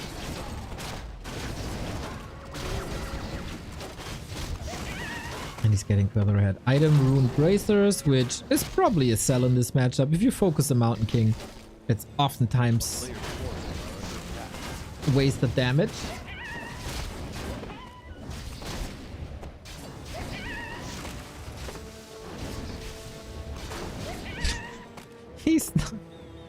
He's not allowing anything here. Poor Deathnote. Okay. That's the push. That's a big push. But I don't know how successful it's going to be. Chaemiko invested a lot. He's still ahead in supply. There is an Invo potion and a heal potion, so the heroes are safe.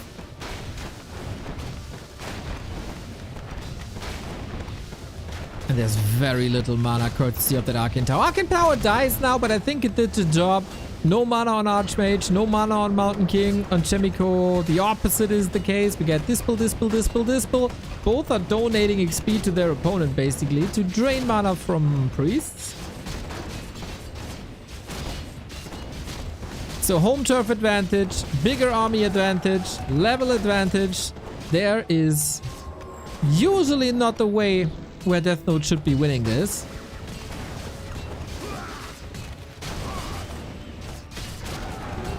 Chaemiko too strong.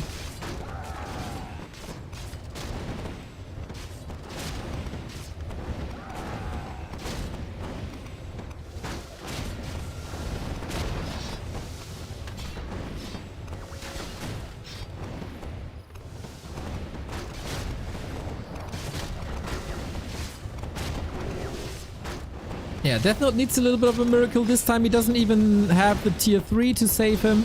Here's the hero focus, and this is an exception to the rule. Oh, the blue birdies are not enough to kill him. Whoops.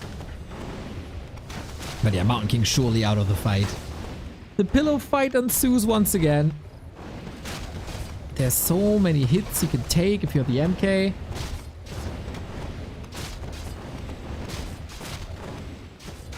Priests are doing a fine job, we gotta say. They do their best. It's not the priest's fault. That horse, though, didn't have the latest Google Maps update. Or Yandex apps, I guess. Maps. Anyway, Chaemiko goes 2-0 into the final without dropping a map. Well done, well done, well done. He's up against Sonik or Lucy now. It was... Oh, Sonik went through. Okay, the result is different.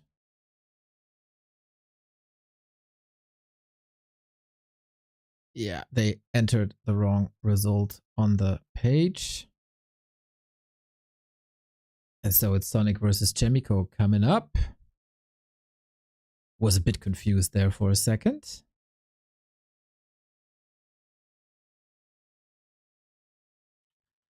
Sonic 2-0 against Lucy. Did not expect that, to be honest. Grand final. There we go.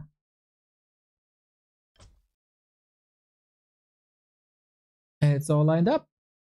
That's a very, very promising match, I gotta say. $50 for the $50 on the line and qualification for the monthly finals. Can change the title there as well. Yeah, looking at the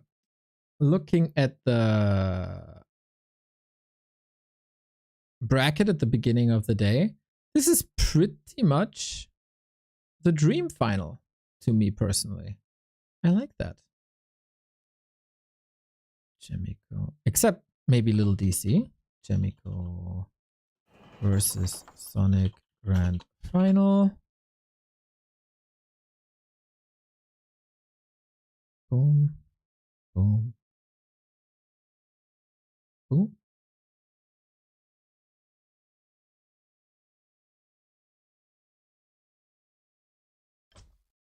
Okay, Sonic was asking for a little bit of a break. That was 5 minutes ago.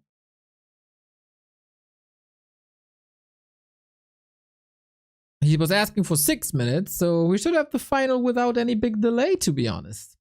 Just boom, boom, boom, boom, boom, one game after the next. As it should be. Well done. Shout out to the players. Not causing any trouble. Not having any issues.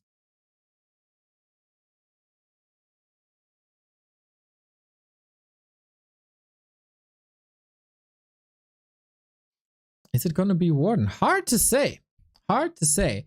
Our map pool today.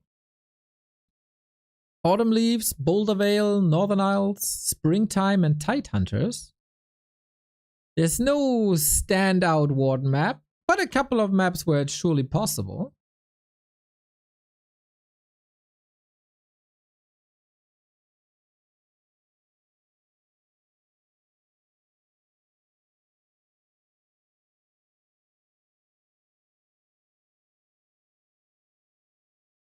Did you win against Witty? I won a map. I won a map. I tried. I ended at 1-1. Well, then you saw the most important part. I kind of fell apart a little bit after game 3. Witty cracked me good there. The one game is all I wanted.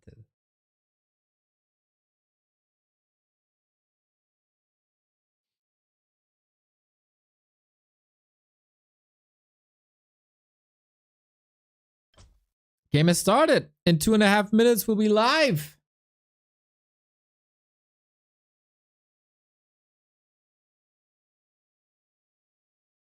Woody was new. That's awesome. Will it be on YouTube? Not sure. Maybe on the second channel. We do have a second channel, by the way, as we can see here. It's called Back to Warcraft More on YouTube. And we upload a bunch of stuff that doesn't fit on the main channel.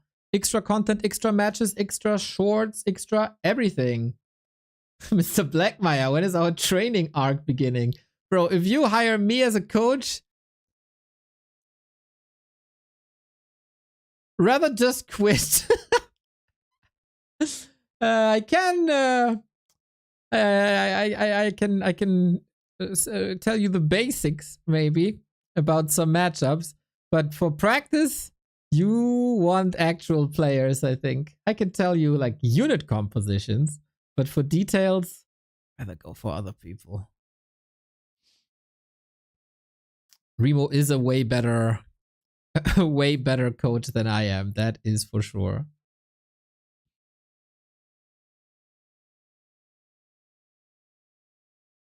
Or Carson. Both of them.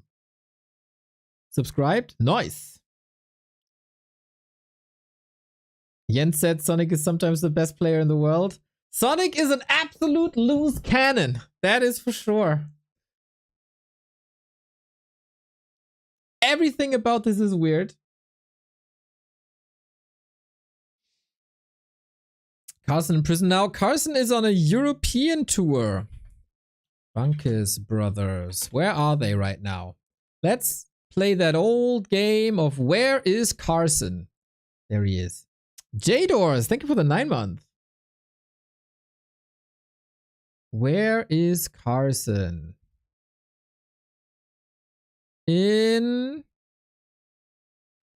On the way to the Netherlands, maybe. Where was he? Wait. Oh, it's sorted that way. So he was in Berlin on June 7. That's 8 days ago. And then the next show is only in 3 days. It takes them 11 days from Berlin to Rotterdam. That's ridiculous. Oh, they play Isle of Wight Festival. Not bad. Not bad. And then Carson will be back after the Philips Backyard Music Festival in July. Up until then, you gotta live with me for the Weekly Cup. They're playing Rotterdam. Yes. Go get there. Go watch him. I thought you were in Amsterdam. Aren't you in Amsterdam? Would you travel across the entire Netherlands to watch the Banks brothers? That's dedication. It's like 40 minutes. Yeah, as I said, would you travel across the entire Netherlands to watch Carson? Anyway, to quote Carson, here is the tale of the tape for the grand final of the Back to Warcraft Weekly Cup number 153. It is a very, very cool final. Best of 5 once again. The winner qualifies for the monthly final at the end of this month. It is Sonik. It is Chaemiko. Sonik, as I said, absolute wild cannon, wild player. Doesn't really have any pattern to him, except that he doesn't have any pattern. That's the pattern. And on the other side, Chaemiko, pro player turned bartender turned retired semi-pro, still owning Noobs and Cups player. He has a lot of finesse to his play. The body blocks, the surrounds, the timings, got it all. So we'll see what it is. Someone in chat wanted a warden. Here is the warden. This altar position is already I think I've never seen an altar positioned like this. That's such a tiny thing that you only see in Sonic games. Usually it's like here, right, or here. Yep, right next to the tree.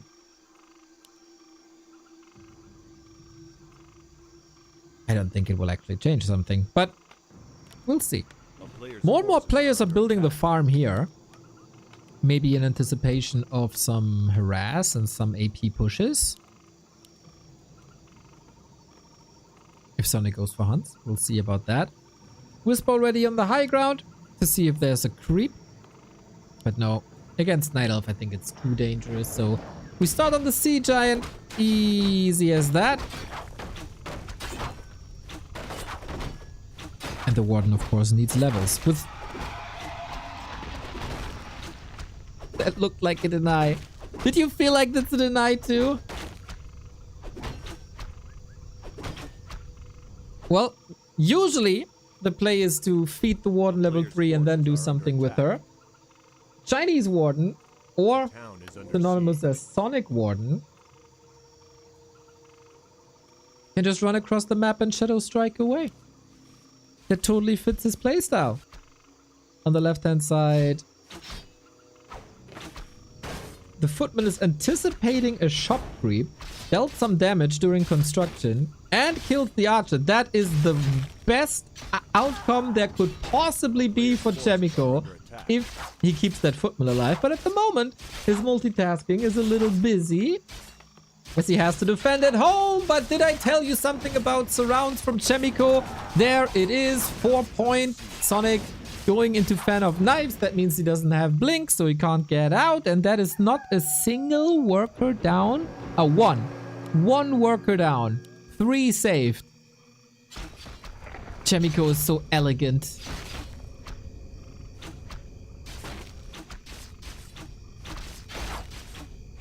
It's a joy to see him play.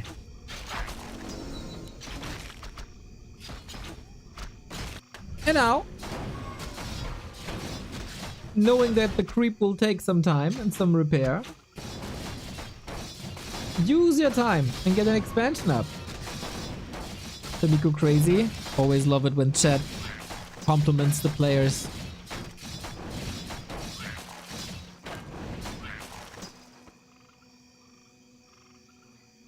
A player's As you forces are under should. attack. They're the goats. Oh, the farm block! No way! How well timed that was. But Sonik has an answer. Going for Blink. Arcane Tower isn't up. That was a crazy timing on the farm, though. Well done, well done.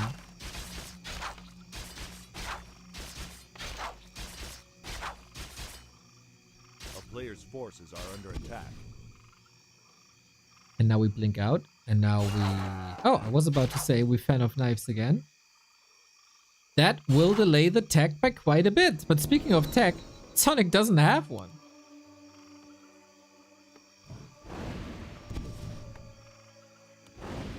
We just play the Warden. And we just level to level 3. And we continue.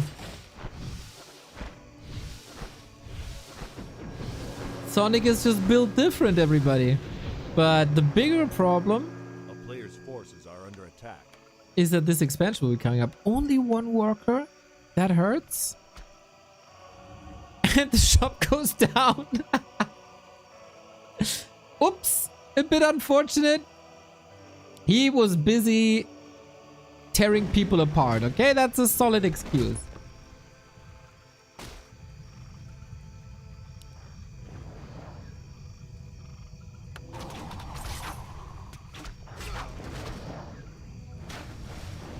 So that's 7 archers.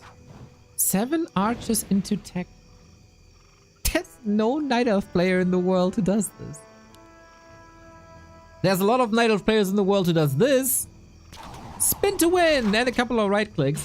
Gotta be a bit careful, I would say. As there is no blink anymore. And Chaemiko, of course, known for the surrounds, but that should be safe. Courtesy of not having polarities.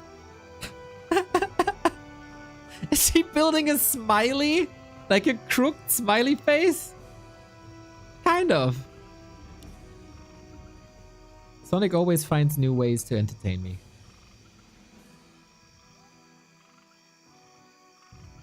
A player's forces are under attack. I think the stage is set for a brilliant, brilliant grand final.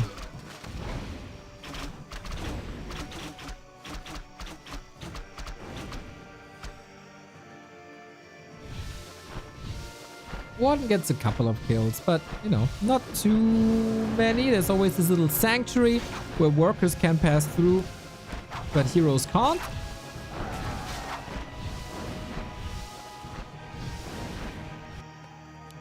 And still no tech. Fascinating. 7 minutes. Another kill. It is the end of nighttime, so Moonworld should be fine-ish. And you know, creep speed is not a problem. There might be a couple of problems in this game, like having 9 archers and defense being a thing. But if it's uninterrupted creeping is not an issue.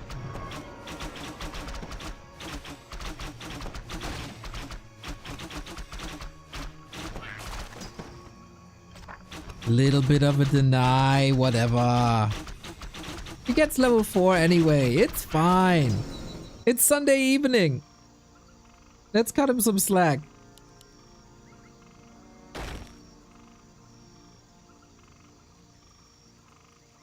What the? Ah, evacuating some wisps. Lures A player's forces far are to under the side. It is now a 2-base, 1-base play for quite some time, and we've seen before how that can be damaging to the Night Elf player.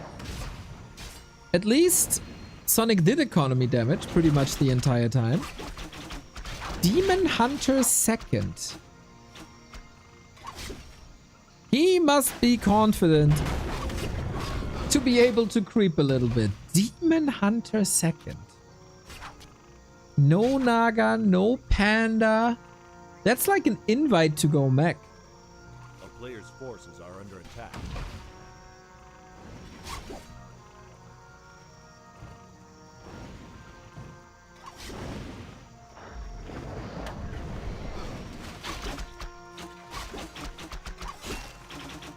Whether that's gyros or tanks or whatever.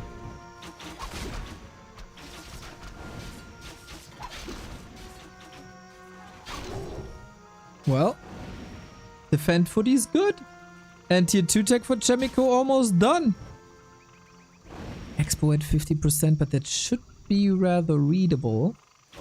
It's so funny how usually the pattern is you go level 3 via creeping on the warden, and then you start harassing the human base to get up to level 4 and 5. Sonik does it the opposite way. He barely creeps, harasses the human the entire time, and then he's level 4 and then he just stops.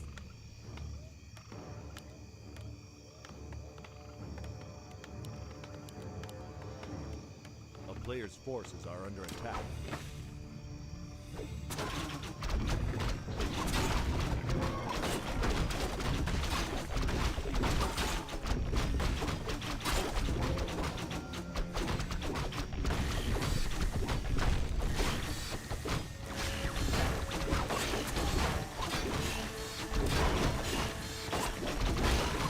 Well, with that fight, Expo's up.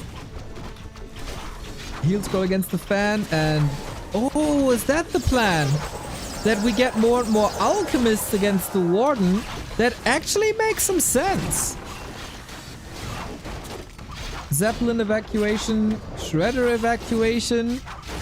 So, level 1 heal spray is so strong that you don't have enough fan of knives to out-damage the heal. If you put mana burn into the mix though. So be Massacre Warden, by the way. Awesome.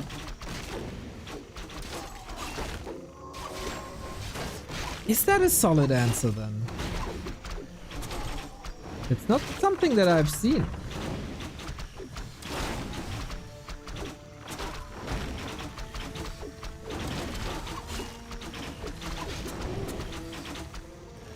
Cool back and forth and tug of war between the guys.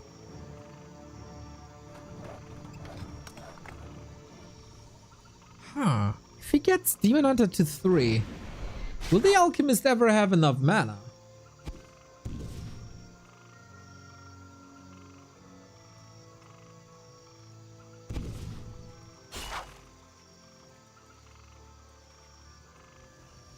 I mean, yeah, I know that Brilliance Aura is a thing.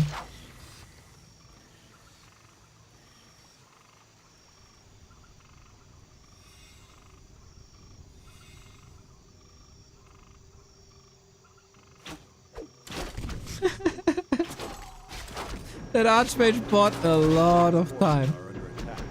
But Sonic wanted that staff. He wanted that staff. And he got it.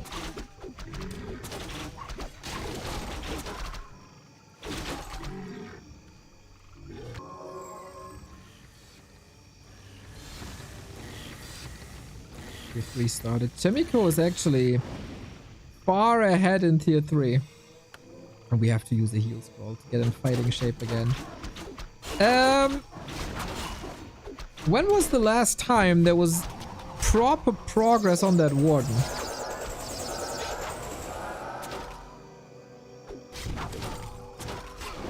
I don't know. I mean, yeah, there's damage, but there's also region scrolls. Chaemiko plays it exactly right. That Archmage is the oh, was almost dead. Is the carrot dangling in front of the horse's face. That's the Archmage's role right now. And as I said, Warden Demon Hunter combo is an invite to mech. And Chaemiko has never been the biggest tank fan, But come on. If you're invited like that. A player's forces are under attack.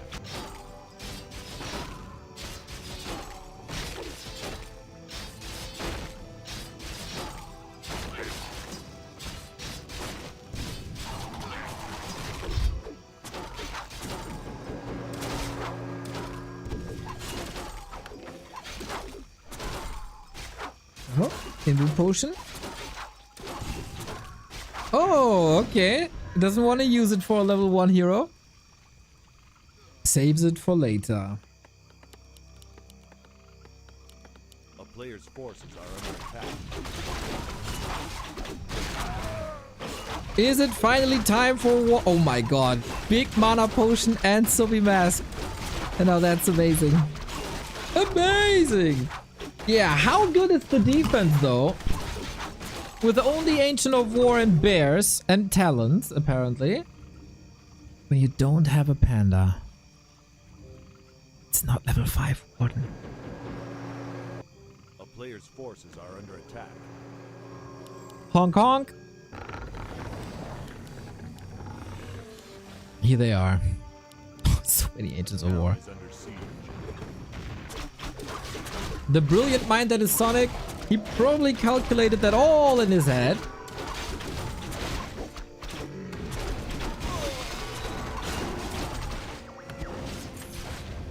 There's knights now that you can't really contest. A player's Paladin second for even more healing. It has to be the Warden show, guys. But the Warden doesn't want to defend, she wants to attack.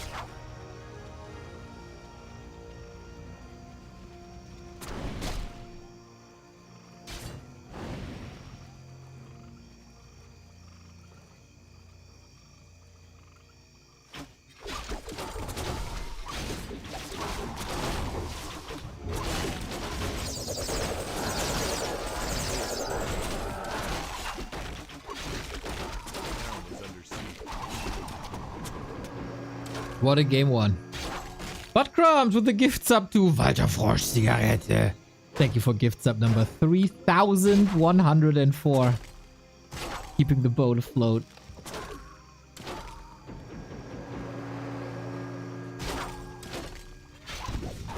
Oh, Alchemist dead again! Dude, Sonic, this is working out. There's no tank damage in the main just yet. In the main, he only has 2 Ancients of War. That worries me a little bit, but keeps good track of the tanks. And, Chaemiko is in trouble. Dude, this Demon Hunter legit shut down the Alchemist. Big time. And if there's no Blood Mage mix, of course Sonic will win the mana war. Super interesting encounter between the two. I was skeptical that this is working. A player's forces are under attack. Levels of 5, 4, 3, 2, 1. Oh, true. Nice observation, future is ours. Nice observation.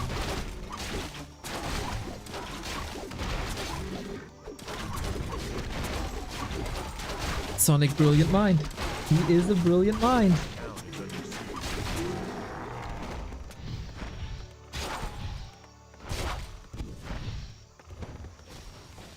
A player's forces are under attack. And slowly the Warden scrolling towards level 5. Creep check opportunity. But due to the tank investment, the standing army is rather weak.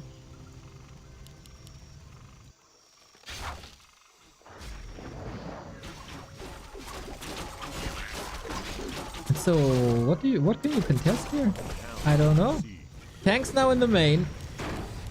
Fairy Fire applied immediately. Alchemist, not again! Ooh, boy, oh boy, oh boy, oh boy. Oh my god, that Paladin is getting pummeled as well. Fan of Knives doing 20,000 damage this game already. 2 heal scrolls. untouched. Now we got the first one done. The town is under siege. We play Ring Around the Rosie, and on the back of this, bears are falling. Alright.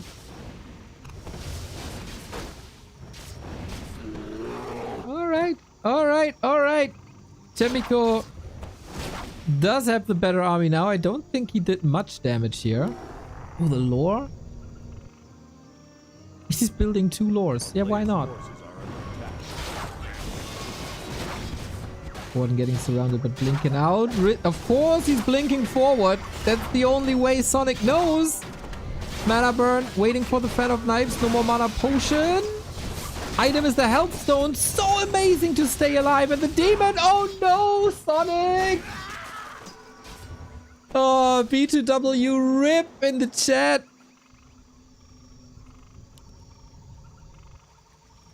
Oh my. Yeah, and unfortunately, he didn't really spend, or isn't really able to spend the money, or doesn't want to spend the money. I'm not sure.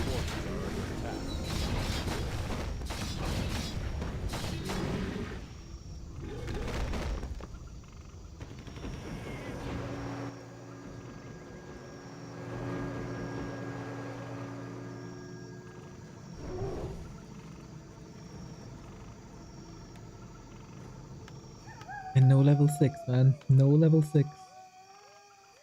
Trying to fight openings, but Chaemiko's army is marching north. The player's force town is under siege. Still needs 30%.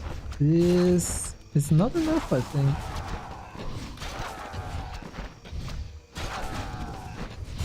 It's annoying. And will force some replacements that cost a bunch. And also Sonic, man, he knows that he's up against tanks, so that there's at least the potential for tanks. And that's his lore position.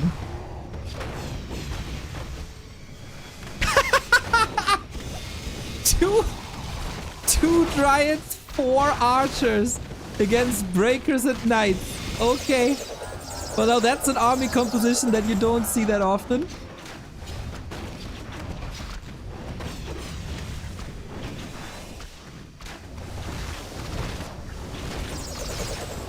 We fight in a little bit of a choke here, but Knights should be hella strong. Demon Hunter is back. Alchemist finally level 2. Got a heal scroll. We still have a scroll of the beast, but of course for a Knight Elf that is useless. A heal scroll would be so good for Sonic. Level 6 finally, but no mana. She has potions. She needs potions. She needs Avatar, and there it is. 1 ultimate to rule them all. 18 food down. Plenty of corpses if that Avatar can stay alive, but Chaemiko surrounds it immediately. It is a lot of HP, 1200, but deals with the Avatar with ease.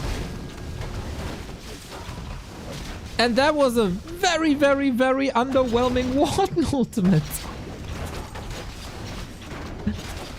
Oh man. And the Oscar for the highest entertainment level in all of Warcraft goes to Sonic. As so often. Still 1,000 gold. Demon Hunter level 6 would have... Oh no. Demon Hunter level 6 would of course be something. Maybe another alchemist kill? Look at that. Is it time for... Ah! You had 2 invul potions, dude!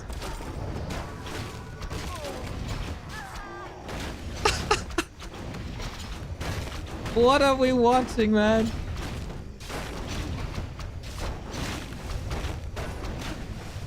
What are we watching? 1,300 gold. No problem.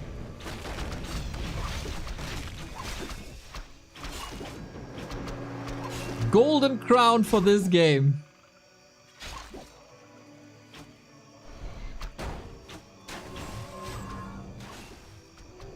Alchemist buyback. Okay.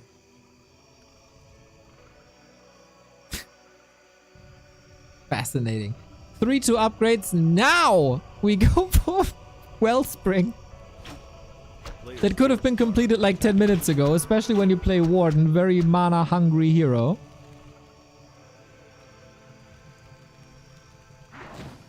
That Talon. Waiting in anticipation. Got him.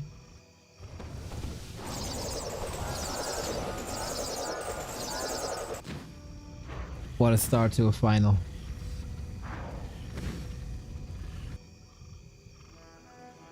And Chaemiko only has 1400 left. Sonic has way more. Way more gold. forces are under attack. You thought this is a foregone conclusion. I say, you don't watch enough Sonic games.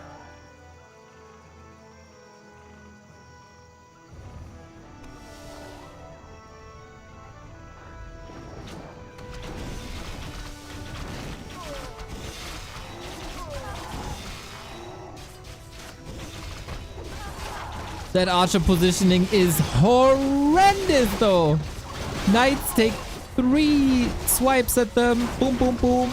Gone they are. Hunt.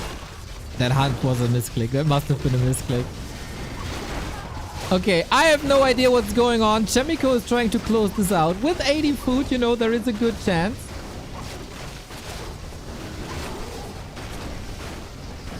Level 5 Paladin. Level 5 third hero. You don't see that every day either.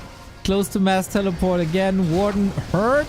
This time the avatar has a lot more damage uptime though, and these spirits are obviously invulnerable. Demon Hunter! Little bit of mana, little bit of mana. A staff, maybe anything? No! Warden couldn't reach the shop in time, and the avatar falls, and with it, 10 spirits gone. GG, Chaemiko wins. Town is under siege. Ah, that was a hilarious game. That's exactly how I envision Chaemiko versus Sonic to go. Beautiful.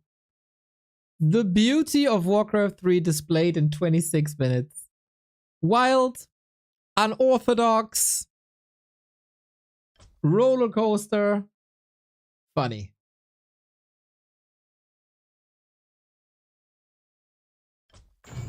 Cool start to the series indeed. Only in the Back to Warcraft Weekly Cup, everybody, where Chaemiko is playing. And hopefully we get 5 more. 5 maps in the pool, so there's no vetoes. There's only picks. It's always loser's choice.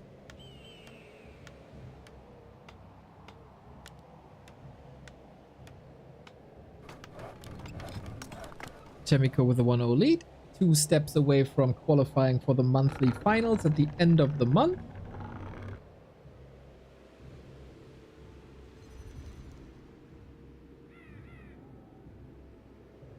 And Sonic with a mercenary camp creep here. Okay, taking some risks. You gotta love Sonic. If you have a heart for Warcraft, you gotta love Sonic.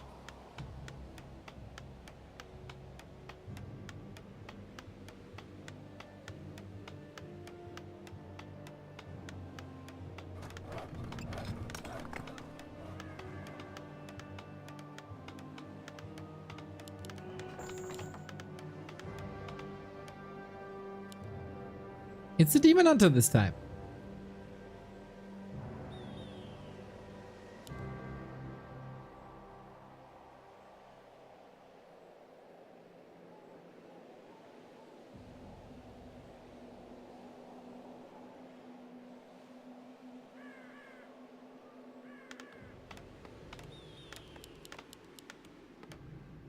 So a little bit of change of pace, I guess.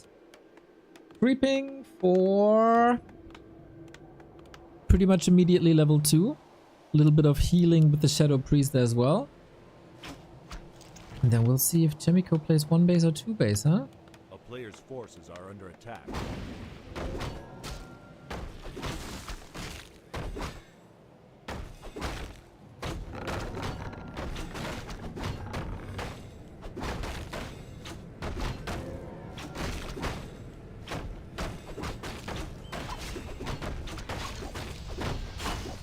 Ooh, enough fire everywhere. That's not ideal. He is not repairing. Should be fine. Oh. Yes. Fully harass. Almost got a wisp. Oh no, no, no. We're not fine. We're only fine because the wolf turns around and the Sasquatch is finally dead. Okay, okay. We got this under control. We got this under control. No stress. All according to plan. And Chaemiko saw all of this. That's so... I don't want to say embarrassing. But this happens. It's obviously not on purpose. And your opponent is right there and can see it all. That's a free level 2 for Chaemiko. With a 4th farm once again. And then... Oh, is that the only wisp? You really, really, really want to detonate against the water elementals without a wisp? That's hard. And of course he used a lot of the other wisps to repair. So not an aggressive early game for Sonik. That's a free 4 minutes.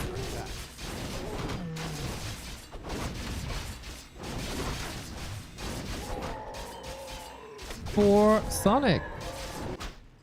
For Chaemiko.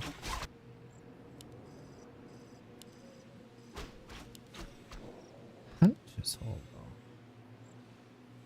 Huntress Mercs.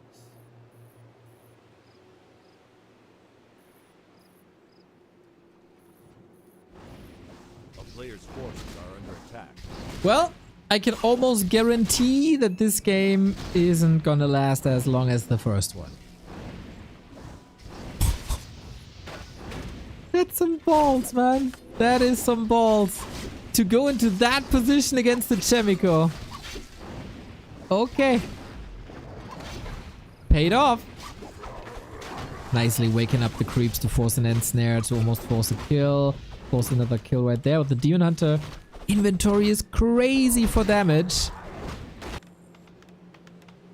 But he's too hurt to harass, really. What's he supposed to do? Immolate for 2 seconds? Well, that's 2 seconds where you can do damage. And then Sonik seizes that opportunity, even though that means he has to go for a TP. Easy decision making.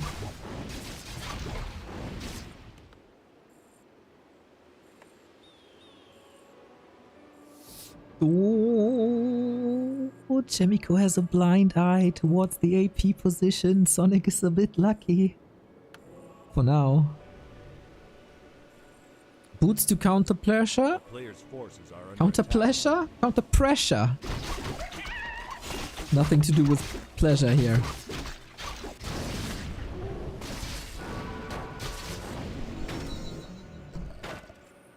Two archers, a berserker, and a shadow priest. And now we go into hunt. Fascinating.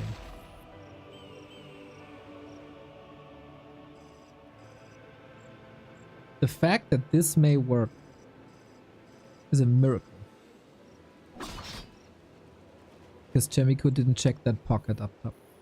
A player's forces are under attack. Or you have everything on A click and you run into your opponent and lose half your army.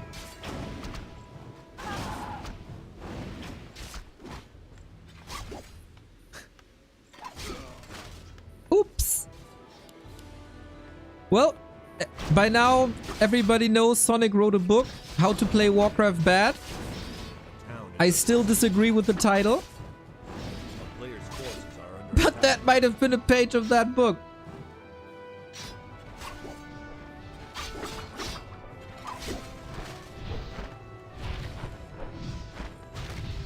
This may still work.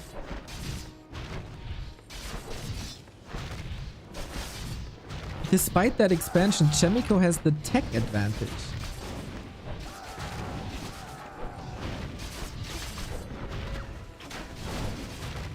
Sonic's strategy is obviously mass confusion.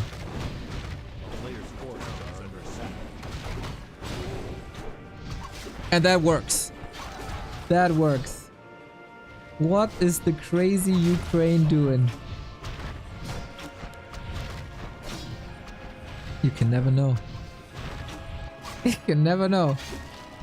He's just rushing across and he's kicking your expansion. Chaemiko still has 7 footmen. They are not in good shape though.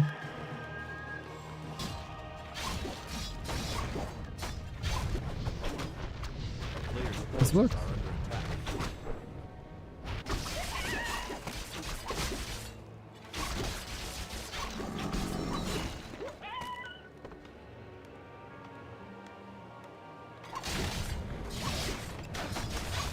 Okay, we got tier 2 on the way.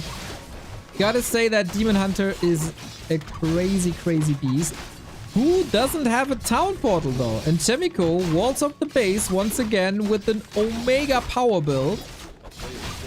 And is going for the throne. Yeah, right? Just the tree. Let's go. We got a base race, everybody. Huntress versus Footman. A new wall off has been created. Chaemiko's smart. And Sonik has to walk all the way back.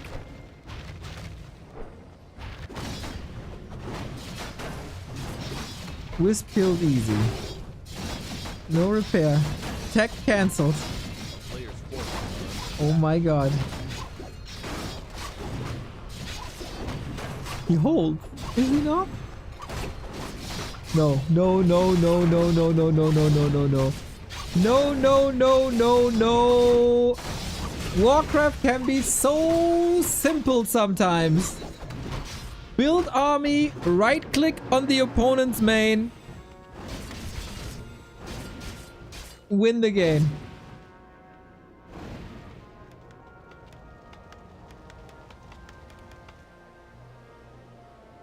And that works both ways.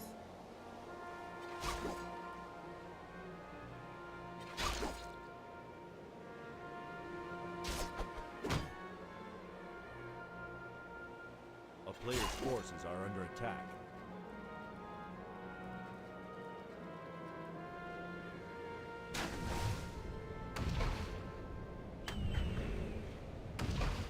Sonik won't have income for a long, long, long time because Archmage can just overwater the plants. The town is under siege.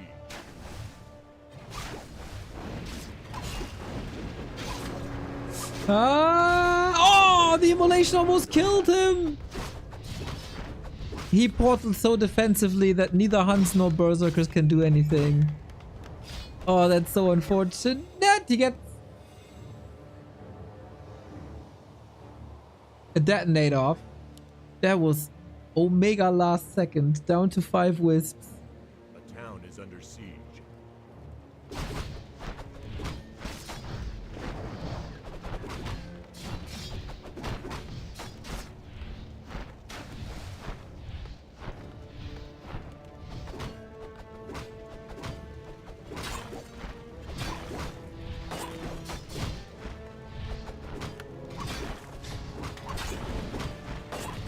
One base, 0 base. If Sonik wins this, dude, I'm gonna lose my shit. Mountain King coming. I mean, that tier 2 doesn't really do too much yet.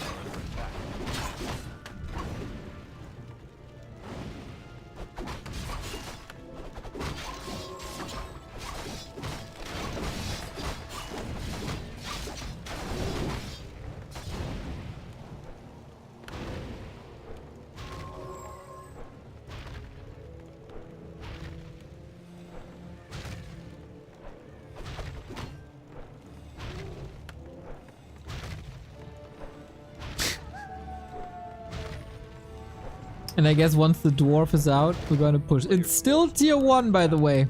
11 minutes in. No. Oh, Archmage? Ah, he has a potion.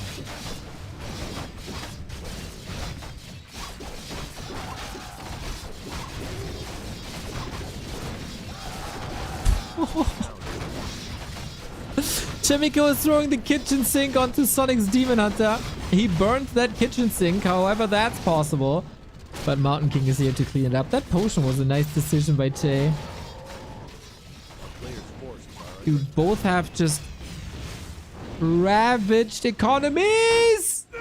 Got him! GG 2-0 Chaemiko. This might be a quick one here. 3 match points for the beloved Korean human. In an absolute roller coaster of a game, again provided by Sonik. That was the Michael Bay movie equivalent of a Warcraft game. With better storytelling, though. Love the commitment. Beautiful.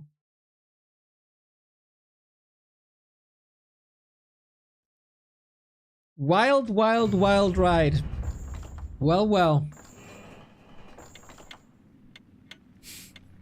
You ready for match points? Because this is match points already. Your evening hour entertainment might be cut short if Chaemiko continues to plow through this. Good decision making, by the way, against the unorthodox playstyle of Sonik. Of course, we don't take any risks either. Or not the biggest risks there is.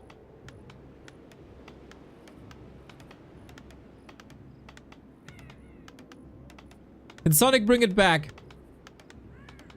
What's left in the nut house? The bad boy of Warcraft in the ropes. Is that another warden, maybe?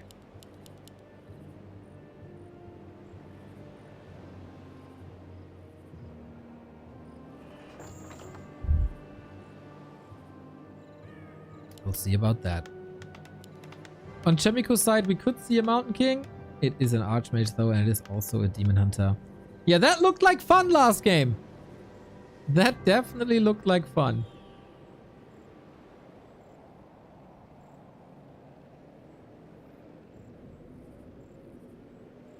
For both sides, actually. Isn't it? It's rare that both players have a good time in the grand final.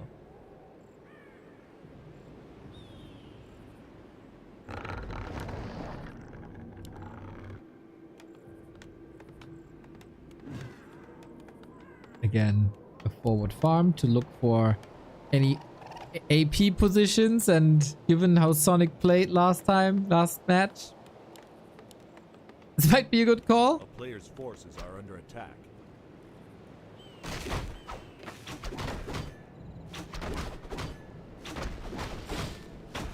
Last game was almost down the dumpster during the creep already. That shall not happen again.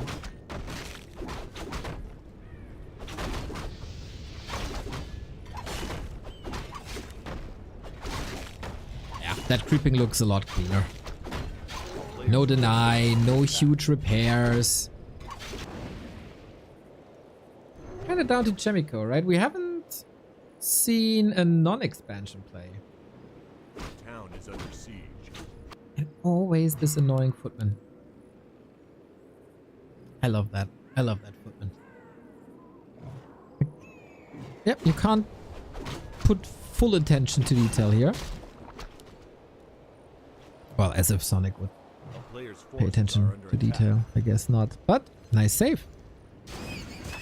On the other side, Chaemiko creeping, expanding.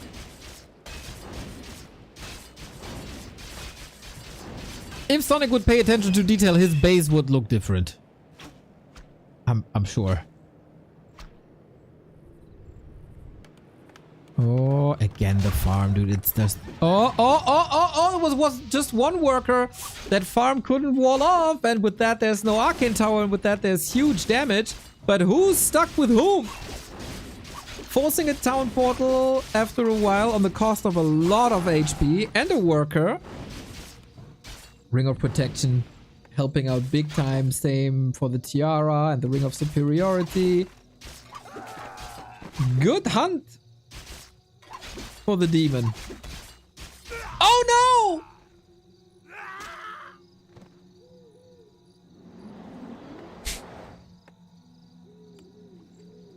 I should have expected this. You know, that's my fault. That is my fault for not totally expecting this to happen. we buy back at the tavern and we go again. That's what we do.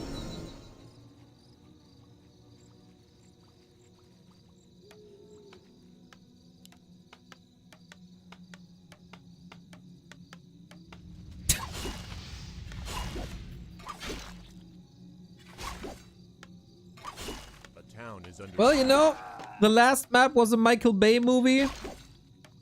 This is more of a comedy. And Chaemiko just, hey, you're really not like never defending, right? You're not into that. Okay then, let's go for the tree again.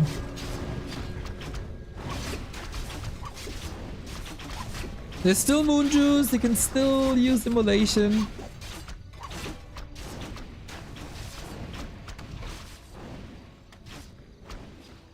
a town is under siege. Players' forces are under attack. Sonic trying to counter expand, and you can make the case that Chaemiko is wasting damage and allowing XP by not scouting properly and not seeing this tree of life. Because his economy was a bit crippled as well. It's not too horrible. Except the fact that we have once again no tech on either side. But what we have is a staffed-in demon. What we have a follow-up. Nice evacuation.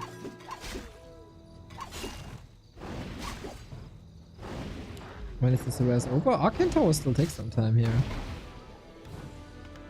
That was a good one.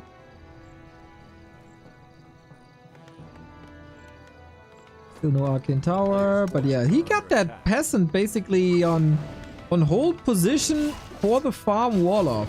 Chaemiko in his career has walled or portaled himself in more than any other human player. So that's his solution here.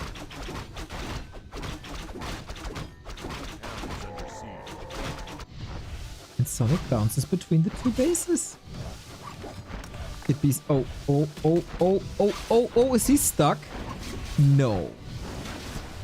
No way!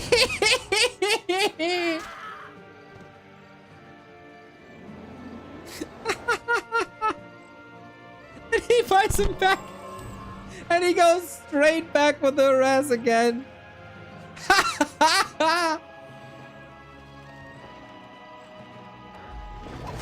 You gotta say, Sonic's macro is on point for the Tavern Revive. He always has the resources for the Tavern Revives.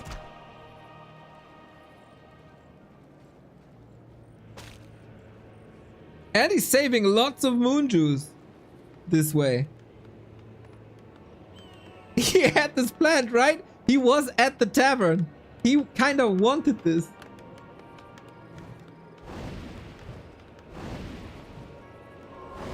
He is one of a kind, man. We'll be so much poorer without Sonic in the scene. The absolute gem. You know, it is a gem that can absolutely blow up in your face if you don't treat it correctly. Oh, Archmage is here. Tree goes down.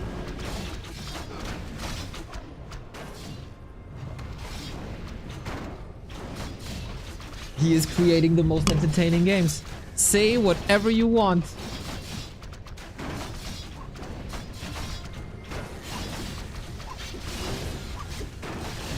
Unfortunately, he loses his expo.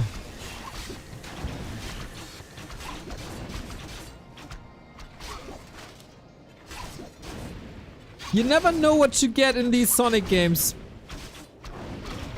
But you can be sure that it's damn entertaining. GG. Chaemiko speedruns the final with a 3-0. Doesn't lose a single map. And in 3 hours, this cup is done. That was one demon hunter kill too many. Maybe he didn't have the resources for another revive. That might have been it.